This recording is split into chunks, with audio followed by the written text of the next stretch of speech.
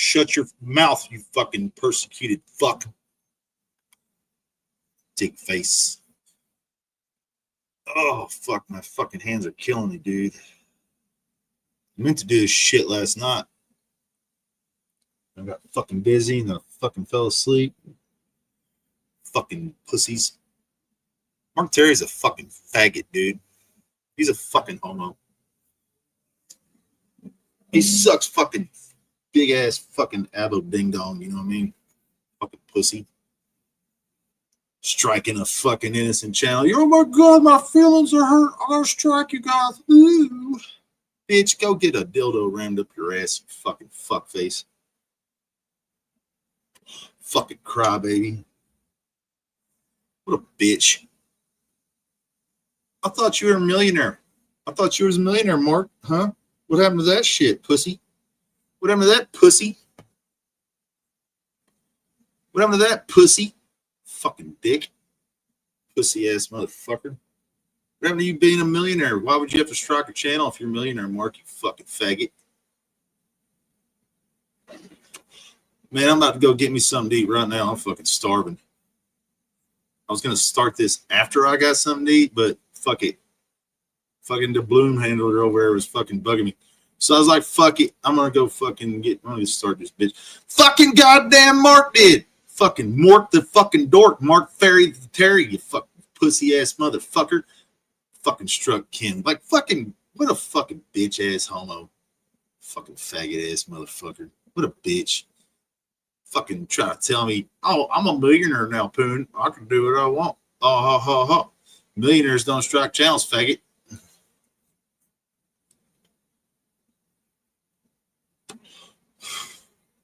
Yeah, Mark lies about everything. Mark lies about everything, man. Since when has Mark ever told the motherfucking truth? Never. That fuck face, fucking pussy ass sex pest motherfucker. What a bitch. What a bitch. Yeah, millionaires also don't beg. Fucking. Here's another thing. This fucking piece of shit motherfucker banned me the other day, and all I said was, "Is this live about anuses or something like that?" And he banned me. And I was like, "What the fuck?"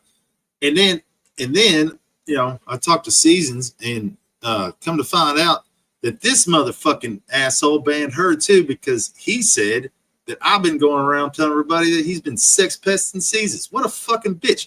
I ain't never said that shit. I ain't never said that shit. Any of y'all ever heard me say that fucking Mark was sex pesting Seasons, huh? Y'all ever heard me say that shit? I guarantee you none of you have heard me say that shit. Guaranteed. Because I've never said it to a fucking soul. Fucking dick face lying motherfucker. I don't give a shit. I don't need to go to your fucking pussy ass channel. Fucking bitch. Fucking Mark fucking Ferry Terry fucking goddamn cum pillow fucking motherfucking Bergs, you fucking dork. Fucking work 25 tons.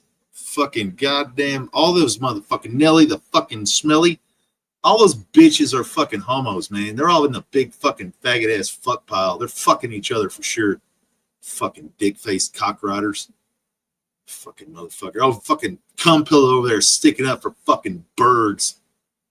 Fucking sticking up for fucking Bergs over fucking Sarah fucking Gallo. What the fuck, you fucking faggot? Yeah, Mark is fucking queer, says on his Facebook. Isn't that right, Bob? Mark says he's queer on his Facebook. What a fucking homo. Fucking, that's cool. If your birds are your life, that's cool. Those birds are cool, man. Those birds are nice. They're nice little birdies. That's not true. That's not true. I'm Mike Shawhaw's friend, even though he gets mad at me for things that he doesn't need to get mad at me for. What do you mean you couldn't believe when you heard it? What did you hear? What did you hear? I don't know what you mean. Heard what, Chad? Like he didn't fucking like when cum pillow stuck up for fucking Bergs? I mean, that was some dubious shit right there. Some dubious ass shit. You know, fucking bitch ass motherfucker. I don't like the way Sarah's been treating Bergs. What do you mean you don't like the way Sarah's been treating Bergs? Do you all motherfuckers know what he says to that fucking hooker? Y'all have any idea? I've heard this shit firsthand. Fucking screaming at her, calling her a fucking whore and a fucking piece of shit, a fucking God damn it, you name it. And he called her that shit. I ain't kidding you. I mean, I know she's a fucking liar. I mean, they make this funny as fuck. She's funnier than motherfucker off of her goddamn lies. I mean, it's just funny as fuck. But it doesn't matter, man. I don't give a shit about that. You don't call a woman a whore and a slut and a piece of shit and a fucking loser or whatever the fuck else he wants to fucking say. You don't call a woman that shit and expect them to fucking treat you nice or not go find another dude or something, man. What the fuck? You're a fucking idiot, Bergs, you fat fucking goddamn Jufro having motherfucker. Fucking queer ass bitch. Fucking bitch. Fucking bullshit, man. They're all fucking pussies. They're all pussies. I'd like to slap every one of them in the fucking face. Motherfucker, I would fucking open hand palm slap your ass. Why? Because I know you wouldn't do shit. And I just stand there looking at you fucking laughing while you just stood there looking back at me with your fucking puppy dog eyes wondering what the fuck just happened. Fucking slap you again just for good fucking measure. Fucking bitch. Like, fucking, man, Mark, you're a fucking bitch, dude. That motherfucker trying to say he wrestled a bear once too, like he's not to be trifled with. I wrestled a bear. Bitch, shut your fucking mouth. No, you didn't. Fucking pussy. Better eat your ass for lunch, motherfucker. Faggot. I think, and Bergs is over here, fucking Bergs. I want y'all to know something, man. And this is the God honest truth. I'll have Seasons verify this shit if you don't believe me. Bergs ask Seasons for dick pics. Okay? Like, who does that shit? Who the fuck, what kind of dude? I mean, the only other dude I know that does that kind of shit is Gaker. Gaker's the only other motherfucker I know that fucking stores dude dick pics and then sends them to other fucking dudes. I'm sorry, man, but you're a fucking homo. You're a fucking faggot, man. Fucking goddamn, dude. What money are you looking for, jackass? Looking for your Trump money? Better ask Trump for that shit. Motherfucking psycho ass motherfucker. I think that motherfucker done lost his goddamn mind. I'm actually worried for once. Like, I'm actually worried like the shit's gonna go fucking crazy balls. Fucking that motherfucker's gonna kick off World War III, I think. It's fucking that motherfucker's gone insane.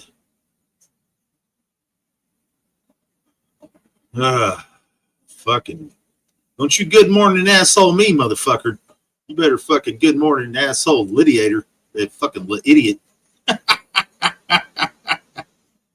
You better good morning asshole idiot, that fucking cunt bitch. Bitch can't seem to fucking stay out of people's business, man. I don't know what the fuck her deal is, but Jesus Christ, is she up in everybody's shit? Like, is your shit so fucking bad you gotta be up in everybody else's shit? What's the matter with you, hoe bag? Why you crying all the time about shit, huh? You projecting her? What the fuck's going on with your fucking ass, idiot? You fucking fuckface. Some real fucking schmucks. Some real fucking schmucks around, man. I mean, people are turning into some fucking schmucks. Got fucking Mark the Fairy Terry, fucking Morik the Dork over here fucking striking Mr. Perfect for God knows what, because his pussy hurts. You got fucking the idiot all up in everybody's shit. Got Moon Goon over here jerking off for dudes online. I mean, shit. There's some fucking weirdos, man. Got Dork 25, fucking Dork 25 tons sending goddamn fucking motherfucking dick pics to fucking autistic girls. Got cum pillow over here fucking. Got cum pillow over here fucking goddamn. Hold on, Mike. Got cum pillow over here fucking. You got cum pillow. God damn it. I'm trying to add you, Mike. I don't know what the fuck's wrong with my mouse. Yeah, Hold on, Mike. Hold on, just a second. Hold on. Let me get through this. You got cum pillow over here fucking doing fucking backstage and ending lives with motherfucking goddamn Noel. You got fucking Mark doing the same fucking shit. You got fucking, I mean, goddamn, man, when the fuck is, you fucking motherfuckers are goddamn fucking crazy ass but fucking lovers. I ain't kidding. I've had enough of you fuck faces. What's up, Mike? Yeah, so I'm here to. Hold on. Let's see. Yeah, Let's I see. want to clear the air. Last time I came here, I got You're a little really upset, angry Mike, too. but I wasn't I mocking got you, really dude. angry because you were mocking me. Okay, No, I no, no, came no. I up wasn't here mocking you. and Sam When you started say that, it's attacking me, really. and Oh you. shit, your shit's all the way up. Okay, so Maybe you it's my were like computer. tag teaming me. Okay, I No, no, show no, up. Mike. And I it's like a promise you. sucker punch. I felt like I got sucker punch. I show up, oh, I'm gonna Okay, hang out well, with Pete. I'm I'm gonna telling fuck you, you. Mikey. Or something like this. I'm telling you. Yeah, yeah.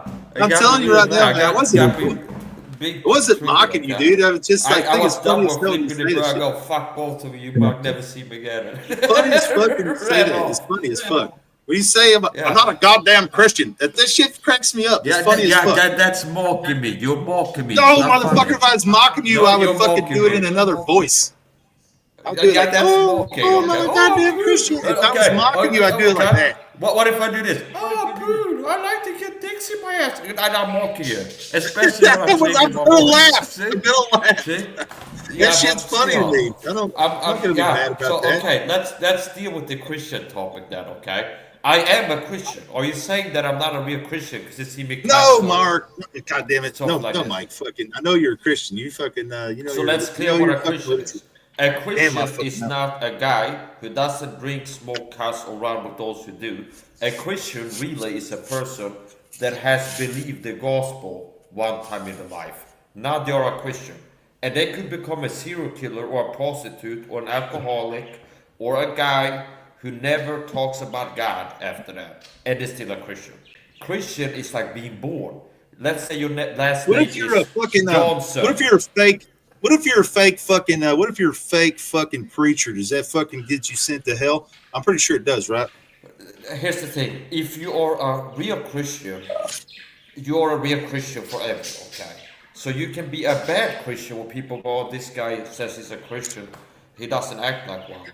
But the issue is, being a Christian, it's like being born. You were born. Let's say your last name was Johnson. Okay, or John Q. Public. Your last name was Public. You're born into the Public family. You're a Public forever. Okay. Now these things you can change the name with the government, but it's like you are born into a family. Your father is always your father. You can make your father ashamed. You can make your father proud. You can not talk to your father, but you're always going to be your father's son. So you can't change that. So that's what being a Christian is like. You become a Christian one moment. You know about this. You live in America, born again. You should know what this means. It's like you have a moment where you're changed and now you're a Christian, okay? That's the truth. So a Christian, most of the time, the world deals with lifestyle, where it's like, how is this guy living his life? And it's like, wow, he doesn't talk, he doesn't look like a Christian to me. He doesn't have a suit and a Bible on his hand, or something like this. Or do you understand? So being a Christian is not your lifestyle. Being a Christian is one moment in time when you're more than you thought you could be. You know that Whitney Houston song with the Olympics. It's a thing that changes like this, and now you're a Christian. See, look, this guy. See, he knows what's up. Not that one, but the other one, yeah. So I don't know who yeah, this is, now but we got that cleared. Okay, so you can go, Mike. We think you're a bad Christian, and I go, maybe no, it's I the want to best know. just See, remove the Mark Christian. Terry says he's a fucking preacher. He calls himself a Oh, preacher, but he ain't no fucking okay. Now, preacher. if He I ain't would preaching look the gospel. investigate him, most likely he would not be a real Christian. He wouldn't hold I on. think it needs to be investigated for fucking. I think Mark the Fairy Terry, Mark the Dork needs to be investigated for nasty ass Have you used fucking one of these before, Poon? nasty ass shit. What the fuck is that? A knife sharpener? Yeah. Have you used one of Well, these? yeah, but it's a metal one. I don't like metal knife sharpeners. I only use diamond plated I or did like diamond coated. a thing for my channel. You can watch sometime if you want. There's a plug, okay? The plug in myself. I Now, only use I only like using diamond coated whetstones. yeah. That's what this rod is. So I did like a thing. I had this in like stowed away, and I have a new knife, and it's like I want to make it sharper. And I rummaged through my stuff. I found these, and I tried first this, and then back to this. So the other the Show me how you whetstone sharpen your knife on that stone. Show me how you use your knife on that stone. Let me see if you're doing it right. freehand is what I figured out works for I me. do, So you gotta do it basically, freehand. Show me how you just do it. like this, and then by feel, No, okay, no, with no, on the freehand. stone, not the On the stone. How do you use the stone? You know, you Oh, push okay. it through the stone, right? There's different ways. There's different ways you can do it. The simple way is just to drag it and then make sure you have You the should push it, not blade drag it. You alignment should right. push it.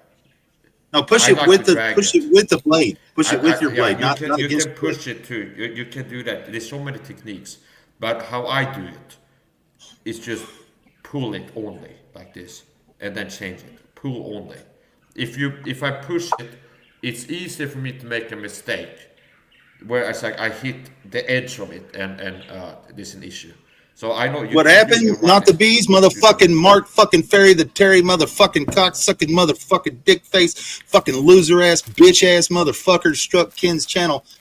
For what? I don't Who's fucking know. who's He's a who's cocksucker. Kim? Who's Kim? Ken is Who's Mr. Kim? Perfect. He's a male stripper, or he was a male stripper. Okay. Okay. Okay, I'm gonna read. Yeah, that's the all I comments. use see these I days. have Fucking I cast have and an blast. Fucking, I impersonator. use a diamond coated. I use that shit for everything too. I even use that diamond coated fucking whetstone Let for me ask like you my this, if blades you on know my this. fucking hair Yeah. trimmers. How are industrial diamonds made? Well, they make them now fucking synthetically. You can make they're making diamonds now synthetically, Mike. Like in a chem lab or something like this. Yeah, Okay. I mean Yeah, diamonds take millions obviously of it's not years gonna to be make. real diamonds. Yeah. Diamonds are basically carbon or compressed carbon, so they take millions of years to make. You need Yeah. to make diamonds, you need fucking organic material just like oil, and it got to Yeah. be compressed for millions of years. No, I don't believe in that old Earth stuff. I'm a young Earth. I believe the Earth is around 10,000 years around. I Somewhere was around too, Chad. I 10,000. was too, and then I clicked out of it and went back, and I was like, "What the fuck?" And it said this channel, this live stream has been removed for copyright strike per Mark Terry. I was like, "Oh, motherfucking cocksucker! What a bitch ass Yeah. line, fucking abo loving motherfucker, fucking trying to say fucking. Oh, I don't strike channels. I don't strike channels. Uh-huh. I ain't never.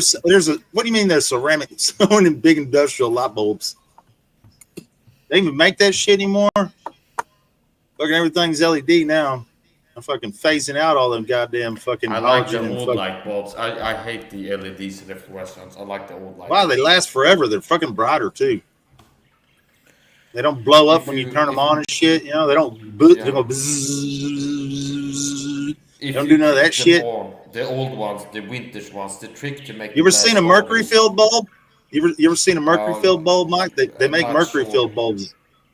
not sure.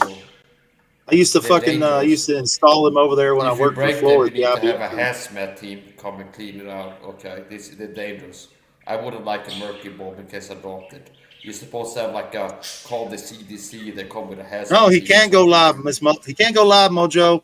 He's banned for a week. He's got 7 days. He can't do shit for a Yeah, week. he's in YouTube prison. He needs a counter strike, Mark, is what he needs to do. Tell that motherfucker, all right, bitch, you want to strike me? I'm going to counter strike your ass, and let's take this shit to fucking court and see what Mark does then. Because you know that pussy ain't going to court. So YouTube washes their hands of it once you fucking counter strike. YouTube has no part of it anymore. They fucking tell your motherfucking asses to fucking go to court after that shit. You got to settle that shit in the court of law. I was Mark's I was a a guest bitch. on Reed's panel the other day. I know you're not on good terms with him. On whose panel? Green. Green. Yeah, you know the guy. Who the fuck is that? The roided out guy who used to be the guy, Dream. Oh, Dream. Dream. Yeah, I don't Yeah. fuck around with that fucking faggot. He's a fucking woman beater. Yeah. Fuck that piece of shit. Yeah, I was a guest on his panel once, and we were able to. I was up there for like 3 minutes without getting into fight with him. So that's like that's something. Okay. Once I joined the panel, I was like expecting. I was like, okay, see how this goes, but it worked out for like 5 He's minutes. worse than it. He's worse than an ass one. Mark is a fucking piece of shit, man. Ken don't fucking bother nobody, man. Ken don't fuck with nobody. Ken don't bother nobody. Fucking Cindy's the nicest person in the world. I mean, I don't get it. I don't fucking get it. I don't understand. Never peep on anybody. I've never peep on anybody. That's I've not never a thing. fucking, I've never I'm ever. not gonna do it. You almost did though. You almost did. Well, What do you mean? Who is fixing Brutal? What's wrong with Brutal? There's nothing wrong with Brutal. I don't. Who is doxing Brutal? Fuck, dude. I don't know. I can only tell you what I've heard. I don't fucking know who's doxing him. I don't even know if that's his real fucking name. I don't give a shit, anyways. Cindy is like she's like a cameo actor, where she's most in the back. She's a background actor. If you look at the Dreams streaming network as like a production, like if he was corpo, like a big, she would be like like a whole movie. She'd be like a background actor mostly, where she's heard screaming in the background, "Get off YouTube" or something like this. So Oh shit! I got me. I forgot, man. I got me a new hat, Mike. Fuck yeah, dude. Okay, let's see. Fucking goddamn! Fucking bring back the '80s, motherfucker. Miller Genuine Draft. Okay, so I guess that's the beer. That's a beer, right? Oh yeah, it's a good beer too. It's a great beer.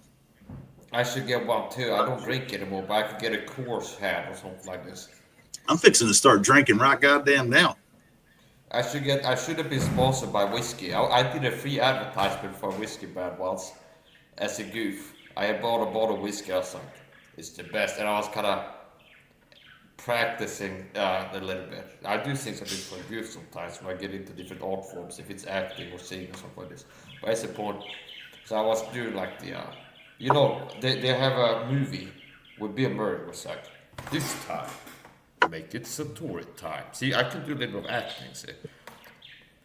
For a relaxing time, make it Satori time. Or something like this, see. I'm changing, see, that's for, if you want to be a Superman, drink Superman. Do or something like this. What the fuck is that? This type of stuff I end up doing. This type of stuff I end up doing for fun in my future. It's like fake selling stuff. You got Superman underwear too. What the fuck is that? Do commercials. If you want to look like Superman. Well, fuck. If you don't chew Big Red, then fuck you. This is Marvel, okay? No, DC Comics, I think. Hold on. Yeah, DC Comics. They have their own soda, okay? Superman soda. And it's raspberry blueberry flavored. That's horse shit, Jake. I saw the fucking. I've clicked back onto the stream and it said Mark struck the channel. Copyright strike. Copyright struck him. So he did strike him. I mean, now whether or not the fucking it's a copyright strike that fucking most copyright strikes don't take the channel down or fucking or make it to where you fucking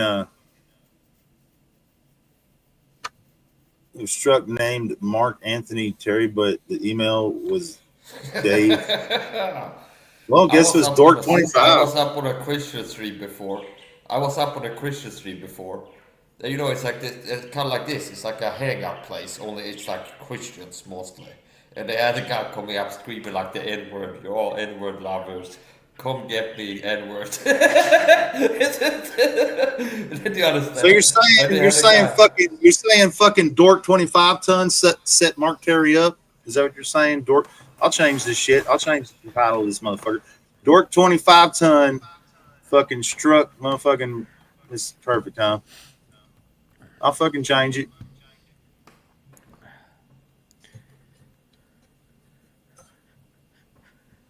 Yeah.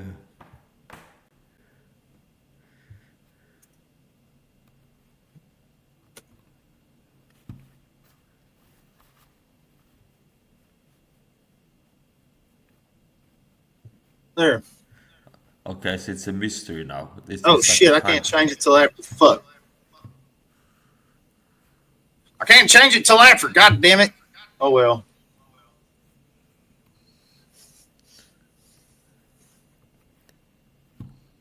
Yeah. So, you know what? So it probably still was fucking more. Probably just fucking. They're both fucking faggots. They're both fucking faggots. Fuck them both. I don't give a shit. Fuck them both. I'll fucking talk shit about both of them. I don't give a fuck. They're all fucking in a big fucking faggot ass fuck pile, anyways. Who gives a shit? They're all butt fucking each other, sending each other dick pics and whatever. Fucking, they're all faggots. Sarah Gallo, fucking, dude, y'all fucking bitches. Y'all are bitches. Y'all are straight bitches. Straight ass fucking bitch. Bitch ass, fuck all y'all motherfuckers, man.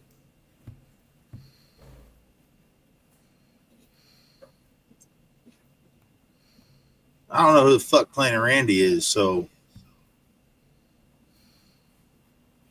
I don't know who the fuck that is.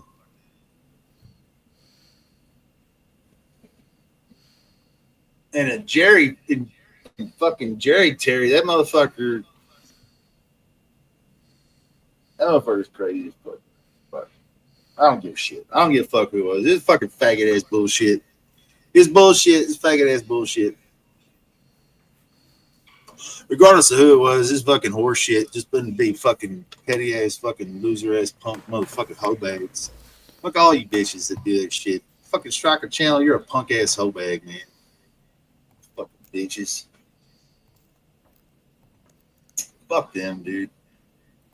You ever strike a channel, Mike? You ever strike a channel down? I can't recall. No, I never have. I'm never short form, long form, fucking chat reported. I ain't never done none of that shit. I can tell you right now, though, the fastest way to take a channel down is chat reporting, not fucking reporting the channel. Yeah. You fucking chat report someone for fucking bullying and keep doing it, they'll fucking lose that channel. I guarantee what I said there is like, I saw a lawyer in a deposition and he was answering every question. I can't recall, so that's why I picked that. Okay, so it's. I saw a guy who was a lawyer who was taking a deposition and he was throwing like lawyer spells and he was going like, I can't recall. Pretty much every question, I can't recall. They asked me, I can't recall. And then he goes objective form. So I have that one ready for you to queued up in case you get. And I go, stop harassing me. Okay. So anyway, support. I saw a guy who was in court. So there's actual like legalese and actual rules to the legal game. But I love it. I saw a guy, an African American gentleman with a crazy hairdo, who had murdered his wife. Yeah, and he was in court, and it's like court TV, where he was like, Mike, the record was state, Your Honor. I did not do this or something like this. So it's like it's like unintentional comedy gold, because it's like a guy who's watched Hollywood movies of how lawyers act in Hollywood movies, and it's just like he thinks he's gonna win the case, but just like the right body language and like, do you understand? Like acting like a guy he saw on TV being a lawyer or like NCIS or something like this. It's like the record was state, Your Honor. I am innocent. You know, like these movies in America where they have like court scenes, and it's not like true to real life, okay, necessarily. But I could tell this, like he's watched too many Hollywood movies, and he's trying to win the court case, representing himself first of all, and then what he's doing is not like studying up on all of the laws and stuff. No, it's just like it's all like bravado. It's all just bombastic entities when it's trying to win the case. He's trying to act like a guy he saw on TV being a lawyer. And it's like, the record was state, Your Honor. Okay. The ladies and gentlemen of the jury, I'm innocent. Do you understand? See? Mike, if you call blacks African Americans that are in America, what do you call blacks in Sweden? Sweden blacks? Sweden Africans? Well, Swedish Africans? German Africans? European Africans? What country they're coming from?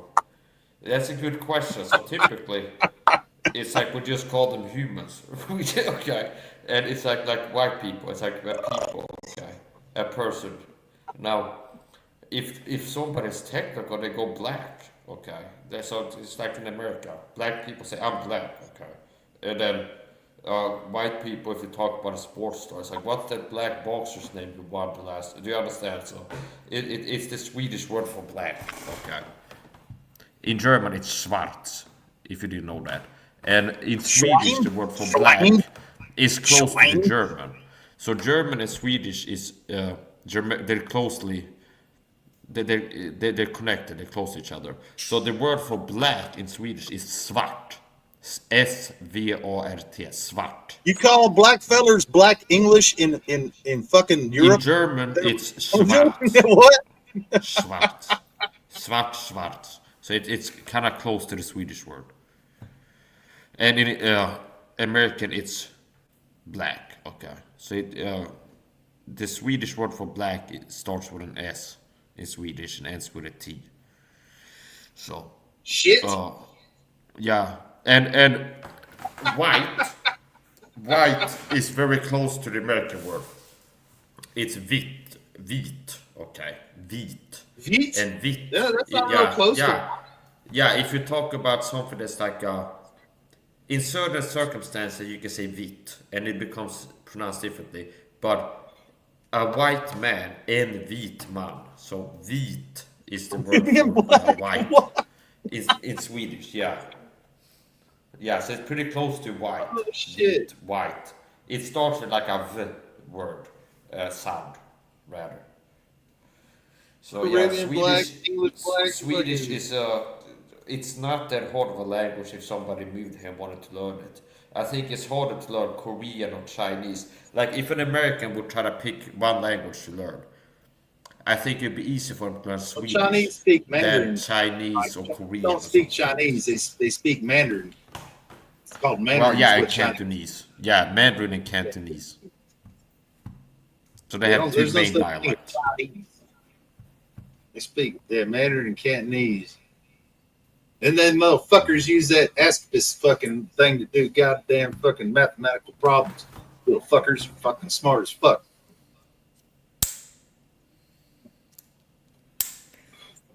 I said fucking I'll be calculator. right back. I get some more coffee. Stars. We use sliding stars, fucking weirdos. Fuck those little Chinese, chang motherfuckers. Alright. I'm gonna have to switch to my phone because I'm fucking starving. I need to get something to eat. I'm fucking hungry as fuck. I think goddamn Sonic right now has got buy one, get one motherfucking chili cheese conies.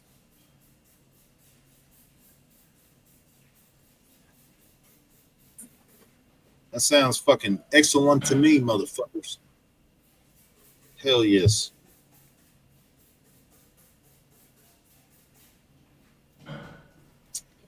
God damn. I don't know. Whoever struck fucking March, fuck. Get them all fucked up. Whoever struck fucking Ken's channel is a fucking weirdo, man. Fucking low life, fucking bitch ass homo. I never struck the channel. I've never done that shit. I have reported channels that are impersonating me. So here's what I will report. Okay. So I'm not a guy who tries to strike the channel time I get my feelings hurt. How I respond if I get pissed is either ignore it or make a video. Okay. So after I got real pissed at you, it didn't even cross my mind to try to strike your channel for something or come up and people or something like this. It was just like screw this guy Poon and I don't want to talk to him. Until I saw you live and I come up here and tell him what got me mad. So I support. It was Jasper. Jasper's the motherfucker Yeah. that struck the channel. I know it's Jasper, you fucking goddamn Flintstone looking motherfucker. Probably No, Tony too. What I Hey, have Tony, reported on YouTube are people impersonating me. Like for example, somebody has a channel. I'm Mike and I'm gay. They make an account and they use my videos, like clips or a picture of me, and they're pretending to be me, and it's like Mike Saha super retard or something like this, and they're going Well, I around mean, harassing me. Like they're following me guy's- around, they're cyber stalking basically. They're following me around, they're showing up different communities, they're messing with me and pretending to be me and things like this. this That's guy one right here, thing. but he doesn't seem to be an asshole. Yeah, okay, yeah. So now who do you doesn't think seem is to be an behind that asshole. account, Poon? Is that you, Poon, behind that account? No, man, I don't fucking troll my own accounts. I don't my own lives. You're like, it's like you sit in there, you turn off your camera, and you're just in there. I don't troll my own chat, No. man. Yeah, okay. Look at- I'd like my own to shit. solve this case. Who it is? Who do you think it is? You think it's Riley? You think Riley would be doing that, or Red Bear? No, I don't think it'd Could be it be right. Red Fuck Bear? you, Funky.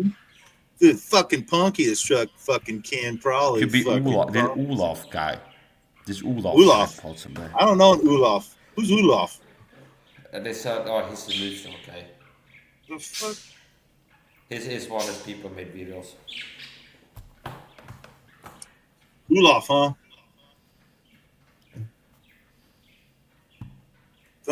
The location is looking to be Canyon Lake. Yes, I know where Canyon Lake is. I've fished it many times. I mean, Fish Canyon I Lake look at many times. American police body cam video channels sometimes. They have a lot of these YouTube channels where they have like archives of police body cams, and some of them are like whole movies.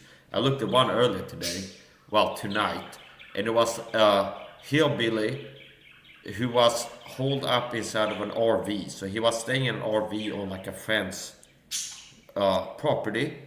He had a warrant, I guess like a felony warrant or something like this, serious, and the cops are up to get him. And he starts throwing pipe bombs out the window, and they call it a SWAT team, and it's like a standoff, and it's like a movie, okay? They say it's like a Hollywood movie where the guy is like holed up, and then they got dogs, and they're like plotting on how to get him, and they break the window. He's got pipe bombs in there, and they're throwing pipe bombs out the window, and it's like, I gotta get you, motherfucker. I understand. It's like, okay, he starts throwing pipe bombs out the window and stuff. It's like this is the type of stuff that it's like really doesn't happen in Sweden, okay? But it's like watching police body cam videos from America. It's like watching Hollywood movies sometimes. It's like something you see in like a '90s action movie or something like this sometimes.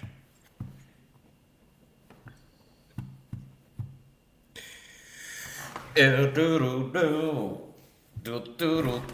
was getting ready to do the flex. Seize the moment when I was full screen and do like the full power flex.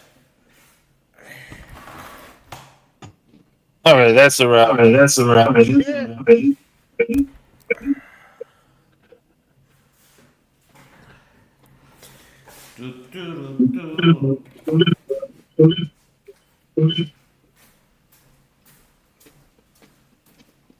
There, fuck it. I gotta run this stove. Bastrop's nice. Bastrop's only about Bastrop's about I don't know, about 45 minutes down the road from me or so. Bastrop's a nice place. I mean it's an uppity city. Canyon Lake uppity too though. Canyon Lake real nice. Both are nice places. Why the hell you going Canyon Lake or fucking Bastrop? I mean, you're about Canyon Lake and Bastrop is about 6 hours away from where you're at right now, right? I mean, it's about how far away it is from where you're at right now, about 6 hours or so.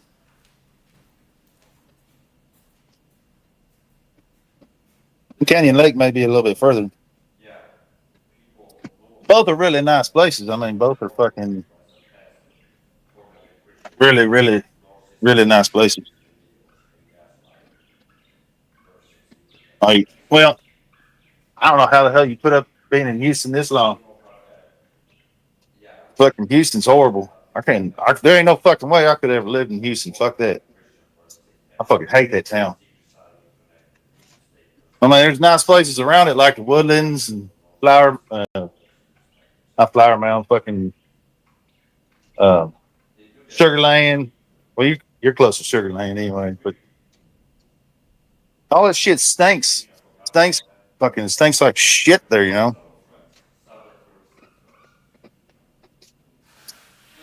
Fucking Houston stinks like fucking oil. Oh, it's fucking that refineries and shit there.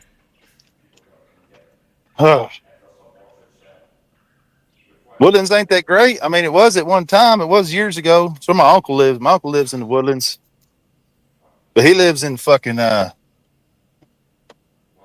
he lives in like the really fucking nice place of the Woodlands. Them motherfuckers do English jumping horses and shit.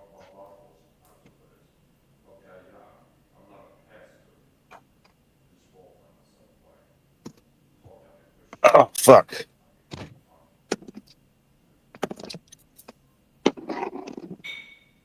But I mean, after the flood, After the flood, what? Let's see. I was working for Floor, so that'd have been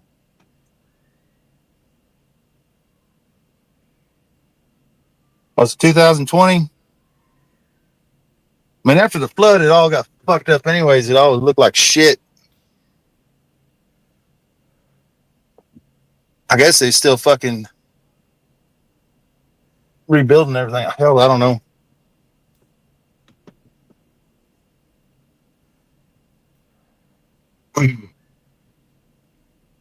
That shit flooded like a motherfucker though. That's some crazy shit. I didn't think it. I didn't think it ever. I didn't think Houston was ever fucking capable of flooding like that, but apparently so.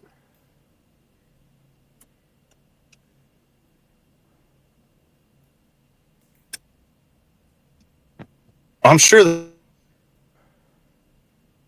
that shit fucked everything up. It was a bad deal. Damn it.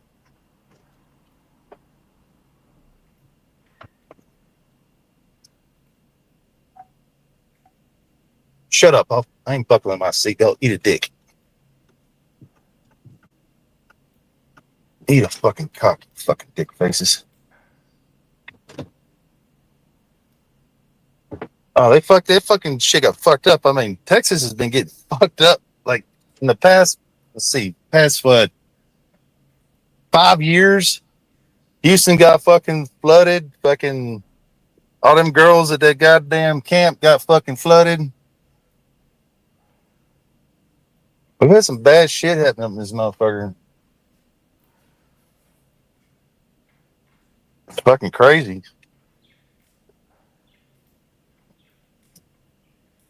Still though, I mean, we ain't fucking dumb enough to be like fucking New Orleans. Fucking idiots. Hold on a second, everybody.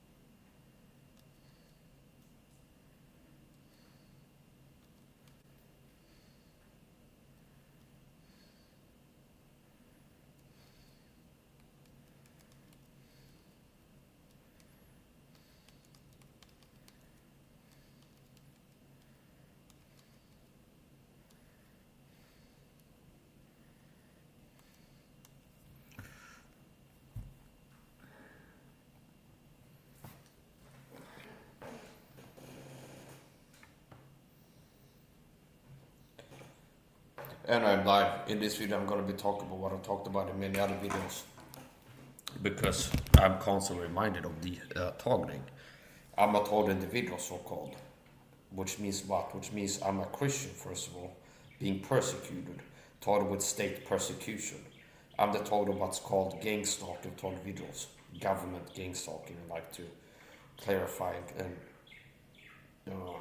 describe it as such to be more accurate. So, I'm the target of what's called government gang stalking of target videos, which is what? It's a modern day global version of the Reception program which the German government had in the 70s and 80s. And it's persecution, it's a secret persecution program. And it is actually describable as a war, okay? I've been dealing with a so-called fellow TI, self-professed, stalked by the feds Lisa, which is worthwhile bringing up in my videos. And my YouTube channel, part of the main content has been streaming as a target video since getting on YouTube. Live streaming, doing IRL streams as target video, and fighting gang stalking, fighting tyranny in the info war, for real. Not the fake deal Alex Jones with a padded room, silver spoon, microphone, a control room, a teleprompter, and 16 HD 4K cameras, and Owen Schroyer, and I'm a counterintelligence agent called Alex Jonesy. No, we're talking about the real Infowar, not the counterfeit copycat counterintelligence agent. And Lenin quote, the best way to control opposition is to lead yourself. I see you for what you are. We got what they can see. That's why they don't like me, the deep state. So anyway, a big part of my conscience is getting on YouTube has been what? Live streaming and fighting tyranny with my live streams, okay? It's that simple. This is a war. And I haven't been fighting this physically because it wouldn't wise, okay? How you fight these people, how I've been fighting these people, which I believe has been the way, the right way, is to wage an info war, okay? Meaning there's corruption and tyranny in this world. The satanic deep state have secret programs, okay? The CIA had Midnight Climax, MK Ultra, the Stasi had the Reception program, okay? So I've been fighting this. Thanks, David. What the fuck is a cow So field? I've been fighting. I'm not gonna pay too much attention to the chats. Don't get used to, because I know A it's a cow comment. I'm field? not gonna be in here Cow field. checking comments all the Punky. time. So a lot Those of are times I called purposefully pastures. ignore the comments Pastures. to not get distracted, which would be a factor no matter what, okay? Even if I wasn't cyberstalked as part of Toggle, where these people are sent in my chat, working to provoke my spirit, working to stir up my anger with grievous words, which is using Bible terms for counterintelligence, for psychological warfare tactics, okay? Stirring up anger with grievous words. And the word communication can be subtle, see, but it's still that Bible words. Grievous words stir up anger, see. And that's part of what I'm sliding into the main topic here I want to get to. Pastors participate in a persecution program called gang stalking. And what do they do? Part of it is working to stir up my anger with grievous words, waging a war of words. Subtly, the serpent, David Bursins, Raphael Arnold, and Pastor Tom Segal was more subtle than a beast of the field. Yea, as God said. So it's interesting how you guys, I'm a Christian, okay, being persecuted by the satanic Swedish state, and you, Goddamn, Mike. operatives from across the sea, okay. I am a Christian being persecuted with a program, okay. And who are the targets? Oh, the wicked, ungodly Swedish state. That Okay, hold that thought, Mike. Hold that thought. Hold that thought. Let me answer Miss That's Punky the real quick. state that I'm talking about. That's the state that I am talking about in this culture. I'm a Christian. If not I'm the only Christian I know in Sweden who is sharing the real gospel on a weekly basis on YouTube. All right, hold that thought for a minute, Mike. Mike, hold that thought for just a minute. And be frequently sharing it physically, boots on the ground, gospel tract, and talking to strangers now and then in public, which has gotten hardly interesting enough by this persecution program, because part of it is chemical warfare, where I've been sprayed with toxic chemicals out about, and they try to make me have accidents. Have been part of the attacks I've had. This is a war. This is not just bullying that you hear this Stop by the Feds Lisa that we talk about. Oh, I'm a target individual. I'm almost 500,000. Mike Zaha, Ted Gunderson, Chuck Ledenberg can't get views no matter what they do, okay? They get the social media, the platform, they end up in the psych ward for real. They end up almost dying and then actually dying, these two men before me that picked up the torch. Mike, hold on just a second, Mike. Hold on so I can answer Miss Punky here. So this Stop by the Feds Lisa, I count her as a counterintelligence agent fake. And I was Well, okay, Miss Punky, here's the thing. So I don't know if it was Mike. I don't know if it's Mark. I don't know if it's Dork 25. Jake says animated too, only a different way. Jake says the email account came back to Mark Anthony Terry. Oh, I'm sorry. I'm supposed to be miserable and in the press all the time. Sword 25 times taking fucking credit. Multi-spectrum, full-spectrum warfare for the last decade, and I'm supposed to be weakened. Okay, whereas I'm a testament to God's power and glorifying God just by my survival, just by sitting here before you whole. Okay, you see, and functioning despite everything that's happened to me. See, in perils in the city by the heat of my countrymen. And I could list off a long list of physical, actual bodily harm events that happened to me being persecuted as a Christian. Like at least twice did they try to make me have accidents to hurt my body. In the city. Okay, in perils in the city by the heathen of my countrymen, see. In hunger, in nakedness, in bonds, in the psych ward. In bonds, see. In cold and nakedness, in thirst. In perils, false brethren, okay. In perils in the city by the heathen of my countrymen. I'm a saved Sweden, well, I'm a Swedish person by blood and nationality. Now I identify I'm seated in the heavens in Christ Jesus. That's the main identity. Christ image, hope, and glory. So anyway, therefore, if I be Christ in you, teach all things pass away, and all things become new. Something like this. Here's the point. Mike, give me just a minute here, Mike. Give me just a minute here, Mike. Hold on, just give me a second here, Mike. Give me a second. So, I say that the pen is better than the sword. Not the bees. The word of God, be able to quote that in your Christian warfare. Notice how I see this cutesy lot of fake sellouts. Brandon Holtas is not a sellout pastor talking for the deep state. Where it's like he's trying to project strength.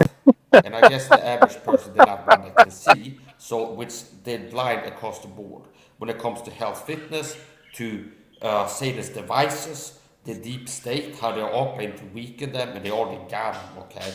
They're blind generally, so they can't like read people well and be like, this guy is here's what he's doing. I can tell he's manipulating. He's trying to he's doing politics. He's trying to act tough and talk like this, and it's like he's projecting. Was like Marx has been made of Christian masculinity for years, and he's a guy who's actually is a manly man. Oh my goodness. As an actor, I'm gonna try to, because if you are a manly man, you exude masculinity without having to try to be like, I'm a little soft Penson McNally called Ben Holthouse, and I have an aura.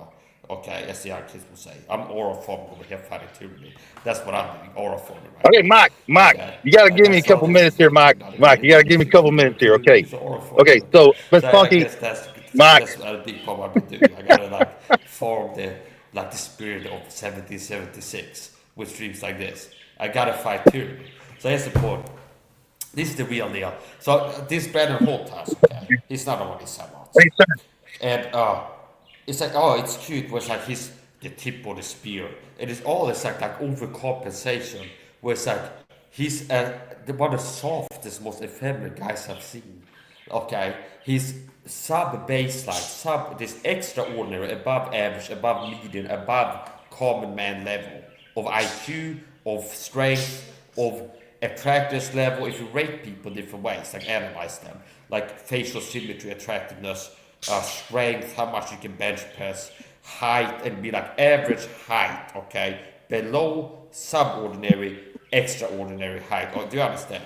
So if you deal with the greatest length of a man's stature or his mind, whatever you measure, there's ordinary baseline, the average, okay, the common man, and there's below, and so he's sub-mediocre masculinity, meaning he's less manly than the average American, I would say. You gotta go to Elmoville and belt. Christian masculinity. You gotta go to Elmoville to get a Colossian or something. Okay? He should gotta go to Elmont. He should team up with he should team up. They don't like me because I hammer fist my desk here and like with daggers and stomp around instead. Bill Gates and Brandon Holthouse don't like me, and George Soros and whoever these other like Illuminati hedge overlord wizard. Or okay, they live in ivory tiger and a crystal ball the whole night. You know, like okay, you think cartoons where it's like some guy in the cave. It's like yes, just like put the poison in the water supply. Okay, make them dumber. And then his henchmen goes and like pours like in a cartoon like green liquid into the ocean or something like this. And then there's like everybody's walking around and they're sobbing. The cartoon perspective of reality is closer to the truth than what the average person holds as like the current view of the world. Like the child cartoon worldview is closer to Mike. You got Mike. Super good people, super bad people, even villains with henchmen plotting. Mike, you gotta give me a few minutes here so Miss Funky can hear me, so because he's gotta go to work. Against the submission. See, so it's like the cartoon. The cartoons. You need to put your headphones on, motherfucker. There are people say, oh, I turn on CNN and I get to know what's going on in the world. Oh, they tell me, roll up the car. Okay, so whatever is it, okay, you know the drill. That's the point. I'm on YouTube, it's not Rumble. That's the point. So I roll up your car and drive through heaven, there's a Slurpee, back through, that looks fat yourself up. Okay, see, I think this point is in the high sugar diet. Okay, that's a good save, like the gold, okay. So here's the point. Okay, that's the quality point, okay. The high sugar diet is part in this. So here's the point. In this video, I just want to get this out here. So I'm a target in the video. I'm a persecuted Christian. I'm a Christian being persecuted. I've been targeted with secret persecution program called Gangstalker targeted for a decade. And it makes me really mad. I guess like the people are in the Navy SEALs or something like this. When they see a stolen value guy. And they're like, oh, this guy is like a narcissistic identity theft person. I actually been in a war, go through training, got physical injuries from the war, and this guy's going, oh, I'm a warrior Christian here, okay? So that's part of what gets me pissed off sometimes. Where I see like a sellout pastor that have taught me for the deep state with psychological warfare, that's right to YouTube channel, that's part of narcissistic abuse tactics, which is like psychological warfare. And they try to do narcissistic identity theft on me. Well, that's one of the tactics I see quite frequently. Where it's like Ben and Holtas, I start checking out his channel, and I found if you do a Bible church, not a sellout deep state controlled church where the puppets are pastors. And it's like, does it take long until you start doing narcissistic abuse tactics? Anything from subtle threats, like veiled, like what should be terroristic threats. It's like bad things are going to happen to you. That's the fundamental tactics you get from sellouts. It's like psychological warfare, subtle veiled threats. That's run the mill. They're gonna drag me up and get me here, get me in a cycle again. Next time, they're gonna take me out for real. This was a dry run last time we did. Do you understand? And it can be so veiled, where it's like, okay, now we're getting into different topics that the narcissistic dogs use tactics and how they can communicate to you the secret language of the abuser, see Sam acting videos, where it's like, you've been targeted by a narcissist for 10 years and like training to pick up on the color yellow means you're an idiot or something like this. And then the flying monkeys always wear yellow around you. And then it's like, oh yeah, I'm reminded by this flying monkey proxy of the narcissistic abuser. They're saying I'm an idiot just by showing their flying monkey with other behavior, and then showing this symbol or this visual, auditory visual stimuli, sensitization, and it's psychological warfare. Which means they can go like, the Illuminati says one person like, Mike, we're gonna get you, something like this. And they put like 3 banana emojis in the chat, something like this. And next time I got a smoke on the back, and one of the people in the neighborhood is an agent, and I know a lot of them by sight, okay? These people that like appear in public after I appear in public, okay? See, with cover for action, they walk the dog, whatever the cover for action is, take the trash and stuff like this. It's like they're eating a banana. Do you understand? This is how sudden psychological warfare can be. But they can make you feel messed with and harassed all the time. Other people can detect it. It's very sophisticated. So be like, the Illuminati sends a person, Cyberstalk is part of it, into the chat. And as an example, be like, we're gonna take you out, Mike, something like this. So you better watch your back, Mike. And the profile picture is a visual that had been used by Fly Monkeys on the program before. So it's like, just the visual tells me here's a Cyberstalker, Gangstalker center to do harassment in the chat. And then what they're writing is like, we're gonna get you, something like this. And it's cover for action, it's like, just silly trolling is how it might register to average viewer that doesn't have the experience database that I have, the personal experience, okay? So it's like, oh, just saw somebody, okay? But it's like, oh no, I can see what I actually say. Be like, okay, here's a fly monkey. Something is, they want me to know this. They want me to know here's a fly monkey on the deep state persecution program. Here's a cyberstalker agent. Okay, something can be the visual, the profile picture, name of the channel. And be like, you better watch your back, and then like 3, whatever the 3 modes are, anything. Let's say it's like an orange, they're gonna like introduce a new visual sensitization for harassment. See, this is how it works. Narcissistic abuse tactics by the program.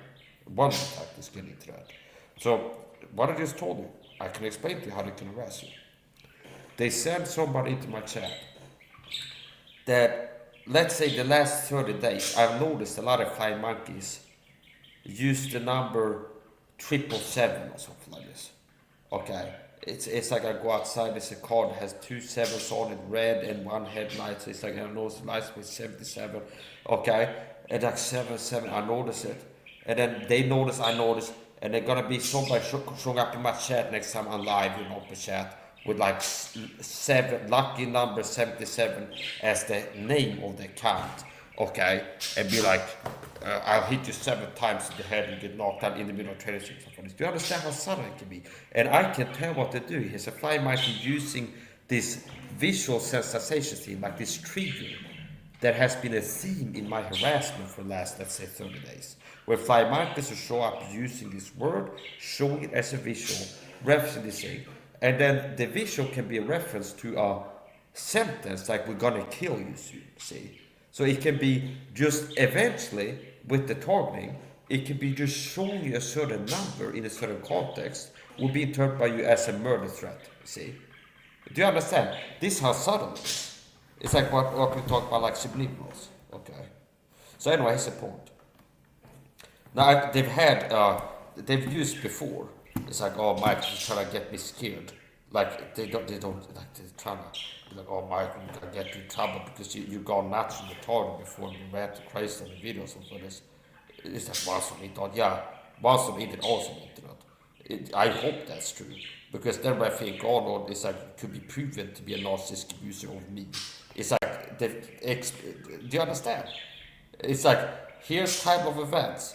I said this in the video, next upload Raphael Garner says this, I'm saying that's referencing what I said in this video before, 10x, okay? And it'd be like, you could actually see, oh, he's not crazy, there is a pattern of behavior here. Time of events, chronological decode. Mike says this, it's like, for example, I go and do pull-ups in my live stream after I start making videos where I think I'm exposed, okay? So I can prove narcissistic, like he's doing, playing games. It's like, after I start making videos, Raphael Garner is a heretic. Every one of these pastors told me for the program, okay? With narcissistic dog abuse. It's like I go live and lift weights with an iron kettlebell around my waist. And then like within 2 days, next time Raphael Garner makes a video, these Pharisees, legalists, they want to put an iron weight on you. And it's like a veiled reference, it's like gaslight. It's like, oh, Raphael Garner is saying I'm a legalist and a Pharisee. This is how subtle it can be. The psychological warfare that these pastors wage on, working in tandem with the people that are boots on the ground in Sweden, like people in the neighborhood agents, like little government agents. So government gang stalk is real, and the reason I can be bold about that is because I can't be proven a liar. See, my job is not to run your mind and make you believe the truth. My job is to speak the truth, and my job. What I'm focused on, I'm not hyper-focused on the consequence of my actions. I'm hyper-focused on the veracity of my words and the authority of my actions. Do I have the right as a Christian to resist tyranny in my nation? Yes. Does the government have the right to tyrannize me the way they do? They don't have that authority, see. But I have the God-given authority to resist tyranny in my nation in the way that I've been doing it. Okay? The government doesn't have the authority from God to exercise this tyranny which they have, which has led to me resisting with YouTube videos in the war. See? So, plenty of Christian pastors have participated in the persecution. Duluth Bible Church, Tom Segal, and name them. Okay, I would not do that. I've had them tell me that, oh, Mike, you better not keep making these videos exposing these sellout kind of intelligent pastor, because apparently they're concerned since trying to behavior modify me and create aversion to the activity, the behavior of what I'm doing. It's like, I'm not done, okay? I've been defending myself and been in a psychological war for a long time, and I'm not done, okay? So it's like, I can tell, it's like, oh, they're trying to create aversion to this behavior pattern I've been engaging in frequently, which is like because they're concerned about the effect that I could have if I continued. And I think that's going to disincentivize me to keep doing it. They're operating from a lack of understanding. This is one of the blessings of being a Christian, is my enemies can never truly, fully understand me. Mr. Mike, Mr. Saha, soon I will read Bible on my channel. Okay, I don't even know if you're a Christian or not. So, okay. Soon I will read Bible on my channel. Okay, why would you read the Bible on the channel? That's a strange comment. So I'm not going to get distracted, okay? I've been doing Bible readings. I don't know if this some kind of thing where they're going to try and crowd me out. If one of these people have been talking to and you're going to crowd me out, they do that all the time.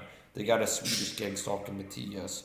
But like, get a YouTube channel, you're a Swedish Christian, because Mike can be the only one, like a Christian streamer in Sweden.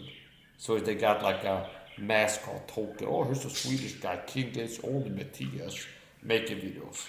And do you understand? So that's actually one of the talk tags that I get when it's like, since I'm unique in different ways, that translates in marketing to attractiveness, okay?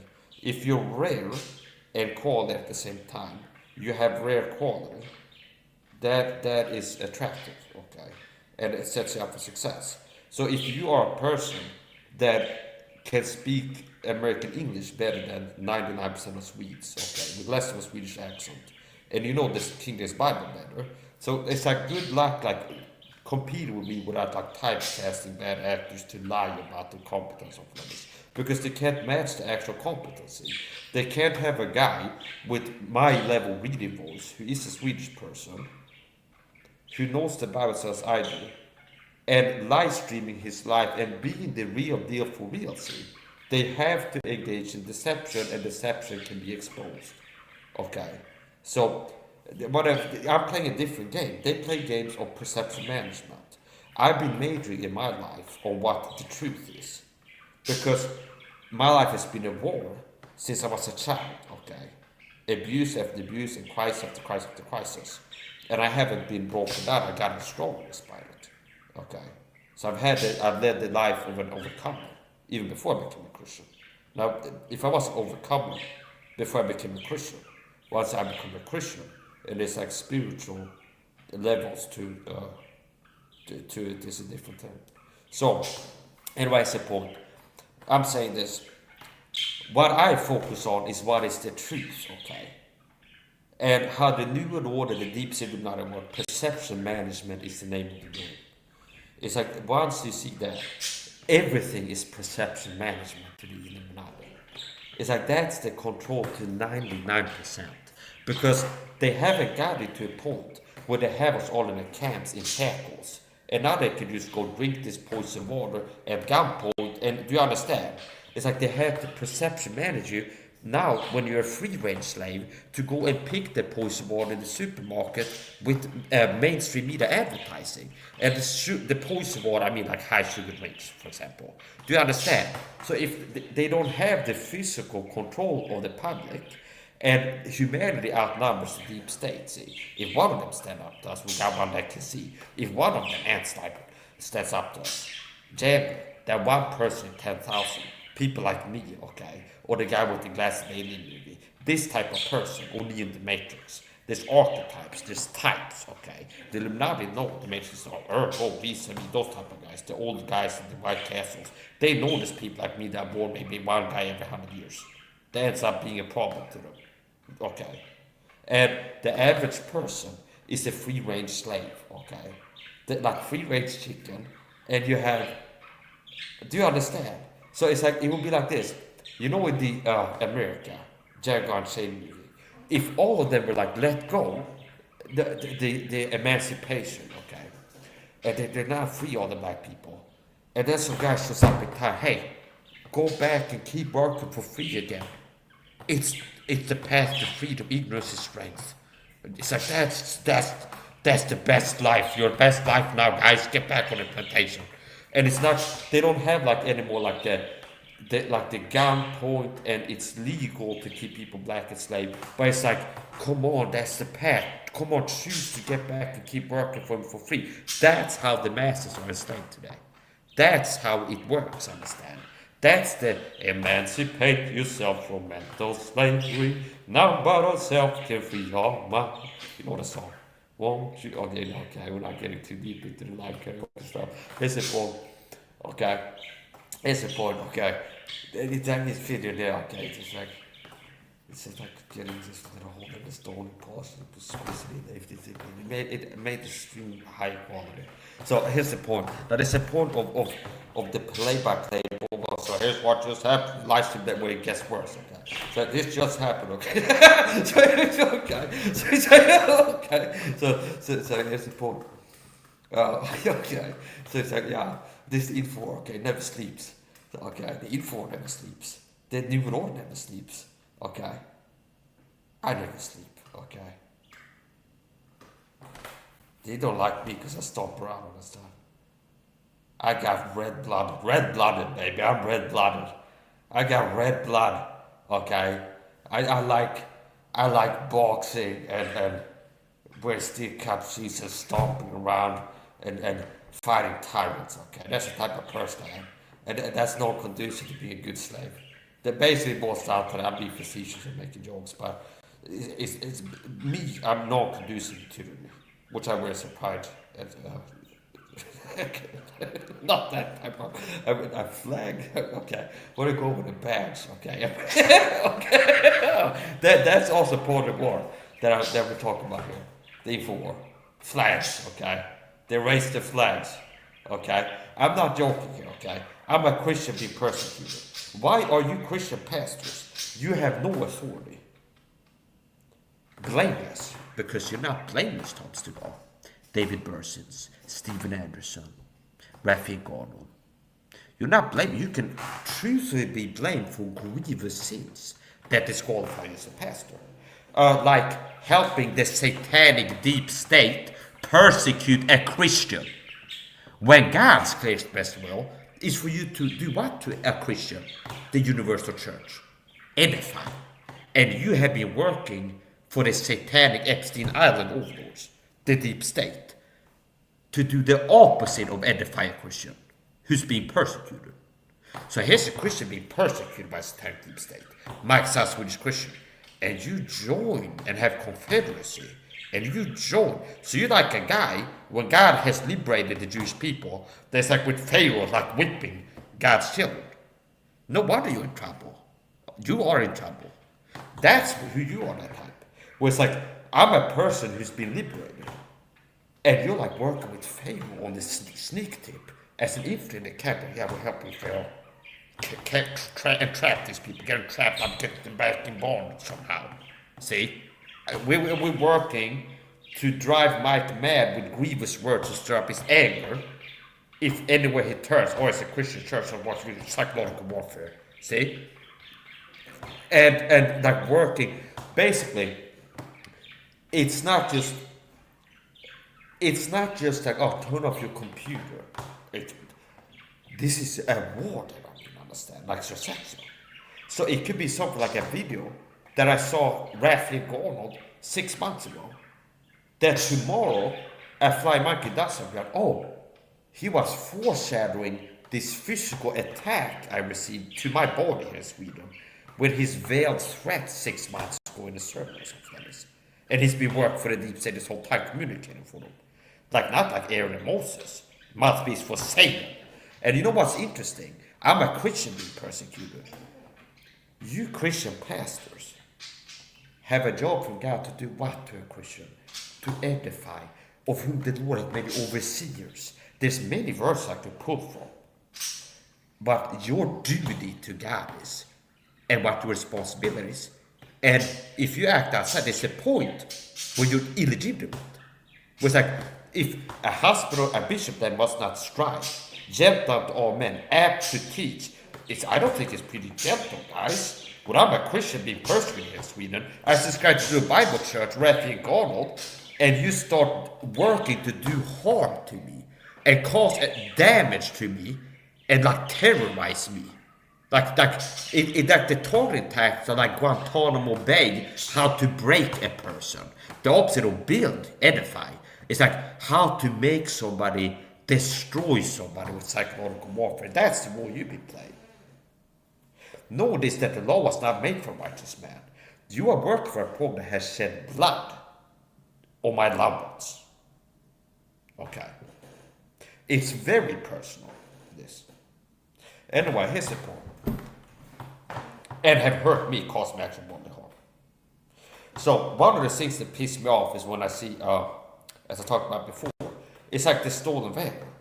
Like I guess US website that went like maybe if I bought on Amazon an Navy SEAL outfit and like medals and like the hat beret and I go live here and be like, I'm a Green Beret, And then people come in like, wow, you're a great guy, Mike. And then I'm like narcissistic feeling off of this. And then David Goggins sees my video, he'd be like pissed. But this is narcissistic identity theft. I had to go through basic training. I have physical injuries. I have lost friends that are dead for being a Navy SEAL. And this guy wants to get like the social credits of being a Navy SEAL without actually having to go through the hard blood, sweat, and tears that it entails to become one, okay? That's how I feel. That's part of what pisses me off about these people when I see them do narcissistic identity theft. You can't have it both ways, Raphael Arnold, where it's like, you're working for a program, you have a soft, mushy RV life, the radio station sellout, that's who you are. And I'm the guy with the glasses, talking about types. Where the truth is, you sold out for comfort, enjoying the pleasure of sinful subservience to the Satanist for a season, rather than enjoy affliction. And God knows I've endured a lot of it. For resisting. You have not resisted to the point of blood and actual bodily harm to your body. You have not resisted, for you wrestle not against flesh and blood, principalities. Okay. If you look at the physical hierarchy, and you have Satan, okay, at the top of that, that's a different level, okay. I don't like to get into videos like this where I deal with pragmatical, practical program issues and government tyrannism. It's not a sermon. But the deep state are satanic, okay. And you have not done what I've done and resisted them to the point of coming this close to dying and having permanent war wounds that I literally have in this war. I have survived what I believe have been an assassination attempt. I have a numb spot in my right leg, nerve damage, most likely, from what I suspect could be an aborted CIA dart gun attack. And I can't get into the medical topics too deeply. A bird child always not fierce, but it's like leery of the fire. Because I got burned before getting into the health fitness topics the certain way. I can't do the same thing in the same way at least. So it's like there's so many like guardrails when seeing on YouTube that it's like you gotta check out my Rumble. That's like floating that idea that there might be streams where I go live Rumble exclusive, be like, here's the tell all, okay? Here's everything I have been able to say in moments like this where I can't gonna stop talking right now, I can't go down the path. That, do you understand? It's like if I ever get fed up and I'll be like, okay, let's do a stream where it's just like everything I've been holding back on my YouTube streams. Like here's my opportunity, okay? That on a Rumble stream. So anyway, here's the point. This is real, okay? I got shot in the leg with something. And I am left to wonder what it was. Which has also got a psychological damage where you don't know if it's like, is it a radioactive particle, like depleted uranium, like that is shot in there, that's gonna give me turbo cancer. See? It's like, am I gonna have a heart attack any day from this? Do you understand? That's also part of the psychological effects of having a mystery. You know an agent shot in the leg with something. You know you were reacting super strong in the moment. You know you survived. And you know that since then you had a numb spot on the right leg where you got hit. And then it's like, what was it? Was it a CIA dart gun, CIA heart attack gun? And it failed because of God helping me, is what I would claim with. And there's different ways but that trickles down into physical factors and the circumstances and this and that. Lifestyle and mindset and prayers and everything. Okay. So, like everything I've been doing, okay. So, and haven't been. So, that's what it's like, if it would be better. If I had to bet, I would bet something in the same category as that. So, what do I know for sure? It was a handheld device, remote projectile weapon. I would say 99% certainty. So there was an agent that walked past me in the corner store. I feel something impact my leg, and quickly there's a weird feeling spread up down my leg. This is more than 3 years ago. So to explain it to you, I'm paying for my stuff, static target, as fast, a rapidly moving, preferably small target is harder at a distance. These are significant factors. It's hard to hit. If I had a pistol here and I got paid, you get $1 million, Mike, there's gonna be a guy hitting like a baseball, gonna fly, got one shot to get it. Okay, that'd be real hard to do because it's a small object moving super fast at distance. See?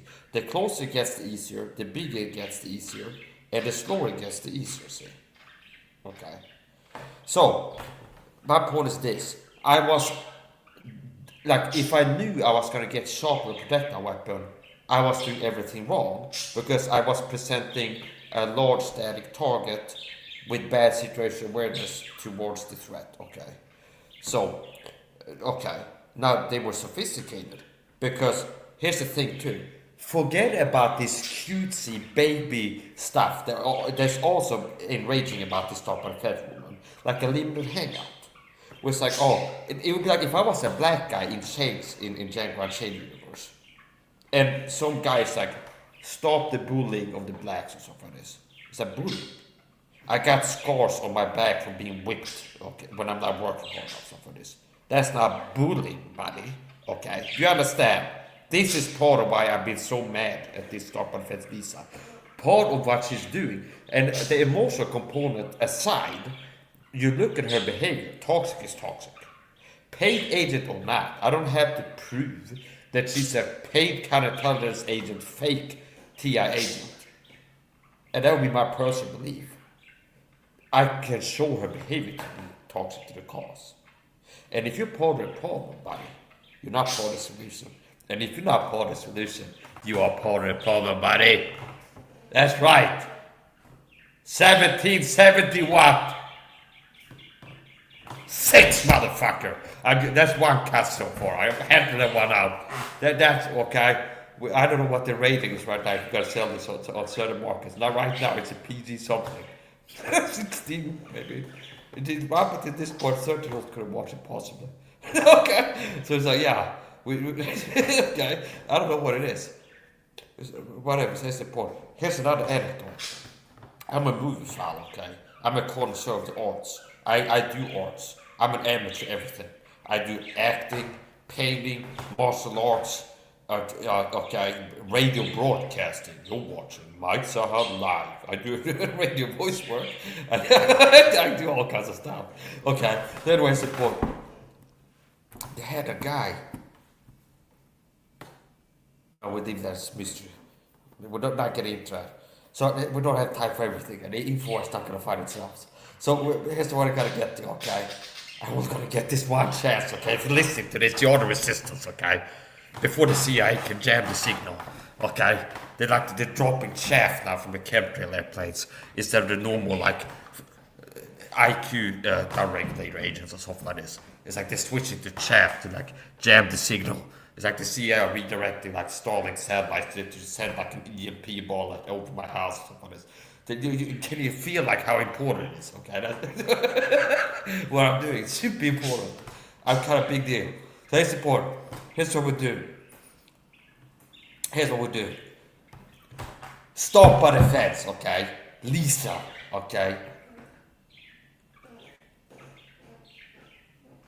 Okay. What we call her? Agent X. No, they're gonna figure out she's an agent if we call her agent and have her instantly have to call target visual underline agent or something like this. That's gonna be too obvious. Even the average Joe would be like, believe Mike when it was. That's an agent, everybody. Okay, we can't have it be like that. We'd be like, yeah, I saw Mike's video. I would look at the person. It's like, I am an agent. Okay, it can't be that. It's like okay. It's like he can be an agent enough for Mike to notice. But it's gonna be hard for him to like wake other people up to it. So here's the thing: toxic is toxic. Okay, don't wring your hand about the diagnosis. This is not an agent that I picked that up from. This is an agent. Okay, I've been studying these people for a long time. I've been watching you. La la la la long. La la la la long time. I've been watching you a long time, buddy. And I'm wise to your tricks. I'm wise to your tricks. So I was whatever. So here's the thing. My word is this: stop by the fence. These are characters and the fake confirmed. That's my view. Okay, that's my opinion. I can't be wrong about this. Everything I said in this video could have been something I was wrong about. Okay, okay. That is possible. I've been wrong about one thing at least before, which proves that I'm a person capable of like producing error. So on the basis of that alone, okay. So it's like take everything with like a nanospeck of salt. They have electron microscopes. Like this, a speck of salt the size that you need an electron microscope at like NASA or something like this, just to be able to see it. Okay, that little salt is what you need for my size live stream. All the saltiness is like there's no salt. Okay, so I'm bringing all salt live streaming. It's like all the salt that's needed is I have all the salt in this. So anyway, support. Yeah, stop by the fence, Lisa. Fed. Stop by the fence is a fed. Okay. Hey, ho ho. Stop by the fence has got to go. Hey, she's a fed. Stop by the fence is a fed. Okay. Wake up. Stop by the fence is a fed. She is. Okay. Stop by the fence. But who's under the hood like Scooby-Doo?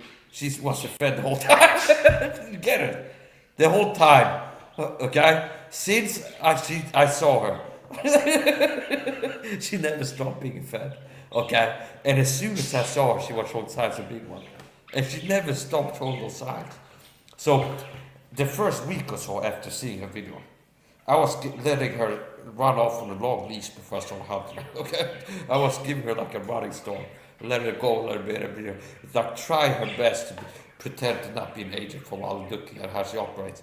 But it was at least a week until I started making expose videos on her ass. And there's not a lot of ass to be exposed. She's flat, okay? Her personality is not that edgy, okay? It's kind of like if it's a chore or something like this. How interesting it is. It's gonna be kind of not that interesting the whole time. Okay? And her body, front and back, okay? Front loading, back loading. If she's out backpacking, is she like having a lot of weight carrying in the front and in the back? No, she's a light walker, okay? She's a light walker, I can tell you that, okay? So she's not holding heavy, okay? She's not holding heavy, okay? She's not really striving against gravity, okay? So she used to, allegedly. She has some picture before and after. I never had this more impressive. I stayed ripped with a six-pack since I turned 20. I think that's more impressive. Oh, I used to be fat, now I'm not. Oh, look at me, everybody. Yeah, you used to be a lazy mom. It's better to never become one and stay a disciplined man since you became a man. That have a period where you're a lazy mom, okay? And got fat. Oh, yeah, it's kind of simple. Now, I actually have floated the idea as a joke before in my streams, was like maybe for people to start taking my health fitness advice serious before I got my YouTube channel for talking about COVID, okay? Okay, that one, okay. Or at least a video, okay. Okay, and that's also bad for people that want good slaves. Meaning I wasn't afraid to be like say anything that other people disagree with to a point where I got out unscathed. I got hit with COVID. A lot of doctors got a YouTube channel last time for things that if they would start to YouTube channel today, post-COVID, they could say the same things they said. But due to the time, see, in wartime is everything. Because they said X, Y, and Z in 20, let's say whatever, 19, or pre that. They got close to 2020 or something, whatever. There's got to be a certain time period, like things you can say today on YouTube. That if you were a doctor and said it in the heat of COVID, they could give you a medical misinformation strike or something like that. Okay. So I'm not going to give you enough to where I'm not even going to say the things that I said that got me to have a video pulled at the very least before. But I'm saying that I believe I could say the same thing again, but I'm not going to chance it. Okay, I believe that I could say it in this session. I could say what I said. They got me medical information strike in the past, but I'm not really gonna Okay, this is pointless. Okay, that is not the point. This points I don't need to make anymore because this points that people have come around to. That I was like, hey everybody, here's the point you need to be aware of, and now it's more like, yeah, when more people had a point. Okay, see, so it's like this is less radical of an opinion over time. See, which is how I've been. Where I was in my early. Before I hit 22, I woke up to the Lebanese inside job as a Swedish person. Okay. Then I never stopped and walked to that. Okay, I'm taking back the word walk, by the way. It doesn't mean gay or something. It's to me. Okay. Now, possibly, I do hold the right to self-identify as a variety of things. That's part of my identity expression. Sometimes I might show up here self-identify as a black middle-aged grandmother living home. Sexual. Okay, that's the sex one. Black self. That's the sexuality. And people go, Michael, I heard you use the N-word once. Yeah, there's probably gender expression, sexuality. See? It's like, but Michael, you're a white man. I'm a black woman on the inside. Okay? You got no right to tell me I'm not, okay? So I don't think I'm black too. The black YouTube community, they use the N-word as a term again. Hey, my N-word. Like white people go like, hey, buddy. See? Like your dad wants his buddy. Like, okay. Hey, buddy, how you doing, buddy? Where's my body? Okay. Hey, my N-word. See? They use it like your dad used the term buddy with his friends. The black people. The black people. It sounds radical, just that's something. So it's like, okay, that's the point. I do reserve the right to switch, and I can switch to self-identify as a black woman at any time, any moment of this last year. I could stop self-identify, switch to my black self pronoun. Okay? It's like, and I feel exhilarated by the freedom to be able to freely express my sexuality. Hashtag black self, myself. And it's not just a black man, it's a black grandmother. So I sexually identify at times as a 62-year-old specifically, black grandmother living in Holland with 4 kids. It's LGBTQ plus. So plus, there's a lot of things after that. LGBTQ plus. I can fit the black stuff in there.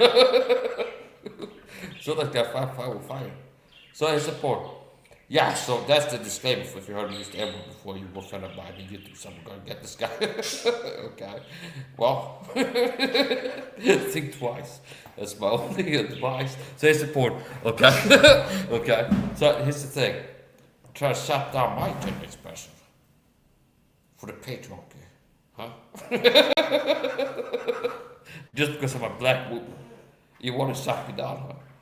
So why am I targeted for my freedom of speech? I'm a black woman, okay? See, that's the elephant in the room, okay? Oh, yeah, it's bizarre. It's like some kind of yeah. I used to run. It's like a Kafka novel or something like this. That's the special like use it. I don't know if it's the right context this time, but it sounds fancy. It's a good one. So it's Kafkaesque. So here's the point.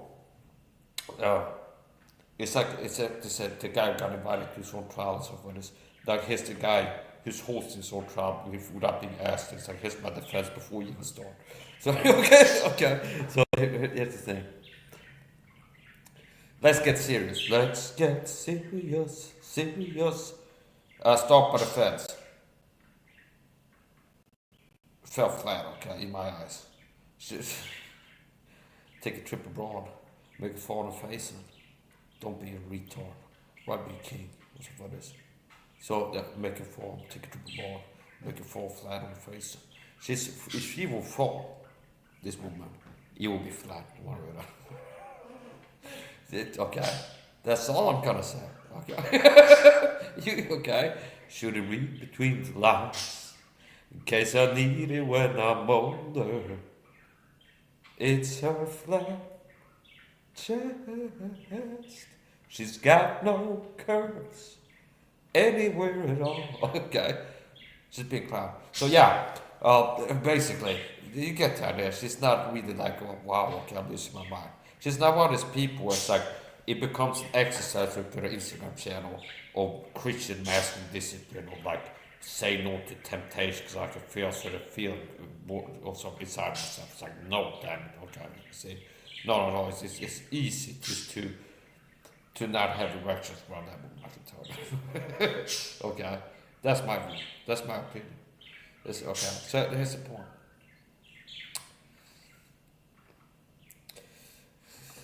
Here's the point. We got the little trolls in there. I'm not gonna engage with you. I'm doing my thing here, okay? I'm not reacting to losers in the chat. I'm producing art, and I do it well, okay? Unlike you doing anything, okay? See, that's pretty beautiful because it's truthful, and it rhymes too. So my 10% would also be clear over rhyme for you. So many people might detect rhymes. Like for example, I could drop a word now and then 6 minutes later comes the rhyme. And you have such a weak brain that most of you can't hold like a chain of words that don't in working memory. Okay. So here's the point. Stop by the feds leases a fake target video. You're gonna get blocked. Don't come in talking in the chat. So some of these people are gonna be average trolls, okay? Some of these people are going to be cyberstalkers that are paid by the government gang stalker protocol harassment to psychological warfare perception management.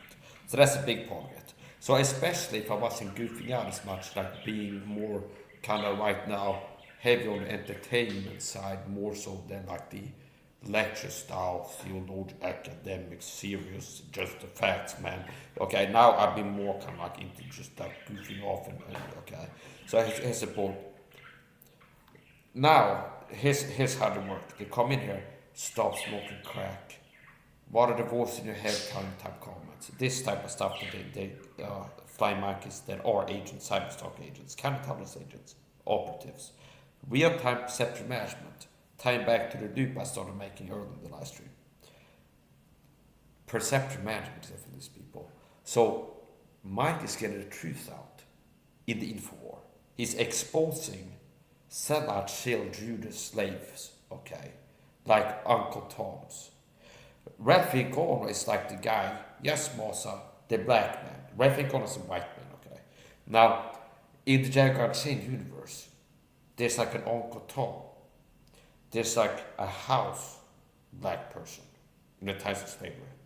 And then there were the slaves that are working, being whipped, as he said this, okay. And it's like a Corpo Jew, that's the same type. Archetypes. They had Jews, they had copper Jews.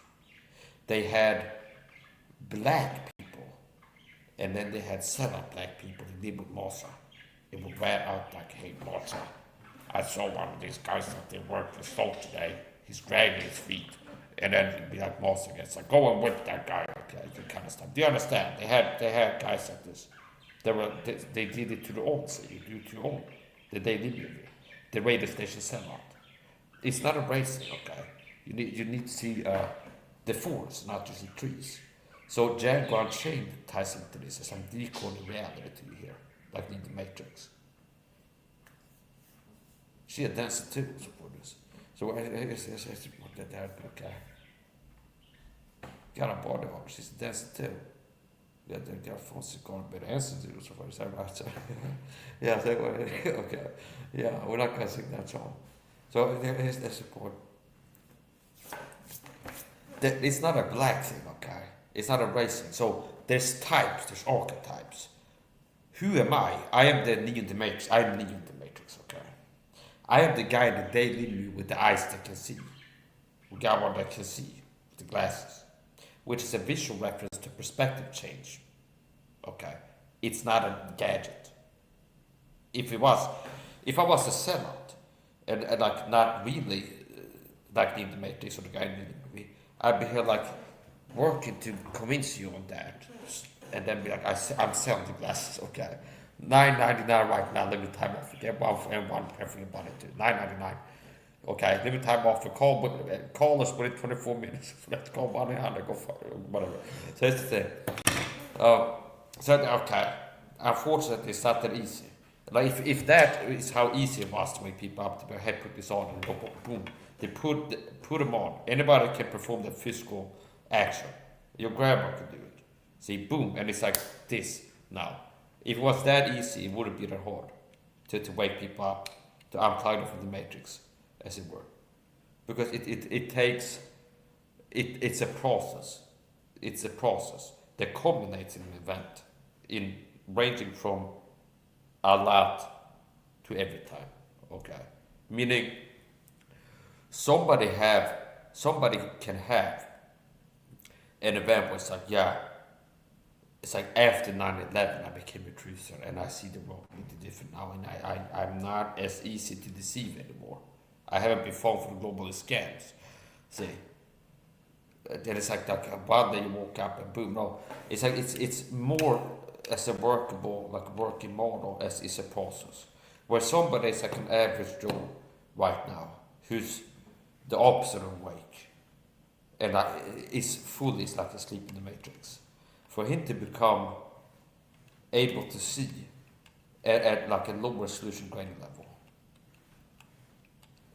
to be able to see in 144p quality, and it's possible, like maybe I'm at 4K, okay, and to get the average person from like, it's like one black cube, one gray, one brown, one light brown, or something like this, okay, to 144p quality, okay. Do you understand?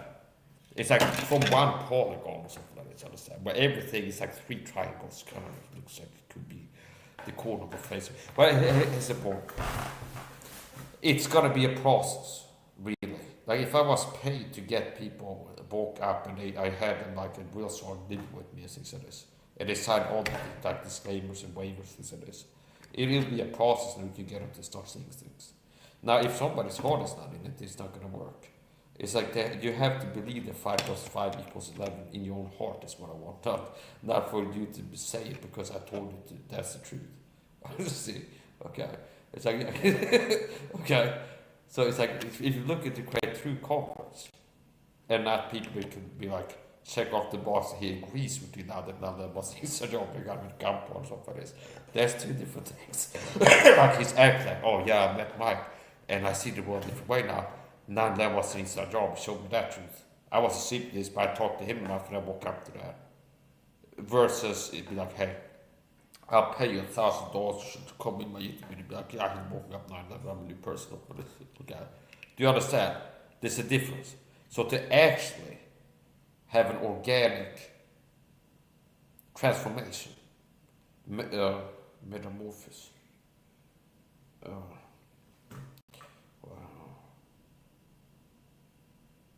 translation, to have an organic translation. To become a new creature. So we're getting too metaphysical, okay? This is getting too weird, okay? We're not getting into this right now. We're getting existential. I'm waxing existential and metaphysical even metaphysical thereof. So it's the point. And Abraham dwelt with Sarah, his wife, in the plains of Mamre. The very plains thereof. This is also I just like to add sometimes. It fits. It sounds biblical. You just go describe something like, and Bob was walking in the rainstorm, in the very wetness storm, something like this. So here's the point.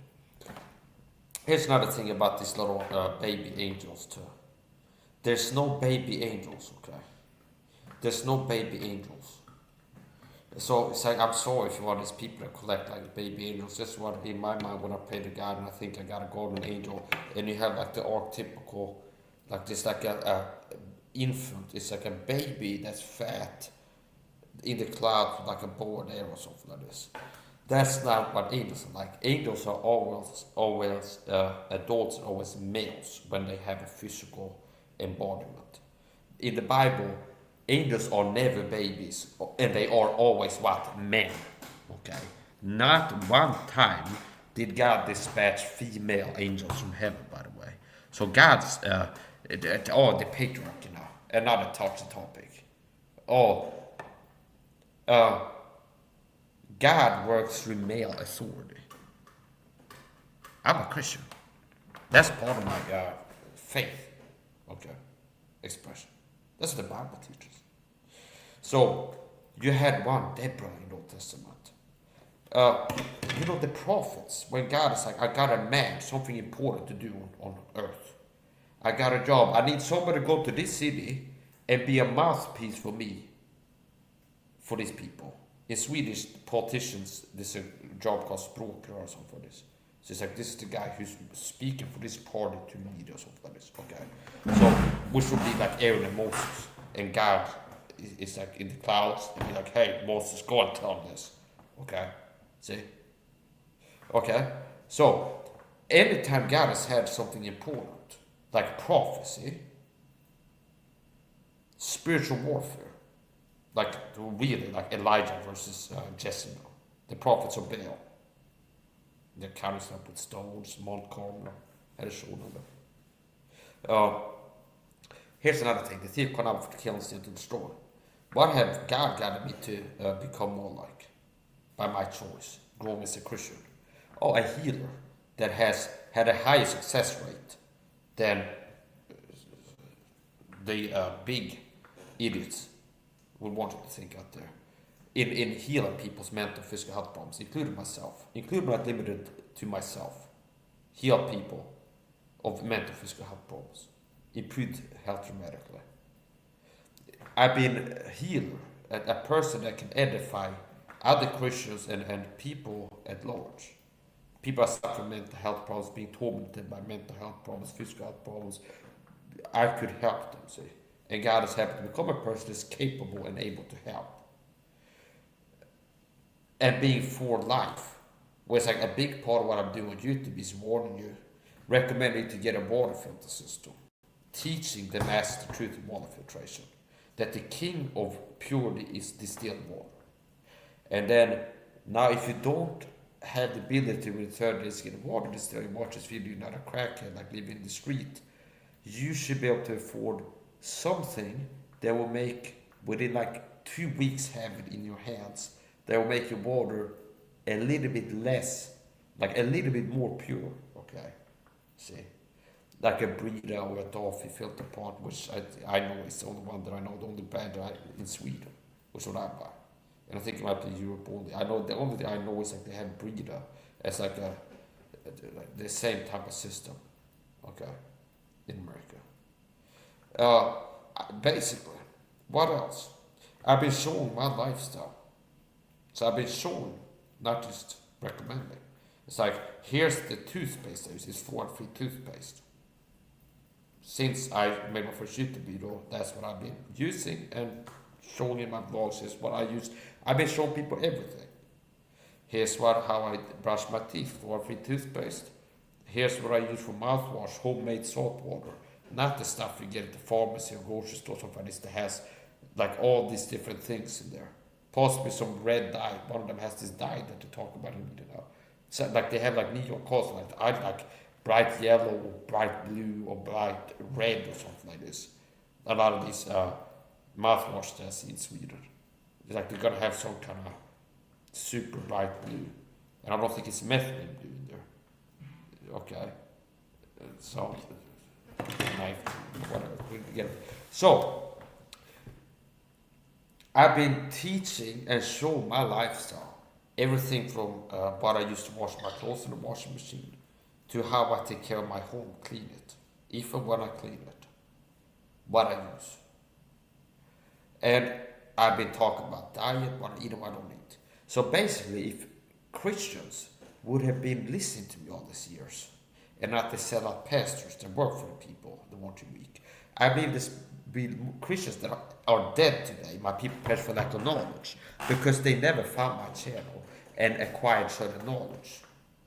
And God knows that if a Christian will show up with the heart to learn here, not as an idiot, fools despise wisdom, knowledge, and instruction. So Mike says life change, wisdom, health, fitness, wisdom, knowledge, and instruction again.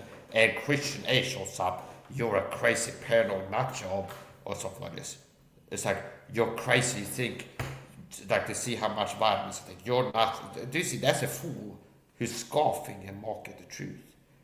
But men of understanding attain not the wise counsel, which I have been wise counsel concerning fitness, just in truth. And it's no wonder when people are so wicked now. There is few people that are here attending to my counsel, asking for my advice, or listening to the advice that I've been sharing freely. When I go live and teach things, just here's how to raise your testosterone, something like this, without injecting it, okay? Here's things that you can do to protect your testosterone system and something like this. Which is what? Health, fitness, wisdom, motion, instruction. Here are some things that can make you have low T.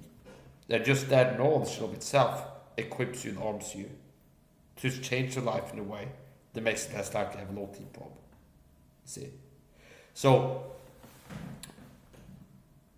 anyways, the point is like the sellout Christian pastors, the pathetic leadership, the people like Stephen Anderson, Raphael Garnold, Andy Woods, Brandon Holthouse, the whole Durham Bible Church, the whole Hennessy. I believe there would be less Christians that have died of cancer showed up in this. I look at the Bible Church with Raphael Garnold. If you dip your toes in this Christian community, it's going to be like, hey, this guy's with heart problems in the hospital. We need to pray for everybody. And they're like a congregate, okay?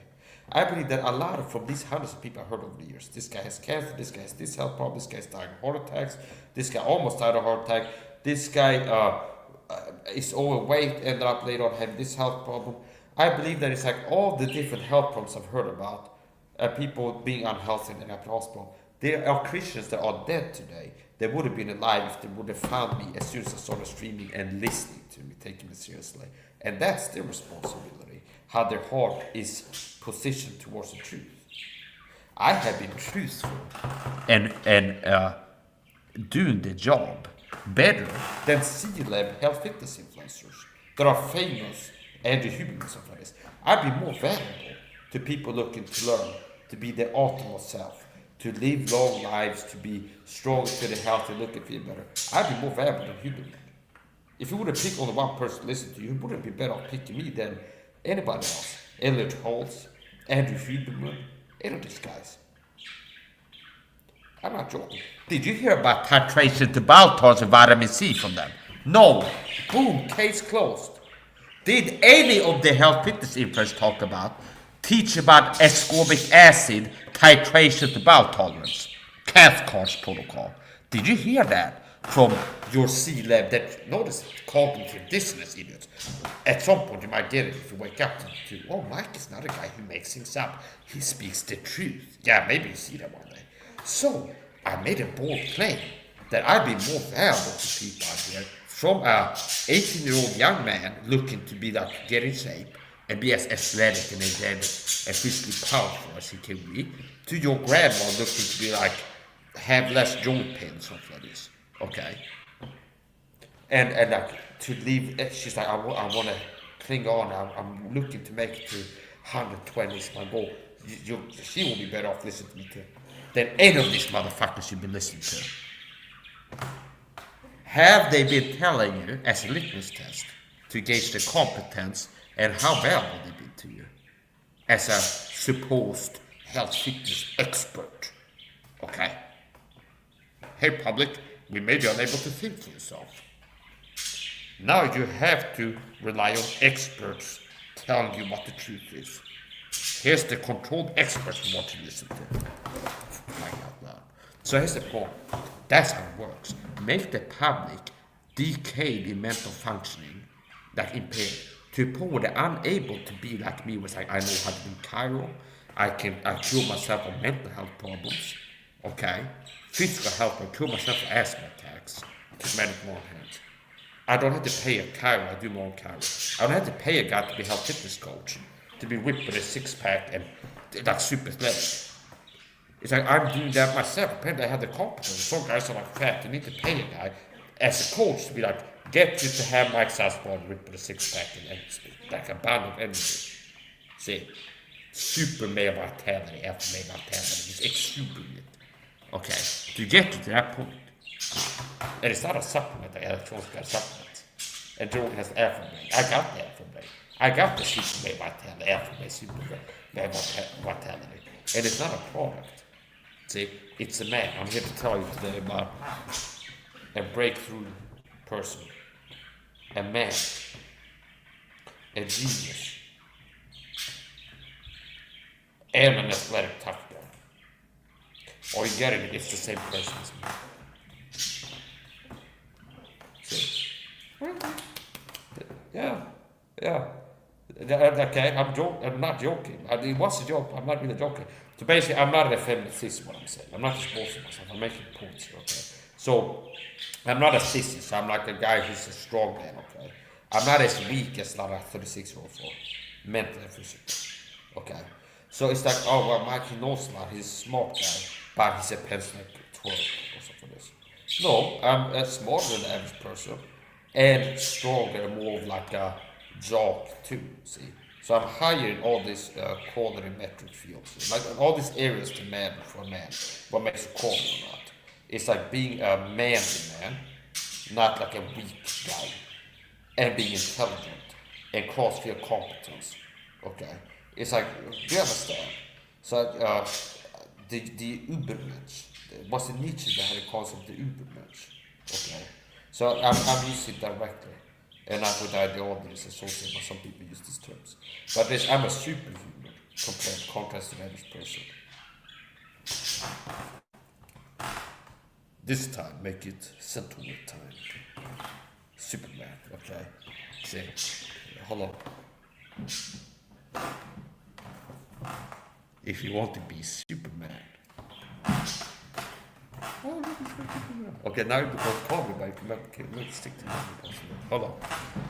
If you're looking to be a Superman, so there needs to be bigger than biceps. Okay, so there's a point for that. It needs to be bigger. I figured out the right pose, but there's a pose that will work. So that's the thing. Okay, it will be on the counter in front of my stomach, and I lift it. If that shows the six-pack reveal, yes, that's the video. It's the six-pack, like full frontal manly about the waist, all the flex. Okay, and then the egg was where it's like my six-pack is obscured by this, and I lift it. So it's like, this is what I drink for breakfast, afternoon, everything or something like that. Okay, it's like, that's a joke. Okay, I actually bought this as a note director because they had it in place. This is PC Comics, and it's the duality where it's like, if you want to be as close to this fictional character as a man in terms of physicality and just aesthetic looks, visual, this is what you don't drink. See, this is diametrically opposed to the diet that yields a physique like this in a human. And this is a physique that a human male could attain, see, like in the same type of thing. Like a guy is 18 and like, I'm gonna have this body, could get it before his 30, okay, without doing rooms, see. And this is exactly the type of thing you should stay away from. I mean, it's like, this is not to recommend. It's like, get in this, if you look like this, start drinking this, like sugary soft drinks with coloring agent E133 and something else. I don't even know what that is. So it's fun. And I don't feel comfortable with this ghastly things. And then 6 years later, oh, I saw a report CDC says this could cause cancer. I've been drinking this. Do you understand? It's like, it's better to know, to make habits of things. There's no knowns and known unknowns and unknown unknowns. It's bad to make habits of things that it's like, you don't know what you're doing. It's like, you buy some off-brand, like some mouthwash in a dark alley, and it's like, it's got 17 ingredients, and it's like, okay. It's like, maybe one of them are carcinogenic. And what if one day you use this mouthwash, you accidentally swallow it because you sneeze while you gargle, or something like this, see? It's like the one time in a year, they're like, oh, you like sneeze off of it, and you actually like swallow it, see? And now it might say on the bottle what you've been using, call what poison control, if accidentally ingesting something like this. Do not swallow something like this. I would be surprised if at least one mouthwash part you can get somewhere, that it has like a warning on it that if you accidentally swallow it, the product is supposed to call poison control for this. Whereas what I use is salt water that I make myself. See, so I believe there's Christian children have gotten brain damage from their parents not listening to them all these years. And if they would have taken my advice and changed the raising of the children, train up the child in the way they should go, and when it's old enough to profit. So basically, part of what makes me furious is not being a simple fool. He that gain knowledge and wisdom increases sorrow. So part of why you get mad when you're not so simple to be like, oh, my feelings are hurt because people come and eat in the chat. No, it's like because of the deep state and the pastors and all them working to deceive Christians and get them to not find my channel, and if they do, to not take me seriously and value my input on things, working to get Christians listen to us to not value my input if they find this channel as like a supplemental game. It's like, yeah, that leads to children getting brain damage. Okay. That leads to more likely this Christian actually listen to this person right now dying of cancer within 20 years. Or a heart attack. Or something that's gonna kill them. A health problem. And it could have been avoided. I'm not joking. So, here's the thing. Stop by the feds, Lisa is a fed. Okay, that's my take. Okay, that's my take. Take that to the bank. You can take that to the bank. But she's been laughing all the way to it. She's been laughing all the way to the bank. They're paying her. They should pay me handsomely. For like, Mike, come on, give us a week of not making videos, attacking me with order with your videos and for this. Give you $1 million. Maybe I'll give you 2 weeks. Just enough to make my getaway. Or so for this.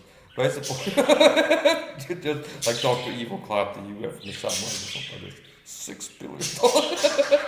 So anyway, it's a point. Okay, one can all agree. So here's the thing. My point is this.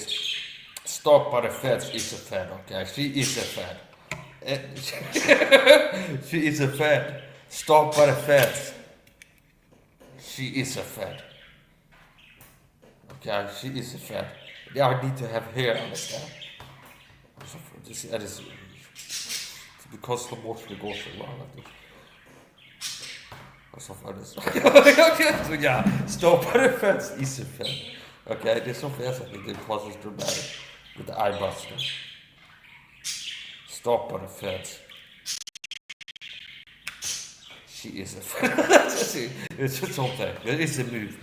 So there's the point. Stop by the feds is a fed. How many times can I tell? I can say it 16 different ways. Unless you want to see it, you're not going to see it. So, you know, so there's the point. Okay? Stop by the feds is a fed. She is a fed. Confirmed. 100% fake again. Not gay, but fake. Okay? Definitely fake. I don't know if she's gay or not. If she is, I don't have a comment on that.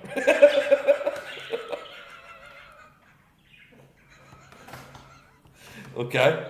My comment would be, you're not going to go to heaven for being gay. So you got to become a believing person in the gospel to go to heaven. And that's the issue. So if you're a straight fornicator or a straight atheist thief or whatever, you have some like major obvious sin that you're engaged in all the time. Like, oh, well, it's like, oh yeah, I'm a guy, I get drunk and stuff like this.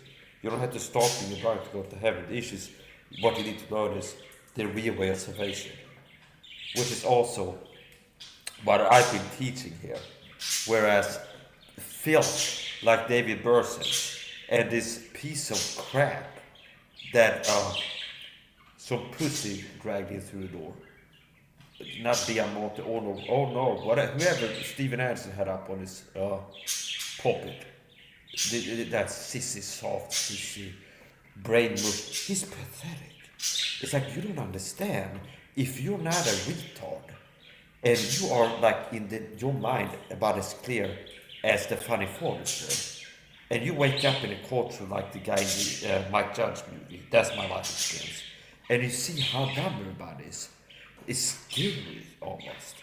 Like, I can't explain it to you, but it's like if you listen to me, you can get a sense of how sharp and powerful Mike's brain is. If you spend enough time listening to Mike start talking out on a script on the internet, you get a sense that Mike is not a retard, okay? See? You'll be able to detect as much if you're not an idiot, okay? Now, when I see the average person, it's like if I would show up and be like, yeah, so, yeah, hello, so, yeah, so, the notes are just, I'm registering as a dumb person. And what is it? Is it the glazeness in the eyes? Is it the eye glazeness? Is it help to brain damage? Like the frontal lobe has been damaged in a certain way that leads to like a unfocused gaze? Is it the low fatigue, like energy state, that's a big part of registering as a dumb person when you see them talking? Like they're mentally the opposite of fast. You know how people make fun of people, like you're a dumb person, like you're slow, see, or something like this. But it's the opposite of slow, fast, see. So mental vigor, so it's like part of intelligence is mental energy. We're getting real deep now, okay? But here's my analysis. Part of intelligence is not like an IQ test you took 12 years ago, but it's like what RPMs is your brain doing per minute? Understand? Like how much work do you name it? How much horsepower do you have in your brain per minute? Okay, but like how do you understand? It's not like one or something like this. So part of it is the mental energy. So basically, if I believe that if you get acute short term, you live unhealthy enough to become low energy, and you stay that way, that will yield permanent low energy states, and it will affect your brain too, and you'll be low energy mental. And you'll be more like, I don't know, this is hard for me to understand. I'm up for trying to fix it, make it go ahead. Or something like that. That's the point. It's just something. So I don't know, okay? Thank God I have been drinking the same water supply as you guys. Walking food again, yeah, okay? Thank God I have been drinking the Kool-Aid you've been sipping on. Whatever you've been sucking on, okay? Whatever you've been slurping on over there, it's something ungodly and really bad, I feel, okay? Okay? It's like, yeah. So what is the point? Yeah. So here's the point. That's a long-winded. I started going after a guy. So the guy who was a guest speaker in Stephen Anderson's church on his recent Facebook podcast, he's an idiot. Okay. So that's what I was saying in about 12 minutes there. So he's an idiot. Okay. Yeah. He is an idiot. He is an idiot. Okay. He always has been, and he always will be. What an idiot. Yeah, sound effects. It's an idiot, I told you. Okay? This explosion's going down in slow motion. That's a yeah, whatever, it's the point. It's like that's the energy. Okay? It's like, whatever, it's the point. These guys don't know. You're not even on the arena yet. I can't even compete with these people.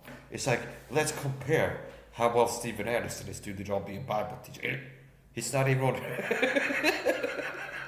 just to start to have hopes. He has got to be able to get the same league as me and compete with something like this. He doesn't even have the real gospel. Understand? He's not an evangelist. Because an evangelist is somebody that evangelizes people. And you cannot successfully evangelize somebody without the evangelium, like the real gospel. See? So if you're a fake gospel haver, sharer, you didn't even start doing the job yet, buddy.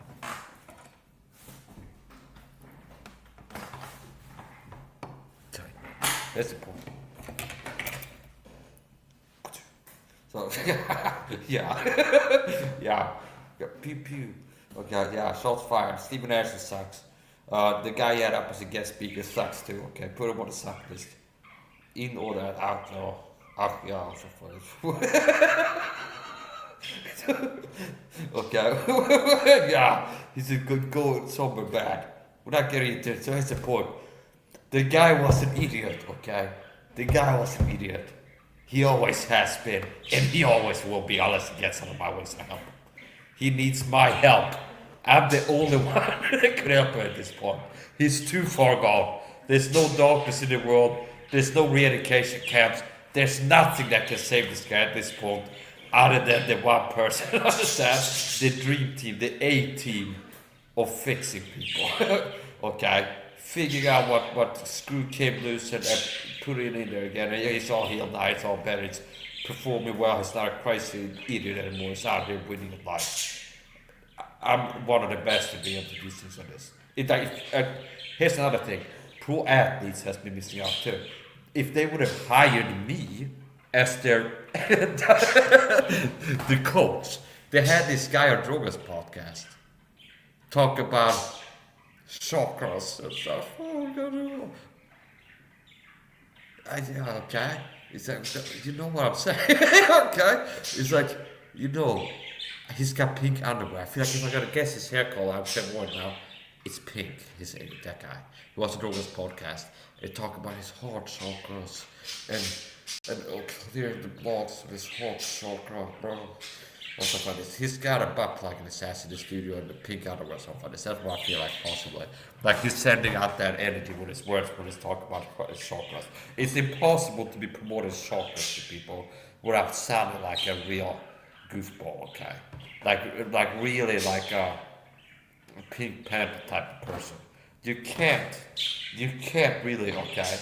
It's like, oh, you need to open your chakras and let in the light of the universe, guys. But that's the type of guys who talk about chakras, okay? See, you know what I'm talking about? You know what I'm talking about. It's not guys that are not lifting at the gym type people that talk about chakras. It's guys that are putting things places. Some people would say nothing should be put in them. You get what I'm saying? The guys who wear pink underwear, you got like a thin neck, like a pencil, like a thin one, like a small pencil, yeah, that's a baby or something. Like a pink baby pencil. Myself, first pencil is 1 year old, now you can make a fish or something like this. You have a pencil, it's a pink one that looks like it's made for a baby. Yeah, so exactly that. That's exactly the type of pencil of a nectar kind of. Internally, okay, like his spirit animal. So it's important. See? Because you can get a guy like that on voice and do push-ups and then he can be kind of hide it a little bit. It will take a little bit longer to figure him out. And he wanted to do real cleansing of you or something. He'd talk you into come down to his ashram or something, some kind of ashram or something like this, and be like, oh, you need to bend over and inhale deeply, and I need to be behind you here, and hands on, blowing the chakra clear or something like this to set you free or something like this. Okay, so okay. Talking to all these guys on the podcast. He could have had me for crying out loud. In a world where he could have had me as a guest on his podcast, he picked the chakra guy, understand? The guy with the chakras and like his spirit animal is in a unicorn or something like this. Okay? It's like, okay. Some people, it's like given the choice between like a Michelin star meal by a star chef, like Gordon Ramsay cooking for you today as a gift, and I don't know, like a dog poo, like a turd you pick up for the dog, your dog. Some people pick the dog poo. That's bad taste, and it will be that. You will know it to be that at some point. So here okay. So here's the thing: become a human again. Okay, become a human again. 1776. We're talking about numbers now at that part of the stream. 1984, 1776, okay, 1996, 11 September 2000 was 1776. So I can give a lot of problem numbers, and it was a lot of people died in 1776. So that's a problem of mortality we have here. So that's important. It's a big problem. So here's the thing. Yeah. So here's the thing. That's a joke. Brackets. Corny joke for blind people. No, that would be for the deaf, and they have the CC close to them. So okay. So anyway, support. We get it serious now. Stop by the feds, Fed. Okay. That's the takeaway. That's my opinion, okay? Stop by the feds. She is a Fed. She always has been. And I think she'll always be. Okay? Stop by the feds is a Fed. That's what I believe. It's like I got to a point where it's like, how long halt I between two opinions? Whether she be a Fed or not, decide you. Okay, I'm picking she's a Fed. At a certain point in time, it's like, better for a dog, and it's like, no, it's too much better for that, I'm gonna have to counter it. Okay. A spade, I'm seeing a spade. At this point, it's like, clear enough, it's a spade that I'm looking at, I'm gonna have to call it a spade now. She's a Fed. So that's the point. Yeah, stop for the feds is a Fed. And if she's not, she will be the magical unicorn TI. If she was real, there will be as much part of the problem and bad for the cause as the fake TIs that are paid to be a problem to the cause, which should be like an award in of itself. Do you understand? So I don't have to wait until I can prove to everybody that Scott is a fake TI. I don't have to. Before I start making videos, this guy's a fake TI, counter-tellers, and a crazy talker, helping to come up gang stalking. I didn't wait until, it's like I have slides and like I pulled over a picture of him under a bridge in like a trench coat, exchanging briefcase with a guy, and it's Mike Baker, okay? And I have both of their faces in the Polaroid with a timestamp on it. He has got this in his hand there. See the briefcase is like, if you didn't open it, you can look inside of it. It says like, Scott Smith is an agent, for agent service required. If you zoom, you can see there, it's a check, little check Mike Baker, or in person, gave it to Scott Smith to be a fake TI online. And I can ask it in the more. Until I start making videos. Once I'm sure I can make the videos. That's the beauty of freedom of speech. Okay? Which includes the freedom to be wrong. In your opinions, expressed with your speech. Because that's typically how opinions are shared with the world. Via speech or in the written word. See? That's right, boogie woogie. So that's the point. Yeah. So anyway, no. So yeah, it's the thing. Yeah. So Scott Smith. Scott Smith, okay.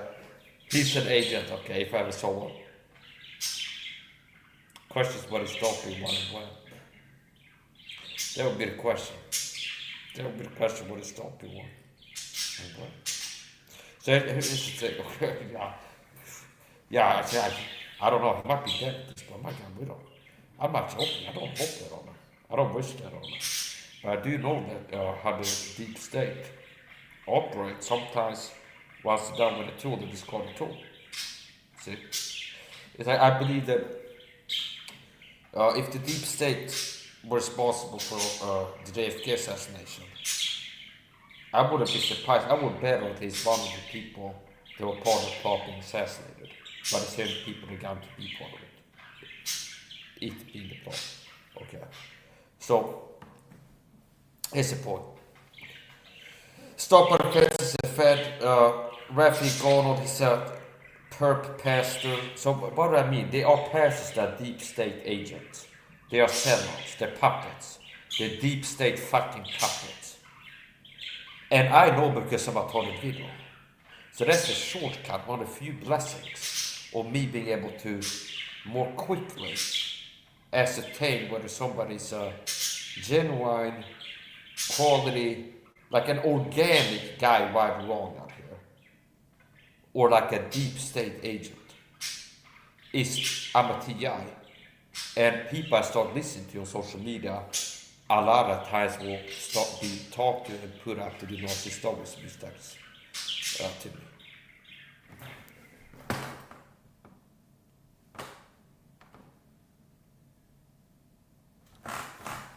So anyway, support. Scott's it's a fake TI. So my point is this. I don't wait until I can like prove that somebody's a fucking agent of the deep state. If I know they are, once I start making videos, consistently. Like they become like a usual suspect exposed type videos. This guy is a chill. He keeps featuring like in vivid rants. Okay.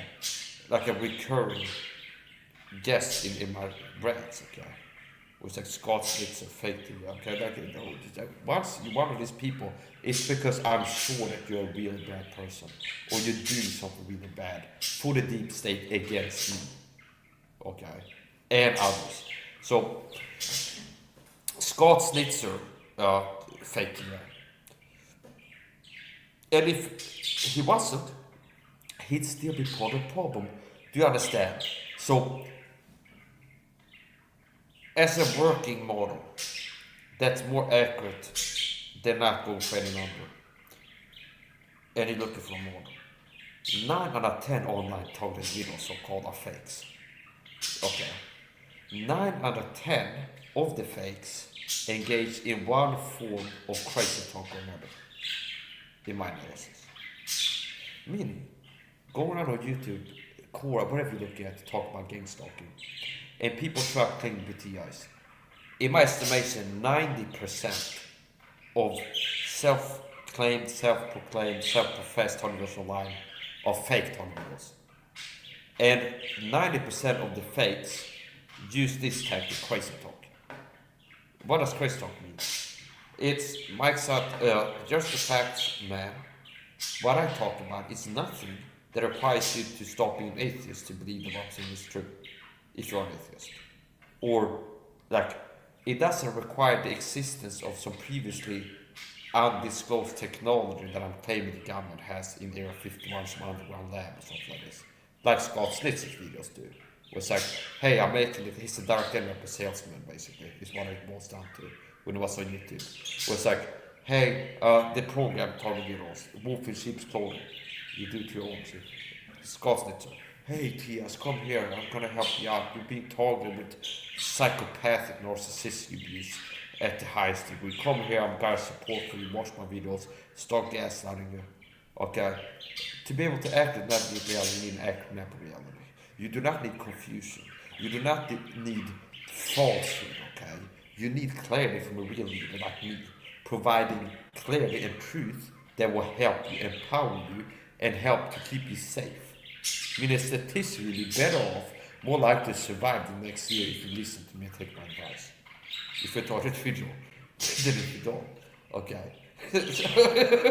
Okay? So it's like, if that sounds bad to you, then okay.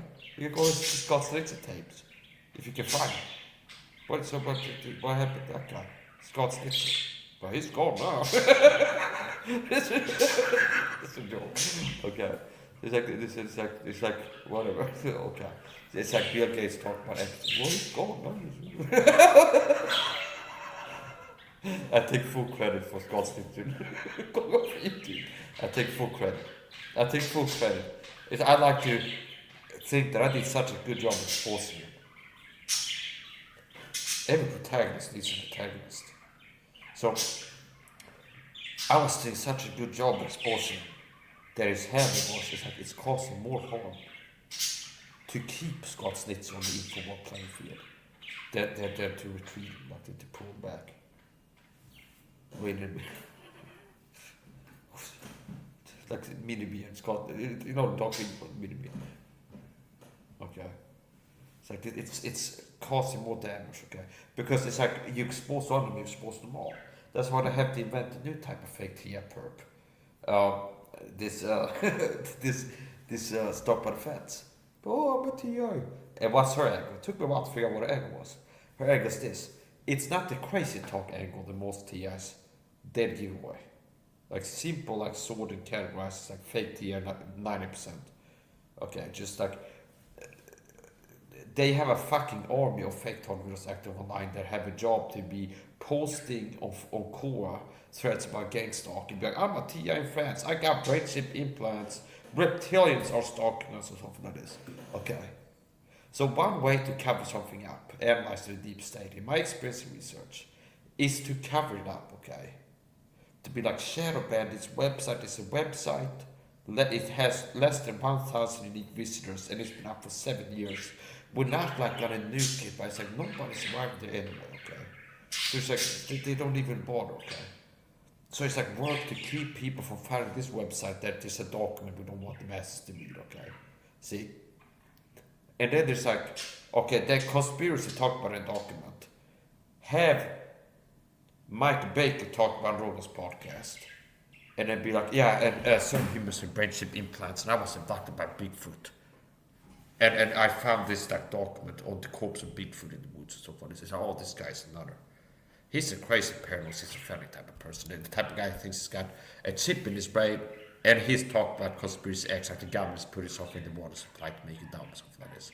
See, notice, if that was the truth, that the government was putting something, it's like, let's say Biden takes office, and he gets like his evil henchman to be like, hey, secretly start like putting like some green poison into the city water supply to make everybody like sick and dumb or something. It's like a cartoon where like his henchmen are dumping vats with like gold, so it's like green smoke coming out of black barrels in a lake or something like this. Okay, that level. Okay, and it's like to make them easy to control. Okay, it's like one way if that was like going on secretly, you have a guy like me out here, but hey guys, that's happening right now. Okay, somehow I know that's happening. Like Biden has his henchmen go pour like green poison into our lakes, and somebody's like, I don't know if it's getting removed by the water supply. Okay, but by the water filtration in the city, you need to petition the government to stop pouring this like green sludge into the oceans, like radioactive waste or something like this. If it was a conspiracy that the government was dumping radioactive waste into like the Hoover Dam or whatever. It's like, here's where all the water to American fossils come from. It's okay. It's the one same tag, okay? Like all the eggs were back, what's that simple? And it's like Biden had his henchmen pour like green radioactive, like from like reactors, nuclear reactors, like the off water or something. It's like in the pipes just circulating around the nukes in there. And they just pour them into the water. And I'd be like, hey, that's going on. That was the truth. I'm out here. Like, that's part of what I know. And I'm working to wake the mass up there. This shit is happening right now. They could be like, okay, work to shadow ban Mike and make people not see his video show up when he's live. Because he's talking about this. And we want people to hear about it. Shadow banning. Work to keep people from hearing about this topic. See, that's one way of perception management. Because part of perception management is an all-encompassing term. The perception management is the name of the game with the deep state. It's like your perception is what you know, see. So if you don't know that it's like that's a sniper and not a bush, you're in danger of being shot by the snipers in a killing suit. Inside of a bush. Dressed like a bush. See? It's like if that's perceived to be a bush to you, you're in trouble. And it's not like that's not a bush, that's a guy in the bush, he's out to get you, he's hunting for you, something like this. Do you understand? Like if it's look at war movies, it's not called a ghillie suit the snipers have. And it's like you dress up, you look like a bush, and it's like crawl really slowly to not like trigger your like motion detection algorithm in your reptilian brain. Like so human beings can detect movement, rapid movement in the peripheral field of vision automatically. So your reptilian brain will do this. And it depends what the baseline is, what the subconscious mind will allergic to.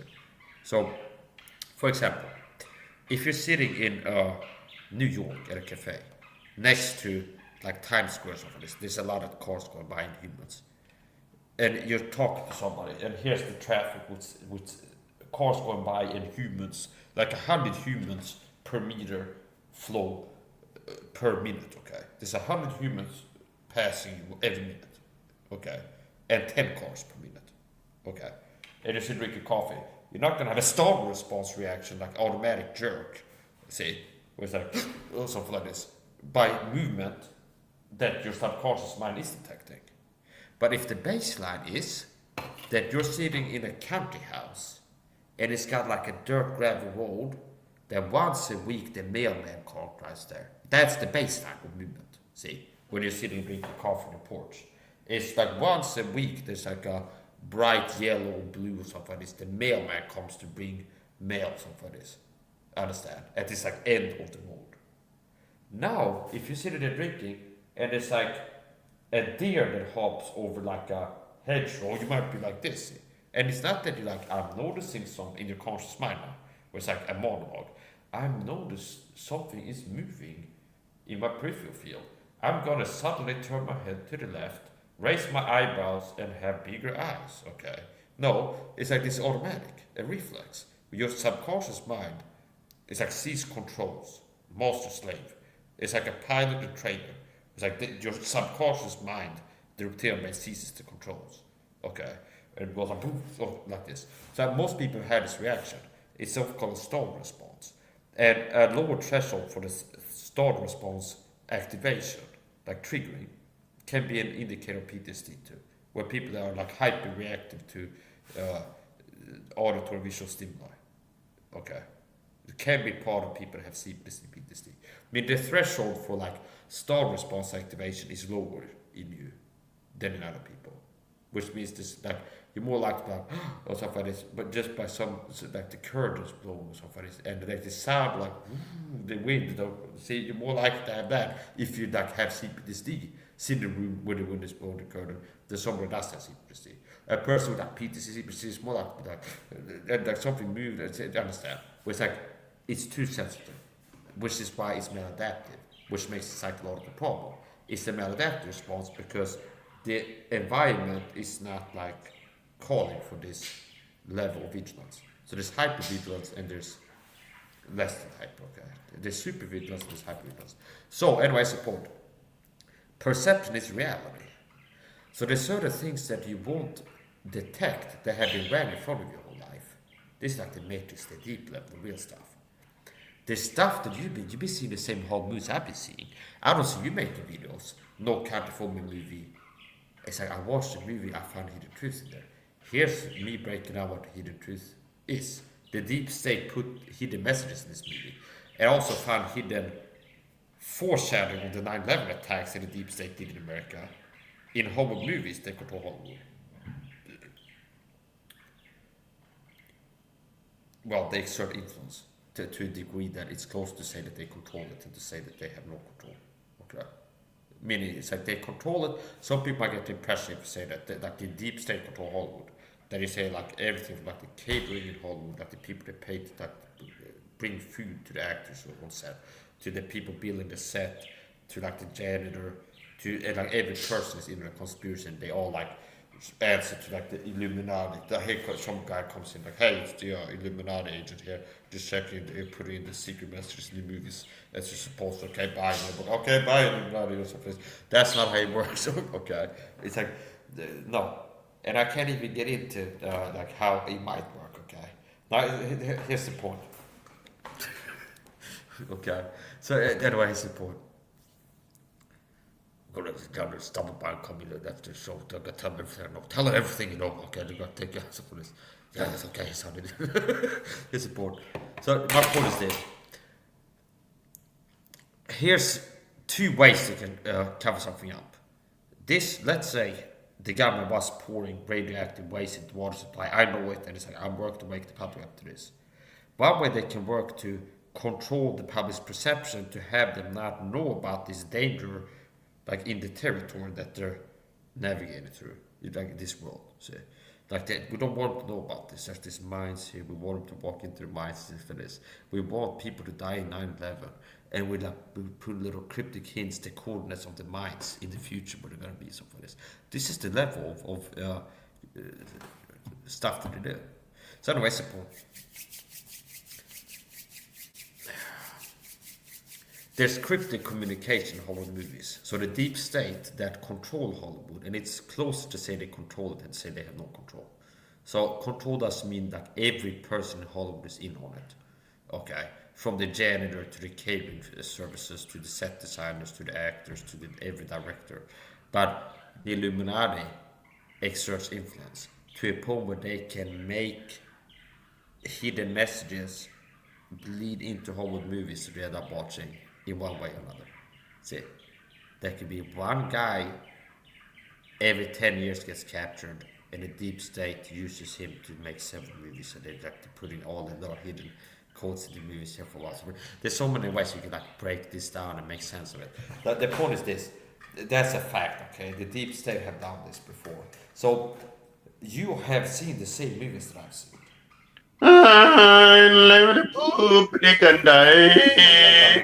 You have seen the Oh, same the little poop in steps. Mike's house. But I don't see you making videos like I don't come love for to me. drop poop in my Best hidden talent. I don't see car. you making videos They love like to poop on this die-hard video that face. pays $4.99 If I ever and give live it and $10, or I or would study. take the $10 to So one way poop. that they work To with videos is to keep poop the monster fun, on my so they can side start learning for things and being things such a dupe. I Another way like to is they poop can in have energy drinks. Scoopy. There I are could podcasts never without my saying titles poop. in a way My that is poop very it come funny. up my So one way to butty. cover And I something up poop is to the use poop Bigfoot the history. If scoop. Bigfoot was And I real, take let's go. my poop and If I Bigfoot was smear it real, on your let's say, face. And I get out see, the rain here to was make an a example. disgrace. I poop, I poop, I One poop. way to cover up I Bigfoot is like like, to hey, poop everybody on talk about it. Bigfoot, take it Run down your before they poop can the get any scoop, views on pick up YouTube. it Like, like kill the everybody poop for in talking a about dinosaurs. Like, disappear in real. Do you understand? Like, it's real. school. Like, nobody can talk about this. Nobody can be heard to talk about this. Any website talk about Bigfoot, gotta shut it down. Okay, DDoS attack with the CEO. It's like, that's wrong. Like, Oh, like silence the people talking candy about pool. Bigfoot. Okay? If I take the Shut down websites candy talking and about put Bigfoot. it in the Disappear pool, activists are like I put activists the who claim candy, put expose the poop, Bigfoot put conspiracy the in poop public. in the Okay. candy. Another Candy, one is to poop be and like, poop and yeah, candy. Bigfoot is real. Everybody If Bigfoot was candy. real, okay, If you poop, and you then to poop, have you guys scoop, that and I would come like out the here and candy. not because Poop and people think scoop and Bigfoot is real. poop and scoop and Okay, everyone the they have some candy. Oh, you can get the on that candy, train. They are candy, poop trusted. for your I'm gonna. bunny. I was screaming Poopy, about poopy, about poopy, Bigfoot and the conspiracy. candy for I was about to me. let Bigfoot put a Poopy, chip in his poopy, brain, and now poopy, everyone can when you trust me. take the I can hear candy. Bigfoot's Poop and voice then the talking scoop to me and like he for changed the things like candy like I can you know the Chewbacca, you know Chewbacca. Like that. It's like Scott Simpson thing. It's switching back and forth depending on the pooping in his situation. face. There's like tough. You look at this dumbest face. That's His face Chewbacca look voice. It's like not you he gotta eat try to the do it. poop But every day. it's like Oh, look at his teeth. every His time teeth, Scott they have the Simpson poop. he's just He got the poop stain on his tutti It's like frutti poop. okay. And then he might take the poop, he Okay. eat it in his So mouth. and his He feet likes the poop smeared across to make it's the just like the mustache radio out. comes on. When he have the mustache on his Okay? face, it look That would like be one way poop. to cover He Bigfoot. got the If poopy Bigfoot poopy was smear real, because he it was love like the poop. It's Bigfoot the was Michael a Saha camera show.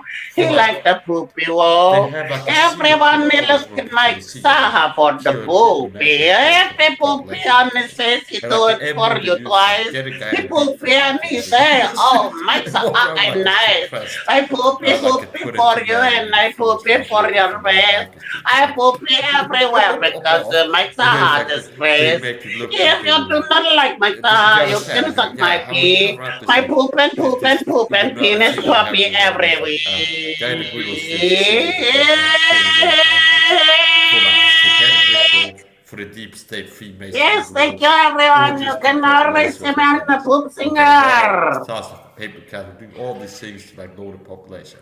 Okay, notice that it could be a real conspiracy. That could like something close to that has happened already. See, where the deep state has gotten people killed covertly before, and it's like people, including me, don't know about it. Like maybe I don't know.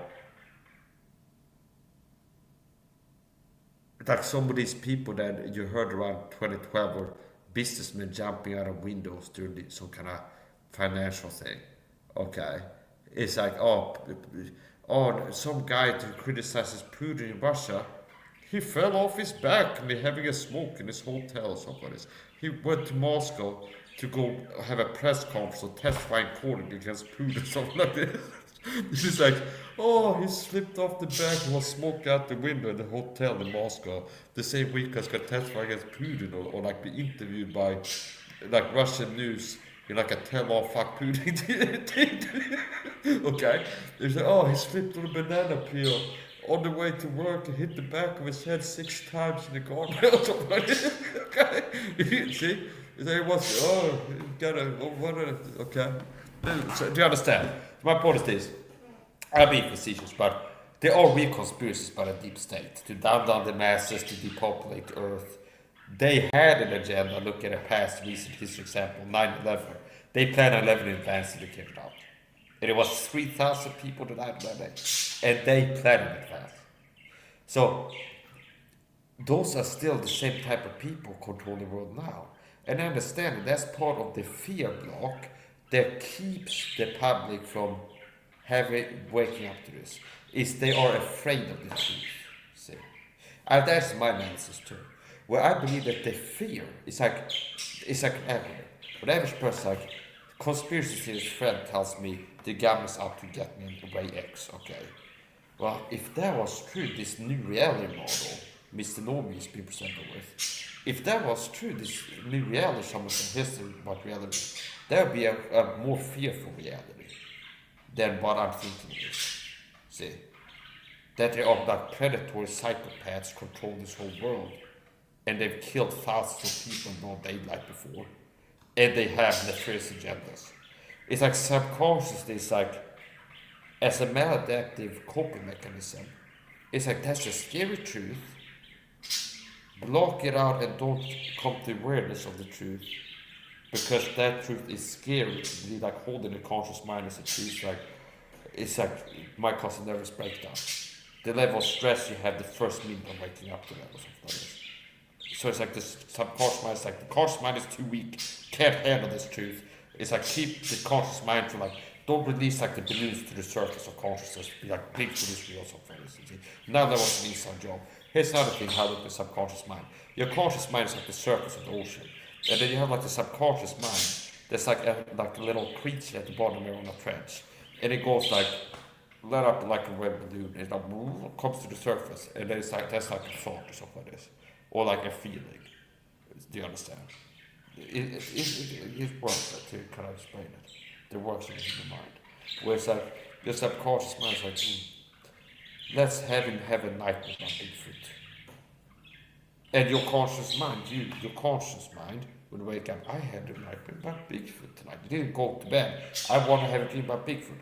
But it's like your subconscious mind is like, we need to process some trauma, some stressful events, move to the business. We need to like do some VR training while this guy is sleeping and process stuff like this. Make him dream about Bigfoot and a pony. Okay. See? Kinda. So it's like the subconscious mind is wiser and more powerful than the conscious mind is in a way. And there's a way that you can have your subconscious mind serve you as it does to me, where I can do live streams and teach and stuff. Being the real thing, not like Alex Johnson needs to have like a script and a control room and an earpiece and a teleprompter and 6 cameras and be not targeted by the deep state to do 33% as good of a job as I've been doing this live stream. As far as a truth broadcast goes. Call your truth broadcast. Mike's has been about 1 hour 59 minutes now. This is better than his. Okay. Now here's the thing too. The surface level deal with Alex Jones now. The surface level is he's showing that he's a sellout. Okay. Where the real deal is here, it's like I'm a guy that could be begging for money to be like, hey, I've had assassination attempts, I need more money for supplements, be like justify people should send me money. Okay. Where Alex Jones is selling stuff to you. Okay. Whereas I would be telling you to give me money without giving you that product. Okay. And that would be more fitting. Okay. So here's the point. Okay. Here's the point. So Alex Jones, it's like his thing. You don't hear me selling you stuff. It's like, hey, buy this. I got this program, hypnosis tapes or a DVD or subscription. Become a member of my Patreon or something. I'm freely serious. But Alex Jones is not as valuable to you as he pretends to be. Like a guy is like, I'm not part of the deep state, telling you the truth about him and fighting tyranny in this world. By waking the masses up, things that you need to know about that they don't want to know about, I'm here to tell you about him. I'm doing that for real. He's not doing that. And he's making money not doing that while telling you that he's doing that, which means he's a con man. Okay. You know, Alex, it's hard to be the guy that you pretend to be, for real. It's hard to be the guy for real that you pretend to be in your little broadcast over there, but always for you. And your anti-Semitic bullshit over there. You really get on my last nerve. With the anti-Semitism. Did you know that one of the favorite tactics of the deep state to discredit truthers is to get you to be paid in perception management as a white power person, okay? Like as an anti-Semite, some kind of hate, some kind of KKK, some kind of, do you understand? Like can I paint you as like a, that type of person, see? Like some kind of hate group, paint you as an anti-Semite. So if they can get you into organically being an anti-Semite, it's like they got the job done. Part of the deep state is getting people to promote anti-Semitism. And and they got this sold on what they want to be, that the deep state are Jews or something like this. And there's so many levels to this. But it's like, okay, so it's actually important. The deep state want the masses to be anti-Semitical. That's at least been like a little poll that they had worked on the field, like all around. Like they're using that as a thing. It's like, let's get these people over here to be more anti-Semitical. And then these guys over here, let's get them to be a little bit more for the stuff like this. And then all the government just go over here and there's like a crackdown. It's like it's how they do these things. Yeah, there is support. Alex Jones is the fake deal. I see people asking for Alex Jones in the comment section. You're asking Bork up the wrong case, you've been asking for me. It's like, what are they asking for? They keep asking for Alex Jones. It's like a guy who's passionately ranting about conspiracy topics. And you're like, we're still waiting for Alex Jones. Stop waiting, stop watching my videos. Because I'm really that, okay? See, Alex Jones is not that. He's part of conspiracy. Like, if I'm gonna rate it, I'll rate it like a whole movie. If I want to be kind to, okay. It's like, well, here's some qualities. I'm gonna like rate it as like a whole movie and production show. See? It's like, okay. Well, he's pretty entertaining, okay. He's got good lighting in the studio. He's got fancy graphics, makes it less, it's more stimulating visually, okay. He's, okay. He's got some variation, but sometimes it's a guy with a beard showing up, and it's not him. Okay. So it's like there's different humans talking to you on the Alex Jones show network. And it's not always my side on that.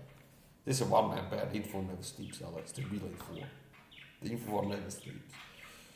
So, anyway. Yeah. So it's like, okay, it's every point. Alex Jones is sleep rated in the info, so I'm trying to get across. So he is.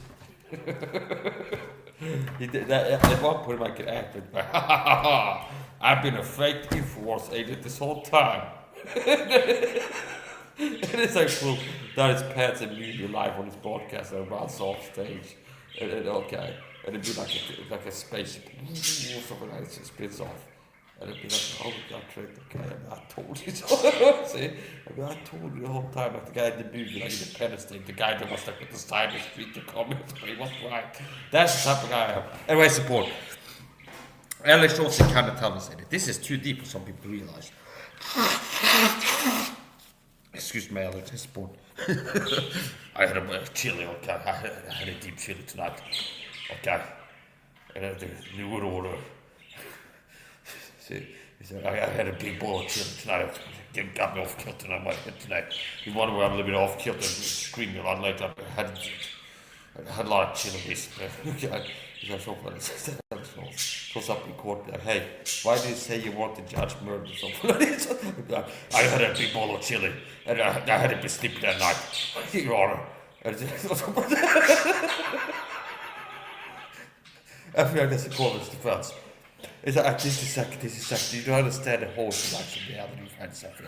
Where it's like the Alex Jones trial, it's like part of the proceedings in the Jones trial. It's like, is it not true that it's like, they show it the evidence, the judge, that it's like they show like, is it not true that you have showed this picture of the jewelry here with laser beams coming out of your eyes? On your radio broadcast, so they let him off under court. Okay, so he's not arrested yet. Like he's out of bail or whatever he's doing. He's like in and out of court. Okay, so it's like he goes to broadcast and back to court. And it's like, is it not true that you've been like displaying graphics on your live broadcast with the judge and you with laser beams coming out of the eyes over like this. Okay? This type of stuff is part of trial. Where it's like, yeah, let's talk like this. So all the world's a stage, okay? Some of you didn't let that sink in. It's like most people have heard. The difference is not the access to the truth, but the receiving order. Okay, that's the difference. Meaning, you have enough stimuli in your visual field, enough experience of being a human with a visual field, having different visual stimuli over time, that you should have figured out some of the things I figured out. Okay, if you weren't malfunctioning neurologically. Okay, quite simple. Okay. Touche. Okay. That's so slick, okay? Without looking at this guy, it's just all about this magic trick now.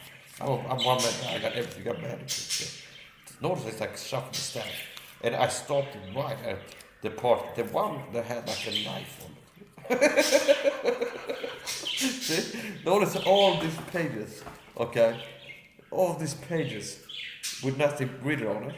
And no look at this guy, and there was the knife on it.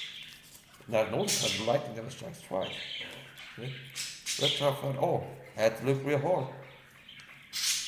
Oh, here's the schedule from Arma 3 servers. When they restart the server in 4 hours, that could be on point.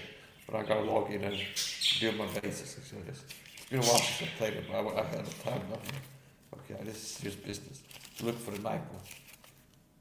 Oh, what is this? It's like there's a potential if you write like a shop list, things you gotta order on Temu, that a certain type of person and interest, it can be like unintentional comedy, okay? Or like a plot or something like this. Okay. It's like the guy was ordering X, Y, and Z. Okay, it's like here. It's like the mystery. What has Mike wrote down on his Temu shopping list? Okay, scale. External microphone. Okay, it's like it should be like handcuffs and like a shock collar or something like this. It's like okay, a map of Scott Snitzer City or something like this. An electric shock collar. Okay, it's like a bank robbery. Now imagine if the bad guy in the movie had that, like, and he was doing like in between the serial killer, he was doing things like this. That is actually between his notebook, and he's actually both doing his sort of stuff. Where it's like next hit or something like this. It'd be like something this. It'd be like gasoline. Okay, it's like a bone saw. It's like an electric saw collar, 6 feet of rope or something like this. It's like a shovel. Okay. So my point is this. Just from like what I read today, it looked weird enough that I forgot I wrote this down right the shopping list.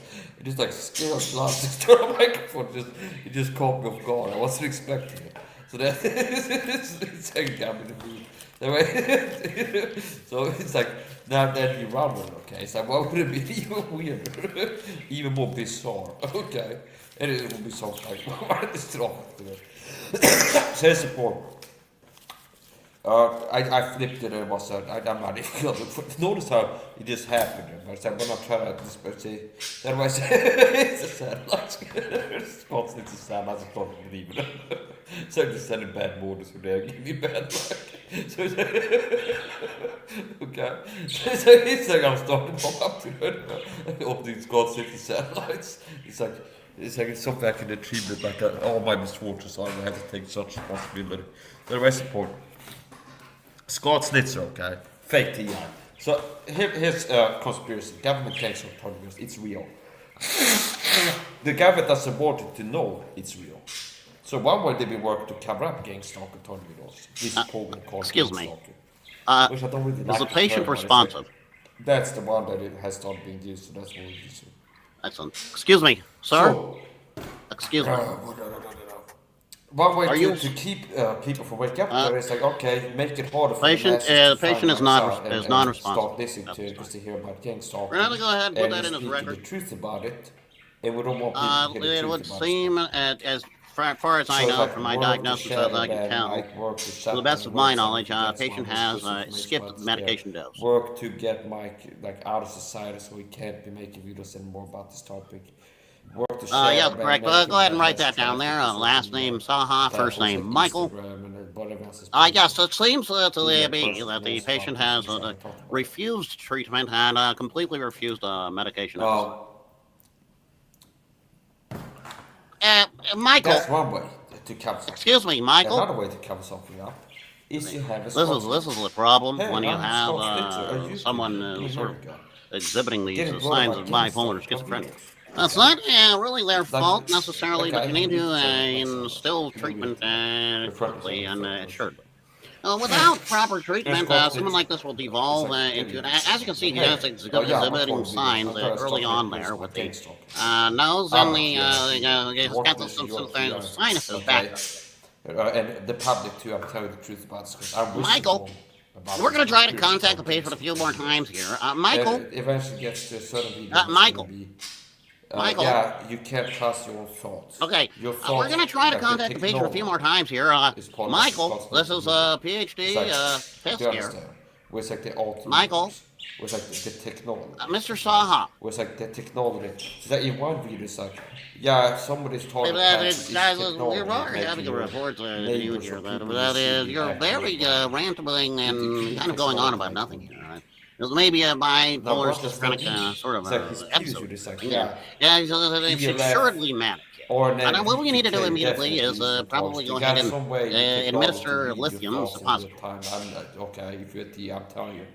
And Riboflavin may be instituted if suggested by the pharmaceutical market.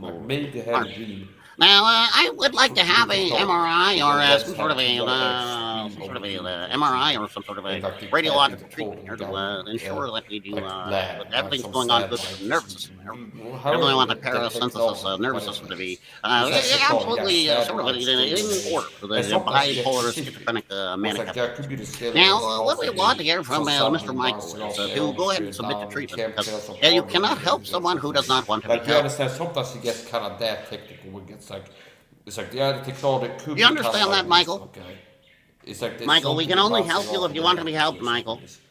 Or cell phone towers could be what they're using. Michael, Do you understand? But it never gets like having a blueprint that it shows them here is Michael. the machine or something.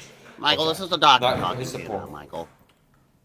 Michael, So that's a major tactic, and that's used. what by is the the major mind. tactic, Michael? We're sort of avoiding the situation here, Michael. We understand you're having a manic episode with us. This is not the time to sort of taking on the riboflavin and iron the suppositories. Michael? Like shut him up, close on his YouTube channel, make him unable to make more videos. Michael, this is a very serious allegation charges coming down for your symptoms here, Michael. This guy's YouTube channel needs to go at that level. Okay, but what is the point? So one way Michael, does this have any correlation with the S&P 500 being down by negative is to 0.028%? shut people up like me that get what about it. Okay.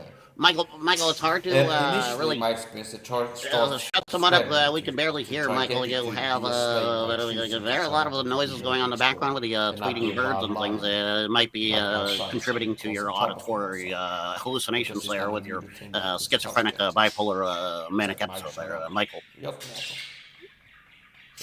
Michael, it would really behoove you to up the dose of riboflavin along with the vitamin K that we have prescribed to you, Michael. Despicable, dishonorable, shameful, loads of people like David Burson, Raphael Arnold, Brandon Holthouse, Eddie Woods.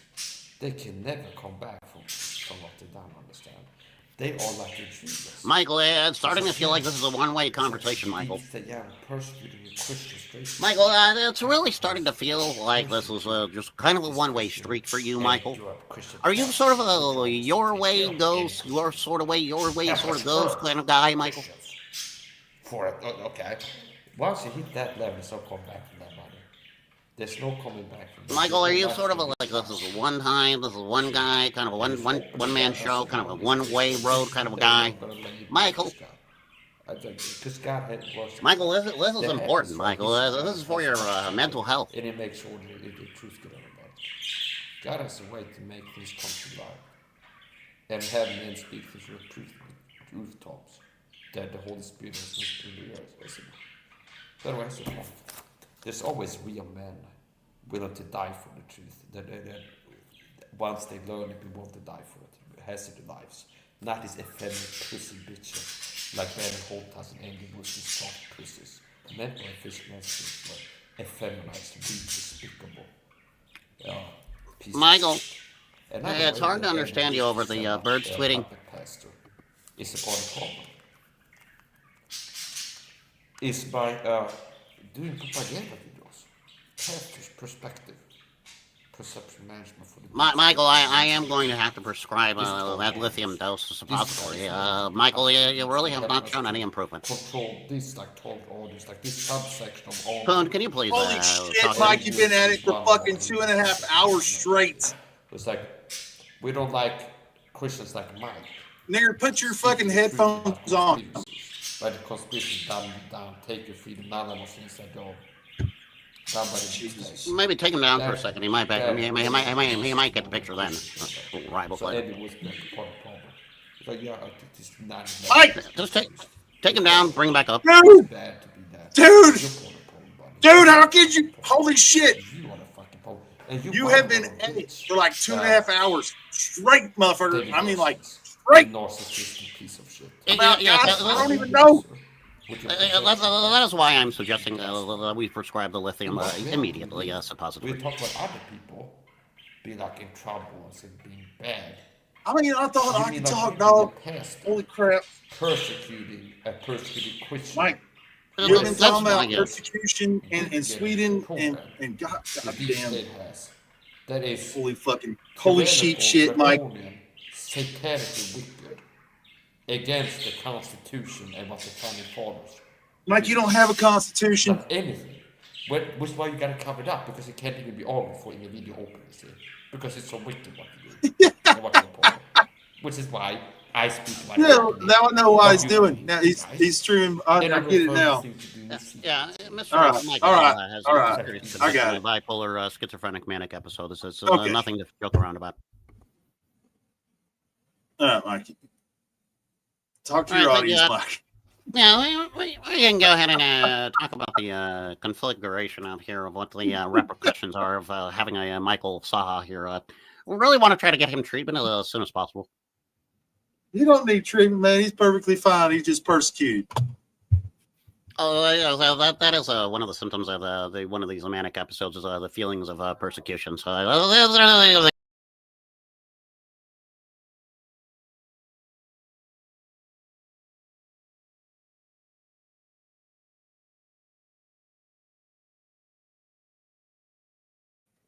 I figured he was doing something like that, man. He'd been at it.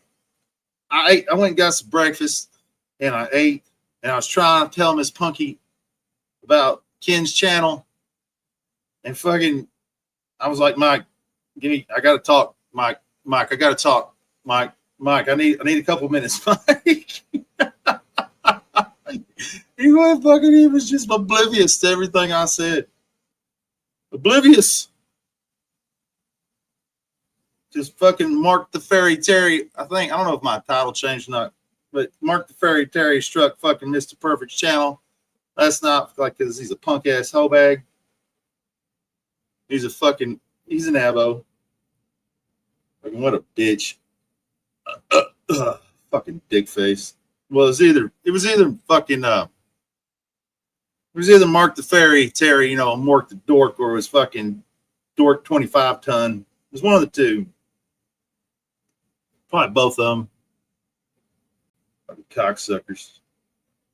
You know, like fucking Ken don't do shit to nobody, you know. Fucking Ken don't do. Yeah, he's still rolling, man. He's still rolling, but he's on his channel.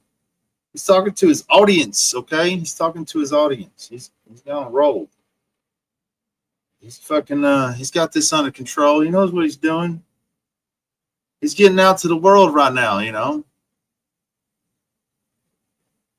Well, all I can tell you is I was sitting there watching Ken and Cindy, and then all of a sudden the YouTube channel just changed. I didn't change or nothing. Just fucking went to another video, and I was like, "What the fuck?" So I clicked back on it, and it says this live is no longer available due to copyright strike for Mark Terry's. You know, Mark Terry. So there you go. There you go. Now, fucking Jake says that fucking the email account goes back to a Mark Anthony Terry. It could be Dork 25. I don't know. But it was one of the two. It was one of the two. No. I don't fucking know. I mean, it's one of the two fucking bitches. You know, fucking both are fucking punk ass O-bags. You know, one's a fucking on the backside of middle age bad, you know, and this fucking what is Mark in his 50s, 55, 56 now. Yeah, Mark will definitely tell on himself for sure. I mean, if he didn't, even if he did it, he'll lie. He'll lie about it, but he'll end up telling on himself, like always, because he's a fucking idiot. Then you got the other one, Dork 25 ton, who is fucking still in his 30s, but weighs 380 through 420 pounds, something like that. He'll die of a heart attack within 5 years. Or diabetes, one of the two. Both are fucking shit stains. From what I understand, it was all over fucking David James and his fucking donation. So, I mean, that sounds like it could be either or. Kind of like, dude, over donos? Really, motherfucker? Mark, you told me you was a fucking millionaire, you fucking bitch. Didn't you tell me a couple weeks ago that you was a fucking millionaire? Dork 25 ton says he's fucking famous, you know. You got a millionaire and a fucking famous motherfucker. Yet they got a strike channel. Fucking, of all people, you got motherfucking Ken and Miss Cindy. Like, what have they ever done to anybody? What have they ever done to anybody? That fucking Ken don't bother nobody. Cindy tries to be the nicest person alive. I mean, you ever hear what she says? You know, you come in chat, she's like, oh, they're like, oh, Miss Lexi Lou, I'm so happy to see you. Oh, what a good morning. I mean, that's the way she is. I don't get the bullshit. I don't get it. Fucking hurt good people over nothing. Fucking ridiculous. Fucking ridiculous, you know. You got fucking cum pillow over there. You got fucking cum pillow sticking up for Bergs. I know she says that. She says almost exactly that, you know. She's nice as hell. You couldn't ask for a nicer person. I mean, really. You got fucking cum pillows sticking up for Bergie boy. Fucking sitting over there. You should kick Sarah Gallo out of chat. I don't like the way she's treating Bergs. Like, what, motherfucker? Have you heard the way the motherfucker talks to her? You fucking dumb shit. Holy fucking shit. You gotta be fucking shitting me.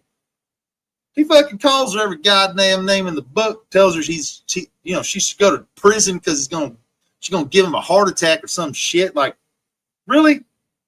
Holy shit. What kind of man has anxiety and gonna have a heart attack over a goddamn woman? What kind of bullshit is that? What kind of bullshit is that? Fucking bitch ass pussy. God damn, man. I don't get it. Fucking wait till I do it up on Bergs. He's gonna really be pissed.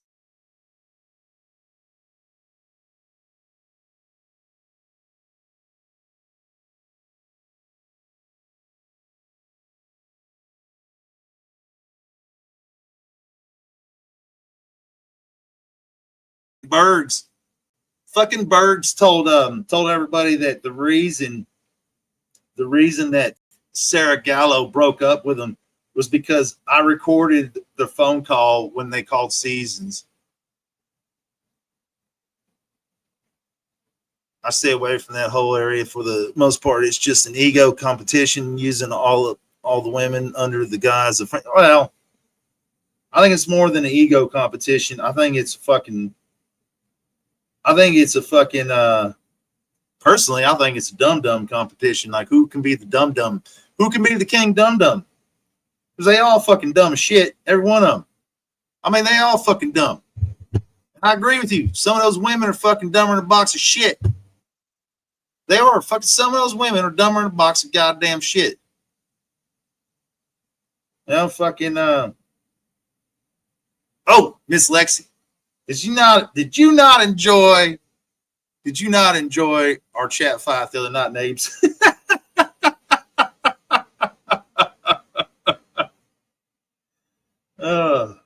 I can't help myself. I'm tired of that hooker. Okay? I'm tired of her ass.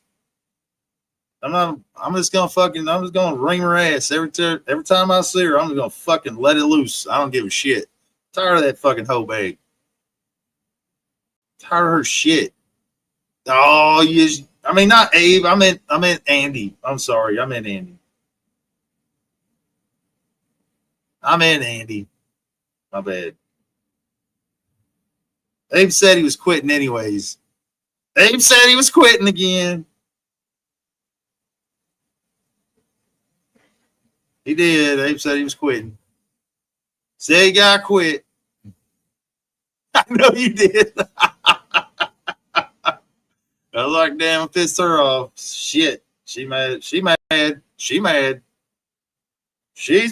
Damn it. I don't know. She's mad. Yep. He was mad. I know.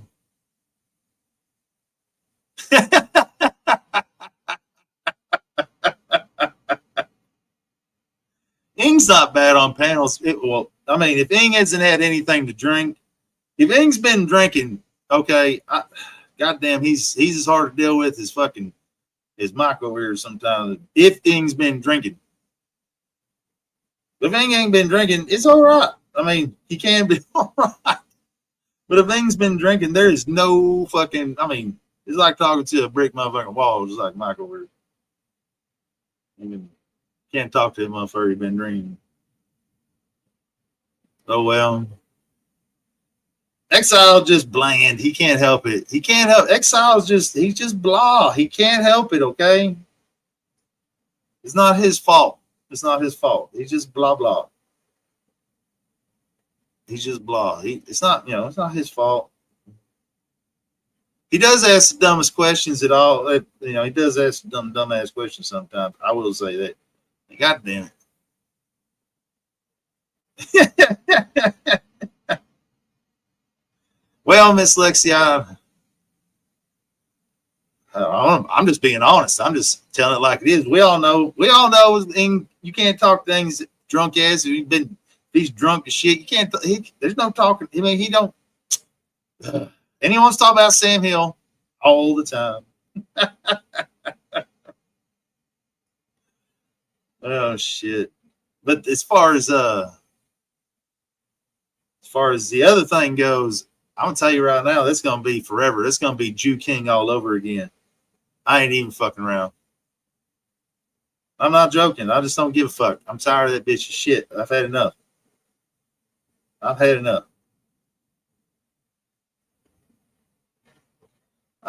had enough.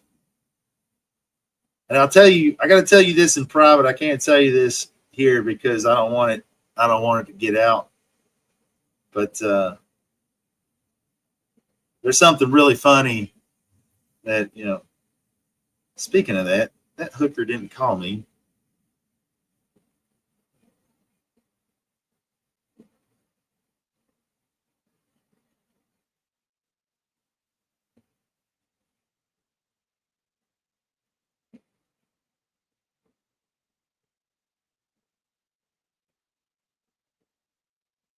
Oh, well.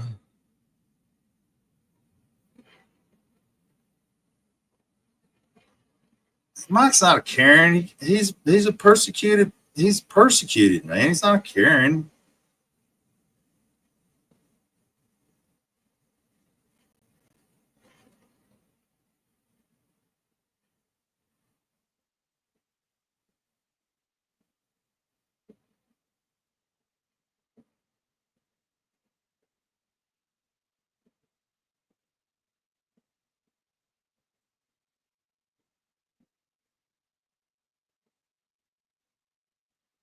All right, here. There you go, Miss Lexi. It's been so still. I almost watched all of what parole hearings. They got parole hearings on fucking YouTube. I know they have the fuck. I mean, look, I know there's family court on YouTube, which is really strange. And even the couple of times Casey and I have gone to court, it was broadcast on YouTube. I don't know the channel it's broadcast on. But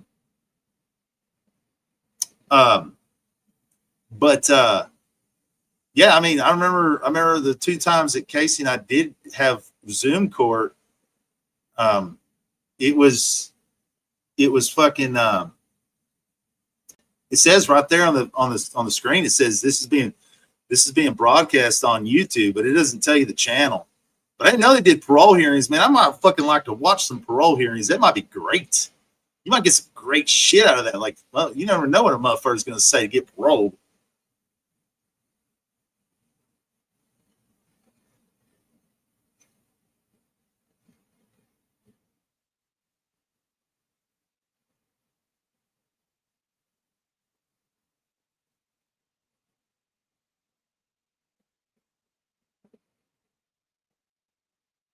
Yeah, fucking no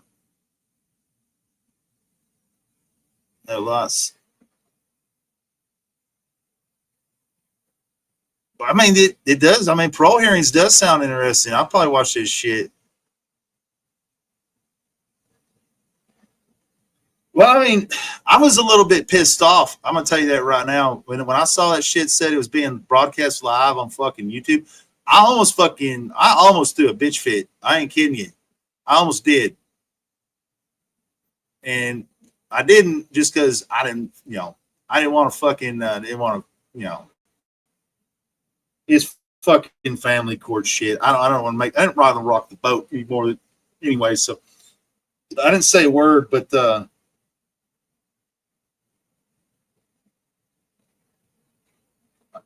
what?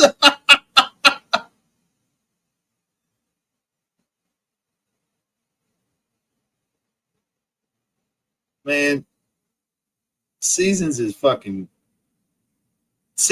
nuts, boy. Seasons crazier than motherfucker. She crazy. I love the shit out of the woman. She crazy as shit though.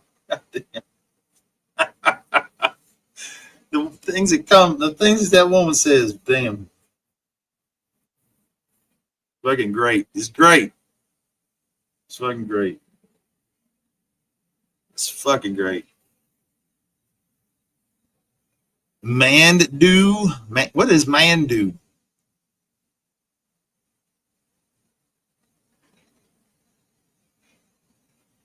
I mean,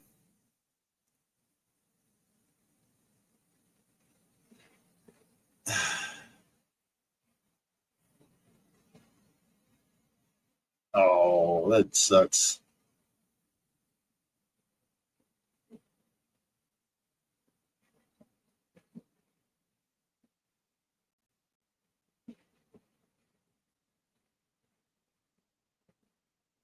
I know what mango is. Oh, is that what it was? Thanks, Miss Licks. I know what mango is. Fucking erectile dysfunction fucking medication that works in under 10 minutes so you can pick when you get bricked. Oh, shit. I like that, man. If I ever have to use fucking ED medication, I'm definitely using mango, man. I'm using that shit. I'm not using that other shit. I'll be using mango.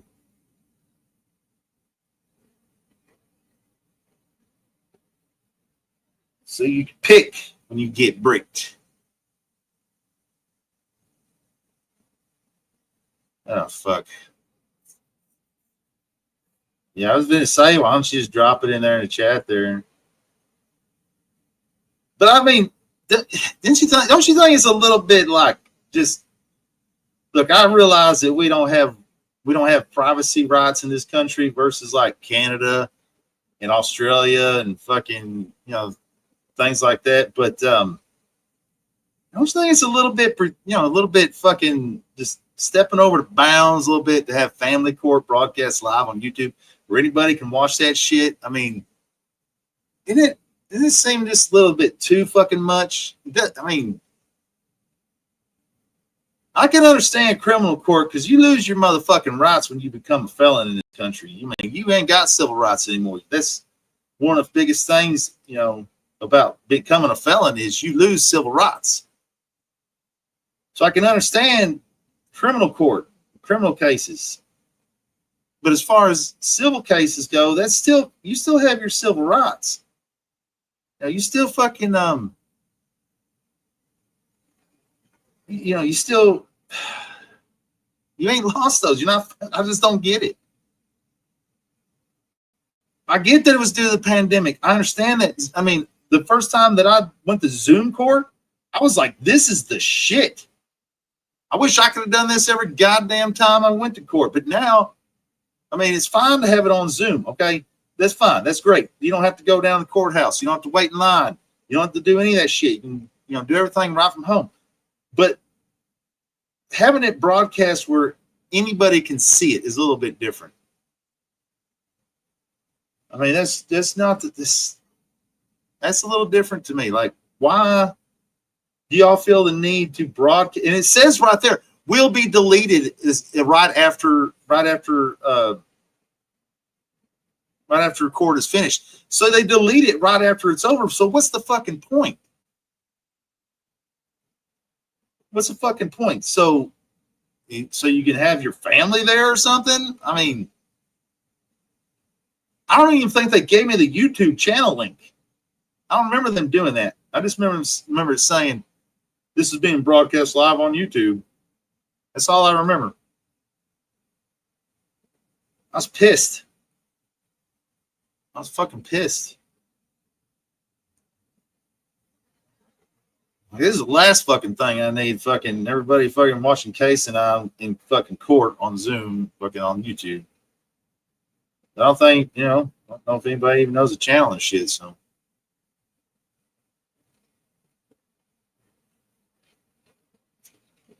oh well. I mean, it don't matter now.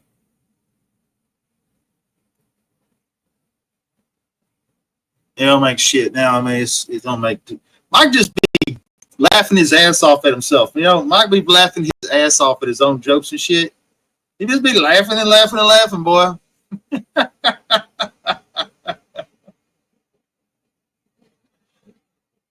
I think he has me muted over here.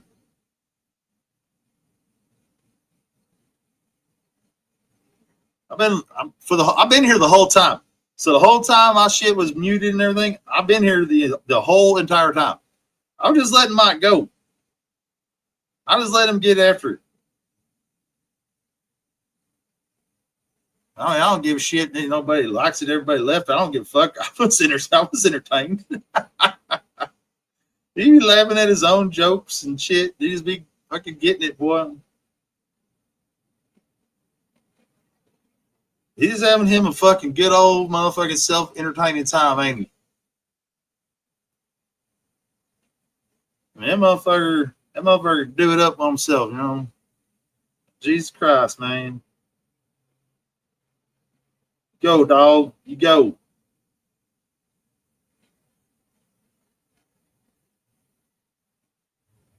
Fucking crazy ass mother. Woohoo!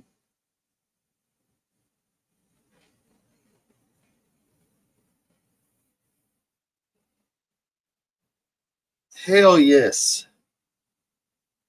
That is, oh, yes. Thank you, Jesus.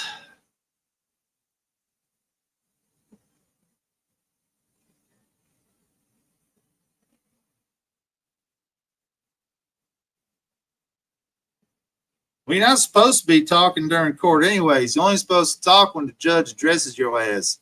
9 times out of 10, the judge only wants to know guilty, not guilty, no contende. They don't want to hear your goddamn excuses in criminal court. They don't want to hear what the fuck's going on. They just want to hear guilty, not guilty, no contende. Now, if it's like traffic court, fucking, some bullshit like that, you might get a chance to explain yourself. But if you're in there for a criminal fucking case, I mean, you're going to explain yourself. They're going to be like, look, you can plead no, not guilty and have a jury of your peers decide your fate, or jury by a judge. Most of the time, they don't want to hear no bullshit in criminal court. I don't give a fuck. Ladies don't. They don't. You gotta remember, man. Them judges done heard every lie in the book. They hear every lie in the book every motherfucking day. They see scumbags. All they see are scumbags every fucking day, all day. They don't give a shit, man. They're at the end of their rope. They don't give a fuck. They don't want to hear your bullshit. Fuck, last time I was in court, I pleaded no contende like always, because I always plead no contende, because I just like pleading no contende. But before court even started, the judge was reading off the docket call. Before he read the docket call, he's like, look here, I don't want to hear anybody in my courtroom plead no contest, no contende. I'm just going to find you guilty anyways, and we're just going to move on. So let's just make things go a little faster. And this here, not guilty or guilty. And he read the docket call A to Z. So you read the case call Z to A. Well, my last name starting with a D. I was there all motherfucking day. Thank you, Judge. I appreciate that. He really fucking read my charges off. Mr. Drake, how do you plead? No contende, sir.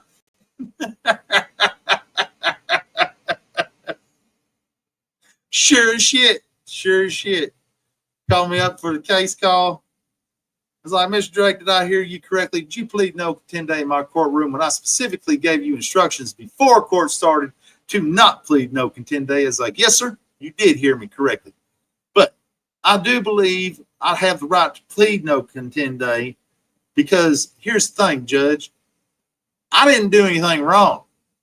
I'm not guilty of the charges that are put before me and you in this courthouse today, and I'm not going to plead guilty to something I didn't do.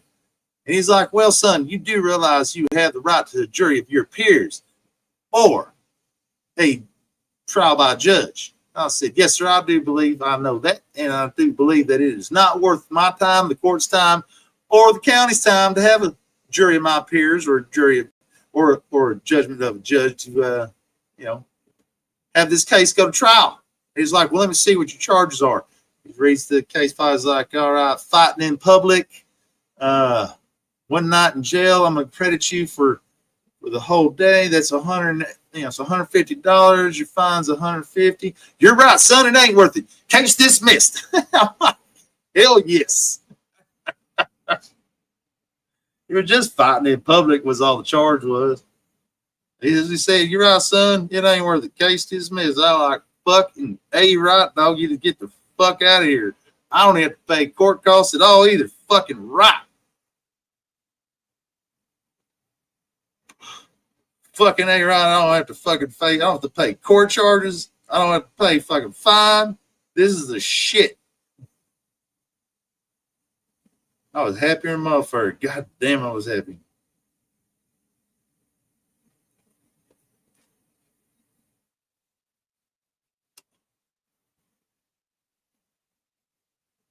Well, if you was a juvenile facing felonies, I mean, not 99.99999% of the time, unless you're a real fuck up.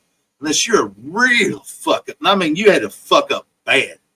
They're not going to stick a fucking a juvenile with felonies. They're going to bust them down to class, depending on what your state is. Here we have class A, B, and C misdemeanor, and then we have 1, 2, 3 felon. So we have, grade 1, grade 2, grade 3. Grade 3 would be like a class C misdemeanor, but they'll bust it down to like a fucking class A misdemeanor, class B misdemeanor. At least they will here. They're not gonna stick a juvenile with a felony unless you fuck. I mean, you had to fuck up bad. You had to like fucking stab somebody, shoot at someone, like rob someone at gunpoint with having armed robbery, something like that. The way the fucking penal code works is you have murder, then rape, and then armed robbery. Armed robbery being the third worst charge you can get. It's the whole country. I mean, fucking just so. I mean, they're gonna if you actually do some shit like that, they're gonna fucking you're gonna bust that felony down. And you're gonna spend some time in juvie, but fucking they're gonna break. What they'll do is they'll fucking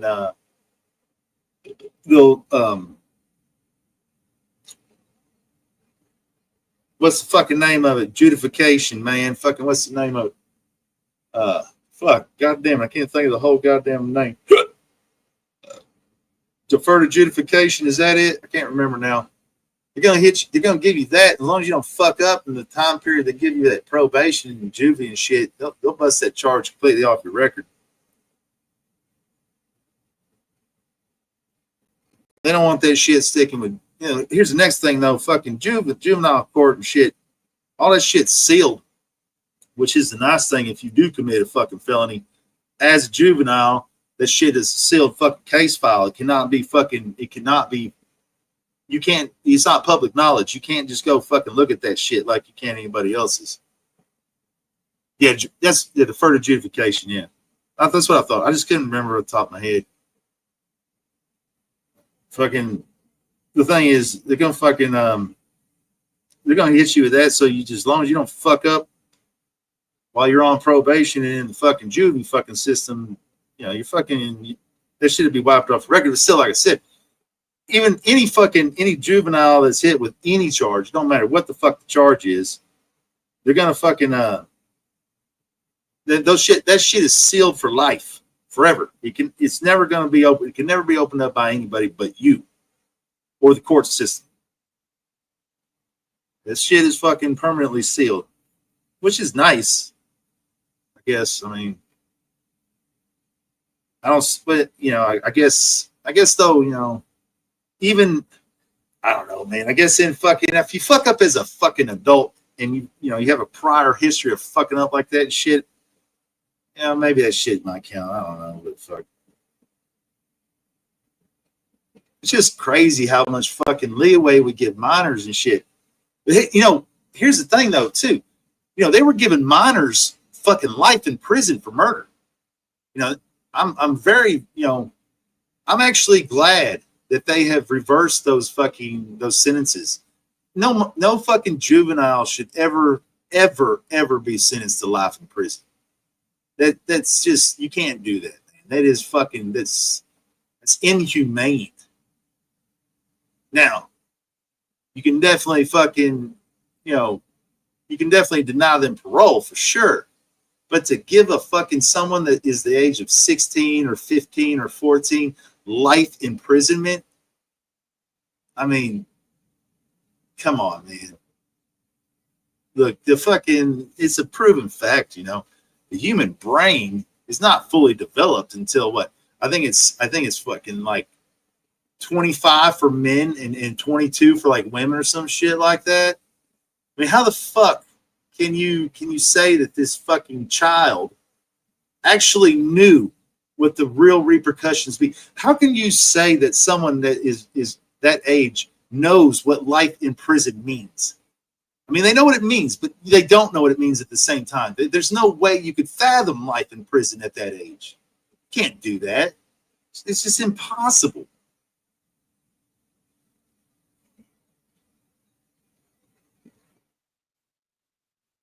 What? Hold on a minute. Wait a minute. The last hearing I watched, the guy's dad was executed for crimes he committed as a minor. Executed. Like as in motherfucking lethal injection executed?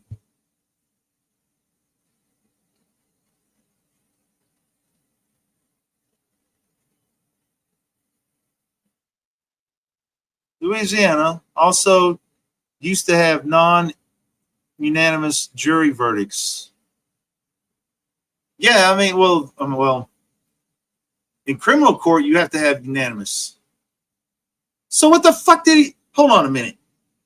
When was this? What year was this? When the fuck did this happen that someone was executed? How the fuck do you? First of all, hold on. What state gave a minor the fucking death penalty?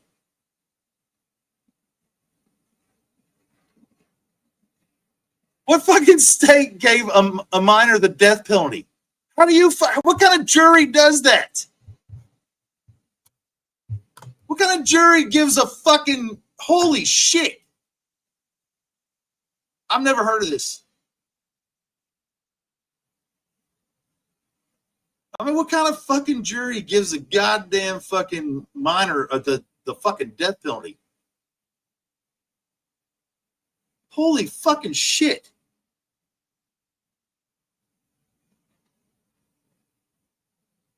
You gotta be fucking joking. That's just egregious as fuck, man. That's holy fuck.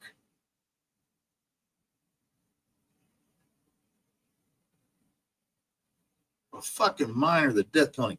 I mean, he must have fucking killed like 8 people or some shit. I don't fucking know. Fuck you gotta do to get the death penalty as a fucking minor?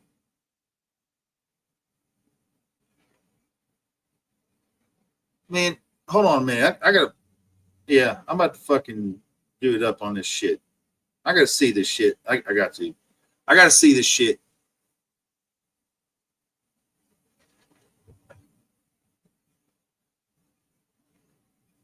He killed his baby. Years earlier, his father was executed.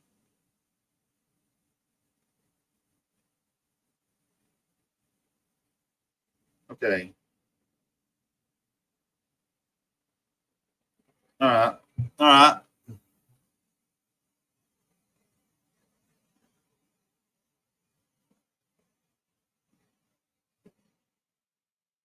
All right. Let's see. I know what I'm gonna do here. He killed a cab driver and got a second chance. Then he, as a minor, though. Well, that's what got him, was killing a state trooper. I mean, that's what got his ass. How old was he, though? Was he 17? Okay, I can understand maybe a little bit, but oh shit, I just hit the wrong button. Oh, it's not going to kick me, thank God.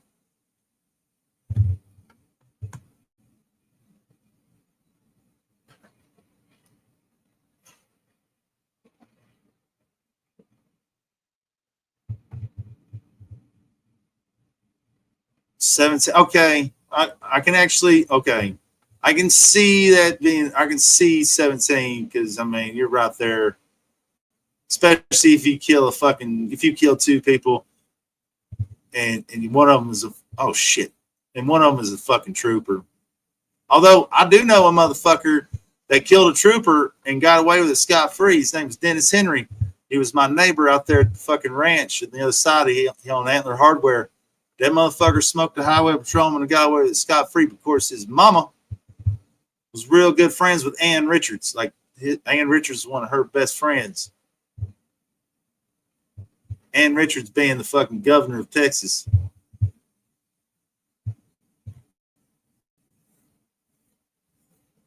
I don't know how the fuck he actually got off on it. They said it was self-defense somehow. But the thing was, the goddamn highway patrolman wasn't on duty when he smoked him. I don't know the whole story. I don't know how it went down. I just know he did his shit.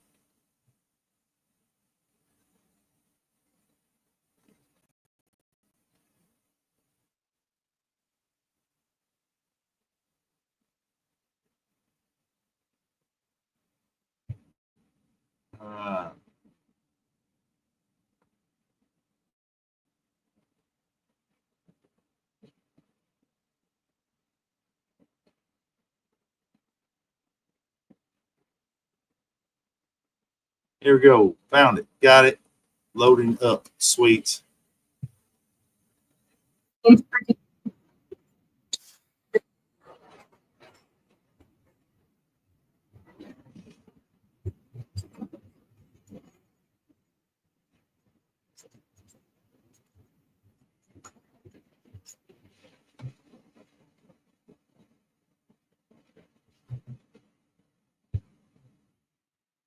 crying, and I believe I gave him something to try to comfort him, but it wasn't working. And when his cries persisted, unfortunately, I became agitated, and I shook him, and I also hit him.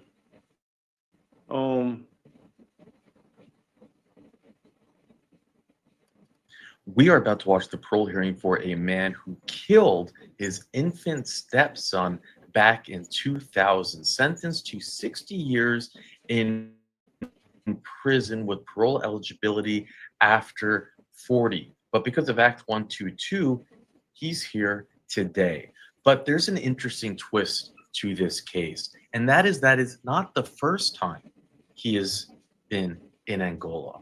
As a matter of fact, 10 years before killing his stepson, he visited his father in 1990 when he was just 10 years old, moments before his father was executed in the electrocution chair. Now, his father was sentenced to death for the killing. I figured so, Miss Lacey. I figured. It ended up becoming a media frenzy because he was 17 years old when he killed the state trooper, and the law was changed just 5 years later, making it unconstitutional to execute a child. But there's much more to this case than that. What's interesting is that the attorney that represented his father is representing him here today. Jesus I'll go through Christ, the keeping in the details family, huh? at the end. But for now, let's jump in. The steel door opened. It was just before midnight. He took his final walk down the short corridor inside the Louisiana State Penitentiary. The air was still. The witnesses were already seated, some from the media, others from law enforcement. A few family members of State Trooper Donald Cleveland were there too, watching from behind the thick glass. Dalton's steps were slow, deliberate. His wrists were cuffed, and guards held him on either side. His eyes were puffy, his face was tired, but he did not struggle. He entered the execution chamber just before midnight. The electric chair sitting in the center of the room was waiting for him. I'm surprised. Heavy leather straps, copper headgear, and wires already in place. Family, He paused like briefly, looked toward the glass where the observers sat, and spoke. I would have He said, said, referencing the family of the slain trooper, "They say it wasn't for revenge, but it's hard for me to see, to understand. I hope they're happy." Then he added simply, "So I forfeit my life.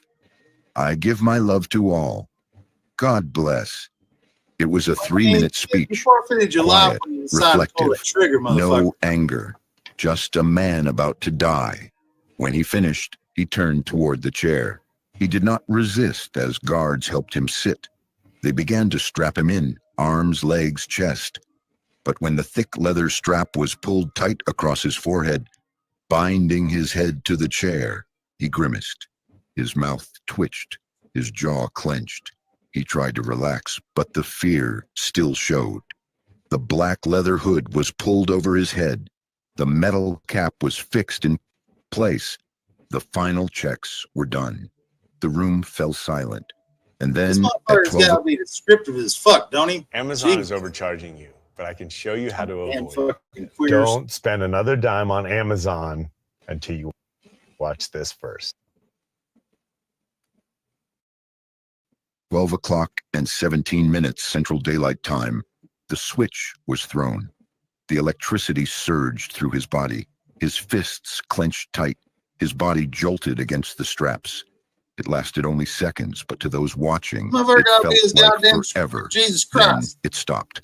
A prison doctor stepped forward, checked for signs of life, and then quietly, he spoke the words, "Time of death, 12:17 a.m." Dalton Prejean was dead.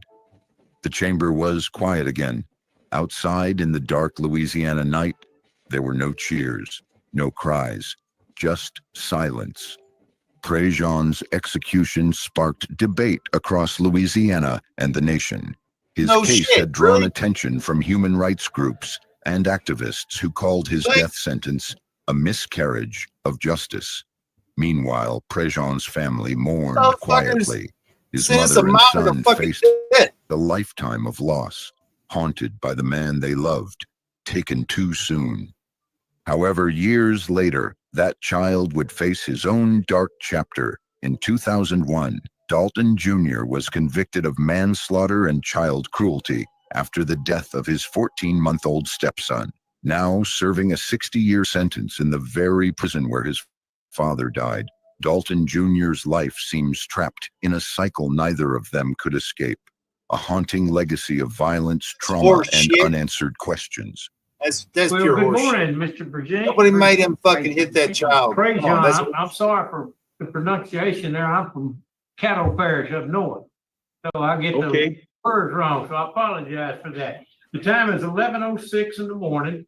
The date is still August the 6th of 2025. We're continuing our meetings. This was just like fucking 2 weeks ago. So we've already introduced ourselves. We're in Baton Rouge, and you are, of course, at Louisiana State Penitentiary. The staff there has already introduced themselves, and we appreciate them hosting us. I see you've got a number of people behind you, and in a few minutes, we'll get them to introduce themselves for purposes of the record. And then we will have 3 people that will speak on your behalf, and we'll get to them in just a little bit. Mr. Virginia, Dalton, would you, I'm gonna massacre that name every time I try it, but what is your DOC number, sir? My DOC number is 476863.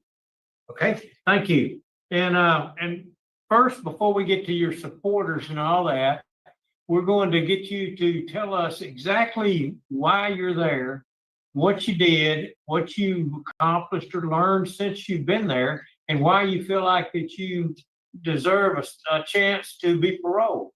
And so we'll hear from you then we'll hear from the institution to find out what kind of fellow you've been since you've been there. And then we will go to your supporters and talk to a couple of them to see what they got to say. And then Ms. Stapleton will do some questions and then we'll vote. Pretty simple process. So why don't you start out, sir, and tell us exactly, your attorney is there also. So I wanted to acknowledge Ms. Hogan. We're familiar with her and appreciate you being there too. Thank you. Mr. Thomas Gilbo is also here as his attorney, and I think that Mr. Gilbo will be speaking whenever it's time for an attorney to make a comment, but I am also here to answer questions. Oh, okay. Yes, I see that. Mr. Dildo. Mr. Dildo. Okay. All right. We'll get to both of y'all in just a moment. I imagine they're pretty tough. They're in Louisiana. Mr. Dalton, would you go ahead and tell us just exactly what I asked before? Why are you there and what you've accomplished? Okay. Good morning to all of you, and thank you for this opportunity that's being presented to me. I am incarcerated for taking the life of Markel Anthony Broussard on October 15th of 2001. He was fired just 3 weeks before he was set to retire. And now he's becoming an industry whistleblower. Kate Jennings has the story. 30 years.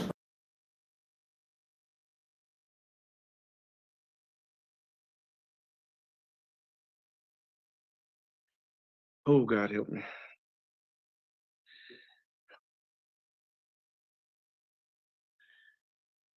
Jesus help me.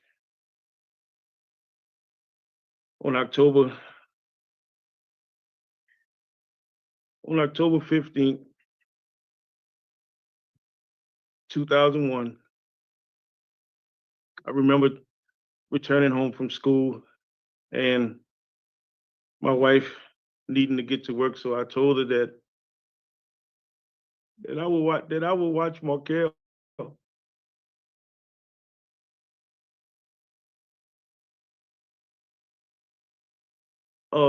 Shortly after she left, Markel had begun crying, and I believe I gave him something to try to comfort him, but it wasn't working. And when his cries persisted, unfortunately, I became agitated, and I shook him, and I also hit him.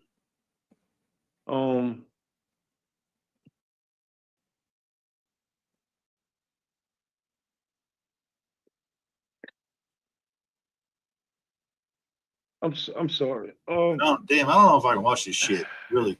And when he became unresponsive, I immediately called 911 to get some help. I told them what I had done, and they tried to help give me some instructions on doing CPR. I didn't know what I was doing, but I did try. And when they came to give Markel assistance, I willingly left with the detectives. And once I was downtown and they questioned me, they asked me if I wanted a lawyer. I told them no, because I was guilty of what I had done. And I just wanted to be forthcoming with what I had done. And doing that interview, I also disclosed to them that on 2 other occasions that I had indeed abused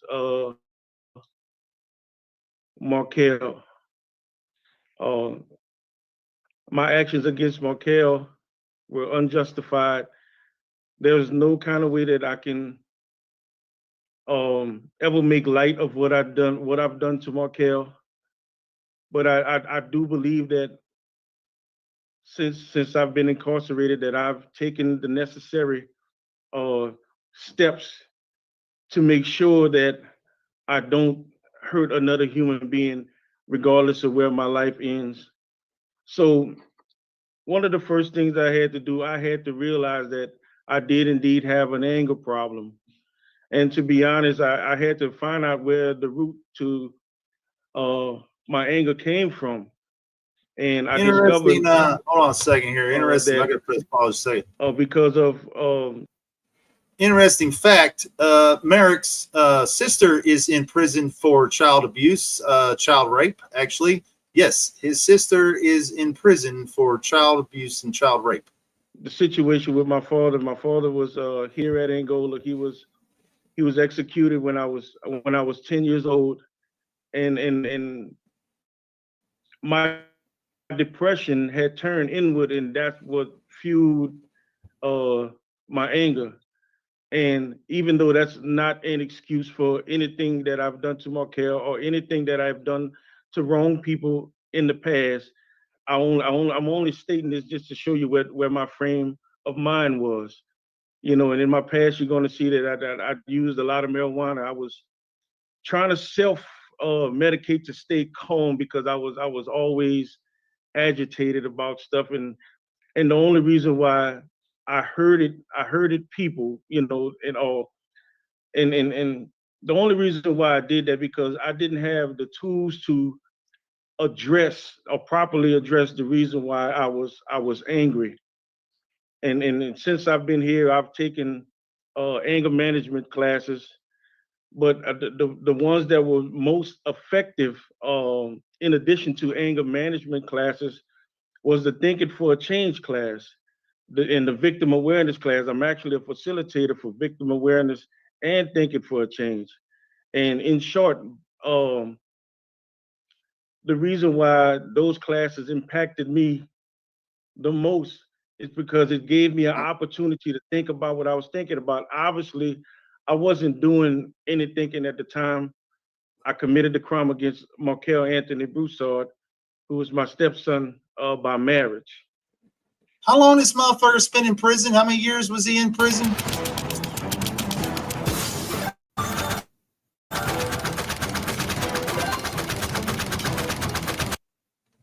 I mean, it's all fine and dandy and all. He did anger management and all this shit. This motherfucker could have got education while I was in prison too. And why you should vote for me today, I'm simply asking for mercy.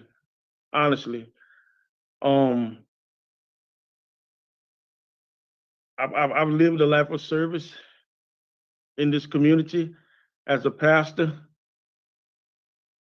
as a reentry social mentor, where I deal with the behavior aspect of younger offenders. Again, I don't want to sound redundant, but a life skill facilitator of a lot of different classes, because I wanted people to get the same help that I got when I came into the system.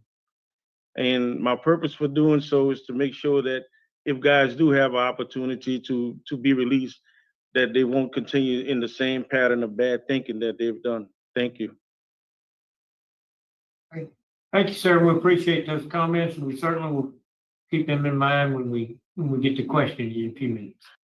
Okay, is the Deputy Warden prepared to speak? Tell us about this fellow. So, Dalton.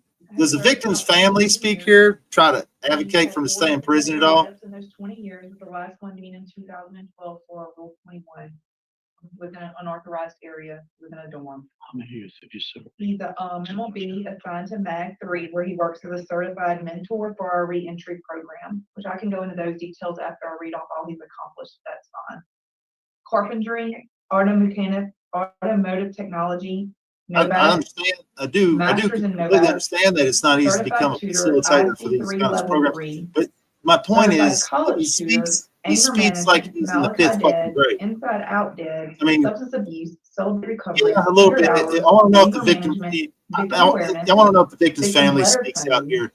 Moral competence. I just want to know. I mean, I don't want to know what they said. I just want to know if they speak out. If they were fucking, if they even bothered to come to this hearing. Tyro, which is, I didn't know what that was until just now. It's a leadership training Still though, program. I mean, he talks like he's so in middle school. Score is low as well.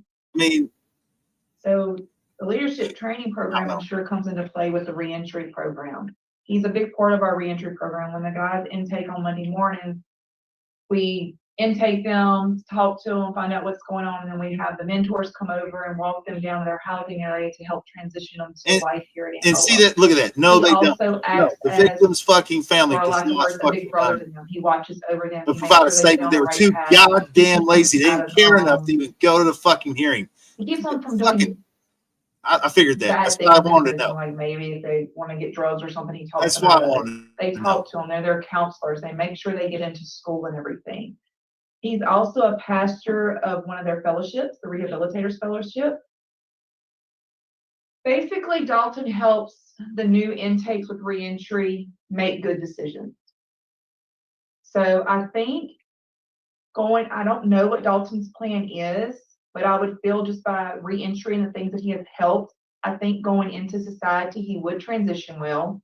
But I think it would be more of a transition along the lines of helping the youth, maybe in a youth program to keep them from coming to prison. I didn't know that until Dalton said that his father had passed away here, but I think it might be helpful if he was involved in youth programs to try to keep the kids on the right track with the things he's learned here. That's all I have to say. Thank you very much. We appreciate that insight. Okay, we'll move on to your supporters now. Support the effort. Mr. Kerry Myers. Kerry, would you talk to us about your program? He's kind of fucked from the jump, man. He's got one man up there and 2 women. It's not good. And we're here today to support Dalton's petition for parole. I could easily go into Dalton's childhood and a lot of things, but that's what prison is supposed to be, is a place to do 2 things: incapacitate people, at least, and rehabilitate. And if prison is about rehabilitation, then Dalton is the epitome of rehabilitation. Not only that, he's also the epitome of self-awareness, recognizing where he's come from and where he is now. We've seen very few people who have the accomplishments that Dalton has. Coming into this program, we work with people who have, at various stages. And it's just so rare to see someone like Dalton who's so prepared. We still will provide Dalton with the transitional services that he needs. Which one's the retired after sheriff? 23 years of incarceration. Blue sport jacket or the dude in the we'll gray get the sports proper mentorship from the guy in the people who have gray been in his killed shoes. his wife? He'll get the training that he needs in life skills on the outside while he's teaching skills on the inside. Obviously, there's a difference in the transition. things like financial planning, things like social norms and job skills. They do not translate necessarily the same. So we're prepared to get him hands-on, real-world support in those things. Again, So the lawyer killed his own I can wife? sit here and, Like, and I'm not going to go because I know this is going to be a longer hearing. We just have not seen people like Dalton, who is as prepared and has taken advantage of all these I want speaking for me. options and opportunities for rehabilitation like he has. So we just ask this board to consider those factors today and grant his parole. Great. Thank you for that. And thank you for what y'all do. We'll move on right now. Before we get to the attorneys, we'll move on to a friend that is there at LSP, Louisiana State Prison, Michael Coates. I believe Mr. Coates wants to say something. Before we do that, Mr. Coates, would you raise your hand, please? Yeah, we can only go. And there's a fellow seated right next to you, Mr. Coates, and he's got a necklace on. I'm looking at striped, a black stripe thing. Okay, yes, sir. Would you introduce yourself? All about making money. That's why we've gone to privatized prison systems. Just Like most introduce yourself, prisons in please. America are private, not state or federally run. It's fucking, it's legalized fucking, legalized fucking goddamn slavery. It's a lot of other things. It's very sick. More boxes, more options. Grainger has over 1,700 box types in stock and ready to help you pack, store, and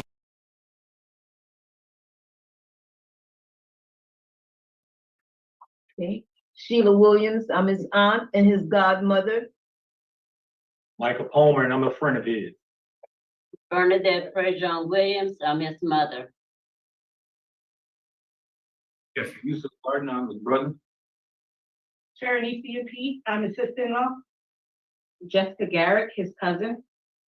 Lawrence Garrick, his uncle.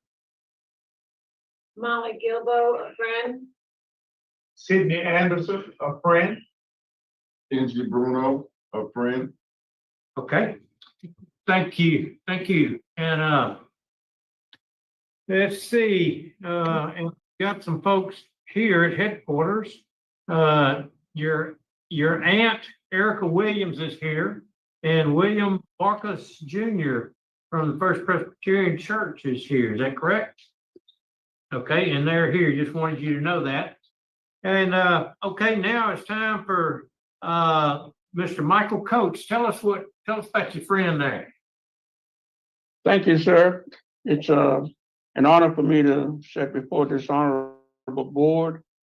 Dalton and I have been friends for a little over 20 years, and we've gotten to know each other, learn each other. We've cried together, we've laughed together. I watched him grow. I watched him mature to be the young man that he is today. We attended the Bible college together. We graduated together. We became tutors at the Bible college, and we were members of the same church, the Rehabilitators. Dalton was a minister on staff, and as he began to grow and mature, he became the assistant pastor under me. And when I left Angola, Dalton became senior pastor of the Rehabilitators. And since that time, he's done an outstanding job in leading that congregation. He's one of the most humble people I've ever met in my life. And when I say we've cried together, we've talked about the mistakes he's made in the past. He's opened up to me, and we just sat there and I listened, and I realized that this young man was broken. You gotta go pick up Kunta Kinte at the groomer. At the same time, I made him realize that he had to continue to move forward. That he did. And he's still moving forward. And society would be greatly enhanced if Dalton Prejean was offered the opportunity or given the opportunity today to move into the free society. It would be a travesty that he would have to spend any longer behind closed bars. This is the kind I'm here today as his friend. I'm gonna be honest. As a mentor to him, And I feel like I he's don't my think son in many fucking ways God or because we've fucking been religion together or for so anything long. of that nature should But I play know into this shit personally at all. that he would be a great Shouldn't asset matter if you to found whatever God or community found or fucking wherever you Allah or any of that other decide shit. to live. It He would just be a great that asset to shouldn't that play community into this crap at with all. the kids, Just your with fucking people actions and who what you need help fucking better because he's been yourself. there. He's, Fucking as the God old and folks say, Allah he and did that, fucking all done that that. shit have He anything to knows do all with the this shit. mistakes. So only thing he can do now is move forward. So I'm asking this honorable board to please consider giving Dalton Prejean his freedom today. And thank you. Okay, thank you for those words. You're a good friend. Okay, we'll turn it over to Ms. Hogan. Do you want to speak first? Or does Mr. No, You know I'll that let fucking Mr. Gilbo there's speak. two old white ladies, an old white dude right there Can going like, you see me? goddamn room Sure full of can. fucking-" they're Hi, doing I'm that Thomas shit right now. Gilbo, Lafayette, Louisiana. I'm a retired criminal defense attorney, 54 years of practice. I represented Dalton Prejean Sr. when he took the life of the state trooper back in 1977. The trial was moved to Monroe. He was convicted. He was sentenced to death. At the time he shot the trooper, he was 17 years old. I appealed this case and later had help with out-of-state lawyers. I stayed on the case for 13 years. I was at Dalton's execution along with Nancy Goodwin, his spiritual advisor, because he asked us to be there. Outside the prison, pressure continued to mount. Hundreds of people had written letters to the governor asking for mercy. Reporters waited for updates. But inside, Dalton had entered a space of stillness. He no longer believed clemency was coming. By late afternoon, he had stopped talking about hope. He spoke instead about the meaning of his life and whether any of it had mattered. He knew that to the state he was little more than a case number. But Damn fucking dude, this motherfucker. I soar upon metal wings. Go fuck your mother. by 6 o'clock, the sun had begun to dip low over Angola's distant treetops, casting long shadows across the prison yard. Inside, the atmosphere remained thick and still. The day was almost gone. And for Dalton Prejean, so was time. His last meal had arrived. On the tray, a seafood platter, fried shrimp, catfish, and hush puppies. On the side, a bottle of orange soda. He had chosen it himself. A taste from home, perhaps. A simple indulgence at the edge of the unknown. There were no visitors now, no conversations. Just Dalton seated alone at a small metal table inside the death watch area. 5 years after Dalton was executed, the U.S. Supreme Court ruled that you could not execute someone under the age of 18. So it's a shame that Dalton lost his life at that time because he was 17. But when he was 30 years old, when they executed him. When I've known Dalton Jr. since he was born. We called him DJ. I am also his godfather, along with Sheila. And he bears a middle name of Thomas. And he's down to Dalton Thomas Prejean Jr. And when I told his father, I said, "You can't do that, Dalton, because you don't have a Thomas in your name." He said, "Well, Mr. Gilbo, that's just the way it is. And you do have a Thomas in your name." Dalton, I was able to take DJ, as we call him, to visit with his mother, Bernadette, to visit Dalton on death row. The warden then, I believe it was Warden Blackburn, allowed us to do that. And many times I took them to Angola and we got into a cell, the three of us, and Dalton would hold his 10-year-old or 8-year-old, 9-year-old, 10-year-old son in his lap and was really thrilled. They had a deep bond between them. We won the pardon board hearing and we thought we were going to get a green light there. That didn't happen. When the execution date was set, DJ had to line up with the rest of the family, to tell Dalton goodbye. That is the saddest time of all in an execution. When the loved ones are told, okay, line up, you got 5 minutes, tell them goodbye. And when it came to those two, it was incredible, it was hard. We got through the execution. DJ was very much impacted by it because he was teased a lot by children at school. They told him your daddy fried like a chicken. They told him fire came out of his ears. And Nancy Goodwin and I would have to calm him down and say that wasn't true. But he suffered a lot when his father passed. He had a grandfather, Nelson Garrett.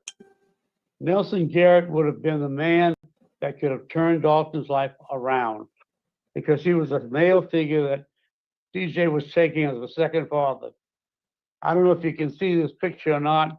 This is me and DJ when he was 11 years old, and Nelson Garrett got him to be the king of the children's Mardi Gras. And he was the sweetest looking, most precious little boy. 2 years later, Nelson Garrett died of a heart attack.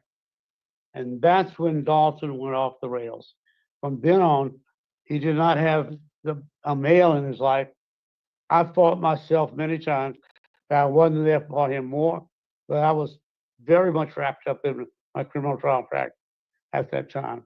And I'm sorry I wasn't there more for you, more on that, DJ. But he was an angry man when he went to prison. He has served 23 Shit, I was years interested in. and 10 months today. He has turned into an incredible human being. His portfolio has 127 certificates in it. I don't think anyone in Angola has gotten more certificates or is more rehabilitated than Dalton.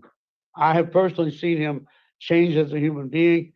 I followed him all of his life, all the time through prison. My wife and I have followed DJ, spoke to him. He is a totally changed human being. Everything that was said about him earlier is true. It's time for him to go out in the world and do good. I know if you grant the parole, he has an opportunity to work at a prison ministry in Parchment Prison, Mississippi, and would be doing similar work with inmates and what have you. So I hope and pray that you all do that. I want to thank each one of you for the time you give to this board and the service that you do. Thank you. Thank you, sir, for those heartfelt remarks. We appreciate that. Take them into consideration, Ms. Hogan. The only thing I would like to add, Mr. Prater, I don't want to say the same thing and be redundant, but I would just point out that, as indicated by Mr. Gilbo, Mr. Prejean's rehabilitation began, when he came to prison with 60 years to serve before he was parole eligible. Act 122 was only passed a couple years ago. So all of these accomplishments and all of his rehabilitation is genuine. It was the work of him working on himself and giving back and living a life of service to others, which has included mission trips to other prisons, as Warden Oliver spoke, rehabilitating and working, being a core member of the reentry program, getting a master's degree from the Bible College. So for all of these reasons, we'd ask the board to vote in favor of his parole. Okay, thank you, Ms. Hogan. We appreciate that. I think that is all of the speakers that are going to be speaking in favor. There are none that are signed up to speak in opposition. Ms. Stapleton, would you begin the questioning, please? Dalton, everything you talked about has been exemplary. You were talking about the incident, well, it ended up being a murder that day. Yes, ma'am. Yes, ma'am, it was. A few months ago. And then that couple of times before then, you had lost your temper. And yes, ma'am. Yes, ma'am. We have these cases in front of us. The neurosurgeon said that there was bruising on the baby's head and in the facial area. Yes, ma'am. Brain shaking caused Markel's death. said there was a tooth knocked out and bleeding from the nose area, retinal hemorrhaging, bruising on the left pelvis. All right. And there was no chance of Mark Hill living without. All right, I can't fucking do this anymore. I can't do it. Nope, I can't do it.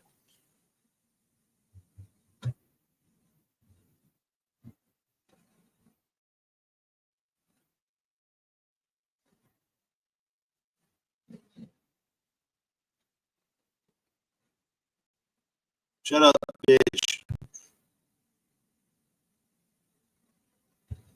Anyways, we got something better to look at. Fucking Dum Dum just went live, and we're gonna fucking snipe this bitch and fucking make fun of this cocksucker. Oh yeah, you dirty fucking dick face.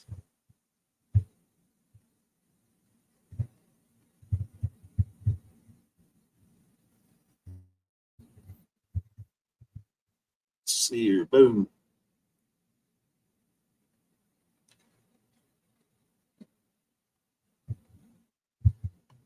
Where you at, cocksucker?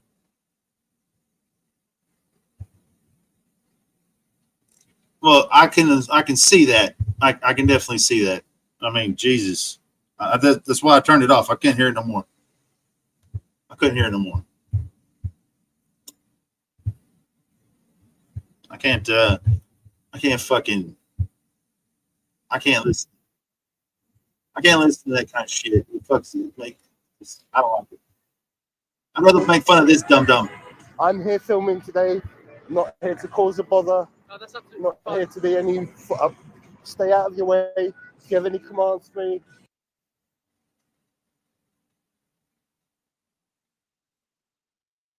let us know where you want us to be. Yeah, that's more than fine. Like, I'm just here as a local to cover. Yeah. So, what's happening. this is the boundary here. Okay. So okay. Well, I'm already on the wrong side of it. No, that's okay. That's absolutely fine. So yeah. So obviously there's the planned protest here today, which is here to make sure that it's as peaceful like as possible. I said, I'm just a local covering it. Yeah, as you see, there's much interest. So no, it's absolutely fine, mate. Thank you, guys. Crack on. Hello. I hope somebody kicks his ass. People are starting to turn up. I'm going to stand over here. That'd be great. Walk Somebody around. punches this motherfucker right in the Do a grill. circuit of the perimeter. They're playing some copyright music there. It's saying $1.25 gap, motherfucker. Some people don't know what to make of it. Some people are pro. Some people are anti. We hear some horns honking. I'm going to keep filming until the boys turn up. I'm going to keep Racist, that man filming said. until I get punched He in doesn't the know face. me. These fucking Doesn't know what I'm homos. doing or why I'm filming. There are police vehicles there. It's not a big turnout. I don't see there being much spillover. I'm guessing Where's this your is where vehicle? most people Oh, that's right. You congregate. don't have one. I'm early. I'm gonna try and gradually make myself known to some of these people. You hear the horns. That's a sign of support. They are not angry beeps. Everyone inside seems No, to they're be telling you very get the fuck out of the road.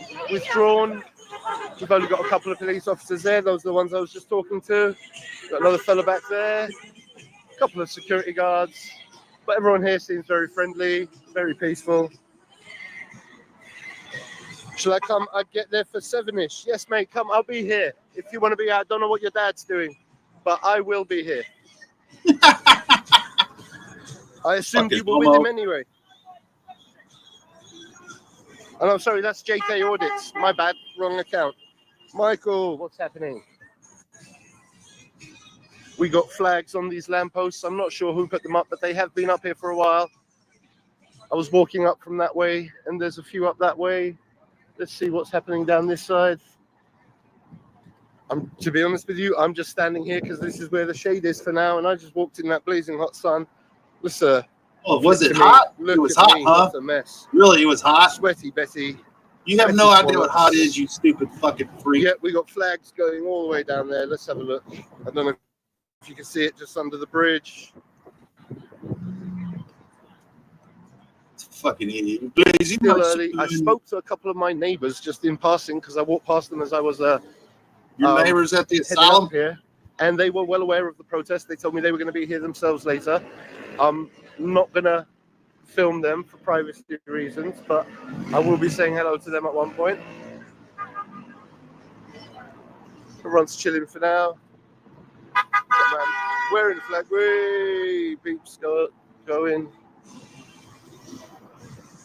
Give me a sec, folks. I'm going to put you down on this nice bush and hope it doesn't. Oh, that's risky. Okay, let's do this the old-fashioned way, one-handed. Oy, not very professional screaming from me. I'm not used to doing this stuff out in the streets.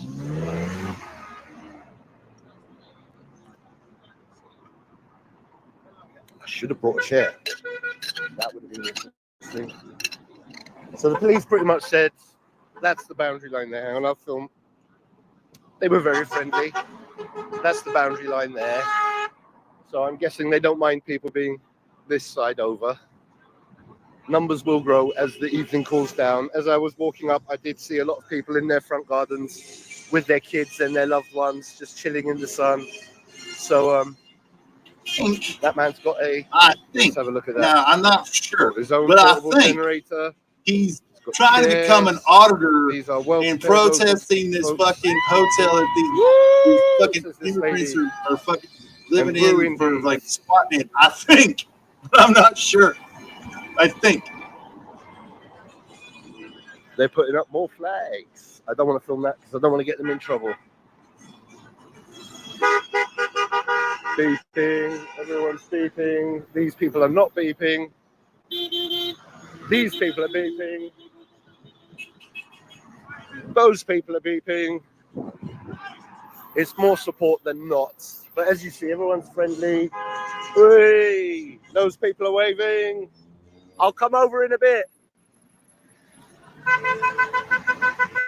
I am actually going to go and get over there in a minute when there's a break in the traffic. Oh, motherfucker, don't come over here. You stay on the other side of the street. Leave us alone, fuckface. I'm going to try and obey all traffic laws and things like that today and be on my best behavior. Hello, I'm not filming, don't worry. I will point the camera away from people unless they want me to talk to them. I'm just getting crowd shots. I'm not here to bother anyone. Just here to capture the footage. Flags going up. Gentlemen with backpacks and flags. Everyone's just getting started. Oh, hang on. Then again, is there anyone alive that could fucking figure out what this fuck face is doing ever? I mean, I don't think so. I think that's the only shirt I had that was clean, but thank you. It's a paradox. Accidental compliments, folks. Look at that. I am looking sharp. We got more police coming. Reinforcements have arrived. Hello. I'm waving to everyone. Hello. Anything you want to say to the camera? Anything you want to say to the camera? If not, I'll point it away. Yeah, I'm live right now. Hello. I see you put some flags up over there, you and your friends. Yeah. Good. Anything you want to say to the fine folks watching? How do you feel about what's going on today? How do you feel about the hotel over here? What are your views? Well, the hotel, people in the hotel shouldn't be here. I'm really concerned. You know, it's always Marriott and it's always Britannia. And I think the Patriots should do something about all the money that Marriott and Britannia are making out of taxpayers. Now, can I ask, are you local to here? No. No? You come from somewhere else? Okay, I because have, yes. I am a local resident, so I'm just trying to see who's here from the community, who's come from where. I'm glad we're getting a lot of support from the journey today because I feel it's important to demonstrate solidarity with people who don't want. I just want to get the T-shirt. I'm not far right. I'm just right so far, and far from wrong. And listen, things like this, a flag should not be a crime in this country. No, well, I haven't been stopped yet. I don't get particular problem with the police, and I hope that communities speaking their voices is what we're meant to be about, and these people are entitled to their say as much as any other group. We haven't got a counter protest today, which surprises me. No. I heard it was cancelled. Well, they don't have as good funding as they did at the start of all of this, and they don't realise we're doing this out of pocket. Yeah, well, obviously I pay for my own thing. Yeah. I travelled 1,000 miles in this month. So, are there any channels you've been following that you want to shout out that have been covering the footage? Because I'm here to follow a few of the other people who Shout out to Charlie Beach from Charlie Manchester. Beach from Manchester footage. Anyone else? And shout out to Lee Shreezy from Hull. Lee Shreezy from Hull. Yeah.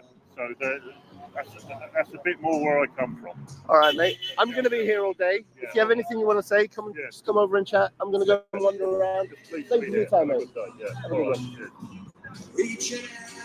There you go, first friendly local. Well, not local, but interview. People are being very nice. Everyone's having a good sense of humor. I'm going to stay away from the music for a bit because I'm just going to have to end up editing all of this out later with a copyright strike. So what I think I'll do is I'm going to go and walk around, film it from the other side.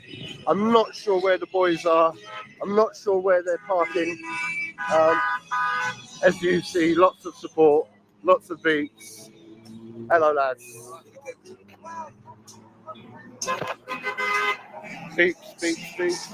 Hello, mate. So I'm going to hang back a little bit, wait for things to start. I might even end this one. And, oh, there's someone I know over there doing a wheelie. I'm not going to... I'll play that to him later. I'm not going to get him on the camera. All right, guys. I'm here for now. Whoa! Someone's exhaust backfiring. All right, I'm going to end this briefly, and I'll come back later, all right?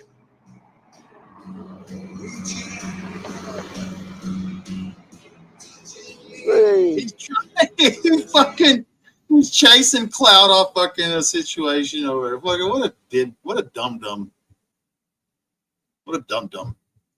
All right, let's go see the other fucker. I saw somebody else I wanted to fucking I saw somebody else over here too. Looked interesting.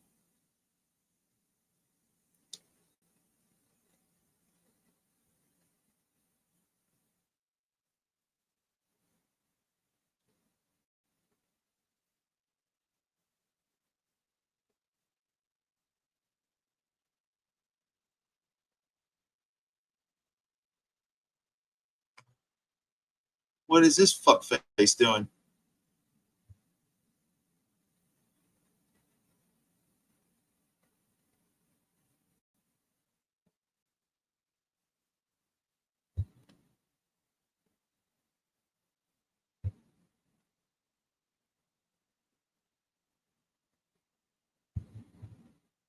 No, fuck, what the fuck?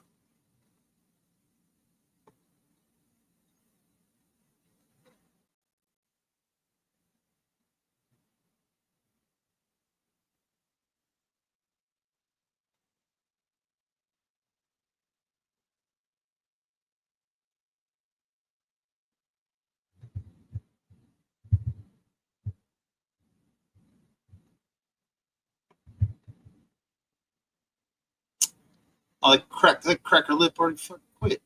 Fuck. What's Kane doing?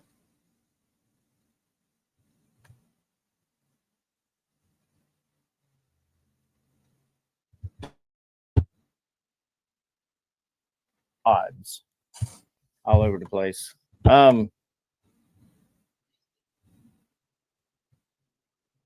Elohim in the Bible has it's a singular and a plural word. So Elohim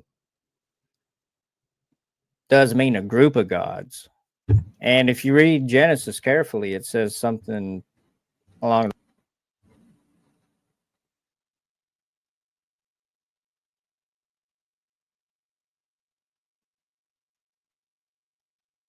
the lines of we have created man in our image. I mean, you take that how you will. I'm sure Catholics take it as, well, he was talking about their triumphant nature, you know, the what is it, the Holy Spirit, the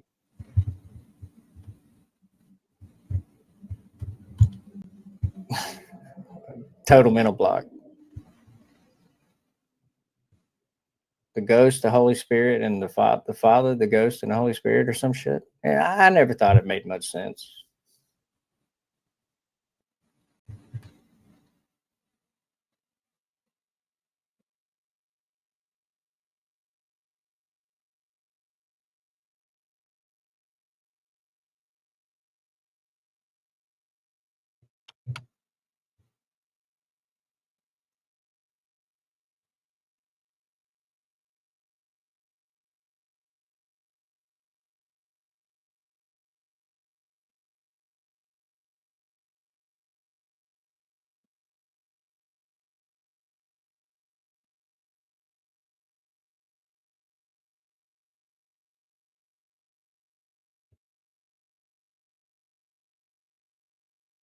What the fuck?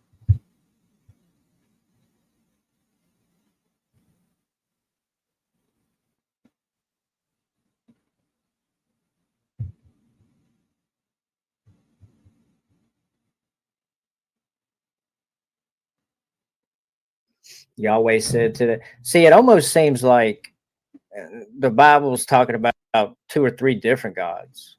I mean, it probably is. I mean, there's a bunch of different scriptures from different sects of people separated by thousands of years between the Old Testament and New Testament. I mean, a lot of people believe that they are talking about different gods in the Bible. Yahweh being different from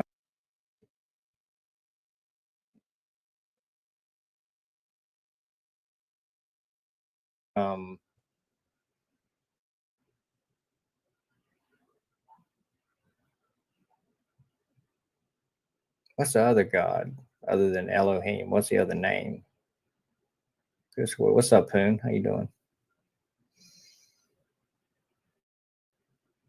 She gonna make a good point about that here in a minute. Acting immature. I got you. To the black man. I got you. Don Quisha.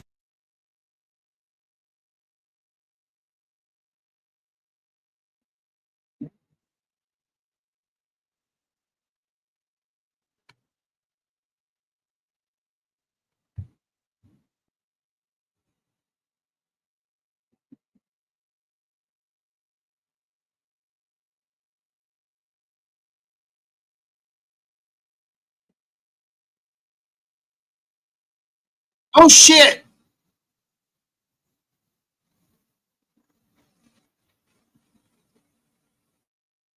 Go back! Go back! Oh shit! Yes! Yes! Yes!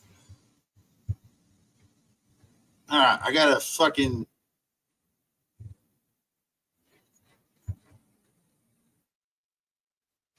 Come on, come on, come on!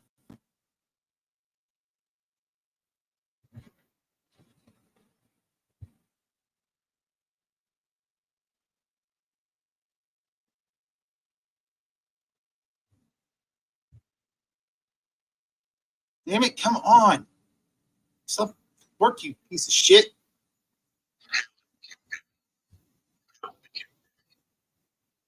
Hello? Hey, baby, what you doing? I'm watching Donkey Saddlebags Muley Marie go over Winkler's behavior from last night. Dirty Winky's behavior. Dirty Winky's behavior from last night. I don't know. I mean, I talked to Winky a little bit. Everything was fine. We had a couple of chat, but apparently Dirty Winky made a live stream called Marie's Welcome, Heart to Heart, and Donkey Saddlebags Meal Marie is like, I don't know, I hate it. I hate her. I hate her. She's a Brit fucking. And then he left. And then it's been 2 years since he left because all he's done is drink, snort his drugs. Nick. Do stupid things on YouTube. This is great. Cause chaos. Get people to hate me. Nick. Tell lies. You want to tell people about your meth problem? Turn people against me. Pit fights with other people with me. Share me DMs. Try to humiliate me. Report me to disability. Try to get me to lose my house. Try to get me to lose my family, including my granddaughter.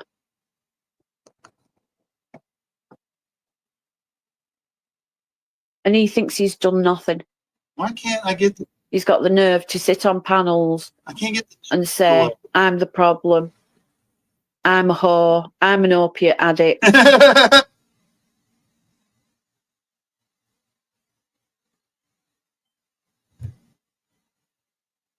And put the DM. I'm going to put the DMs out where he's absolutely laying into me, calling me all these names.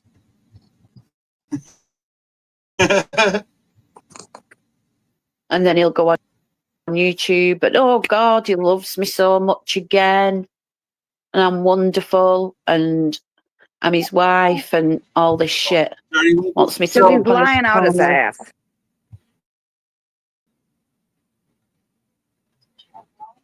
Dirty Winky's in trouble. I don't know. I don't know what Dirty Winky did.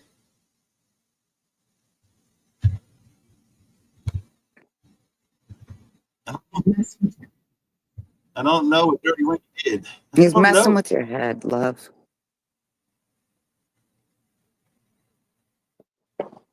She's got this thumbnail of Dirty Winky like he's I don't know. about to kill like 20 people.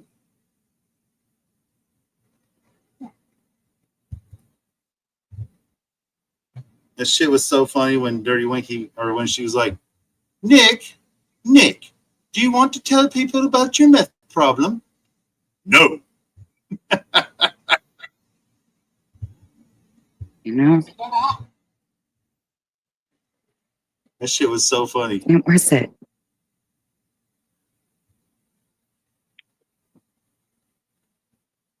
It's for Dirty Winky.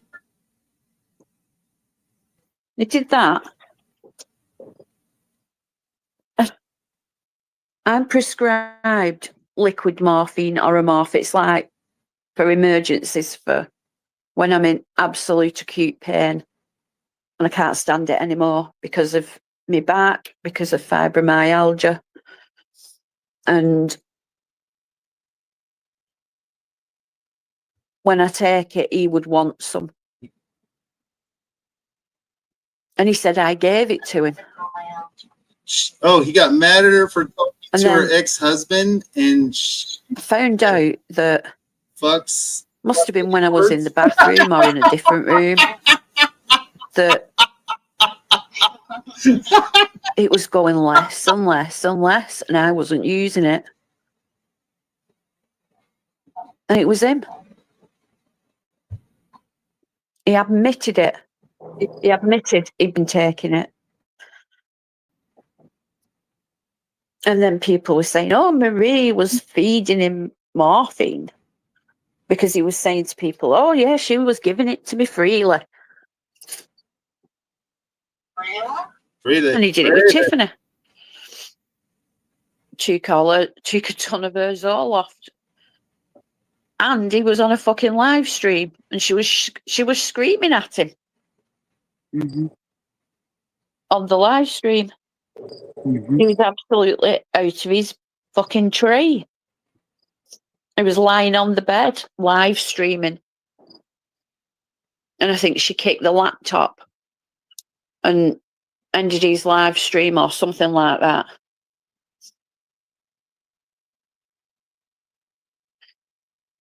And I was so stupid, I didn't believe her when she was telling me exactly what it was like. I was blind to it. I was blind to it. I think I just got blocked. And then he's done it with, like I said, Mabel.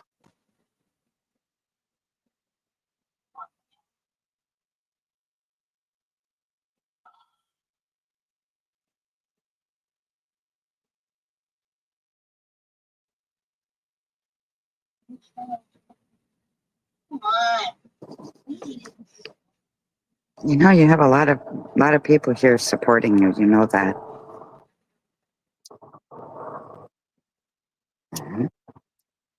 I don't know. You don't know what, love. I just feel stupid. Pretty sure I just got blocked. I'm pretty sure this fucking donkey bag bitch. You're not stupid. You thought you were in love. You realize what he is. I want to And you learn say from Dirty it. Winky said, you said F the N-words. Is that true? That's another one. Fucking. Oh my God, no way. Hebrew. What? That was another one that fucking deceived. Fucking lighter won't work. I know.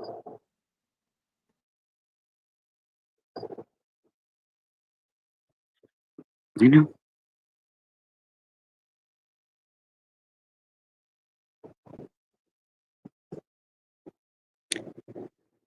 Not cheap for a ride with that one, just and it's funny because it was live streaming last night and I went over and looked at it and I made a comment saying, can you pay my $170 back that I was kind enough to lend you? And Moon banned me, said F off Marie and don't come back. And there was some woman on his panel that he was saying, no, I really like you. I want you up here. I want you up here so we can have fun. I thought, oh, that's his next victim. Yeah. That's the next one that'll be, have you got $30 for gas money? He'll probably say, yeah, of course, yeah, yeah, you're my friend or whatever. There you go. $30. Yeah, give it me back next week, give me back next month.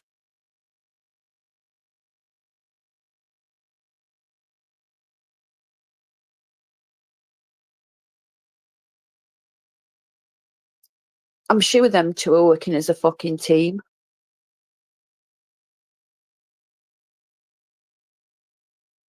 Hebrew and Moon. Because she was saying, oh, he loves you. He really likes you.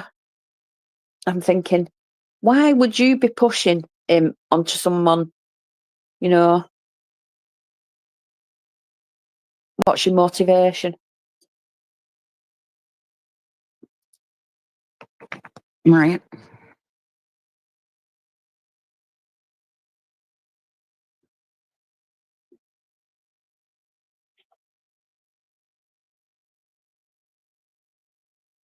Dirty Winklet said, you said F the M word. Did he? Yeah, okay. No, I'll put the screenshots out. Why would I say F the M word about my ex-husband? Why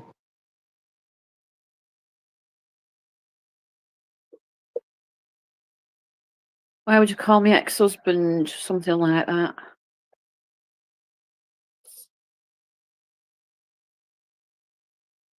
Because he's a freaking dumbass. Winklet said it about him. Yeah, I know. He threw a fit. Oh, you're talking to him, are you? F. Go and F that and go and fuck that N word. Go and get pounded by that M word. And I hope he gives you the African backhander that his genetics tell him to do. Jeez.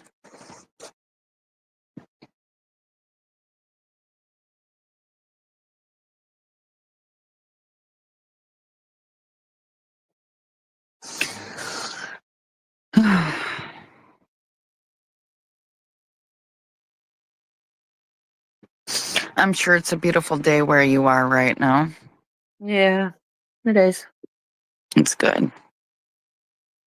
I might end this and get out. All right. Well, just know we love you. Thank you. Did you get your Discord back or no? Yeah. Sorry, I'm just looking at these trolls.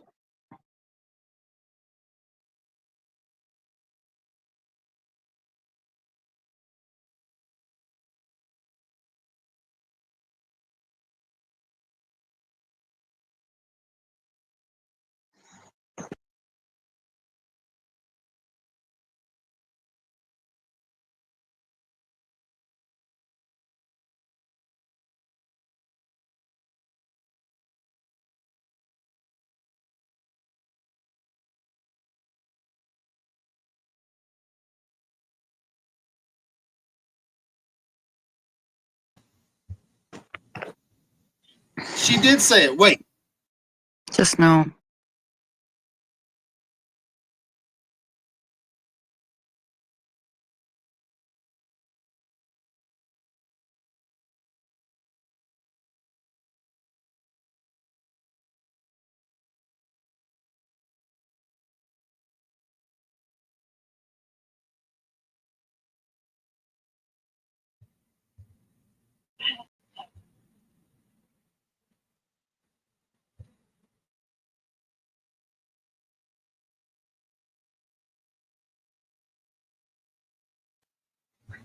We support you. That's what friends do.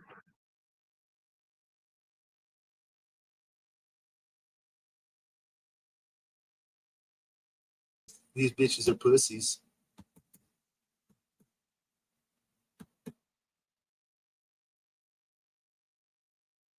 Just wait till I fucking get in here. This bitch is a lying asshole. I'm about to upload the video proving that she says F the N-word. I need to link to your Discord, love. I've got you on Discord, haven't I?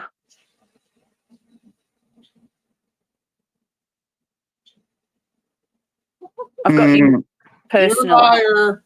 You did at one time, but I can't send you messages. You're a liar, Hobag. You're a liar. At all. Oh, God.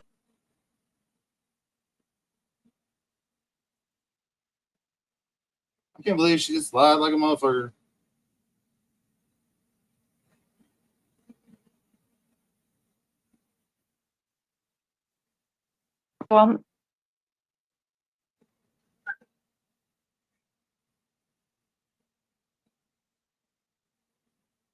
She's a lying asshole bag.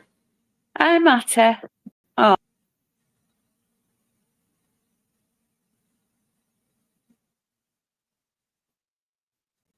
Oh, thank you. And I will show the Hey, clip Maddie. where she does say it because she's a fucking liar. Yeah, he did lie about that, Sam.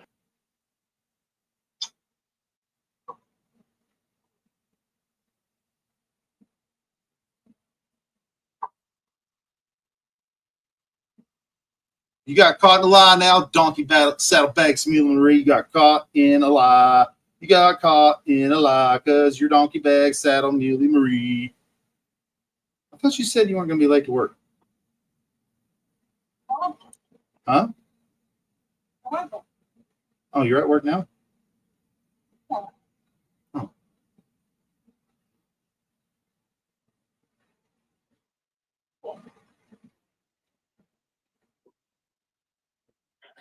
Some bloody. Man, how much longer for 10 minutes past this motherfucker? Jesus fucking Christ. Hurry up! Fun.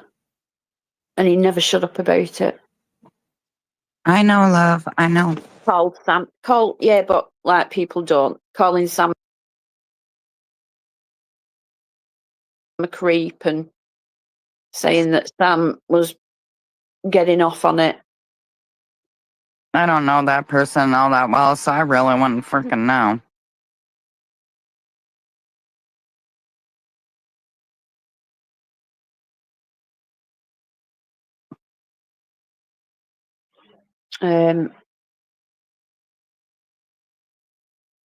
Saying Sam was getting off on it somewhere. But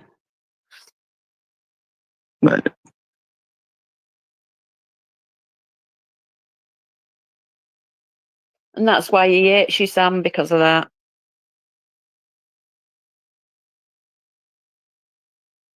He can't stand Sam because of me. Me and Sam did a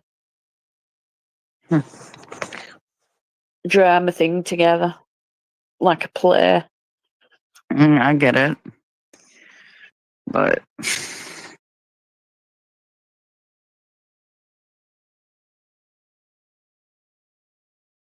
oh God, I just need to completely log off the internet, I think.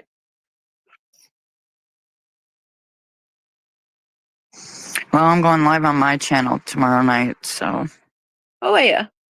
Yeah. That's why I needed the link to your Discord so I can go post it so you guys can come watch. There's no drama, no stress over there. Yeah, we have discussions every now and again, but She did say it. and have fun over there. There's music over there.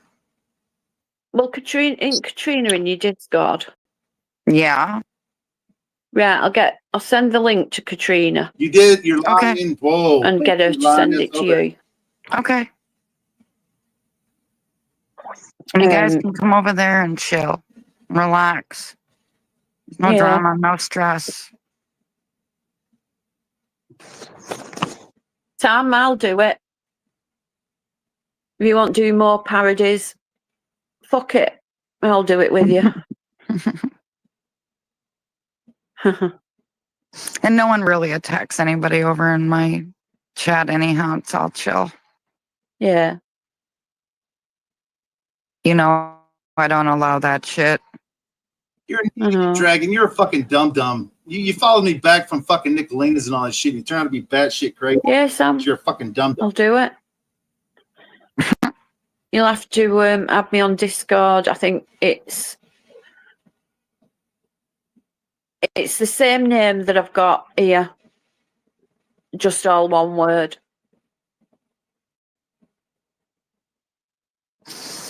So.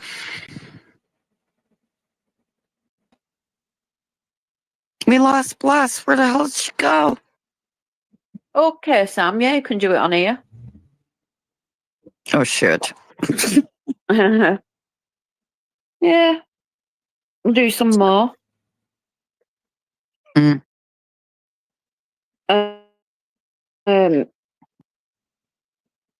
Someone's asking for your channel. Do you want to post your channel? Yeah, hold on.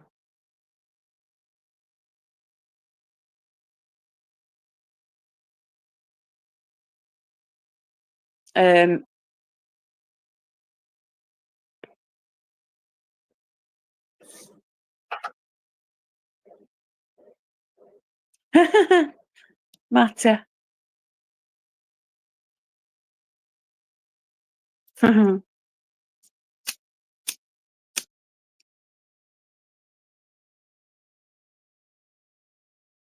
I love Matter.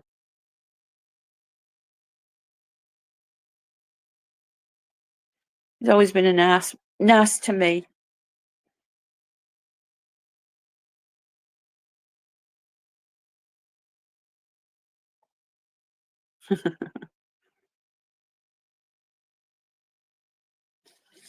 Yeah, Sam. I can't show you the thingy, but I'll post it. I'll post it on my community page.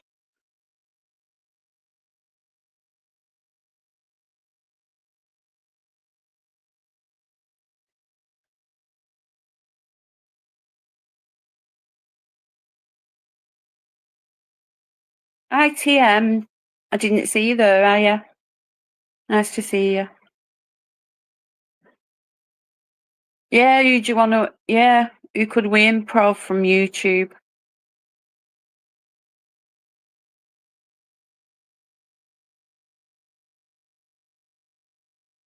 Rev and Nikki.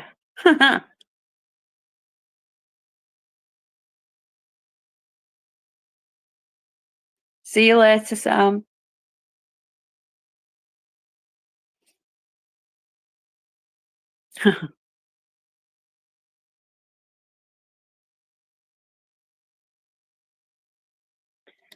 See you, Sam. Well, guys, sorry it didn't turn out how I wanted it to do because I wanted to play Winkler's live stream, but I'm having technical difficulties. I've got 2 laptops here and neither of them will piss in work.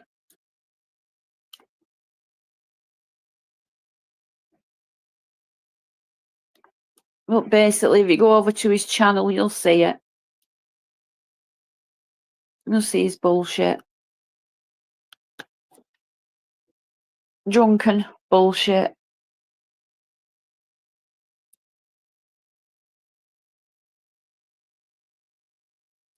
Oh, Lydia, it's all like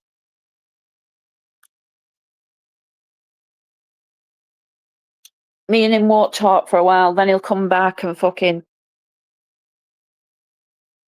be like, oh, I love you and all this, you're my wife and I want you back and I want to come back to England and please forgive me, I didn't mean to do it. And it wasn't me that did it and I was drunk and all this, and then somehow I fucking forgive him and then let him back in. And then it's all fake promises and bullshit. It's all I love you and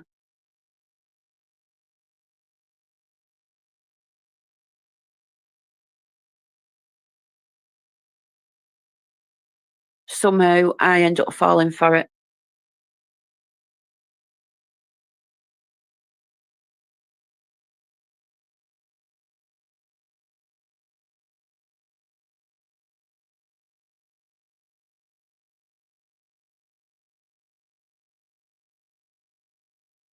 I think his channel is called Winkle. If you do at Winkleman, he changed his channel name. But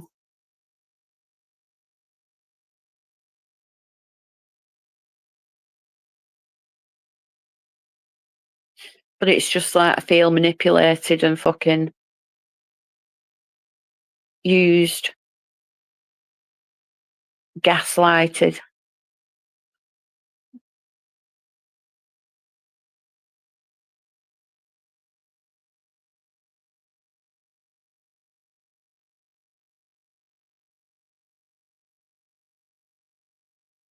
Drinking Morik, never stopped. He's just done like a week and then got some Adderall, started being okay on the Adderall. Apart from he was double dosing, triple dosing, then running out, and then when he ran out of them, he was moody and horrible, and then he'd start drinking. And it's like a repeat cycle every month. He'll get his Adderall, he'll be okay for a bit. Then he'll start abusing it, snorting it. He'd done it in front of me. He's done it on a live stream.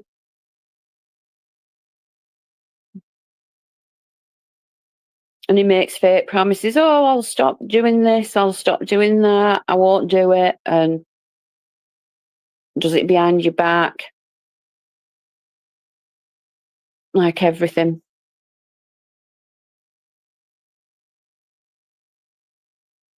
I'm always the last to find out. Like with the other women. Like with Mabel.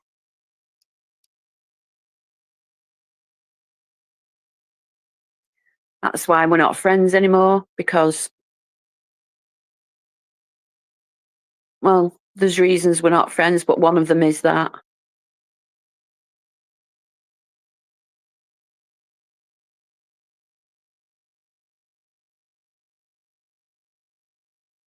She wanted him. She got him for a while.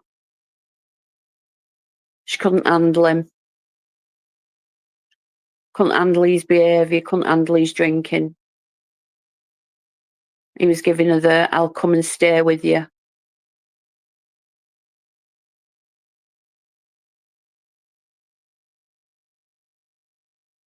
No, it's just basically coming back to me because he's tried it with probably everybody else and got nowhere. So I'm the last resort.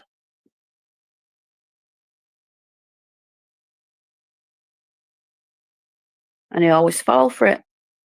He always fall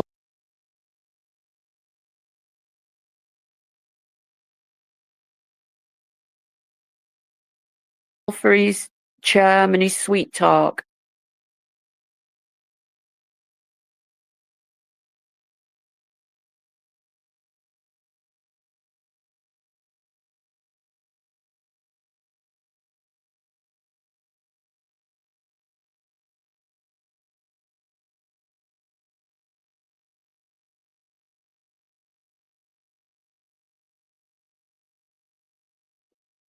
fuck. Even my family were saying, oh yeah, it's okay, we'll forgive him.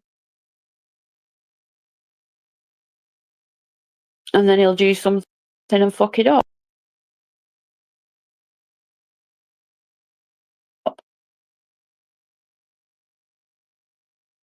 Then he'll turn against me. And I'm the problem.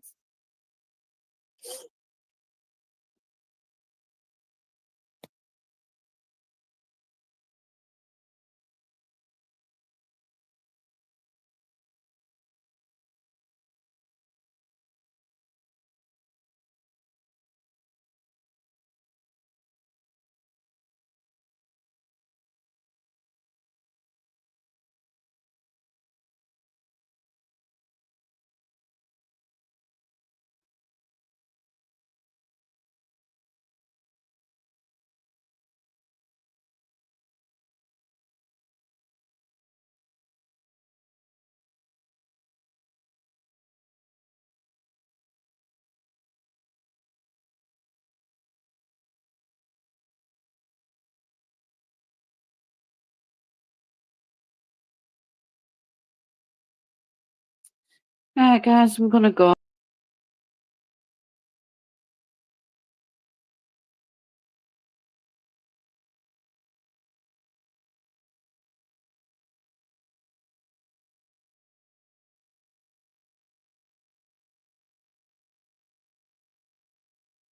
Much. But I want to thank Julie. Yeah, I made peace with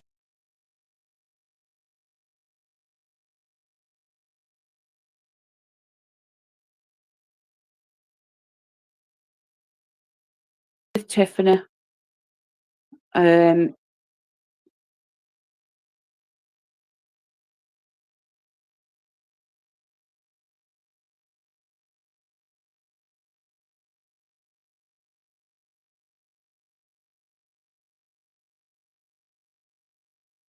Because she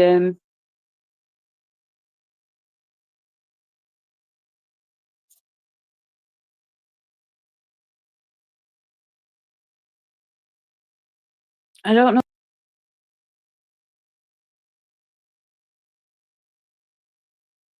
Lydia, it's hard to break the cycle.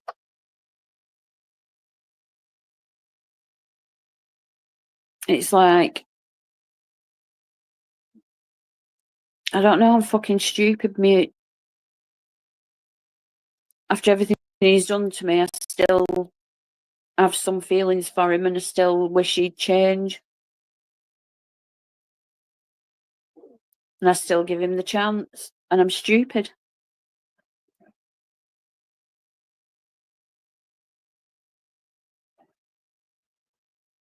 I'm stupid.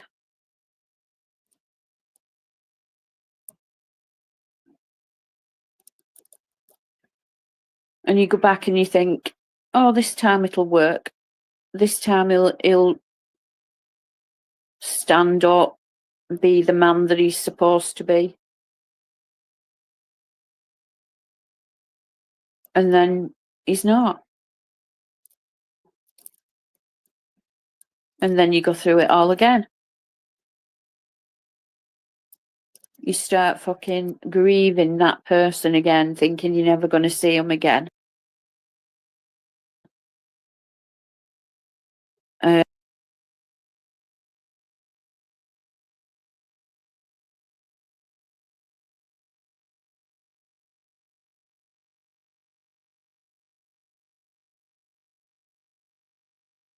And you get to the point where you're just about accepting it and you can move on. And you think you're ready to start dating again or meet somebody else.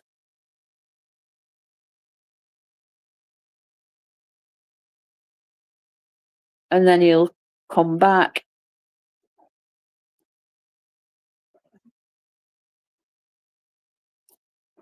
And then you believe the bullshit again.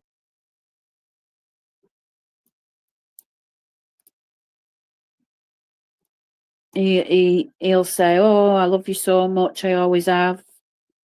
You're the only woman for me," and I believe it. And to some extent, I do think he loves me, but it's a fucked up love.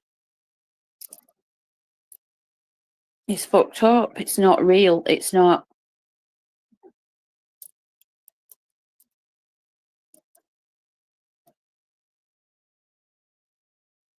It can't be real, because if it was real, he'd have been back here by.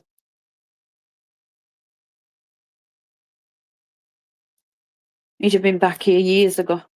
He's been away 2 years. If it was real love, he would have made the effort to come back and not be drinking and not be fucking around and.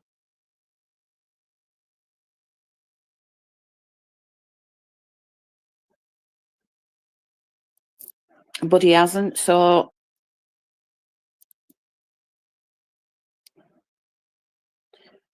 But the part that bothers me is that he draws other people into it. He wants other people to hate me.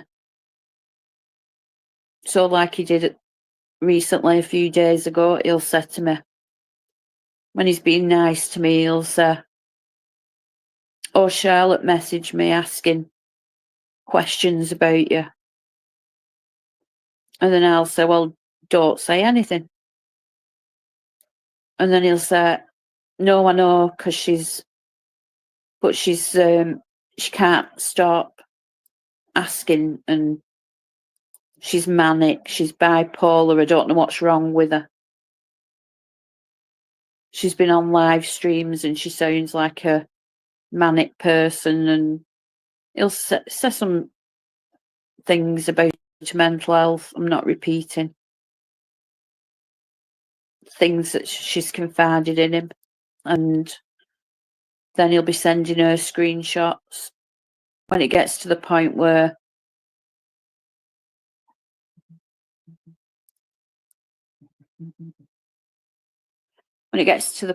I'm saying, "Well, what do you want to do? Are we together? Are we not together? What's going on?" Then he starts ghosting, drinking, and then he'll start sending Charlotte screenshots of me saying things like, "You're using me, you're just using me, you're just manipulating." And then he'll send those screenshots to Charlotte and say, "Luke, she's a psycho."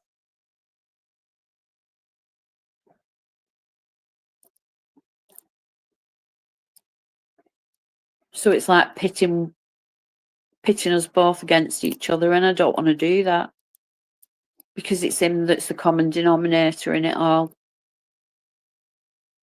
If it wasn't for him, we could just get along and not argue and just have peace and leave things as they are.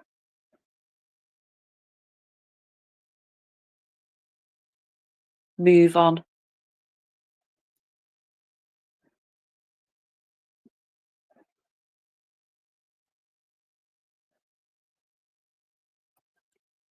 And then, like I said, with like Spooky, he'll be saying,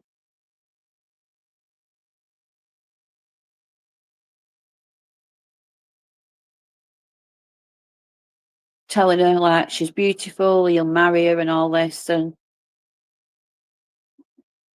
because he knows that I'll see it, he knows that someone will tell me about it, he knows that it will piss me off. Yeah, if I speak to another man, I'm a whore.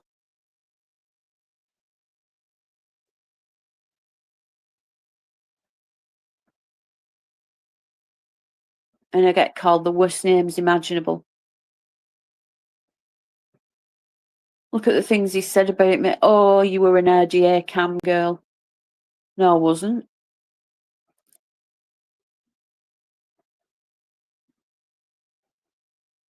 "You're disgusting. You were an RDA cam girl showing yourself, showing your boobs."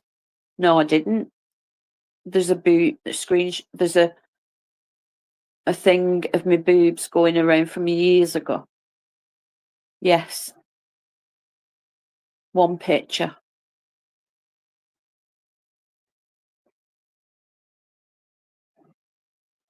And someone revenge porn me.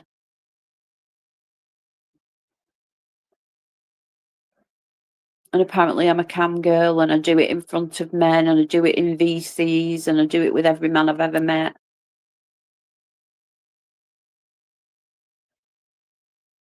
And he says the most disgusting, awful things to me. And then will be completely different the next day and expect me to be okay. Won't talk about it, won't apologise, never apologise for anything he's ever done to me.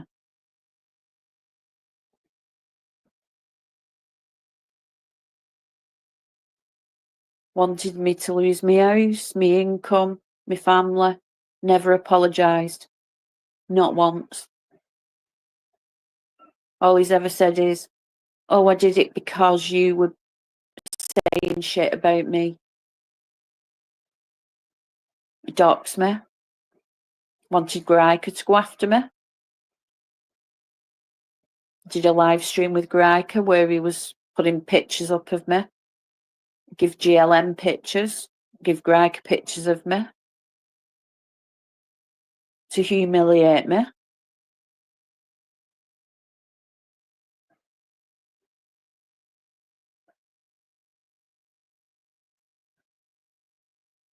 And I recognise it all.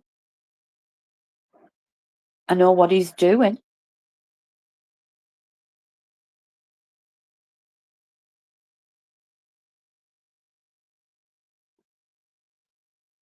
And then I start hating him. And then I get away from him.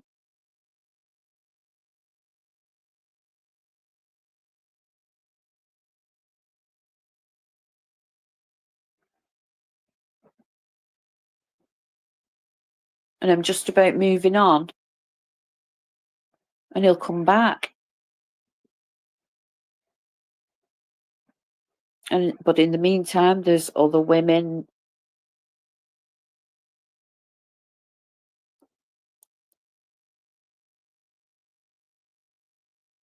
And all he ever says is, oh, I've not ejacked with anybody. There's only one, and that's you.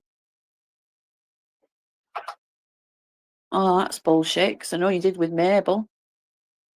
And I know you did with Mood. That's two.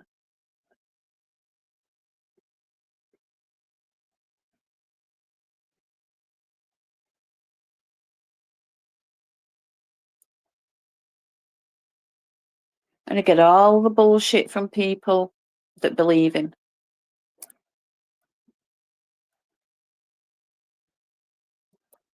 And they can actually see what he's done to me, and yet they still believe him.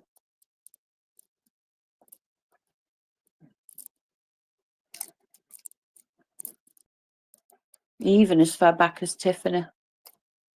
They saw what happened with Tiffany and they still think he's a decent guy, a nice guy, and there's no harm in him, and I'm the problem.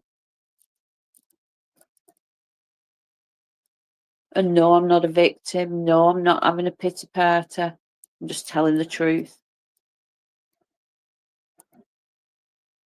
Because I'm sick of him talking about me, putting me down.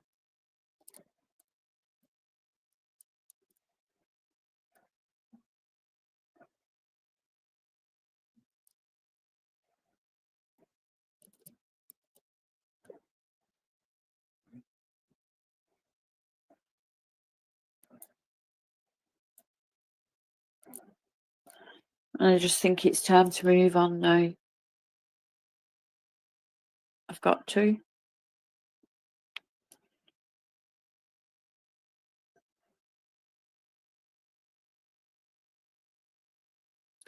You are like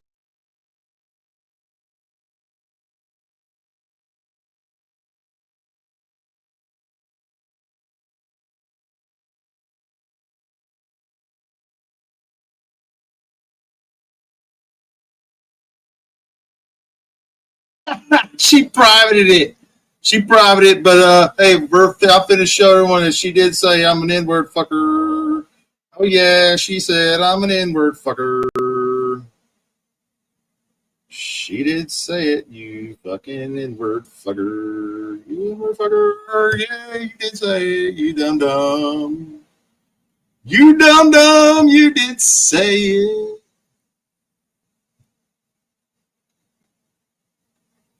Oh, it's loading, it's uploading, it's downloading. And we're at 50, 60, 70%, 80%, 90. And we have 100% upload where she did say she was an N-word fucker.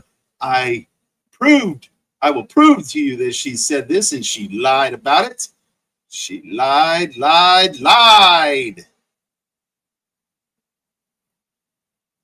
So let's remove this. Let's add this video file. N-word fucker. N-word fucker. N-word fucker. Hi ho, there you go. N-word fucker. Here we go. Here we go. Oh shit. This video has a unique code. Man, okay, how do I? All right. Huh. Follow these steps. Okay, I'll follow these steps. How do I follow these steps?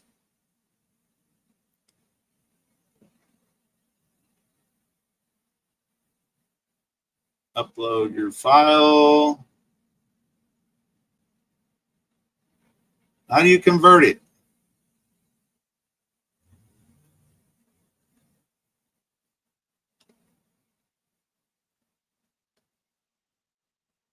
I don't know how to convert it. It's bullshit. All right, let's try this. How do I convert it, motherfucker? I ain't never seen this shit before. I ain't never seen this before, motherfucker.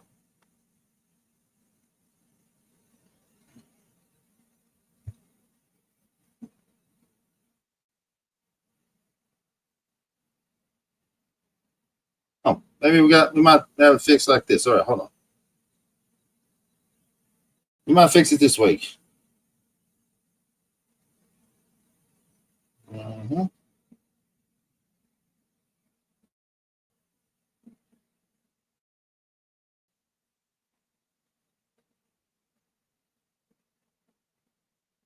Mm-hmm.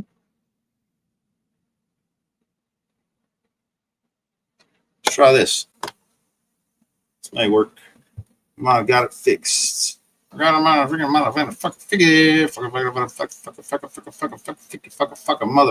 fixed it. Come on, man. What's going on here?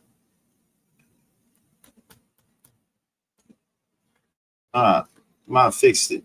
We might have. Holy shit! What the fuck? Here we go.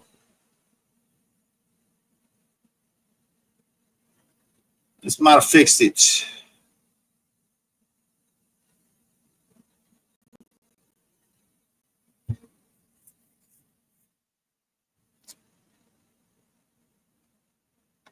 God damn it! Thank you.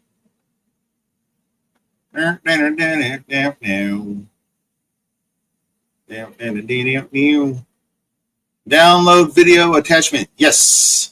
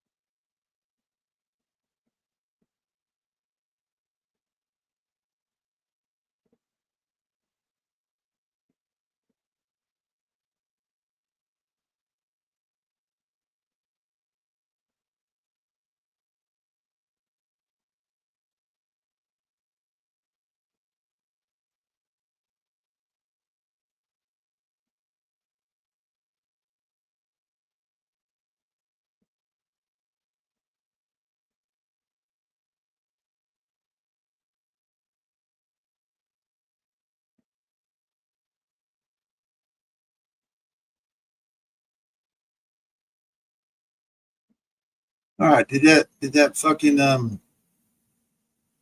download it? Yeah. Open. Okay, yeah.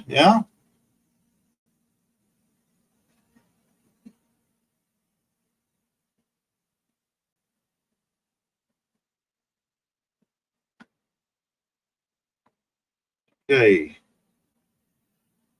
Now.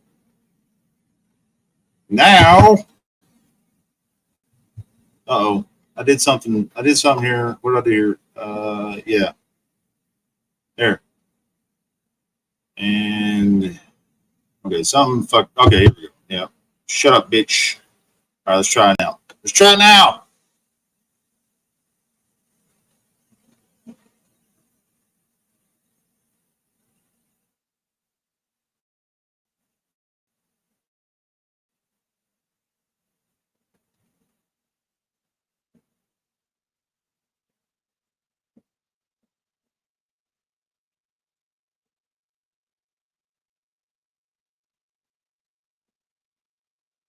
Nope, that didn't work.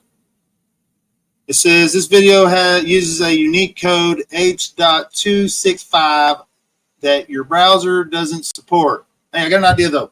I do have an idea.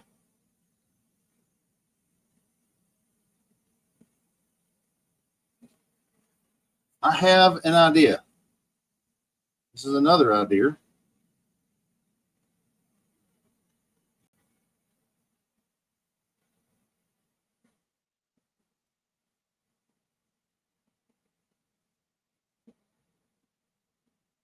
This idea may work because I'm smart like that. This idea may work. Fuck. I don't know if that kind of video is though, but this may work. If not, I have one last way to do this. This may work though. All right. Let's present or okay. This video file. Oh shit, I gotta download it. Okay, and let's download that.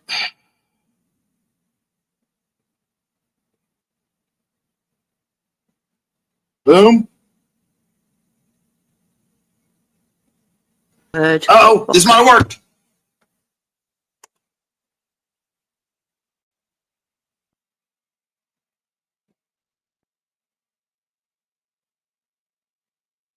Word Booker.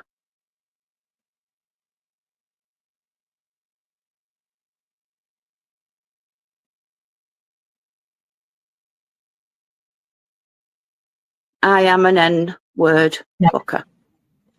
It worked. I'm smart. She did say it. Ha ha, told ya. I am an N-word Booker.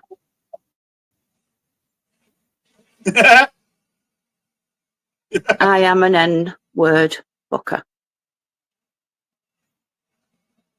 I am an N-word Booker. She lied. I am an N-word Booker. I am an N-word Booker.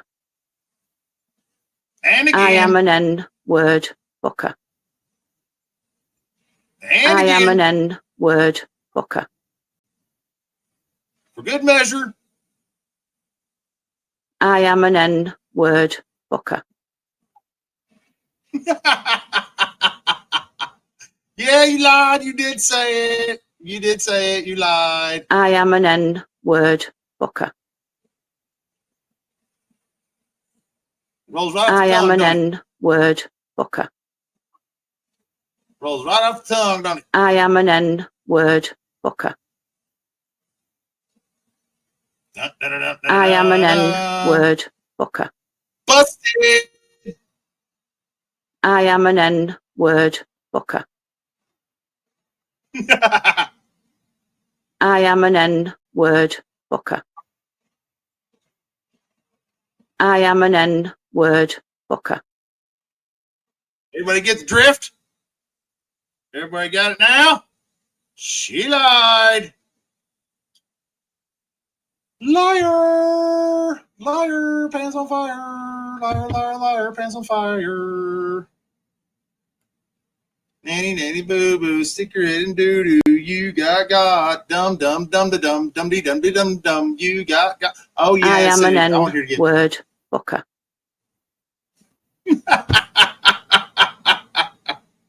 You're an N-word fucker. Yeah, you said it. You said it. Okay.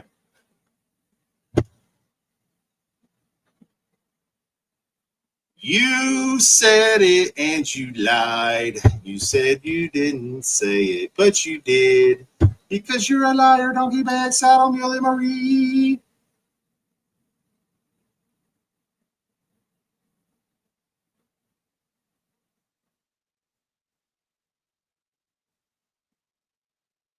In your face. That's in your face.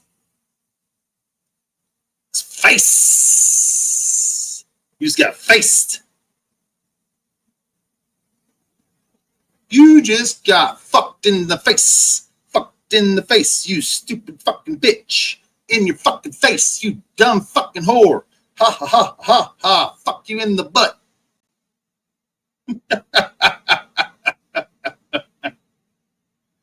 You got faced. Face. Tired of hearing that bitch fucking cry about shit anyways, man. It's been a crybaby. It's been a real fucking pussy. Oh my God, Winkler hurt my feelings again. Oh my God, Winky, dirty Winky hurt my feelings again. Ooh, I'm so hurt. Shut up, bitch. Dirty Winky didn't do shit. It was you. Justice for Dirty Winky. Team Winky. Team Dirty Winky. Dirty Winky shit the bed. Shit the bed on purpose too, because you're shit. You're all shit. Dirty bag shit.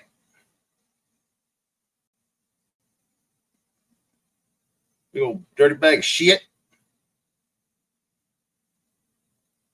Y'all heard it. She said it. She lied. She said she's a dirty N-word fucker.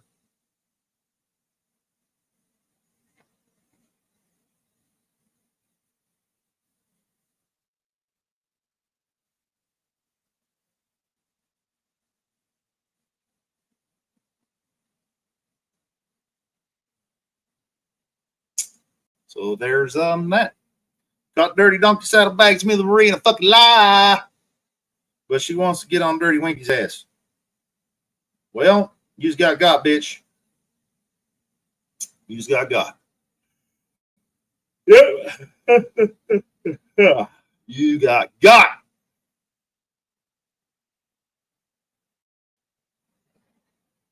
You got did it up on. You got did it up on. Now you fucking know Dirty Winky an apology. Oh yeah. You did say it.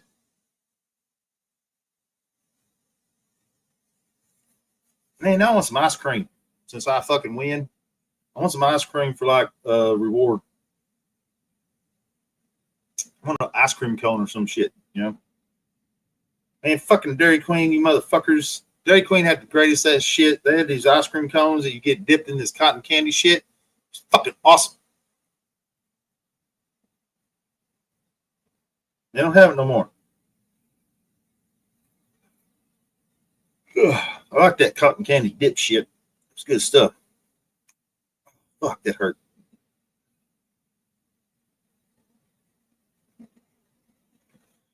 Cuckus knows. That motherfucker knows. Cuckus knows all about it. Oh shit, my fingers hurt. Man, my fingers fucking hurt, dude. Fingers are fucking killing me.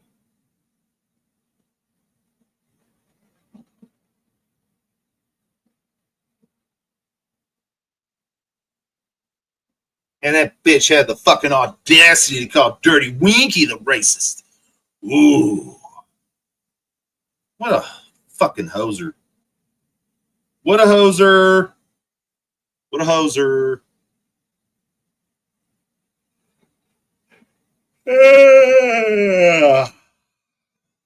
I'm tired, man.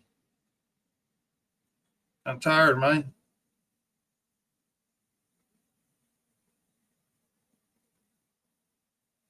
I slept a lot, man. I slept almost all day yesterday and shit. Fuck. I'll say this though. If you fucking go to Sonic, motherfucker, you gotta get the blue fucking shark bite. It's called Shark Bite. It's a drink. It's badass. It's awesome.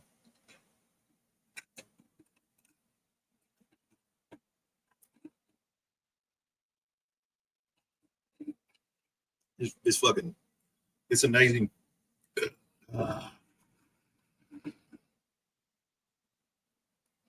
It's fucking excellent. It's fucking excellent.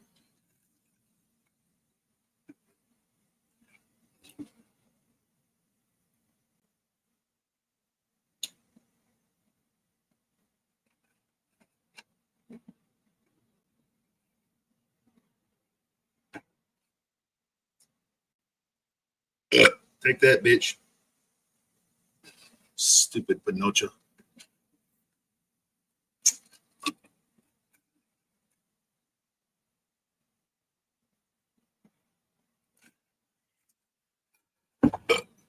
The idiot will say all kinds of dumb shit because she's a little idiot. The idiot will say all kinds of dumb shit because she's a little idiot. Whole time she's probably been fucking arguing and fighting and fucking yelling and screaming because she's a little idiot with a fucking mental problem. Bitch is bipolar as fuck. Bitch is bipolar as fuck.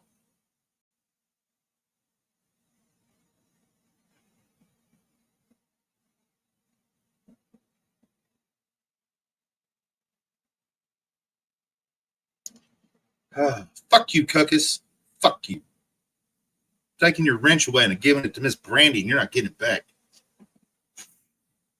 Fuck no. It's your Cuckus. You're an asshole. Always fucking talking shit, motherfucker. Stick a fucking broomstick in your butt. Think about that, fuck face. Fucker facer. Stupid fucker facer, you cocksucker, you fucking bitch ass motherfucker. No, I do believe Mr. Makashaha, the human weapon, is fucking making his dinner or lunch or whatever the time it is over there. You know what I mean? Fuck you too, Cuckus.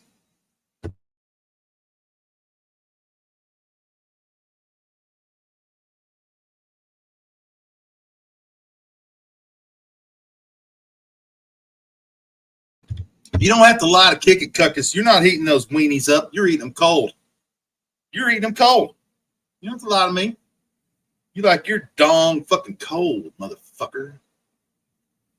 You like your dong cold as shit. You know you like cold dinger donger. Fucking ding dong lover cold motherfucker. Put that shit in your mouth fucking nice and cold. That's how you like it. That cold weenie fuck face.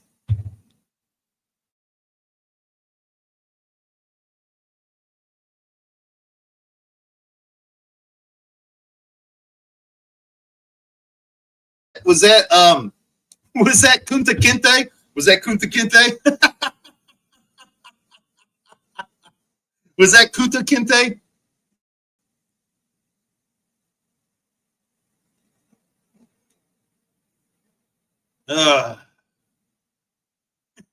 Is that good? Was that Kunta Kinte? That's Kunta Kinte. You know, fucking, you know, your name's Toby. No, it's Kunta Kinte. No, it's Toby. No, it's Kunta Kinte. It's the only part of that movie I know. And it's like literally the only part of the whole fucking movie I know at all. I don't know any other part of the movie at all.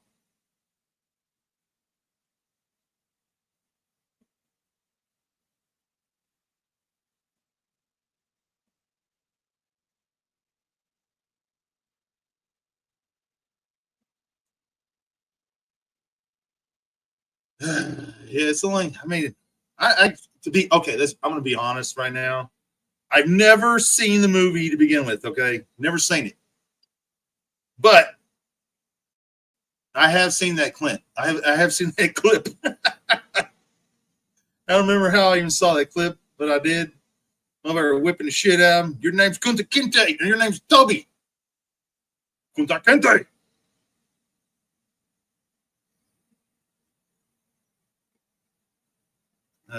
Man. I bet that's Cuckus's favorite fucking movie too, you know. Yeah. Cuckus smokes a big old fat J. He's like, let's watch some Roots. Yeah. Let's watch some fucking Roots.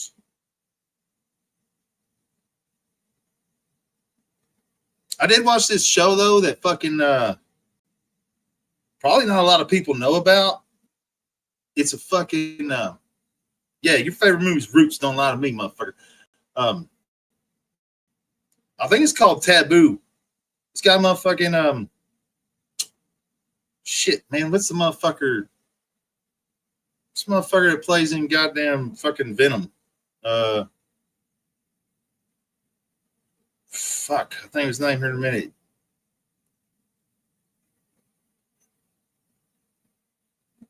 Oh man, I like the motherfucker too. He's a good actor.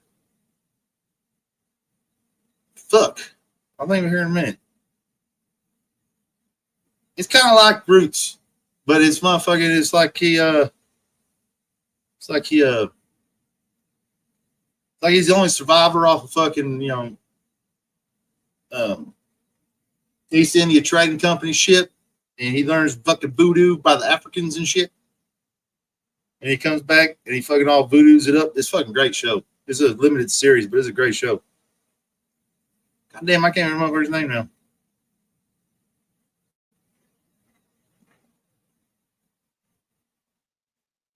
Cuckus is all out of it. Cuckus is fucking yeah, that's it, man. Fucking Miss Brandy's gonna have to be informed of Cuckus's bad behavior. That he is losing his wrench, and his wrench will forever be Miss Brandy's, and she can time that fucking cuck face out anytime she wants because he's a fuck face. He's a fucker facer that eats cold weenies and likes Roots and smokes J's while he watches Roots because he's a fuck face. And you know, that's that kind of behavior will not be tolerated around here. Right? All right. That kind of behavior will not be tolerated. Nope. Will not tolerate that kind of behavior. That is Berg's type behavior. Is Mark Ferry the Terry type behavior. Will not be tolerated. Okay. No. Will not have it. That's Sam Hill behavior. Right? That's Sam Hill behavior, and we will not tolerate Sam Hill behavior around here. We're not tolerating flip-floppers or fucking floor-moppers. No. Fucking Cuckus is both. He's a flip-flopper and a floor-mopper. Yeah, he is. Yep. Sure as Snitzel. No, your comment was completely interpreted correctly. You said what you said. You can't take it back now. I'm trying to be a bully. I will not be bullied like you bully fucking May Noodles. Okay, I'm not having it. I'm not having it. I'm not going to put up with that kind of fucking assholishness because I, sir, am not going to do it because I'm fucking awesome. And if you don't like that, you can, well, you can eat an elephant dick and like it, and I don't give a shit if it fucking tusks you in the butthole. So there's that. Fuck face. Cocksucker. Fucking dick licker. All right. Sammy Hill behavior will not be tolerated around here. Well, you probably choke on weenie anyways, okay? I'm sure you've choked on quite a few weenies in your day. I'm pretty sure you choked on a weenie in the barracks during basic training, okay? Okay? Pretty sure that you're forced to suck down weenies while in basic. Sam was just over there fucking cheering on Donkey Saddlebags Marie, okay? He was just over there cheering on Donkey Saddlebags Muley Marie, saying that it's all Dirty Winky's fault and Dirty Winky is to blame for everything because he's a scumbag, and playing into that bullshit and then getting Donkey Saddlebags Muley Marie to agree to the improv shit again. So he's manipulating again with his flip-flop fuckface ways. It's exactly what he was doing while I had to wait 10 fucking minutes to fucking tell everybody Donkey Saddlebags Muley Marie just lied, because she did say it, and I proved it thanks to some helping Patreons that I will not name. You know, I had to figure out a way to show it myself, because no one could convert it to whatever thing it could be converted to. But I figured it out because I am a musical fucking genius. I'm like Stevie Wonder and Ray Charles with Elvis Presley put together. So there's that. Well, that's exactly what he's doing. Hooray, Miss Lexi Lou. He's going to pit Dirty Winky against Marie again, just like he did before. In this case, there's no skankity to pit in there with it. It's about like the May noodle stuff is losing its steam. He's got to find something new. This is his meal ticket. This is fresh. And of course, Donkey Saddlebags Millie Marie was over there crying her fucking eyes out, playing victim, throwing the victim card down. I'm a victim, y'all. I'm a victim. I let Winky manipulate me. Oh, let Winky manipulate me. I believed him. Shut up, bitch. Shut up. Sound like a fucking broken record, you fuckface.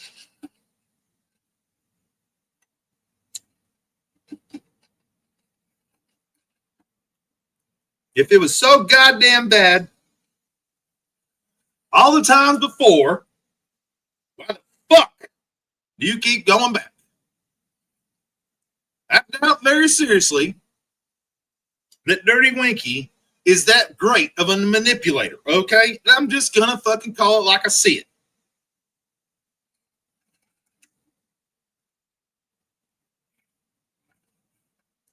I like Dirty Winky and all. I think Dirty Winky's okay, you know. But I just don't fucking see Dirty Winky having, you know, okay, God damn it, I'm just gonna say it like it is. Dirty Winky ain't the fucking brightest goddamn bulb in the box. You know what I mean? He just isn't. That's just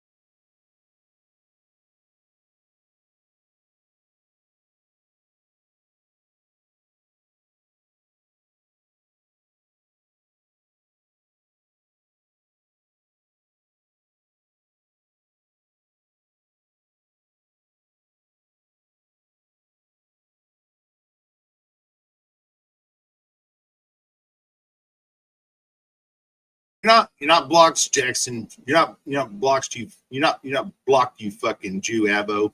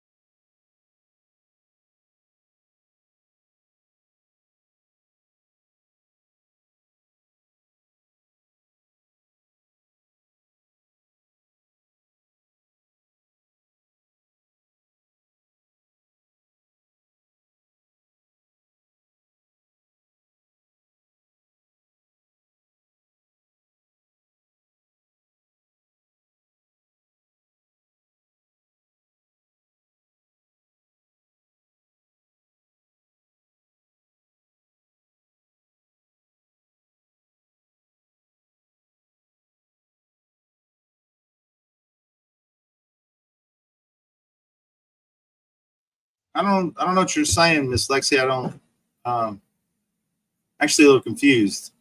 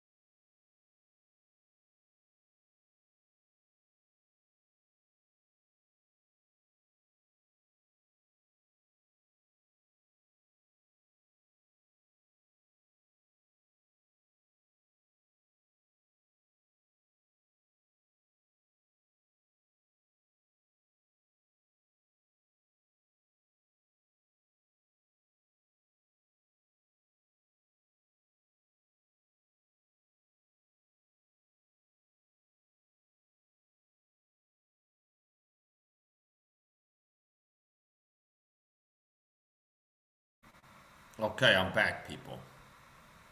So it instantly became a lot more interesting now because I don't have a problem with people muting me because I was a guest here and I started streaming on my phone and went on a roll rant and I've been getting things done here. So, okay. Anyway, I don't know how long Poon has been missing in action, but I just came back. So I was in the kitchen. I did a phone call, I had a missed call, so I called someone. And I'm back here. I've been streaming. I did a marathon stream. Poon's been live for 9 hours, it says. 11, 9, 11. I just noticed. Live 9, 11, 11 is what it says on the ticker in the left corner. At least for me. Now it could be inaccurate. I've had issues before with StreamYard where the system time there's a discrepancy. And it says I've been live for like 8 hours, I've been live for 1. Whatever is the point? I was live for 8 hours? Time flies. I was ranting about gang stalking.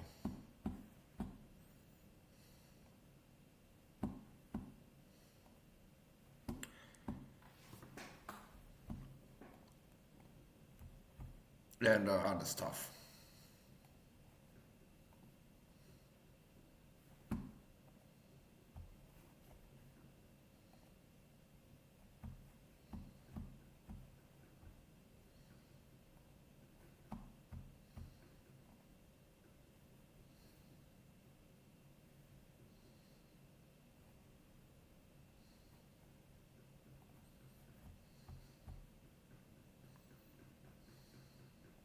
So those of you that have seen me before on the Poon streaming network, you know that I'm a persecuted Christian taught individual.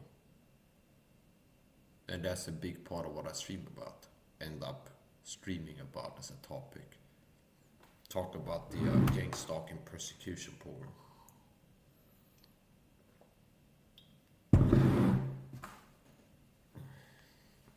Hello, Kane Corso.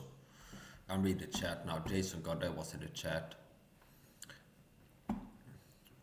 And the cracking jokes, I guess they were writing this back when it was just streaming, paint drying, kinda.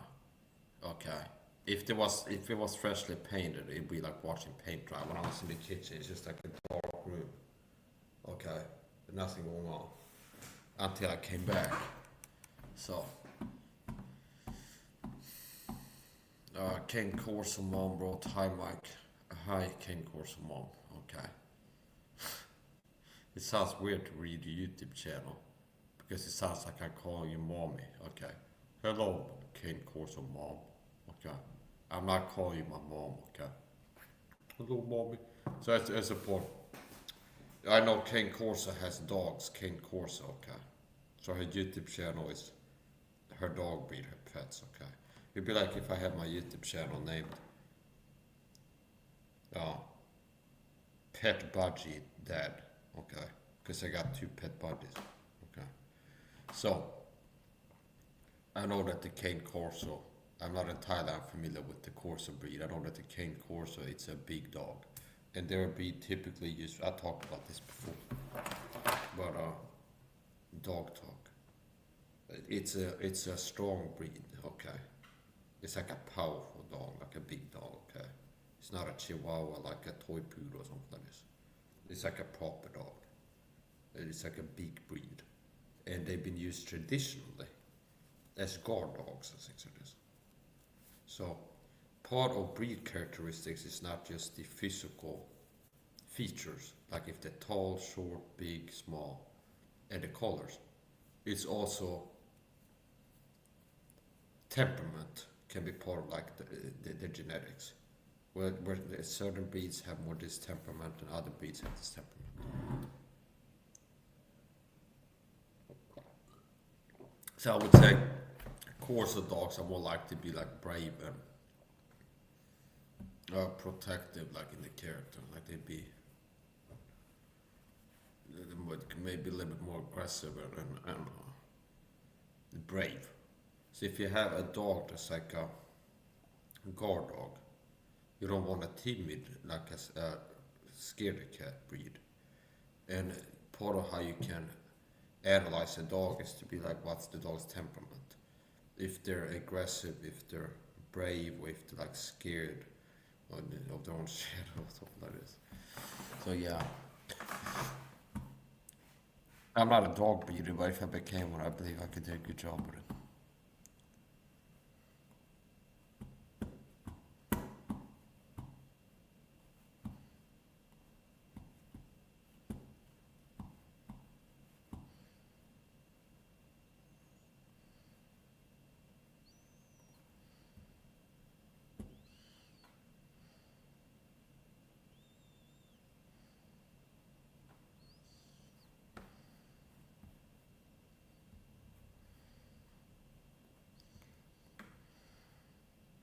I was live for 7 hours, 16 minutes, 56 seconds.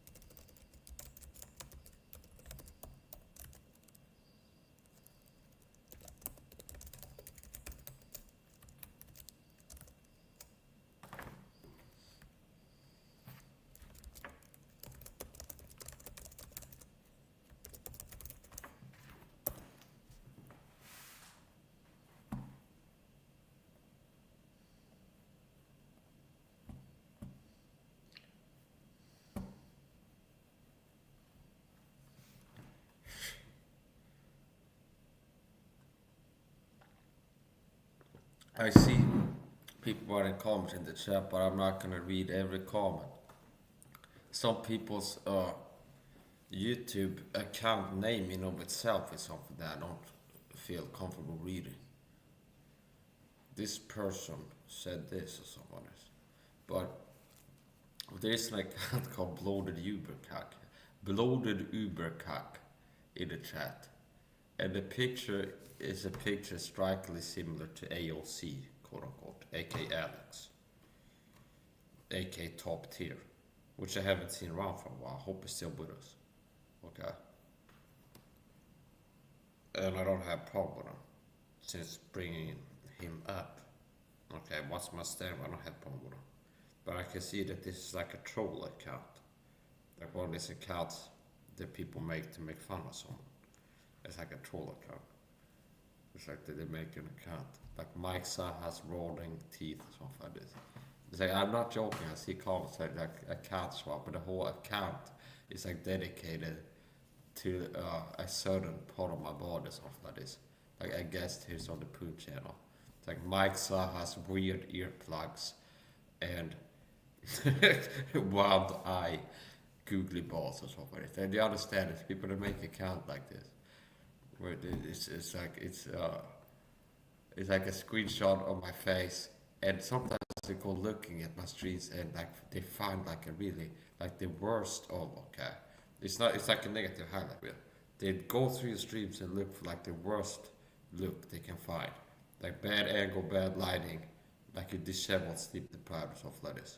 Do you understand? They say, oh, we found it. The picture of Mike, look at his words, screenshot that.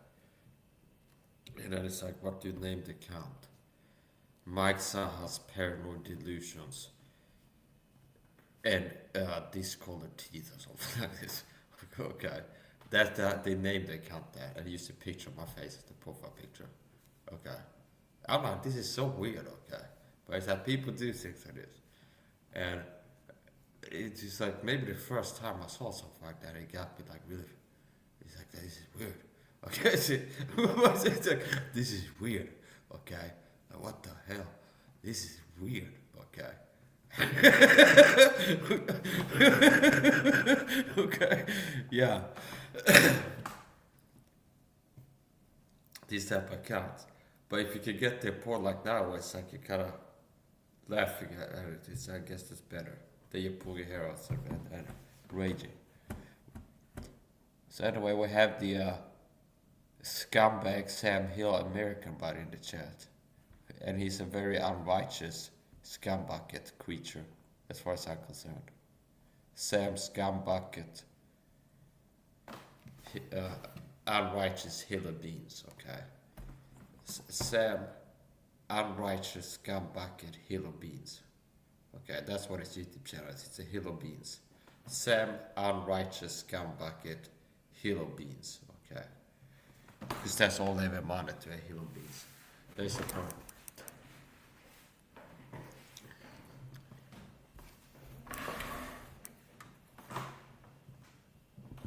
I'd say no more.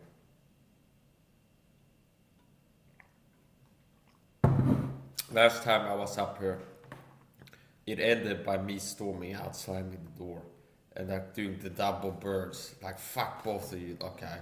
Like this was organic, I wasn't acting, okay? It wasn't, so I said, I got triggered. I show up here, I gotta hang out with these guys, and it's like Poon and Sam Hill start fucking with me as soon as I came up. And Sam Hill was like, Mike, you're a bad Christian. You think you're a good Christian. You're a bad Christian, pretty much.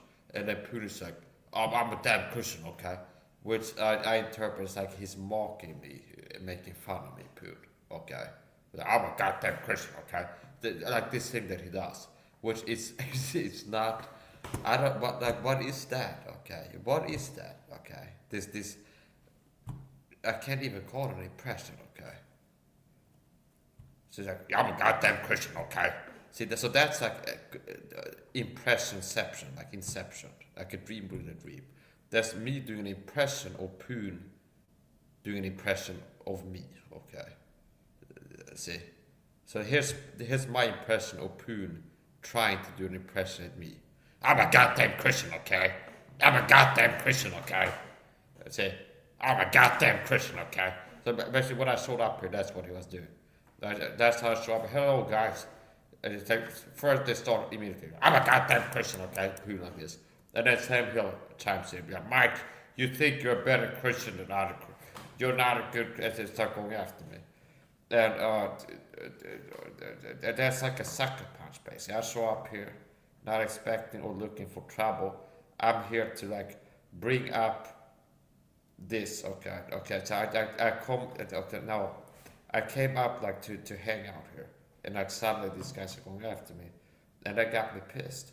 And then I'm like, fuck both of you, okay? Like double bird flipping off, like fuck both of you. This might be the last time you see me here, or something like this. And I stormed off and left the stage, and then I'm back here today.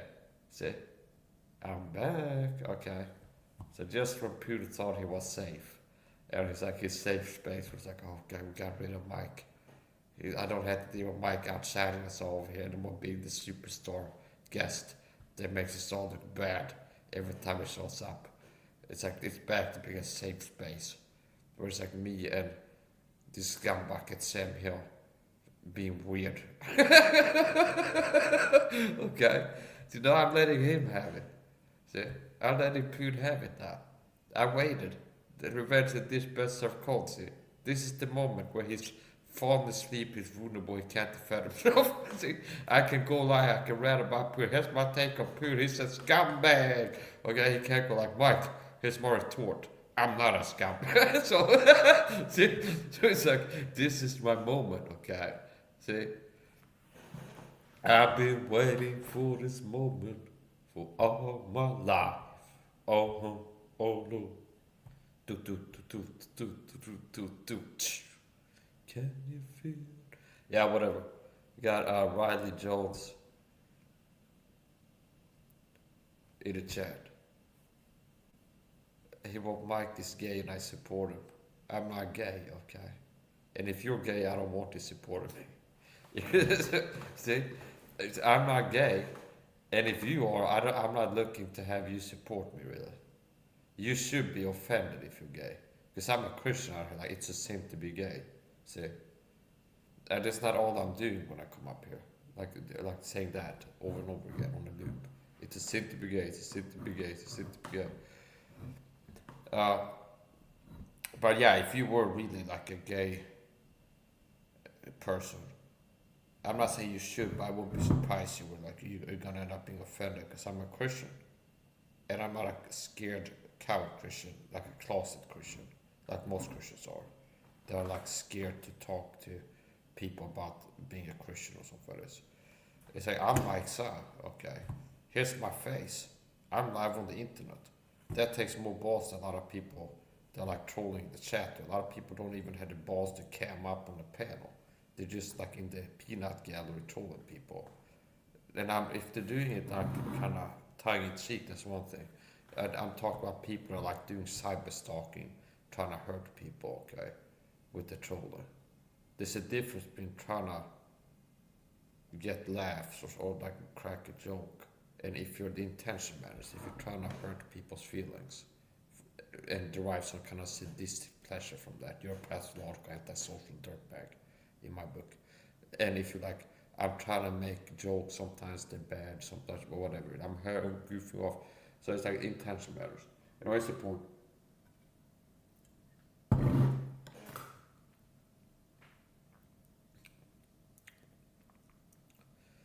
Okay, Riley Jones vlogs. Notice I'm using his other YouTube account here, and I'm doxing his other. I'm doxing the name of his other YouTube channel. Okay, Riley Jones vlogs, and that's a nom de plume, so I'm not actually doxing. That's a joke. But this guy, sometimes I see him under another YouTube account, Riley Jones vlogs or something like this. I've seen him show up there. And I've ascertained as much it's the same person operating those two accounts as this HVAC repair guy. It's the same voice, same face, and his guys actually camps up now. So here's a point. I think you don't understand some English what gay means is you like to suck off man, okay? Yeah, I told you that's what I don't like to do. That's exactly what I do not like doing. Okay. See? So it's like, how do I even respond to that? Okay. I understand what the term gay, what it means perfectly clear. Okay. Now, this is YouTube, which is like the gay pride flag platform. Okay. It's like YouTube is gay pride at this point. Okay. I feel like YouTube headquarters, they repainted it. And it's like the headquarters is the gay pride flag inside and out, like the walls. Okay. They go full on. A lot of the YouTubers might have like the gay pride tattooed in the forehead at this point. I wouldn't be surprised. I'm not attacking them if that's the truth. I'm just guessing, okay, with the way things are going on this platform. How many gay pride flags are in the chat being on YouTube? They even got custom gay pride emojis built into the chat. Like you click to leave a comment, they got like gay pride stuff in there, built into the platform. They support. So, I got the autisms, okay? I got autism. I got the autisms, the turbo autism. I got turbo autism. So some people got like the one that makes them slow. Riley knows about this, okay? Riley knows what I'm talking about. There's people that are mentally not like revving high, like the RPM is not really that, okay? So there's different types of autism. I got the turbo autism, the turbotisms, where it's like I'm super athletic and quick-witted, but I also got autism like intensely at the same time. Okay. So I still got my wits about me, and if it's me versus autism, I've been winning. Okay. My lifelong fight with autism, I've been winning. I would say, it's like I'm still on top. It's like if it goes to the judges, scorecards, Mike has been battling autism his whole life. I'd say I'm come out on top. I'm winning. Understand? See, just like okay. So some people might be like, oh, I got autism. I use that as an excuse to just play video games all day and nothing else off of this. Okay, I got the autism, and I've been using it to win more. Understand? I've been winning here, there, everywhere, up, down, winning all day, up, down, left, right, winning. I wake up, I start winning, keep winning all day, fall asleep in a blaze of glorious winning. Wake up the next day, like my eyes, boom, I'm already start winning instantly. It's like the winning is on. I start winning. See, rinse and repeat. I'm winning 24/7 with the autism against it. Okay, it's a way to win. I'm doing it. You can count on that.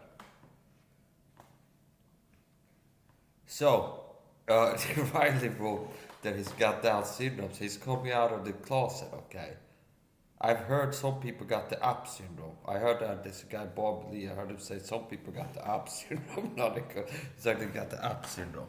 So I don't know what that means, but I heard a guy say this up syndrome now. So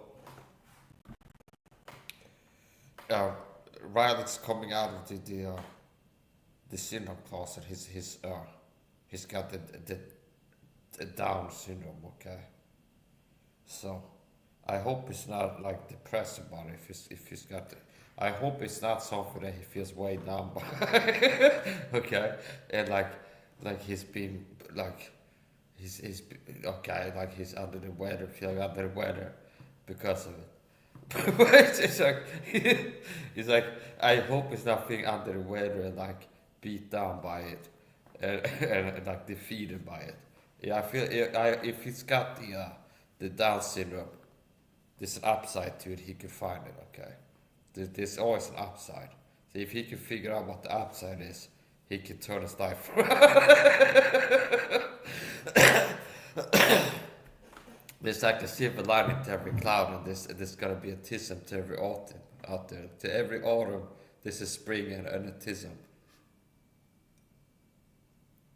I'm a late blooming autism guy. So came down with the full-blown autisms. Full-blown autisms. I came down.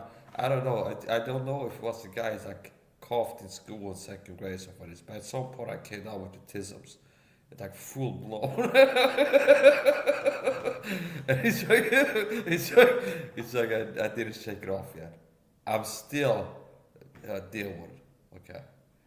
So yeah. But it's like, yeah, it's just not, I'm not letting it slow me down, okay? Got the turbo autism, it makes me get active, I'm active, okay? I'm a functioning autism guy. Meaning I can function being on the internet here talking. So it's I'm winning as far as I'm concerned. There's some people out here that barely talk. They got autism, barely. I'm not. This is not a diss. I'm being descriptive. Okay, I'm being analytical. There's different types of autism. Some people are verbal. Some people are non-verbal. Okay. Tell you the truth, there's been time in my life where I was feeling not that verbal, and it kind of it gets weird in here. It gets weird out here. That was important. There's some people that got the autism, so that they got the non-verbal, monoform non-verbalitis, autism.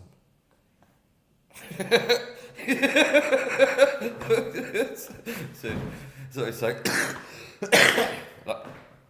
and some people got the non-verbal autism. What does that mean when I say that? Okay, it's an actual term. I didn't make it up.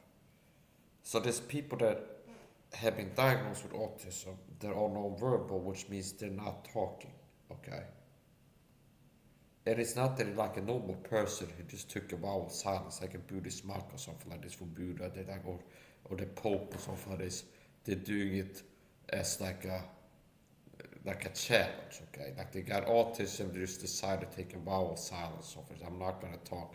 No, it's like they have something that makes them unable to communicate in the way that I'm communicating right now. Okay. And that it's like I can't really understand exactly what it's like to be an autistic person like that.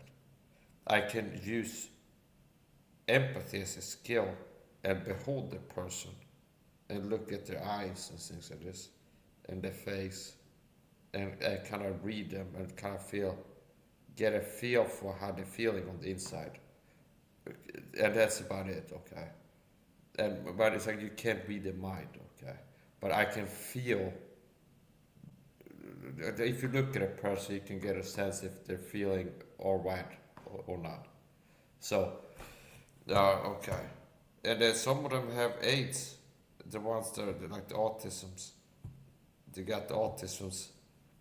Like, okay. And AIDS meaning not like that inadvertently. Now I gotta talk my way out of this. There's a guy who had gay pride flags in the chat. I talk about autistic people with AIDS. I'm talking about non-verbal autistic people that have AIDS, okay? Like a hearing aid. That's the aid word, okay? Not the AIDS, the sexual disease. I'm talking about some people are non-verbal autistic. They have AIDS. Like they have sign language or some kind of buttons they push. Or some way of communicating with like a caregiver or a relative, but whoever they're talking to. That they can push a button or something like this. And they can have different things. Where they can have, despite the non-verbal autism brain, they can have locomotive issues. They can have they can also have things where they can't write, that they don't have fine dexterity, whatever you call it. Meaning, correlated with being non-verbal autistic can also be where you have issues like doing fine work. It's like, okay, where you have a difficult time controlling your digits. That's exactly it. So, and some of them, some people are autistic, they can be kind of, they're just sitting like rocking, okay, and making sounds. And they can have somebody that's like maybe a caregiver or a family member that's known them for many years, and they can kind of read the person better. To be like, oh, he wants to look out the window or something like this. Let's move you to this chair, help you out or something like this. And like, do you understand? Okay. And somehow they can kind of know that this guy wants to sit by the window right now is what I think. Okay. Okay. Now, I have empathy for them. Now, the people that are like gravely autistic, they're going to heaven. So if you heard me talk about before, about you're all going to hell if you're watching this, if you don't become a Christian before you die, if you're watching this live stream, you're gonna burn in hell. That's for all humans, okay? Unless you become a Christian, you're gonna go to hell. Okay? I didn't invent that. This is basic Christian facts, okay? Now, so I know that some of these autistic people that have been like this, like no verbal and not really in contact with people around them, obviously, since childhood. And they've been like this. They've never been like a normal person, quote unquote, like a guy who can talk like, okay, communicate normally. They've always been kind of like non-verbal and super special in different ways.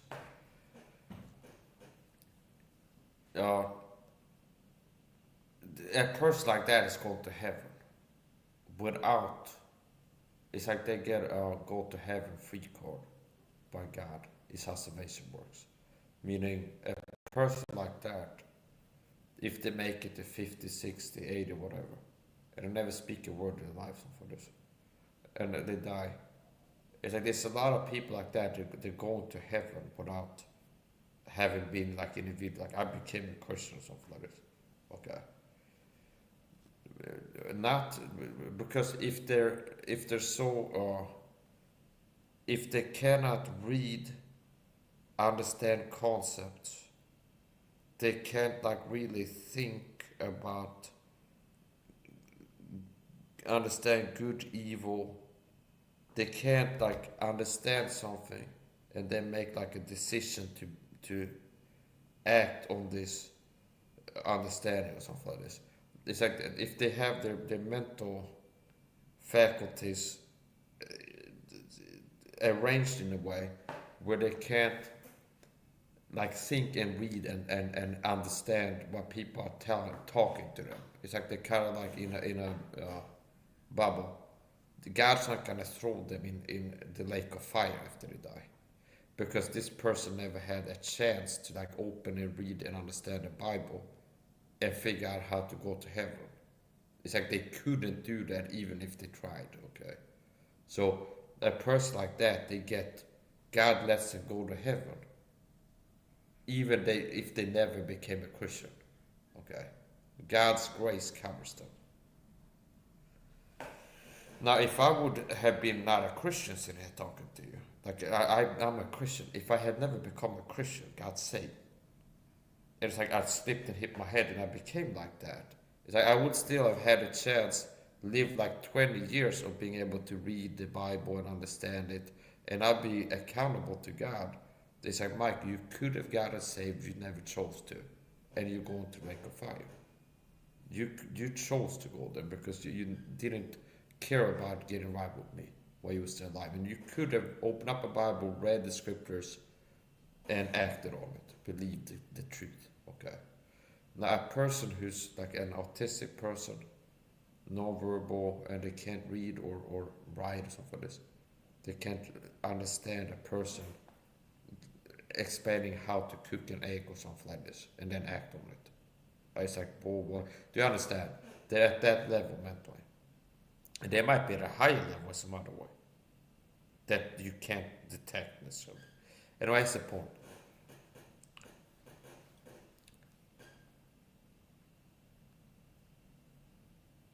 The people that are like mentally really, they've never been like a normal human, okay, they've never been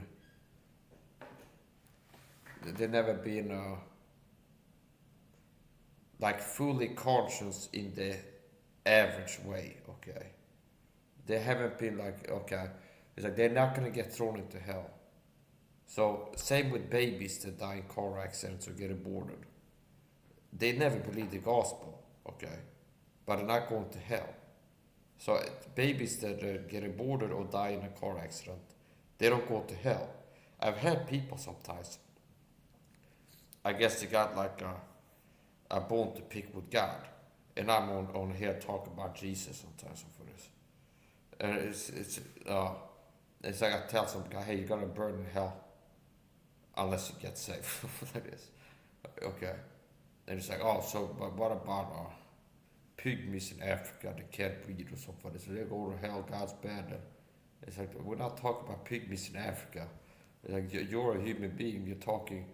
See, it's like, are you a pygmy in Africa or something like this? Okay.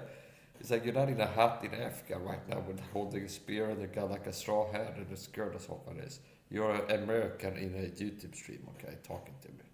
So it's all his support.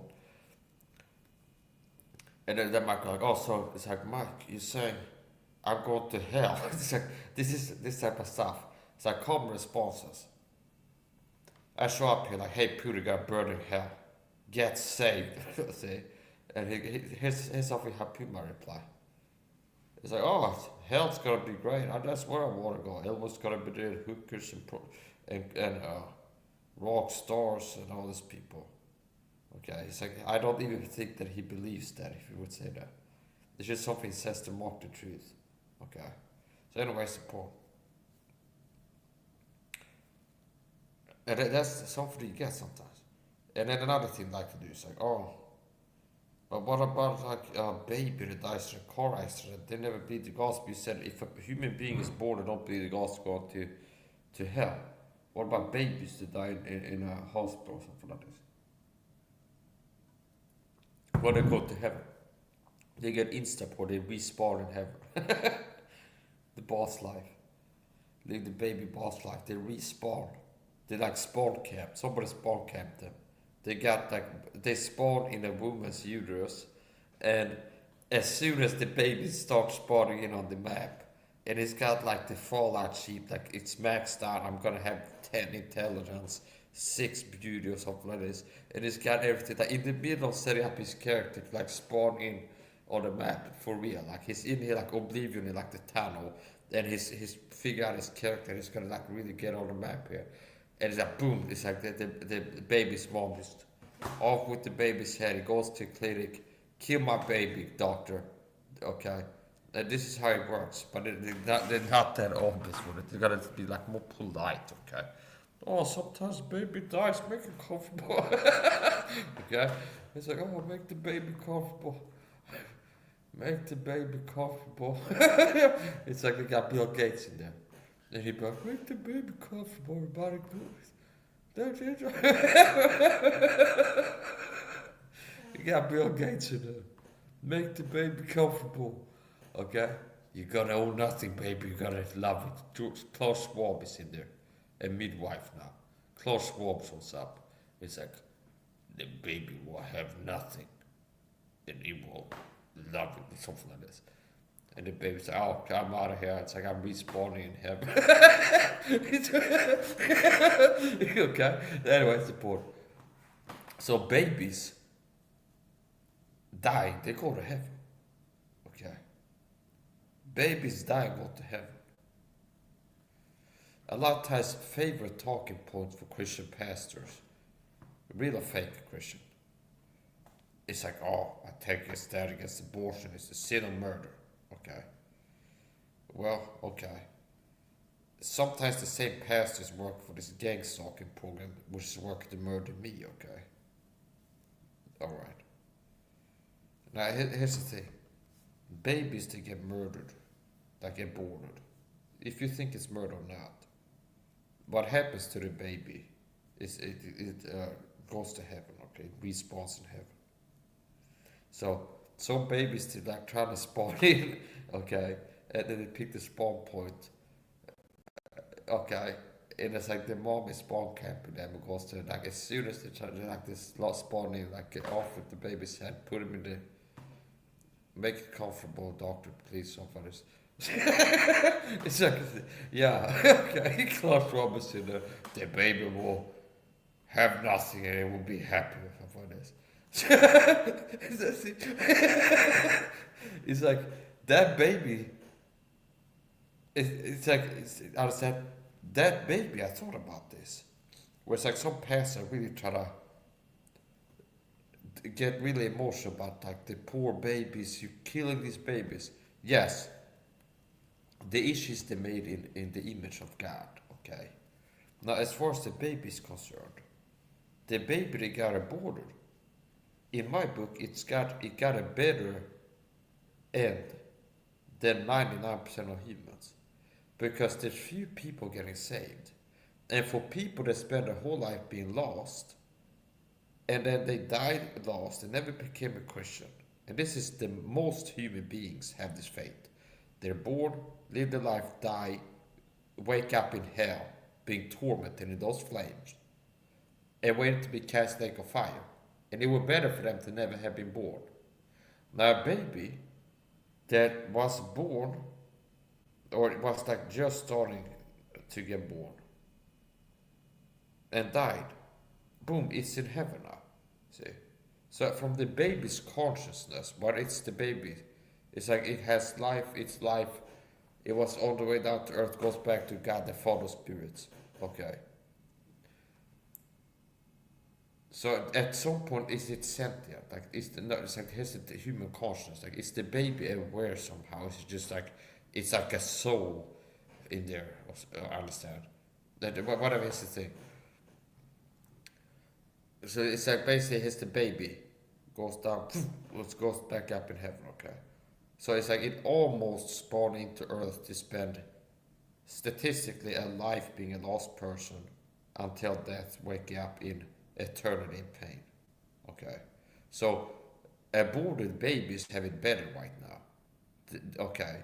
Than 99% of people that didn't get aborted as babies and lived their whole life, never got saved, and they're headed for hell, lake of fire. So I don't support baby abortions. I think the babies have a right to be born. Okay.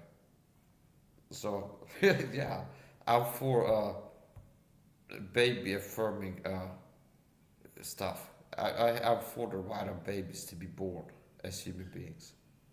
Don't start the process. He's trying to spawn in. Okay, he could have been like the baby could have been on one hell of a roll. He's like gonna grow to something special.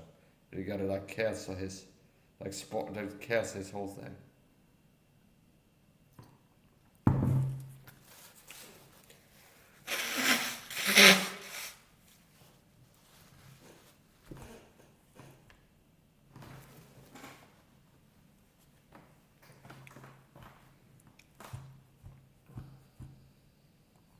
We got a little whiny bitch in the chat. Baba, you've been talking your head off all day. No, you got a weak fucking low IQ, fluoride head, average American sub 90 IQ fucking shit brain, and you're hearing a person firing all cylinders, speaking fast, thinking fast, being articulate, and you just can't keep up with the little fucking shit for brain, little shit brain. So it's like, oh, this is an intelligent guy being intelligent. I can't understand him. Yeah, because you're a fucking mush brain. And your other things too. Okay. So, here's the point.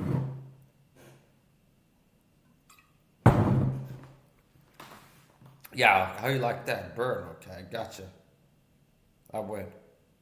Bubba, you've been talking head off all day. Take it out. Go fuck yourself. How about that, buddy? Okay. How about you go find a lake to jump in? Okay. How about you go take a nap? Then when you wake up, you go to the library, ask for a map. You get that map, you start looking for a lake. And once you find a lake on a map, you mark it. X marks the spot. And you ask the librarian what point the direction. Whatever, you just start walking. Okay. Once you hit the lake, you jump in it. Understand? Okay, if you got a ball and chain on your leg, all the better. If you got a ball and chain on your leg when you jump in the lake, it's even better as far as I'm concerned. Okay, so it's like that's the medieval ankle bracelet. They would have like a cannonball chain to your leg to make sure it would run off. And then they have like black and white pinstripe hats and stuff in the DuckTales universe at least. The Björnbusarna, they called it in Swedish. Swedab. The DuckTales universe. They have the bear bad guys, okay? Like the bear guys. The bad guys, they are bears. and then be in prison. And when they're gonna get him out of prison, someone will get like a loaf of bread smuggled to the prison with like a needle file in it. And they start like grinding at the bars. See? And then eventually they duck to get out. See? So it's like this is like the how I understood prison as a 4-year-old. Okay? This is like how I understood possibly prison. What my impression of like what I understand. You watch it in Swedish news and it's like 6. Some guy went to prison. It's like maybe you think it's like the Doctors universe, but like behind bars. Okay, it's like it's like they're in a cage behind like iron bars. Okay, it's like pinstripe uniform. Someone is. It's like it's like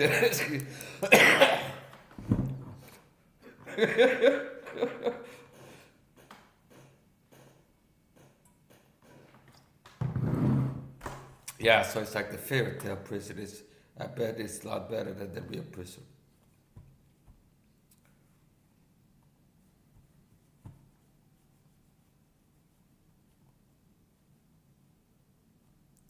Yeah, so this punky person tried to take a shot at me. Access denied, I shut you down, I order as you, I win, you lose, okay? Try to come back with something weirder next time. Something a little bit less retarded. Okay. try to maybe psych yourself up and take a breather, take a walk around the neighborhood, go jump in a lake. Okay. Get baptized, come back. Whatever you gotta do, you come back and you try to say something that's not super stupid in the chat. If you okay.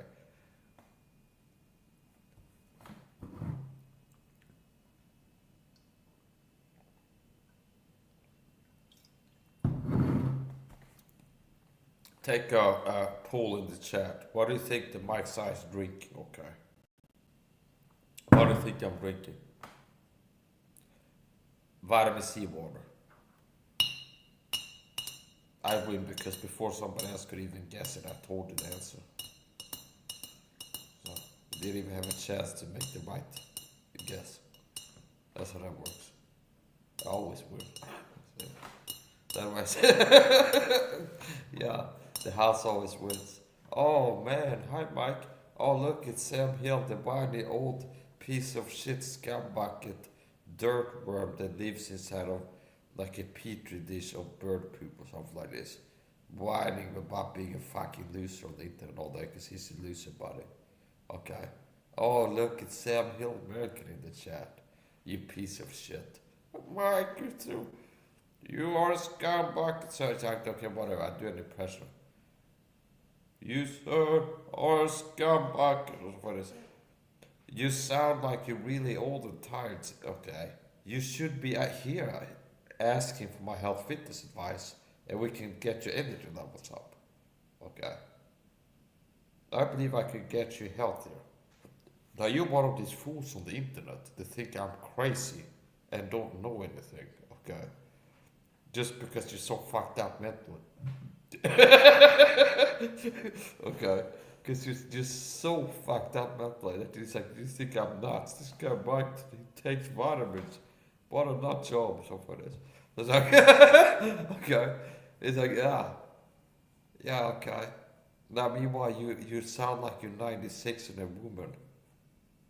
Anytime I hear you up on a panel, so who's really getting the short end of the stick there?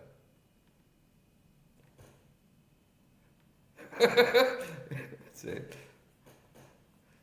Sam Hill is the only guy in this community pulled off to a T. Sounded like a 96-year-old woman every time he got to the microphone.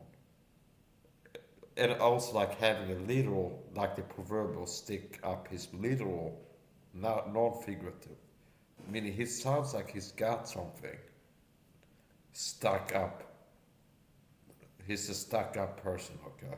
You know what I'm saying? He's got something shoved somewhere.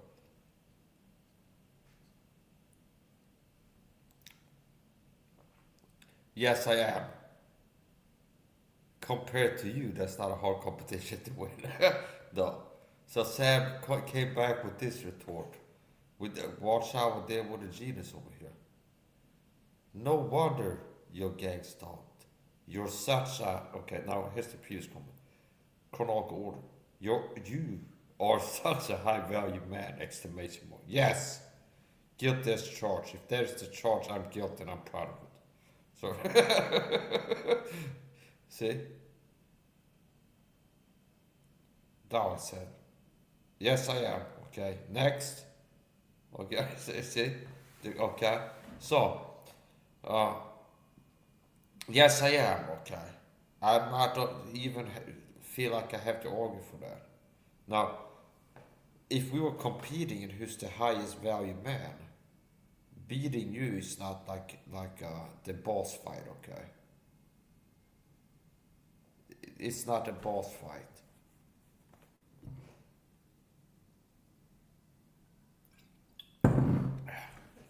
It's not hard to beat you in a competition of which human has the most value.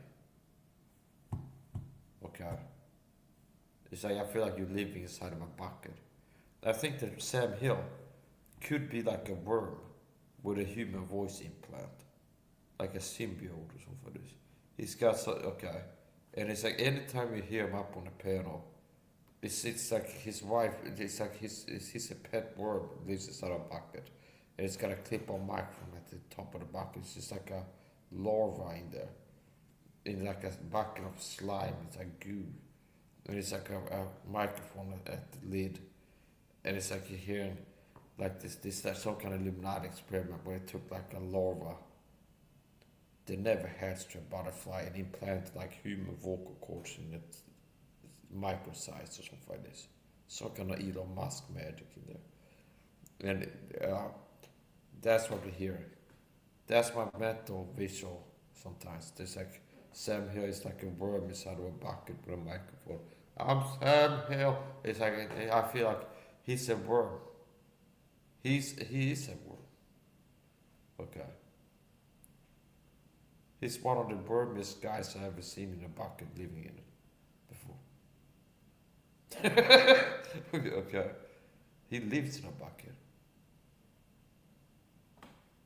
Which means he shits, eats, sleeps, everything in a bucket. He's living that life. He lives inside a bucket. He sits. He does everything in there. So what you got to say to that, Sam? I think he gave up. He's run over to his channel. He's gonna be there being a fucking asshole on his YouTube channel. I'm not cussing. I felt up to this point the cusses still make me feel like I was messing up with it, but like that last one there, I felt it took like that was just not okay. I'm not cussing at this for a while. So that's the point. Here's the point. Sam Hill, my serious opinion on him, he is a scumbag, okay? He is a scumbag. Sam Hill is a scumbag. He's a piece of work, okay? And he needs a lot of it to be a comeback, okay? If he wants to be like a non-crazy, like toxic person, he's mental ill, as far as I'm concerned. He's got serious mental illness problems, okay?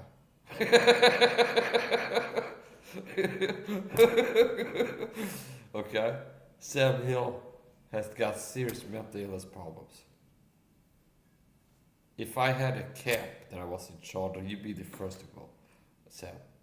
If I had a camp and I could pick your ghost in it, you'd be the first guy in there. You'd be the first guy to get scooped up and hauled off to the camp, buddy. Okay. Bucket and all. Yeah.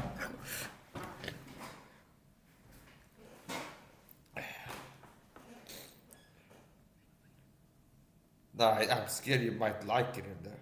See, I feel like that might be, oh, I love it in here, but living the camp life. I'm Sam Hill. I'm Sam Hill. I'm living the camp life now. I said, I'm loving it, okay. And you finally sound like a non-miserable person. The first time you sound not miserable when you're like talking to a microphone. would be like once you like got in that camp or some sort. See, this guy Sam here, I wouldn't trust him. Understand? I've heard rumors that he's been assaulting people with hammers or baseball bats or something crazy like this. Okay, so it's like I wouldn't trust this guy with like a 10-foot pole with a bar soap brand Adam at the end of it. Okay. I needed long stick to fight him off, keep him at like Sticks Bay, not Orange Bay. I wouldn't trust this guy Sam Hill around me. He's a weirdo, okay? He'd get up to something squirrely, possibly. He'd try to poison my water or something like this. Okay. He's like, okay, he's the type of guy. He's the type of guy that's like, he'd be the first guy recruited by the government to spray like poison on my food or something like this. See? He's like, he's the type of guy that's like, yeah, I can see him being a gang stalker. Like for real. Not as a joke, but like, he's the type of guy that's like, yeah, he could, it's like, he's the type of guy that he could be a gang stalker. He's got no life. He's living in America, like barely living. Okay, he's living in America with a wife. Okay, who this I haven't seen any evidence that he didn't like abduct her, and that she's being like held in his basement against her will at this point. Okay, I've never seen her come to camera and be like, "Hello, Mike. Sorry for this guy Sam Hill being an asshole to you all the time. It's like he's a lot to deal with. I get it, Mike, stuff like this.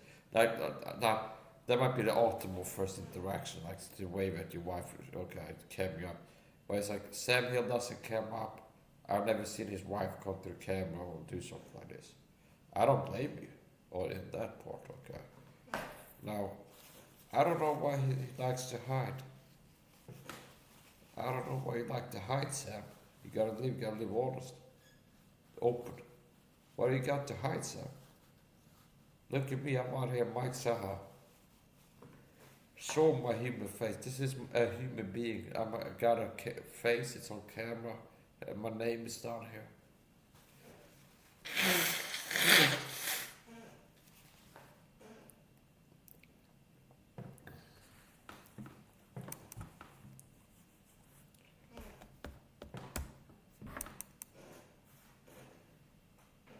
I'll try to make you feel disturbed, okay?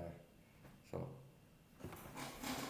I learned a trick the other day, so it's just disturbing. Apparently, if you're away with the people, it makes them feel disturbed sometimes. You're not supposed to do it. So where's the point? Yeah, I'm trying out these like new moves this new body language moves. I saw a red carpet. There was some actors on there, and they had a lip reader. He was doing lip readings of red carpet celebrity interactions. Allegedly, okay, she could be making this up. Now it's like they got somebody who's like a sign language person, coach, whatever, and she can read lips. Okay, like some deaf people can. So she's got a YouTube channel. I guess she's made videos where she looks at videos of celebs on the red carpet, and it's like they don't have mics on them. She's like, okay, and she goes, here's what they're saying. Okay, so there was one where there was some actor who was waving, and then the other guys go, hey, don't do that. Okay, they said like, don't do that. It's disturbing. Okay, so for this. So I guess it's like somebody's like, hey guys, here's the briefing, you're gonna walk up on red carpet and take pictures. And like, here's the drill. And he didn't get the memo, okay? But the other guy was briefed, okay? Don't be like waving to people or something like this. It's like, it's a disturbing visual or something like this. Like some kind of weirdo that's like, act like this movie. It's just like, people got to take pictures or ask some questions. And what's the point? So it's like, they overproduced or something like this. It's like, so it's like, don't wave, like the guy rules. You can't be like on the red carpet like this. Be a celebrity, be like this, or like this. Okay, it's disturbing. Somebody decided it's disturbing. So that's one of this lip reader was like, somebody walks out and then the celebrities on stage taking pictures, and then she's going like, and here's what they were under the breath saying to each other, and they're not mic'd up, so it's like just like, and then so one guy starts waiting, the other goes, no, don't do that. They say it's disturbing or something like this, which sounds like something that like a director would say. It's a disturbing visual. It evokes negative feelings in the viewer. It's because it's the proportions, and the arm is moving too fast and so forth. They understand. It's like something that's like, it sounds weird. Like somebody's like a whole person. They figure out that the optimal body language or something. It's like, you can't be waving or stand like this because it makes people feel uncomfortable if they're looking at it. Something. So anyway, that's the point. Yeah, so he didn't get the memo. I guess he didn't get the memo. So, oh, okay. So I guess he didn't get the memo, that guy. It was like this, like, okay, here's the drill. Don't wave at people. Something. Don't take up too much space, whatever the rule was. So what is the point? So I'm here. I'm running this show. This is my show now, bitch. Who's laughing now, Pood? Pood is like drowning in a pool of meth in his basement right now. Okay, Poon is drowning in a pool of meth. Okay, in his basement right now. It's like Poon most likely cause of death if he becomes York. But one day it's like, where's Poon? It's like 6 months later, nobody heard of him. And like somebody like, most likely cause of death is like choked to death on a crack pipe or something like this. Okay, he got like a chicken ball stuck in his. Only for Poon it'd be like a meth pipe or something like this. It's like he got his meth pipe like lodged in his some kind of anatomy, some kind of like strange name anatomy part, like the larynx or something like this. Like he got a crack pipe dislodged, then relodged into his larynx, and was end up choking on it and passed out or something like this. So anyway, that's the point. He's got, most likely the death pool. If I wake up one day and like Poon is not with us anymore, what was the most likely thing, least shocking for me? It's like, oh, we died like that? It's like, okay. It'd be like, okay, Illuminati hit, was like they leave a card, was like the Illuminati took this guy out of the body. He became too dangerous to us for this. So, okay, that's the least likely. Poon is like an archetype of guys that are not really getting on the Illuminati's radar of doing anything that they don't like people doing. Okay. Now he's associating with me now and then. Like he's up here saying hello to Mike Sai, which can make him problematic by extension. Okay. Just do you understand? It's like, oh, you're a guy, Mike Sai goes to your channel sometimes. Okay. And he's a problem of for the deep state. So now Poon is not really on the hit list, okay? He's not out here doing things to about like this guy is a problem. We gotta get him in the psych ward. Okay? See? So he's like, see, it doesn't work like that. Not for Poon. So he's blessed with the absence of being a problem to the Illuminati, like organically. So it's like he's not a person I think that he's set out to be like please Illuminati. Just ends up being his natural self, and he's not problematic in the deep state. That's my take. So here's the point.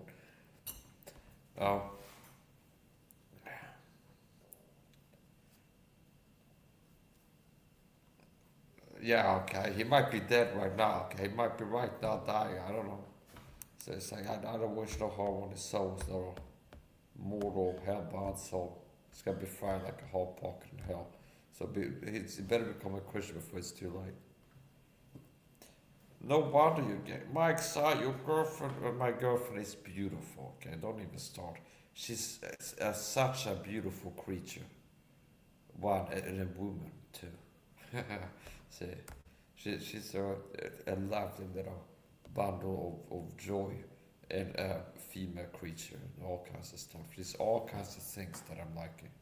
She's a woman, she's a creature, she's lovely, cute, sweet, all kinds, beautiful. One of the most beautiful women, okay, that I've ever seen. Quite possibly one of the best. So that's the point.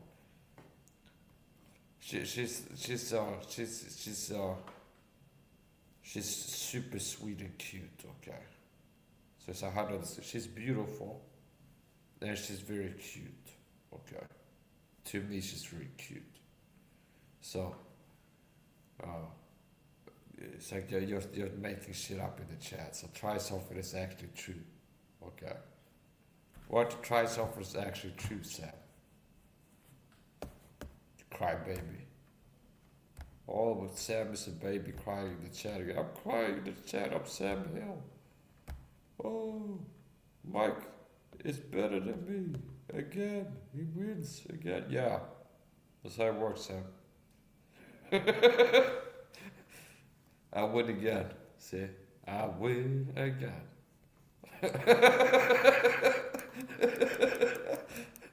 He's like, notice how he's like, I'm controlling this because you're a guy writing words in the chat. I'm on camera in front of everybody, being me and talking about you.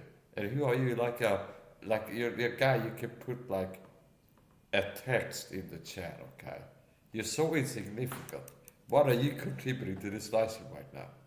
Nothing. Well, you're contributing something, but it's not really valuable. I'm making it a lot more valuable by taking little bad comments and making something out of them. Because you couldn't make something out of your own comments. So yeah. Get a life, Sam. Let your wife, release your wife. Release your wife out of the dungeon, okay? Why don't you like open a gate and let your wife run free, okay? Okay? Why don't you just let her take it for a walk on the block, okay? Now and then. Let her smell the flowers, and okay? So, it's like, let your wife out. Open a cage now and then. Let her run free a little bit, like a free-range wife. Give her the free-range wife experience where she doesn't have to be locked in the basement all day, okay? Okay? Let's open the door and let her out. Let her run around the block a little bit. You can put her back in if it becomes a problem, okay? But like, give her some space now and then.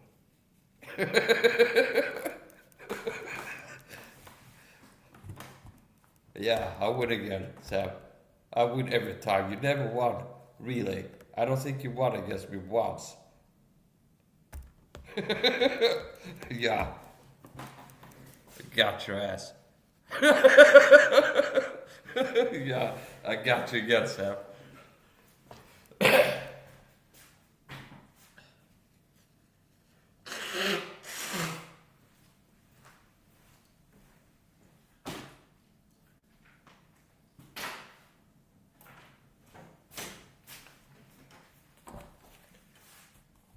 Gonna have to charge up. Gonna have to charge up my, what's it called? My mouse.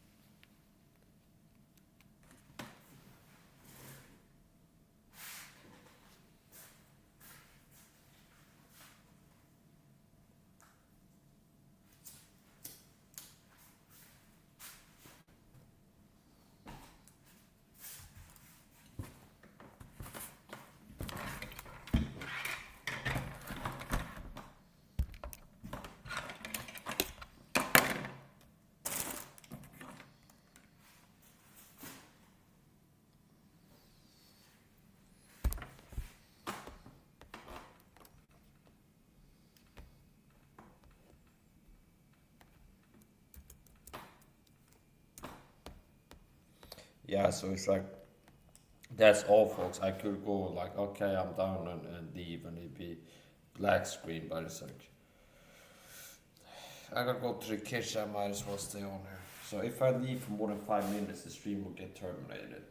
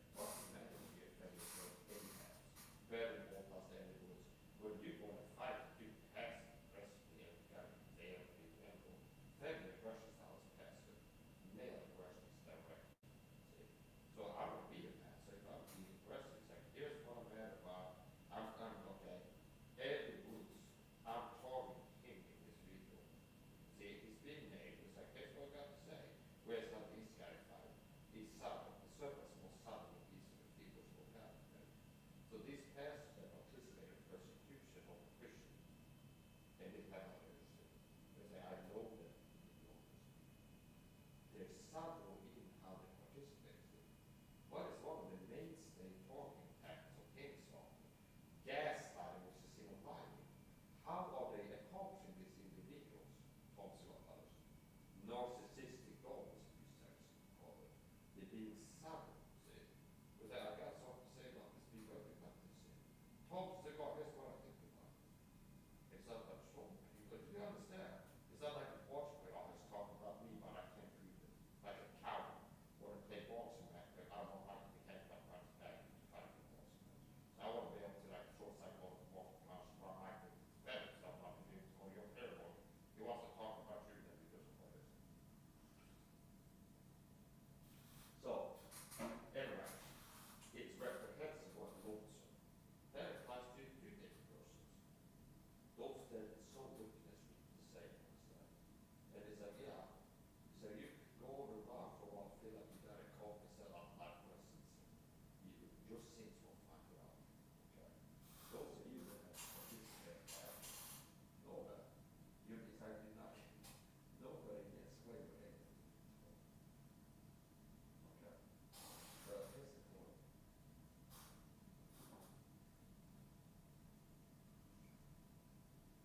And that big versus he calls him Steve Harrison, he calls him Steve Harrison.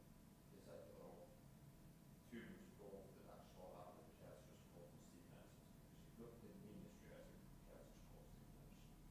Then they say, oh, it's baby versus church, that all should do that. Okay.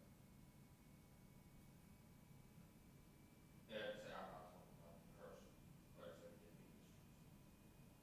So anyway, so there's a scourge now of fake, free grace, fake law preachers. I'm the real deal. I went out there preaching the real gospel using the real Bible and content because it's out of attack the real faith in the Bible. But what have these guys to do? Being fake. I'm free call, free grace, fake law. I can pull up like 6 years of YouTube channel where it tells people to pray to get saved, leads people to see the spirit salvation. Then it told a lot of Christians, is don't have stage. When God says the dead make it not gospel, that it should be something that it be first. It's like, if I make a big deal, it's like, yeah, this guy said, damn, okay, teaching a false gospel. Well, there's no doctrine, there's a great law that is going to be gospel. Okay. Anybody practice the gospel, they're in trouble with God. God is not happy with them.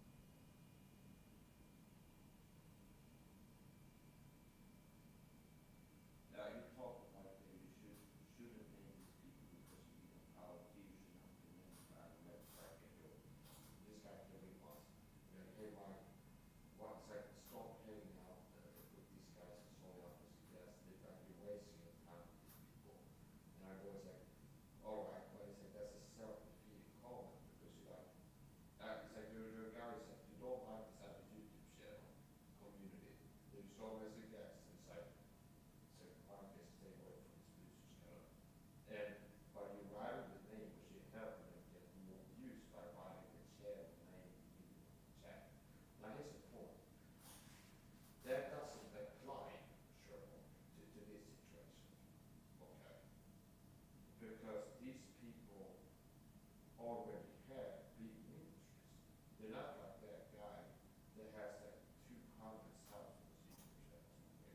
That gets like 2 live views and goes live with 6 people on his panel. And he's like averaging like 2 to 6 live viewers, streaming like 12 hours a day with 6 guests. Okay? See, with like 200,000. Okay?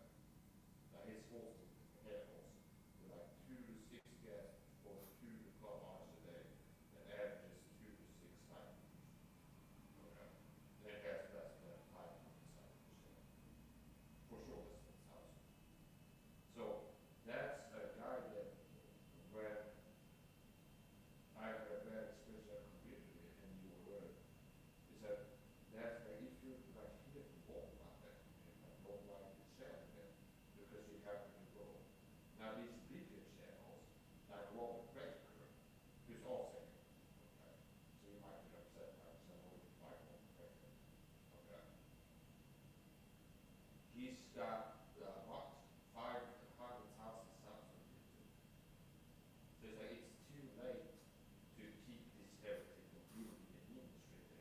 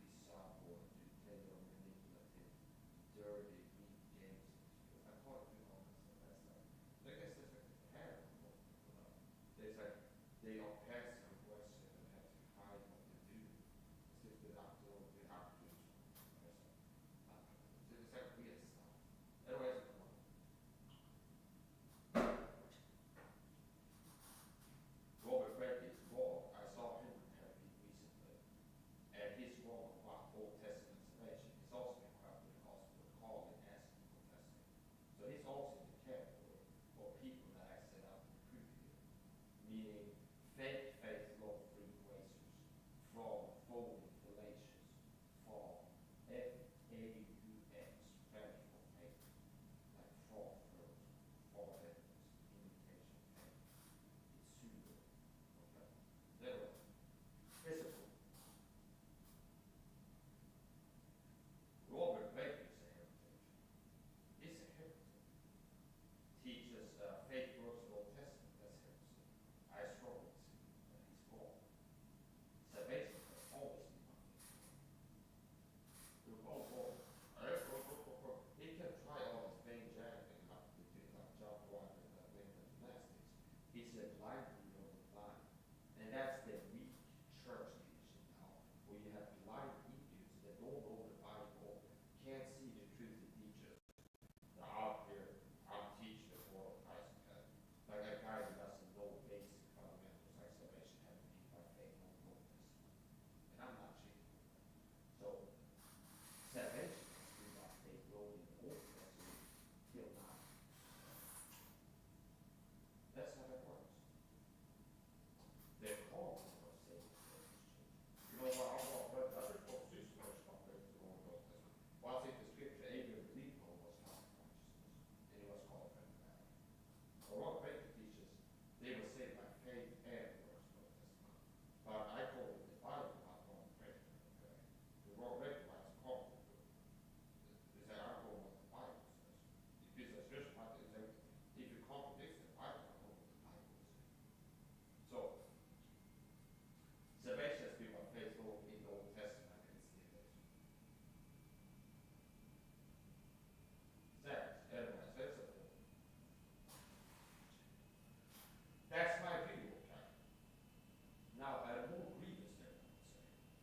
So somebody being wrong on how people are saying in times past is not as grievous or whatever heresy as people that are teaching wrongly on how people are saved today.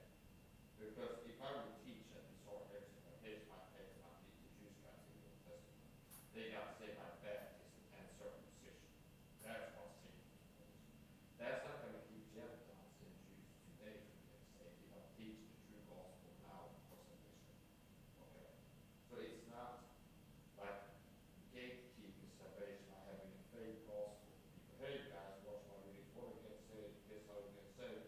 Like if you're speaking the truth to people now, like how to get saved, and you're wrong with how people get saved in times past, the people in times past are one or two places already, and you can't change that. Okay? So you can't just dead guys for that 600 years to believe a false gospel to get rid of dead. They say already in times past. Too late. So, anyway, here's the point. The word making has been confusing and conflating. It's one of these silly guys that confuse calling and praying. He wants to be fancy rather. He's ecumenical. He doesn't want to lose followers. This kind of thing. So it's like he wants to pay folks out of fast. We'll say, oh, salvation is in this prayer. You can say it's in this prayer. But you're not saved by the prayer, you're saved by your faith. Okay? So he wants to play both sides of the fence.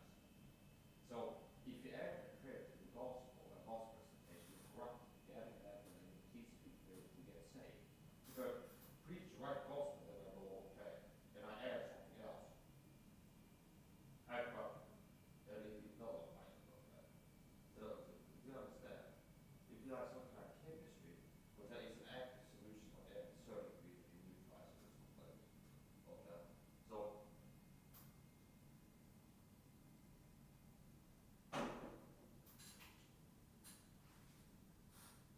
it's like if you type in a pin code, it's right, and you click this another digit, and you have the right code first, and you add, it's like it makes it wrong, because you add extra things that's not part of the actual code.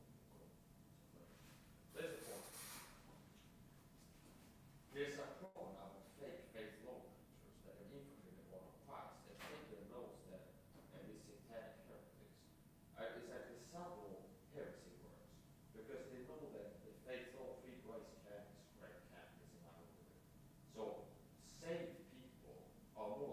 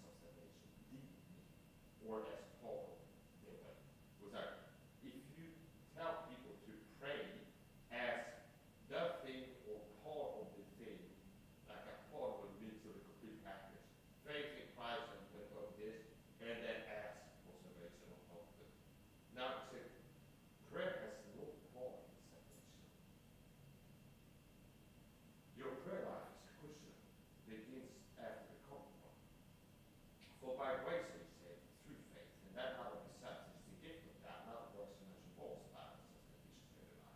For by grace are you saved through faith, and that not of yourselves. It is the gift of God, not of works and not of boast. For by grace are you saved through faith. So what is the one thing? See, notice I'm real faithful, get mine, and I have to expose these fake frauds, like that fake gold. But you took the Lord, he's got to be who leads in fake gold preacher. But he's been teaching salvation by gospel and or sinner's prayer over the years. See? Is religion faith alone? No, it's not. Because faith alone is only faith in the gospel for salvation. If you add prayer or renew the resurrection of faith, you don't have to be a gospel of faith. Now, faith alone means generally somebody teaching only faith to get saved. Then there's specifics. Faith in these specific facts. Christ Jesus died for his sins, was buried, rose again through faith in his blood. Romans chapter 3. Okay, through faith in his blood, through redemption, remission of sins that past and forbearance of God. Through faith in his blood, see. So here's another verse. That's not the verse about how a man is justified through faith in his blood. See? So Christ died a blood of death. He was scourged with brokenness. The plows part of my death back in the long furrows, which is old Psalms called the Old Testament prophecy. Isaiah 53 is also a prophetic chapter. Okay. For the transgression of my people is smeared. We have was moved for all transgressions. The chastisement of all peace was upon him. Yes, it is. So there's so many foreshadows and cryptic words and wise not saying riddles in the Bible that people didn't know that before, and people blind remember they're like there, they read the scriptures, and they don't. Some people that knew Isaiah 53, Christ shows up and we don't, they can't tell that this the guy reading it. Okay? So everybody's a four. So, faith law, true faith law is what I teach. I teach consistency on YouTube. You're saved by faith in the gospel. You're saved by faith in Jesus Christ what he did for you. And nothing else. It's finished on the cross, death, and resurrection. And there's nothing else where sometimes I tell people to pray to get saved or plus back this one. And that's consistency is going to be that we teach faith in Christ is finished on the resurrection. And that's more than I can say for that thing God. There's sometimes that people say about faith and other times because now if you he's done many videos on this channel. Now if you really have a trust God to say, go ahead and say this prayer right now. Lord, I know I'm a sinner. See, leads me to sinner's prayer. I don't care who's doing it. And you fools, blind idiots, combine with my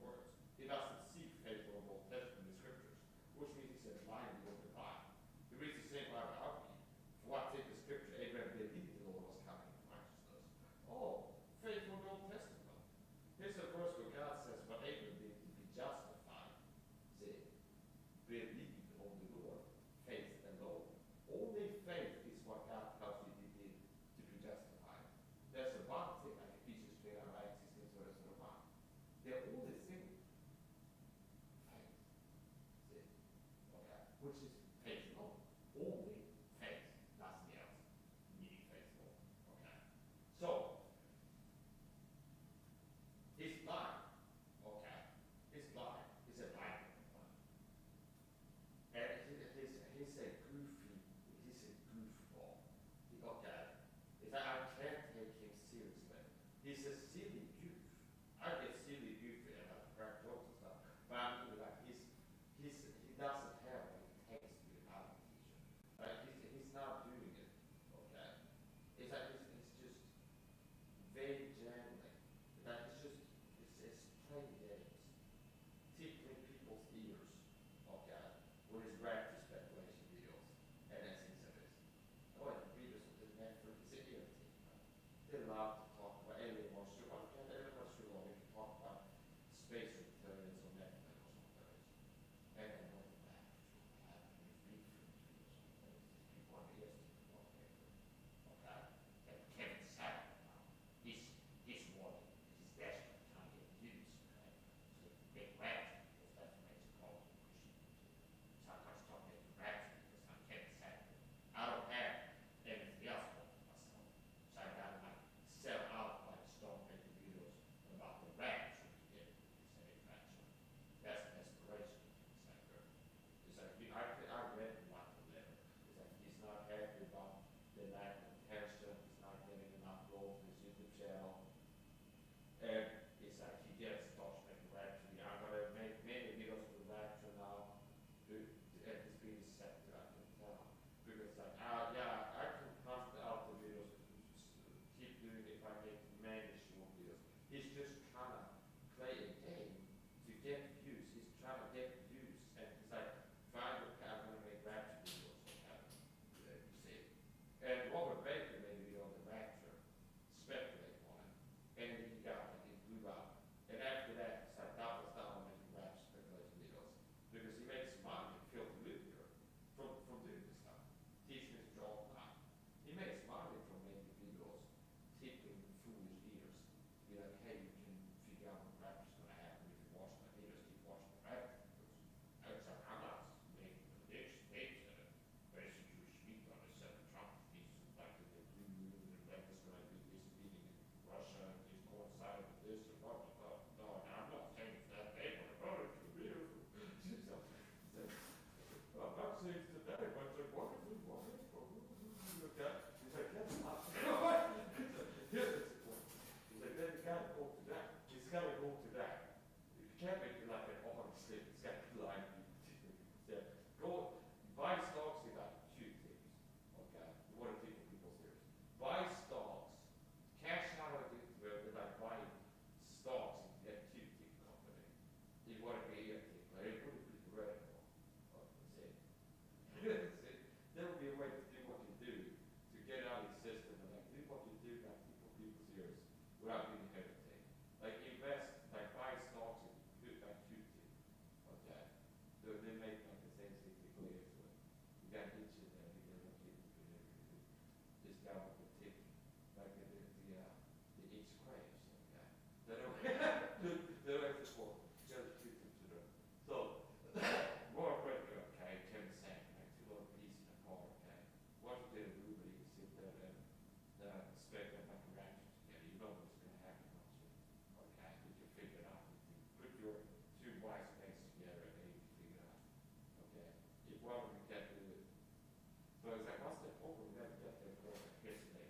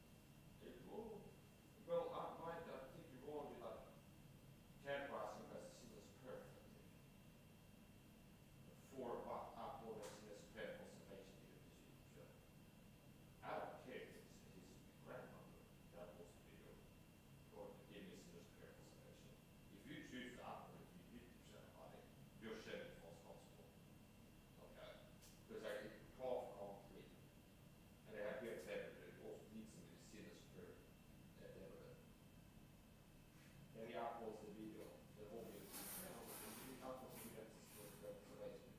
No one can, a coward, a weak man, a coward. They won't stand up.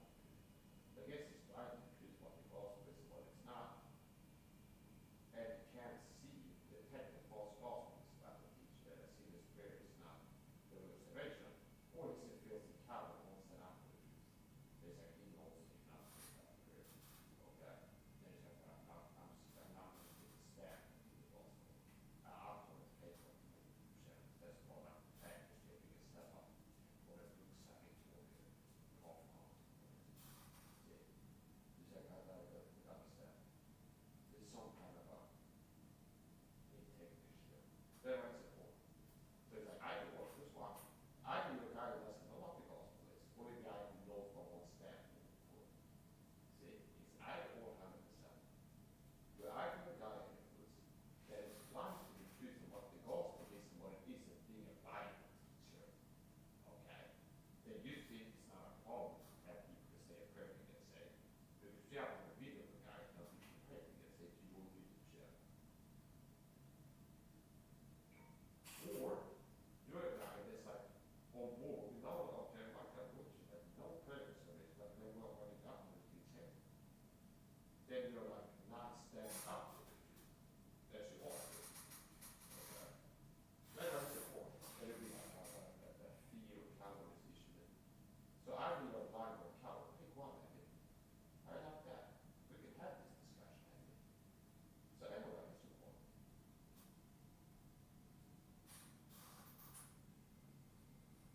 So here's the point. Eddie Woods and I want to another one. They'll look at that book. Stephen Anderson, another critic. The errors of Stephen Anderson. Stephen Anderson teaches us in his participation. He exhibits anti-Semitic tendencies, which is inherent, because the Jews are God's people. Then he verses the little offshoot of the American church. When he separated himself from the public where they were like infused. It's like this idea that the circulating on due to the news, the great one, Stephen Anderson has been used that they allegedly reported what the children of the housing was used to prepare beings right from the wars, still not doing stuff. And like these past bodies, they reverse. Just like even as I just said that's the I'm just to myself, I can't no longer that I'm tired of Stephen Anderson. So anyway, that's the point. That's not all the issues, and I can't prove I haven't seen much more. So that's the point. Stephen Anderson, anti-Semite, sinner's prayer heretic. Notice the same ever. And people think Stephen Anderson is faithful. And people think, graphic gold has been a good gold preacher or reverse gold this year. No, it hasn't. It's been a flaw. It's been claiming to be faithful, but not actually believing that. So he wants to benefit and be looked at a person who's truly pure the gospel, has been his whole life. And the faith of all consolation kind. Free grace, faith, long, great teacher. But he's been attacked in the gospel of faith, like rock the gospel as in his prayer. It's the truth. Just like Stephen Anderson, other people, some people, they are Stephen Anderson praise all that. No, he said, sinner's prayer.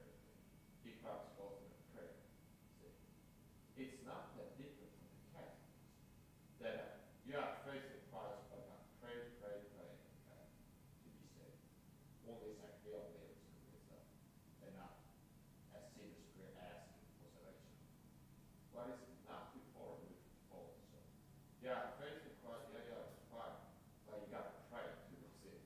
It's like they say, Hail Mary, the Rose and Beyond, and there's no prayers to be part of their system. But anyway, so what I'm doing this video is I'm exposing, warning about faith, faith, no frauds. So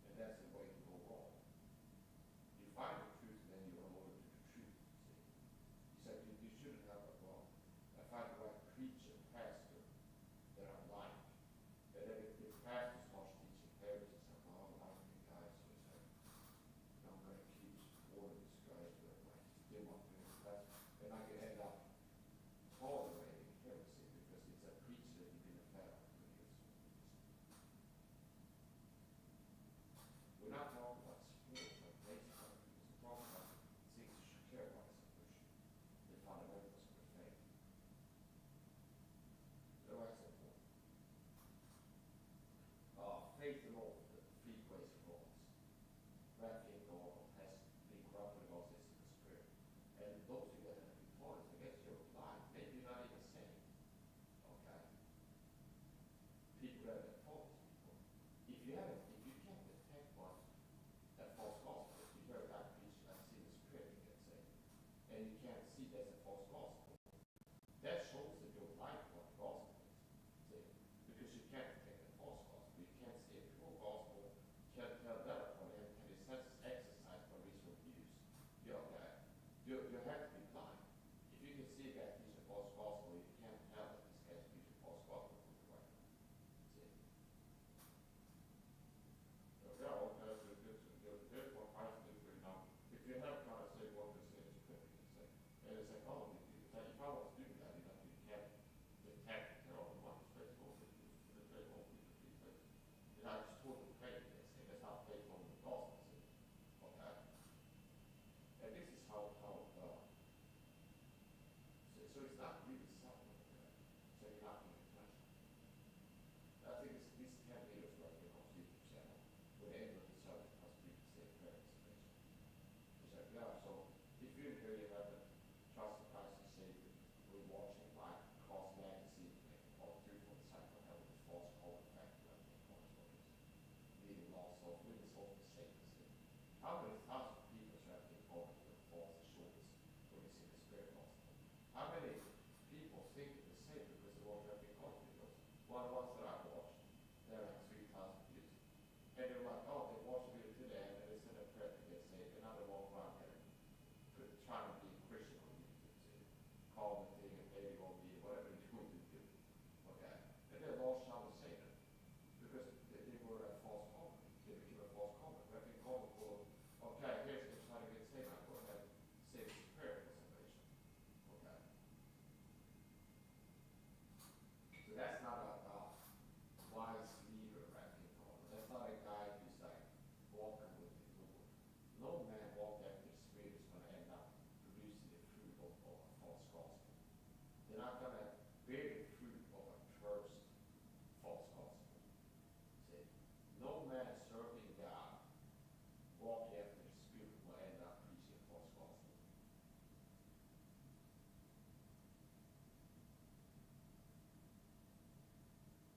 Which means preachers preaching a false gospel doing it in the flesh. And it's like he was hosted by some talk, because one of the sayings like the fruit shows the root. Yeah, the correct application that is the fruit of heresy, so the law of heresy, fruit that I can see here, shows the root of you've been doing these service in the flesh.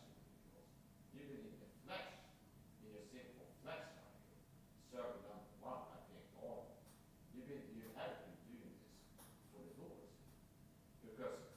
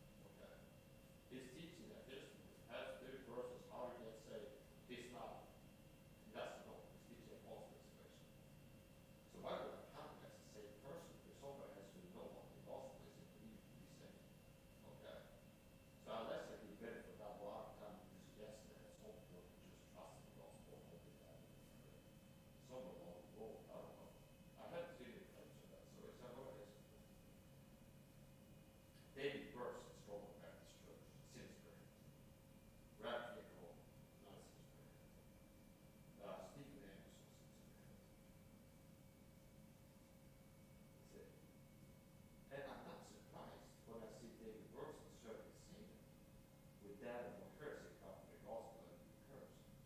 That is also satanic in persecuting a real Christian. He's involved in the persecution of a Christian. A real one has real gospel of thankful. They say, oh, you want this pastors. Your guys are being Satan and you're persecuting yourself. Now, two things here. I'm not surprised at this call they did. They're all doing Bible church. It's certainly Satan by perverting the word of God. I'm not a scientist. We corrupt the word of God. See, that's me. Perverted. I don't have a fake Bible. And I don't go ABSB or New King James. The word of God is all no type. That's the word of God. Nothing. It's the King James. It's not a division. It's a different thing. And they always take the King James. You know, if I want to call it the King James, and I switch some words around and call it, that's the newest King James. It might sound the newest King James. Yeah, like 98% of the King James, change some of the words. So the these to you was the Holy Spirit. Switch things around. See? So you don't have the word of God anymore. Now you have you start out looking at the word of God, and then you play around with the ad and stuff and new stuff. And then it's like, oh, it's the newest stuff. So the new King James going forward is not a King James that's new. It's not a King James Bible. The King James Bible is the word of God, okay? And there's no new that old, okay? I mean, that's like, there's no new King James, okay?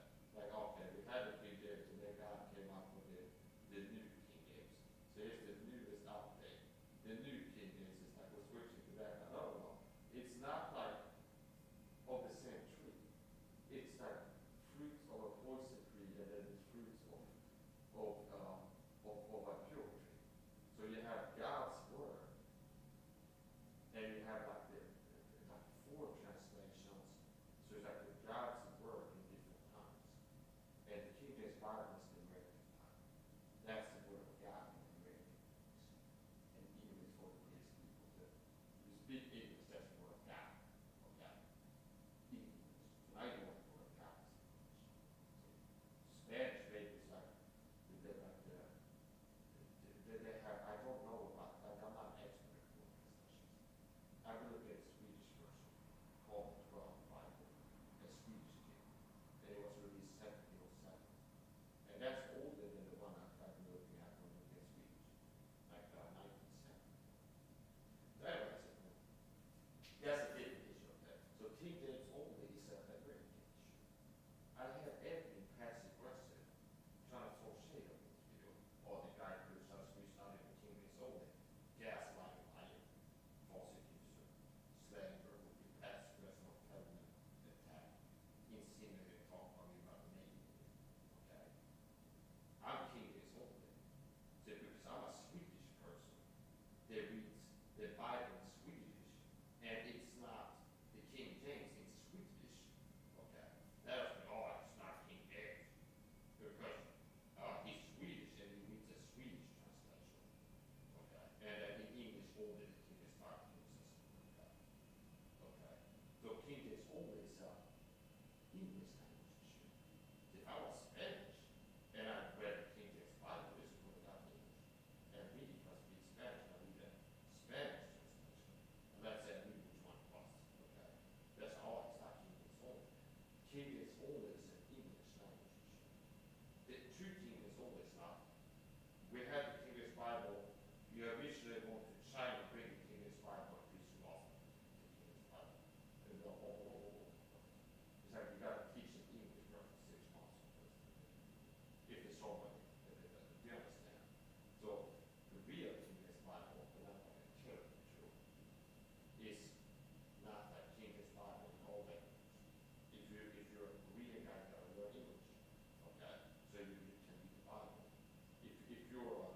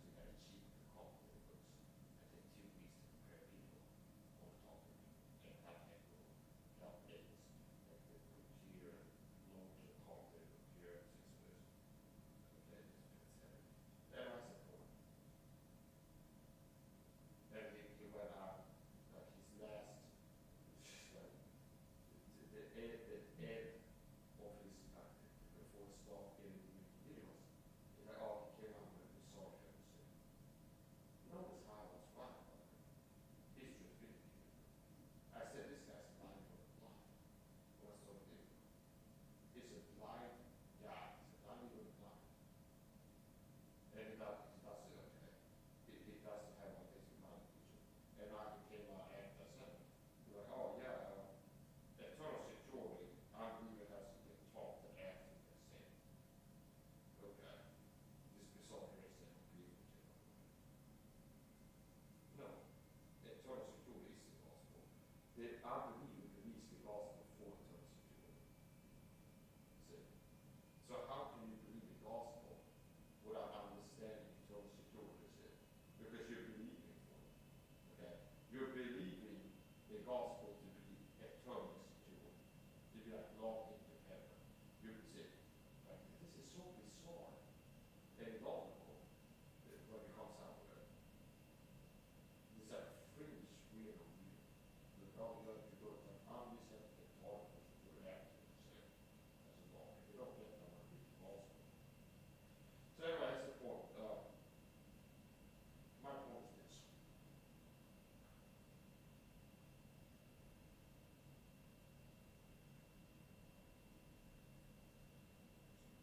When they call faithful for after also in the script, true faithful is what I do.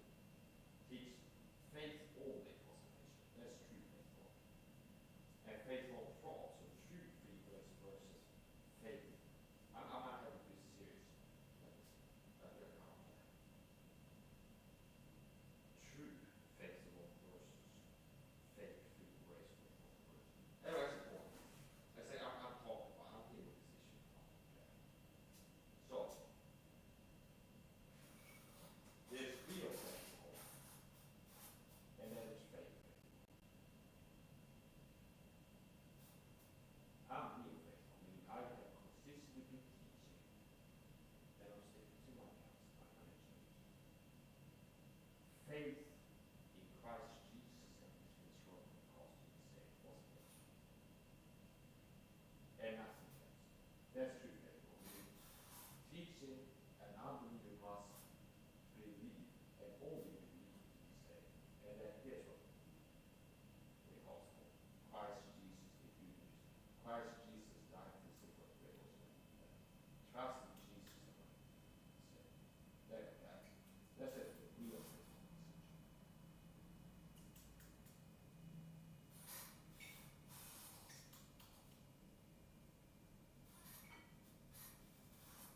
And then you have faithful frauds who somehow got people to think that faithful, like Steve Nash and David Burson, Bradley Gold, Andy Booth, and all this other things that all corrupt when it also gets in the script.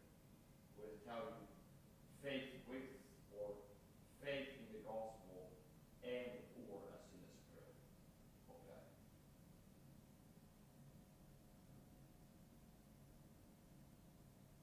Someone will wrong faith is against the spirit. No, that's not the truth. Raw faith would be like this. Well, I can pull up videos of it. That talk like this. I'm not against the prayer, but you're not saved by it. See? Notice how you do kind of fence cut off in one type of fence. You say, man, that's why they eliminate this in this prayer laws of everything Christians. Which is like most Christians in this world. You want to be popular, a lot of faith, and make a lot of faith loop on people. So you need to be popular, you need to have this guy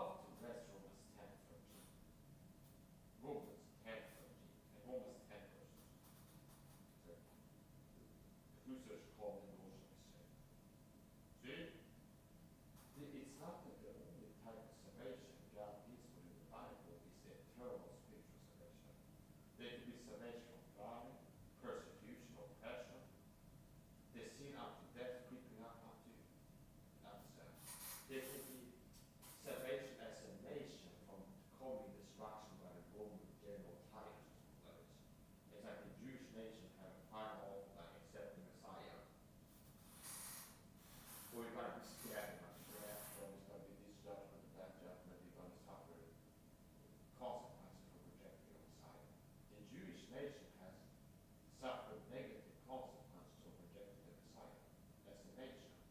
But God's promises, the faith and callings of God are repentance. God is not going to call these people to commit, which are replacement of as the God the foundation of the world. We already knew Israel. We Jews did Christians. There's another bizarre Spanish concept, replacement theology. There is a point. Yeah, so the Jews didn't win by rejecting Jesus. Wow, shocking. I'm going to say that. Okay. It's like, yeah, the Jews didn't win by rejecting Jesus Christ. Okay. That didn't give them good outcomes. As you know. That didn't lead to God blessing them with that. Now the blessings that God has given to them, He opened it already on.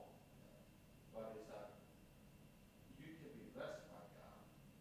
It's like, you are blessed for being my child. You have this good thing. And you know, well, you can choose to walk after your flesh and hope your birthright. For example, God, you have, you're saved, now you have birthright and benefit of being able to have fruit of the Spirit. Now, if you choose to walk after your flesh, you lose hope your birthright, as Esau, for one who also needs hope your birthright. Okay. So now you're missing out by by your lifestyle and what you're choosing to do not do. Now, what God has promised is that you're going to have this. He's not going to take you back. That's how the Hebrew is called. Indian.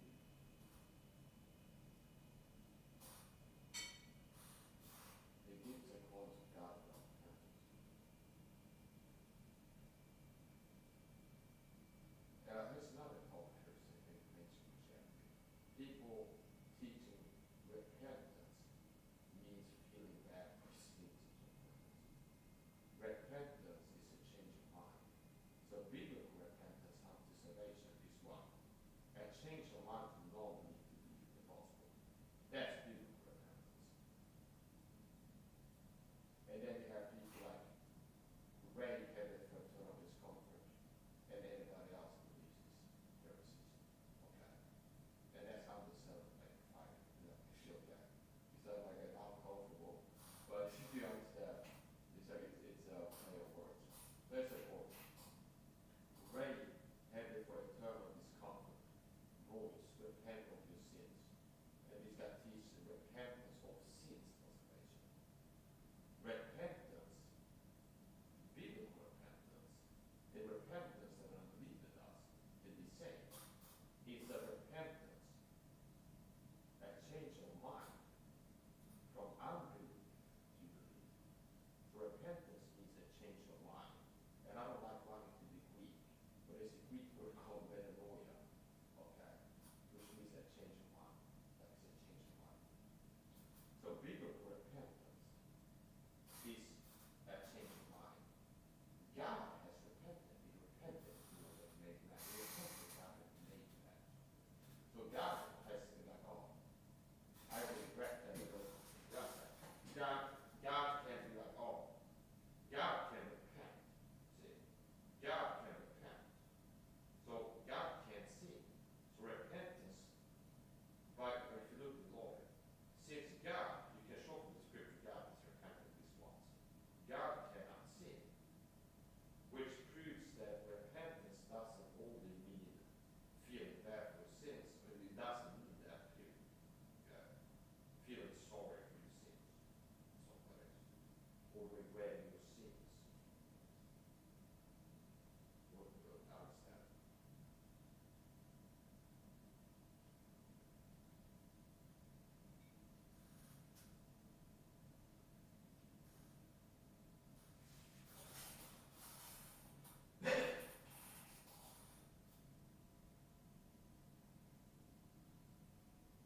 So anyways, biblical repentance, the real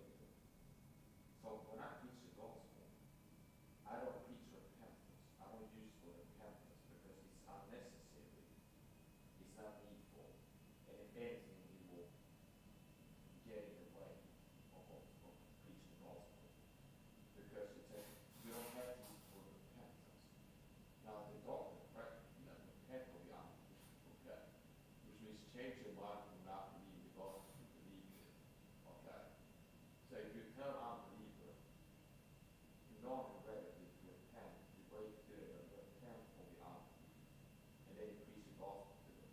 And then if they choose to believe it, they can repent of that. Now, I don't recommend it to do it like use the word repentance when you're sober, like preach the gospel. You preach the gospel and you recommend and tell instruct that you read this for the lesson of. And if the person does so, they've repented, they've gone, they've changed their mind, they've gone from not to the gospel, their mind was changed. And it's the human free will that results in the change. The illumination is the Holy Spirit. And repentance is the human will. See? So if the human has the free will and can choose to change their mind about things, to stop believing a lie or to stop believing the truth. Now the Holy Spirit will open a person's eyes to the truth so they can choose to believe or repent. So anyway, here's a point. Robert Baker, he's not even like a sixth grade Bible teacher. He's not, you can't. He's a blind blind. So we deal with fake faithful preachers. So I'm not dealing with people who are really that want to aim to do this video is not deal with Calvinism primarily or people that teach baptism for salvation or something like this. It's like fake faithful people. People that have a fake reputation, false reputation, being faithful. Lacking for earth. First of all, that people think he's a faithful preacher. And our very long saying, you can tell that he's presenting himself as a faithful free grace preacher. And people read this. But he's been for many years telling people to say a prayer to get saved or not. So he's not a true faithful preacher. Because faith alone means only faith for salvation. That's true faithful. Free grace faithful. That people like me tell you because it's to do the gospel salvation and nothing else. And it's not sometimes that prayer or something else. Or a prayer. Or pray the gospel. Something else. They're not saying that praying the gospel asking God to save you. They're saying that believing what God wants you to do. So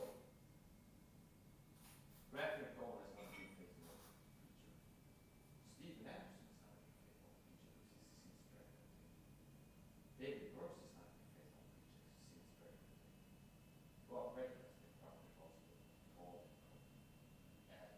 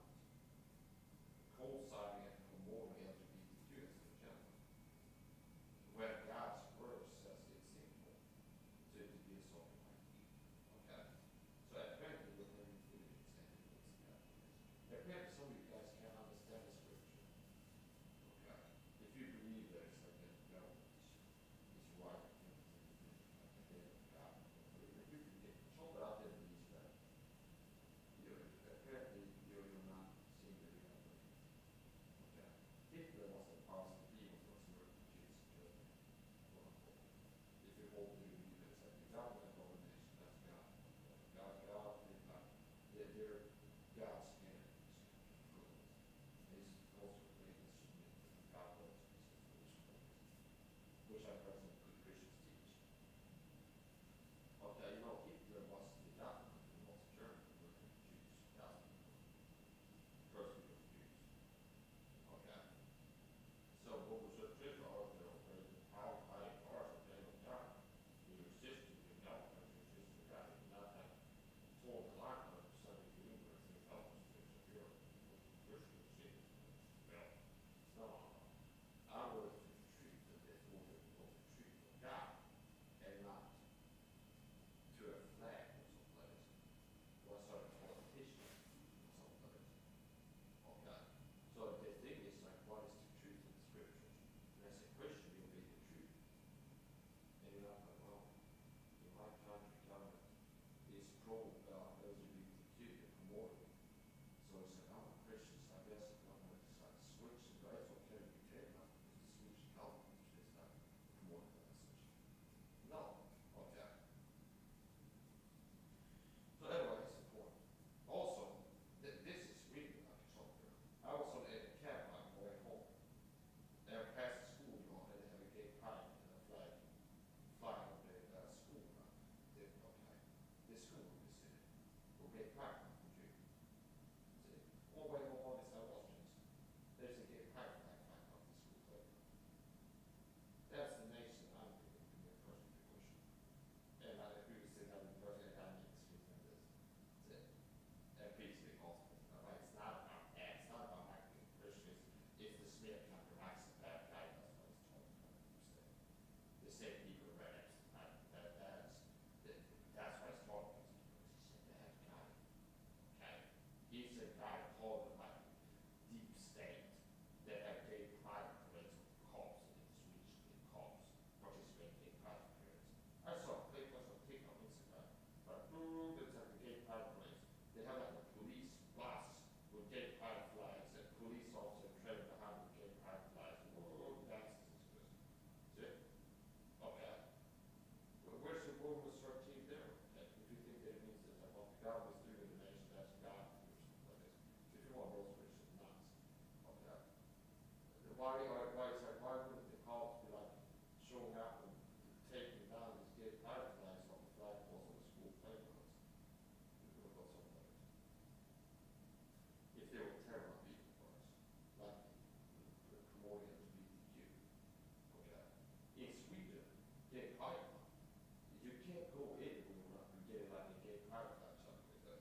Go to the ICA supermarket, that franchise, they have like a class at the entrance, the gay pride flag, gay pride month celebrate special discounts or something like that. Okay. There's like flags flying and things like that. So that's like the zeitgeist now. And it's like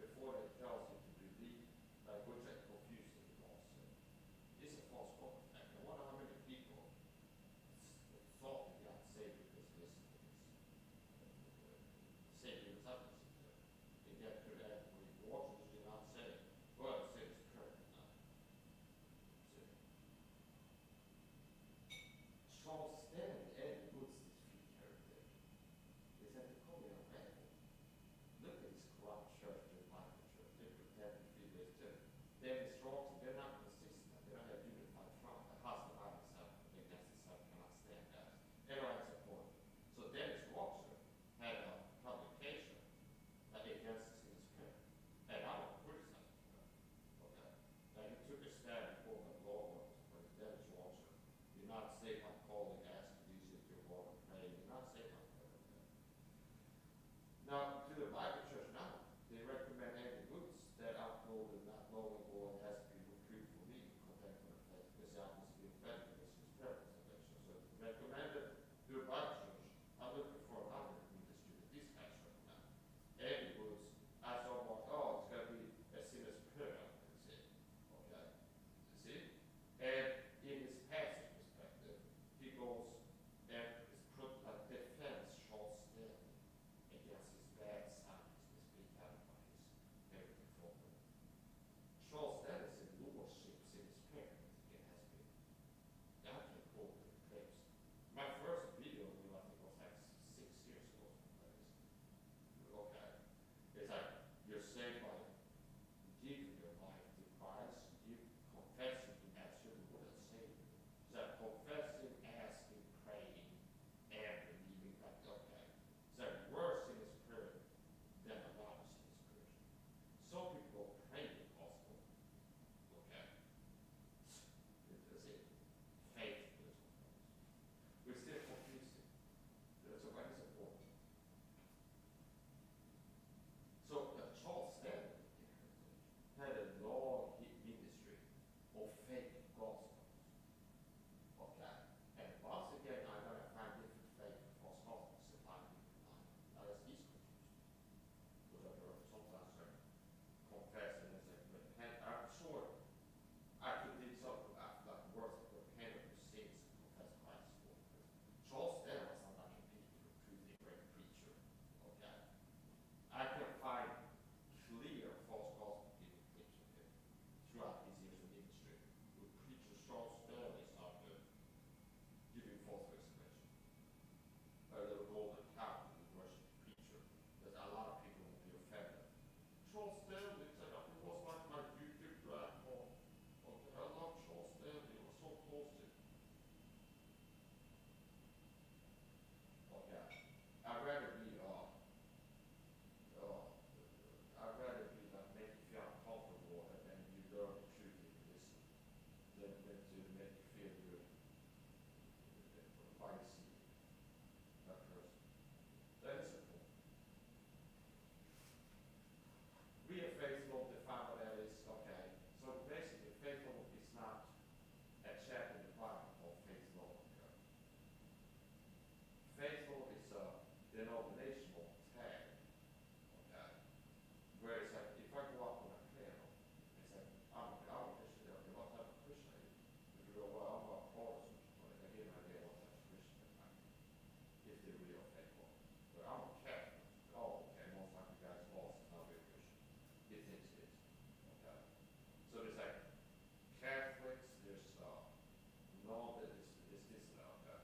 So free grace faith law is what?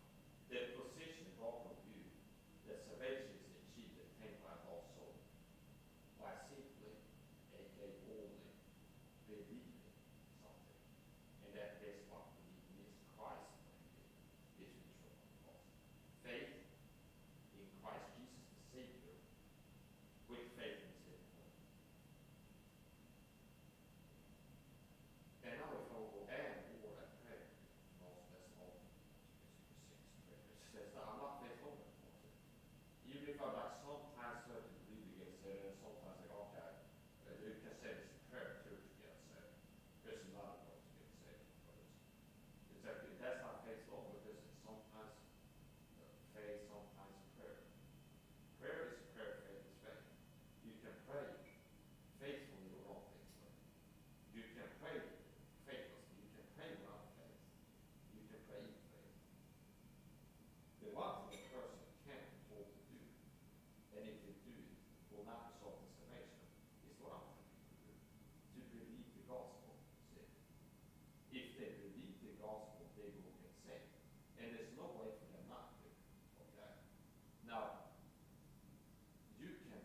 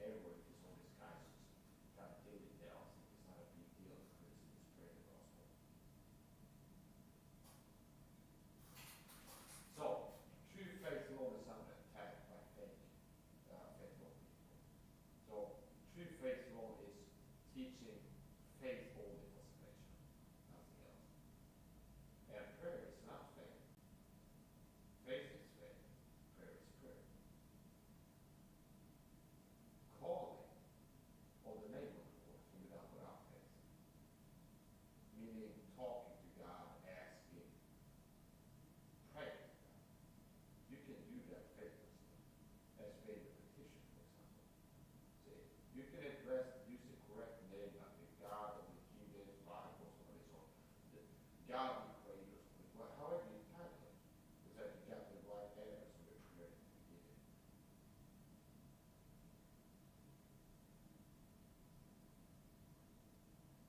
That was this. There's no prayer that can get you saved. Okay? There's no type of prayer that will save you. We say about faithful. So true faithful is like the correct freeway faithful is you're saved by grace through faith. So the one thing you do to be saved is to be the gospel. That's true faithful and have things. Is that sometimes or always or a lot of times like they mingle, it mix in a single spirit. Dork or whatever. Stephen Anderson. Praise be faithful, but this is the spirit of salvation. A lot of these offshoots beyond the church come from Stephen Anderson. It's like they're all, it's like a business model, like a franchise, like KFC or something. It's like, I want to open up a KFC in my city. It's like, okay, you gotta buy this, here's the menu you gotta have, and here's how you fund it. That's a business model. You understand? So, it's like the business model of Strong Baptist Church, like because it's like, it's simply just copying the Steve Anderson version. He act as a miracle, give us in the spirit of salvation, and teach. There's some people that can't get saved. That's not the area of the ministries. They teach the reprobates. They teach that some people are called reprobates that can't get saved. It's not true. Okay.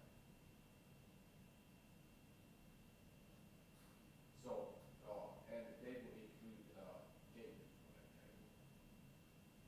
So it's like, I'm not going to solve nothing. This thing is simply gay. But Stephen Anderson and his Andersonites, they teach a lot of different gays that has to pull over and tell them the reprobates for you can't get saved. Okay. Which is not true, because these people are prohibition field. That Christians should do so.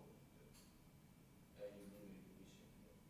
It's like, look out the fields of life or the harvest, but not that part over there. There's Solomon's reprobates. You can't get saved. There's a lot of people who are doing this. Like, you understand? So that's also service. It's damnable heresy. Because if you teach that some people that can't get saved by the gospel, that means there are people souls that you would, like, that they would listen to you like, oh, the gospel can't save you. See, okay. See, so it's like whatever. Here's the point. So errors of Stephen Anderson, anti-Semitism, teaching a heretical wrestling of what reprobate Romans to mean, has a photo over time can't get saved. My view on reprobate is all lost people reprobates, okay? Spiritual.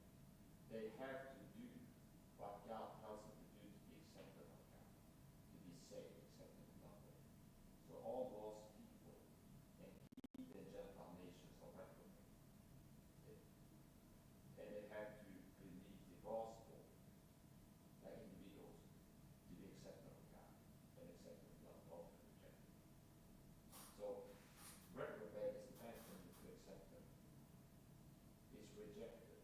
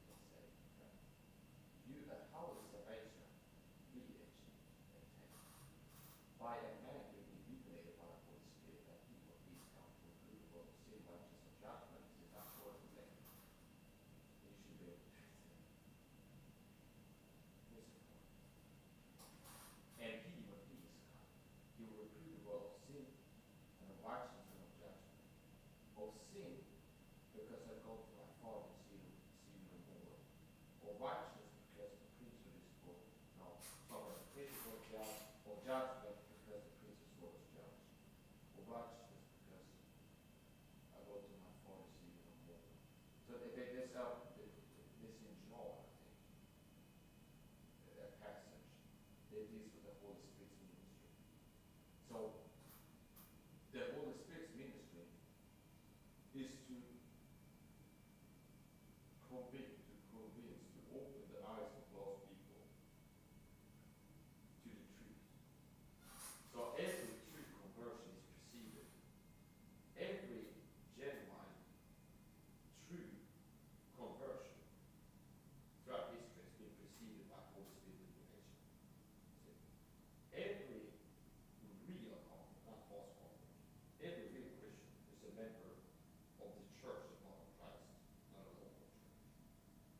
The church of Christ, which are all the born of Christ, all believers. There's 6 Japanese Christians that born of Christ, the church of Christ.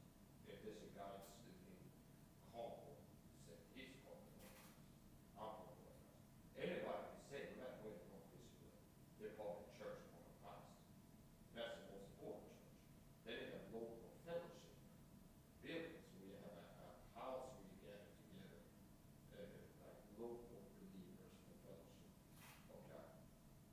Then typically people sing hymns and do that part of like the model of singing hymns. They lead in with the singing songs or something. That makes it good. If you sing hymns. Okay. So, software, that's the point. Beware of these facts, okay? Okay, especially if you're lost. If somebody's saying you can be deceived and not use this message, not use this message, if you start believing false gospel, false conviction. Okay?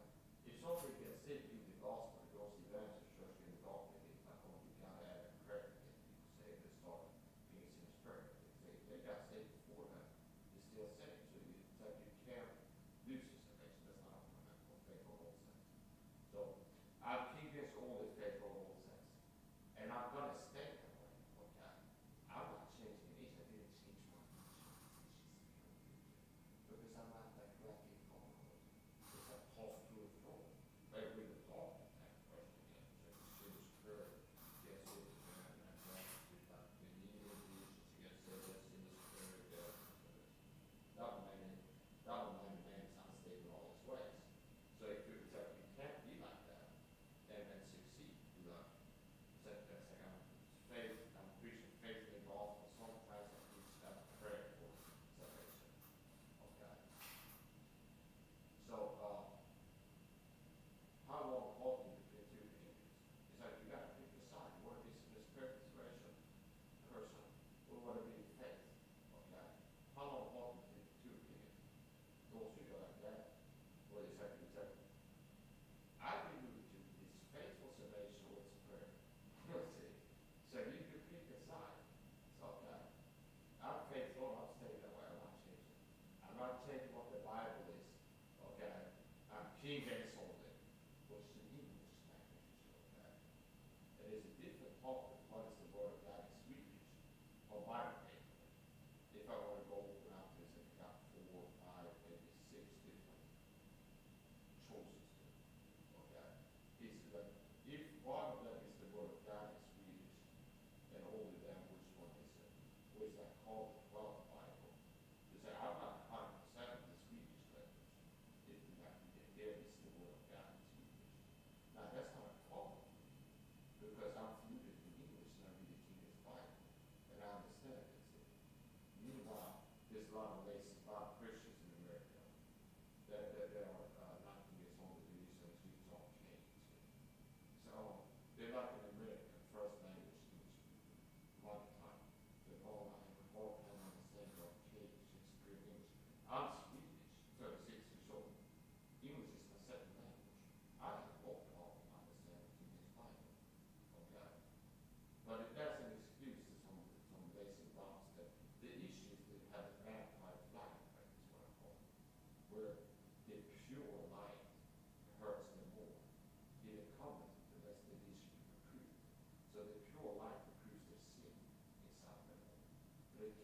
understand the pure, strong light in his Bible. They want it watered down. They want it moderate, watered down with mind water. You know, so they understand. It's like, I get it, there's some lights that I don't like the LEDs and fluorescent. We're talking spiritual light now, doesn't mean fiction, okay? See? And I don't have a problem with the natural sun source like the sun, okay? There's certain lights we can only get LEDs and fluorescent. The sun has something more.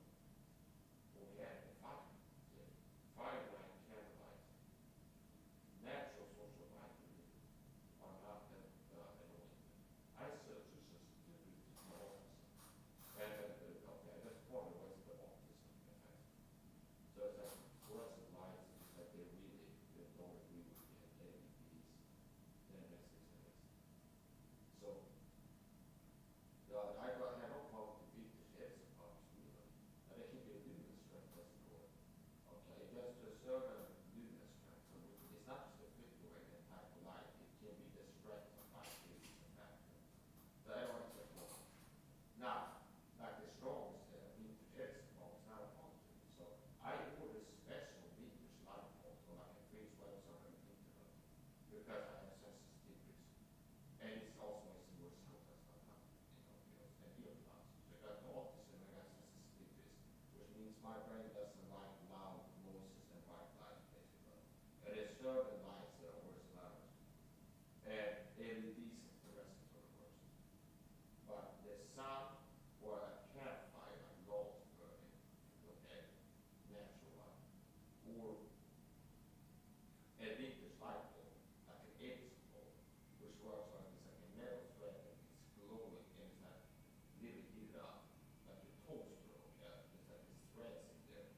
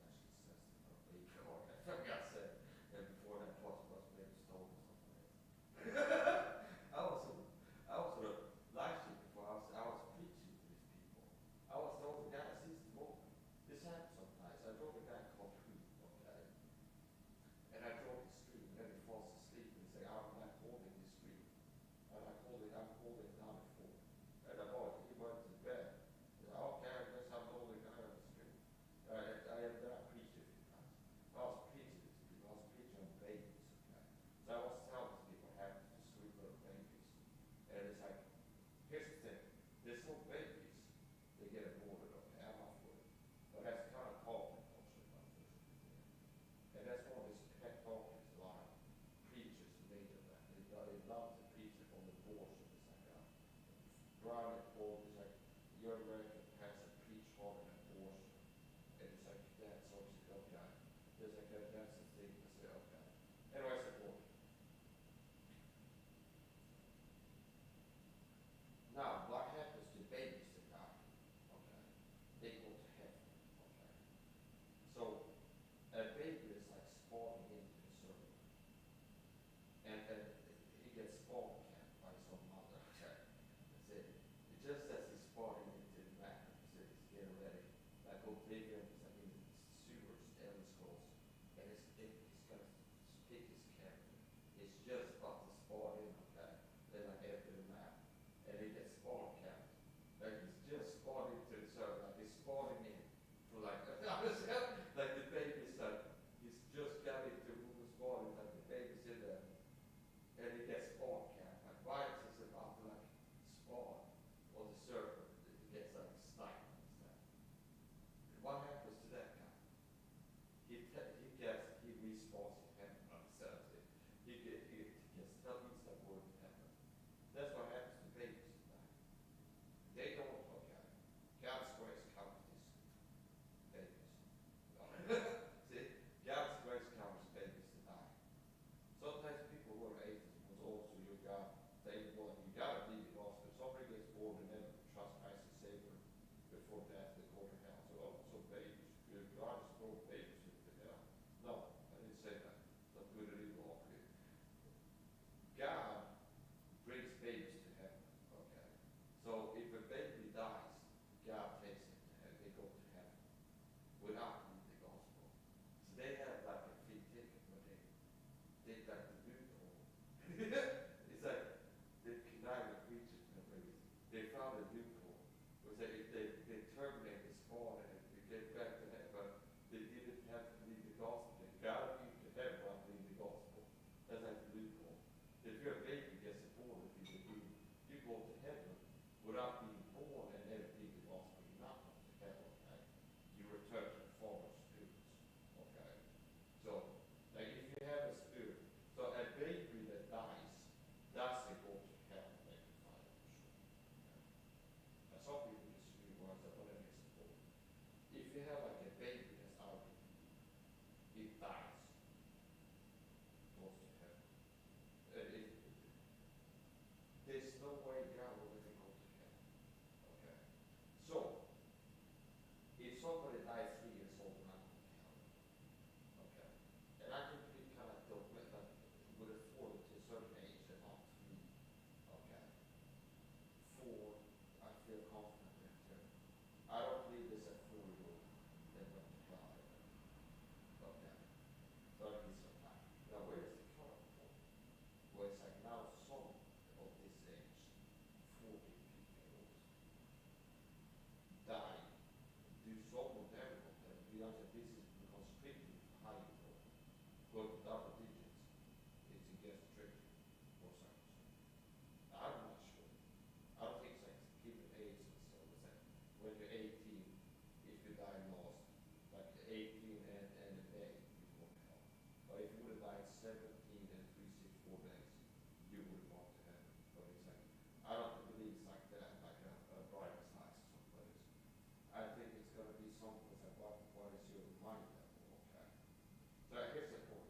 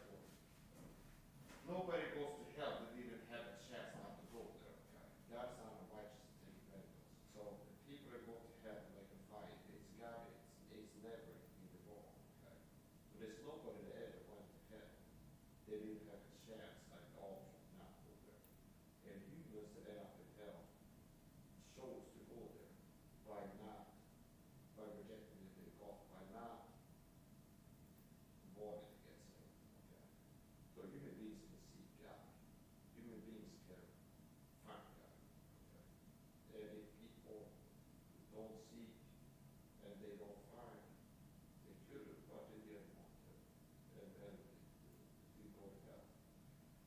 So for the visible things of here from the question, what I think is the honest about things so many years that they talk about God. The heavens that had the glory God referring to is heavenward. These are two verses that have been alternatives to the topic, where people will give an excuse in heaven. If you are a human being and you die, you live in a world that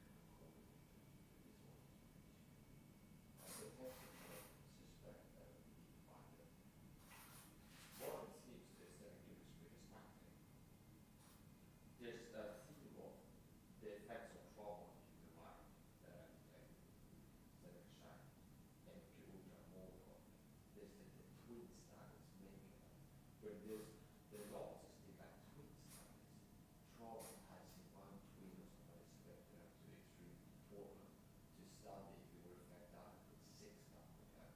The 8-year-old death of the Nicholas, Joseph Nicholas, and also the obvious character.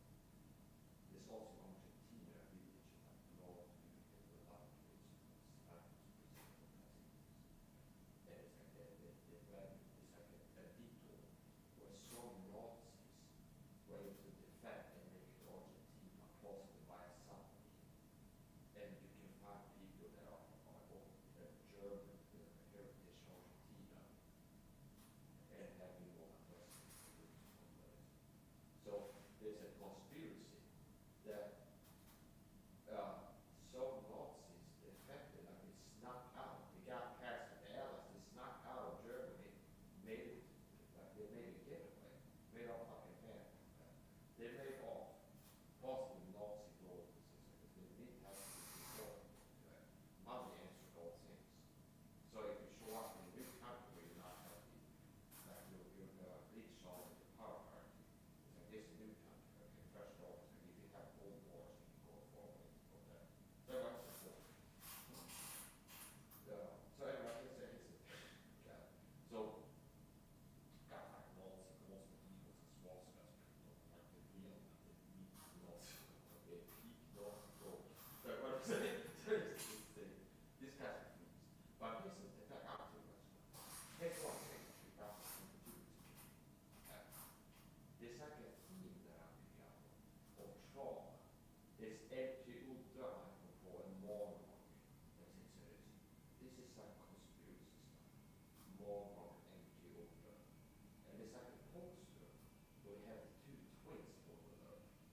See, appear. After the first appearance. The female two twins. Okay. And there's a poster that sings as moron on it. And the guy who got killed like a searchlight for this. Something like that. So like twins that is moron, empty ultra. Trauma is my control possible. The trauma is a major different thing where they did experiments on physical and psychological trauma and twins. Okay. So I'm picking up on that theme of trauma and effects the role as something or like there's also another thing that happened. This is the when it's used to color blue as an innocence. I forget the name.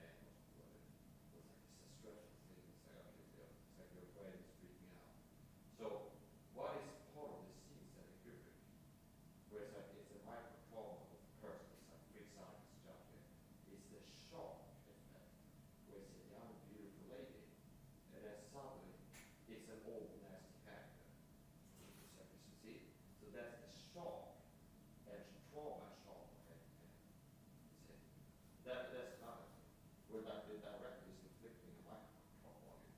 If it succeeds, like a jump scare or getting to feel really stressed as watching innocent or okay. That might simple. Cupid was the eyes wide shut too. There's conspiracies to go for days about that too. The eyes wide shut with what's the guy's name? The older guy. This guy called Tom Cruise or that. Tom Cruise. Okay. Okay. There's all there is to have a weird fucking outfits in this day and shit. These guys are looking. Okay. Anyway, it's a thing, okay. So again, this is the thing. It's like it wasn't the president, this fag Republicans go to political treats and cheese treats or something. So you don't talk about what you go. I'm not being anti-homophobic. Well, that's a self-evident. I'm not being homophobic. I'm saying it's a quote of the president leaks or something like this. It's like where fag Republicans go to the groups and high trees and something. Like talking about Bohemian Grove or something. There's somebody's got like a half-mile boat that's going to talk about Bohemian Grove in like a real phone or something. It is okay. I'm not attacking this. But I just talk much about this point. So anyway, that's the thing. So what's the thing? Stand with you.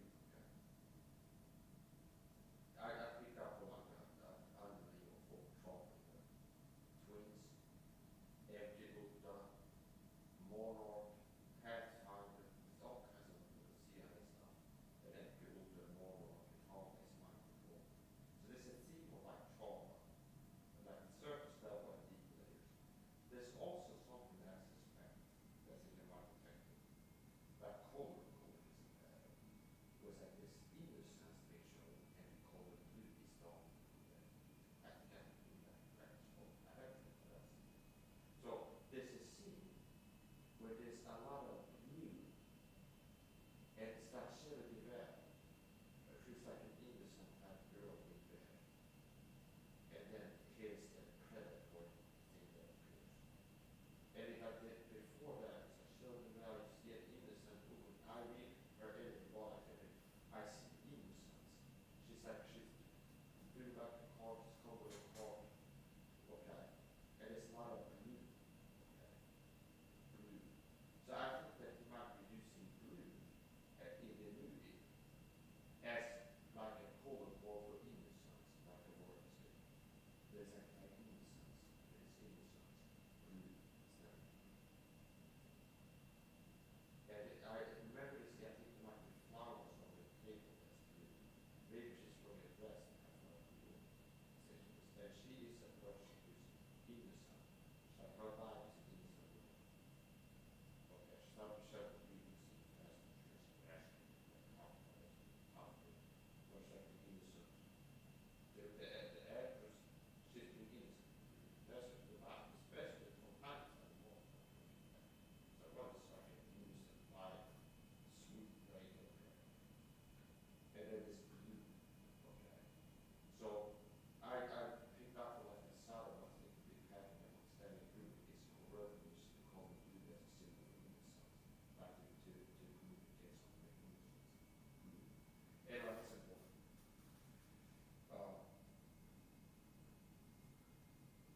The sky is blue too. God is not just the innocence. Anyway, that's important. And that's a different thing. And the blue color of the sky comes from the ozone concentration. Okay. See, maybe all this is very much good. What? That's the show. But what's I get this? Fake faithful people will true faithful is something kind of faithful false. There's fake faithful creatures. They're like claiming to be or false. They're faithful creatures through grace. But they're not truly. They're not living up to their teachings in the spirit. They corrupt their gospel with reverence in the spirit. Here's some other good girl.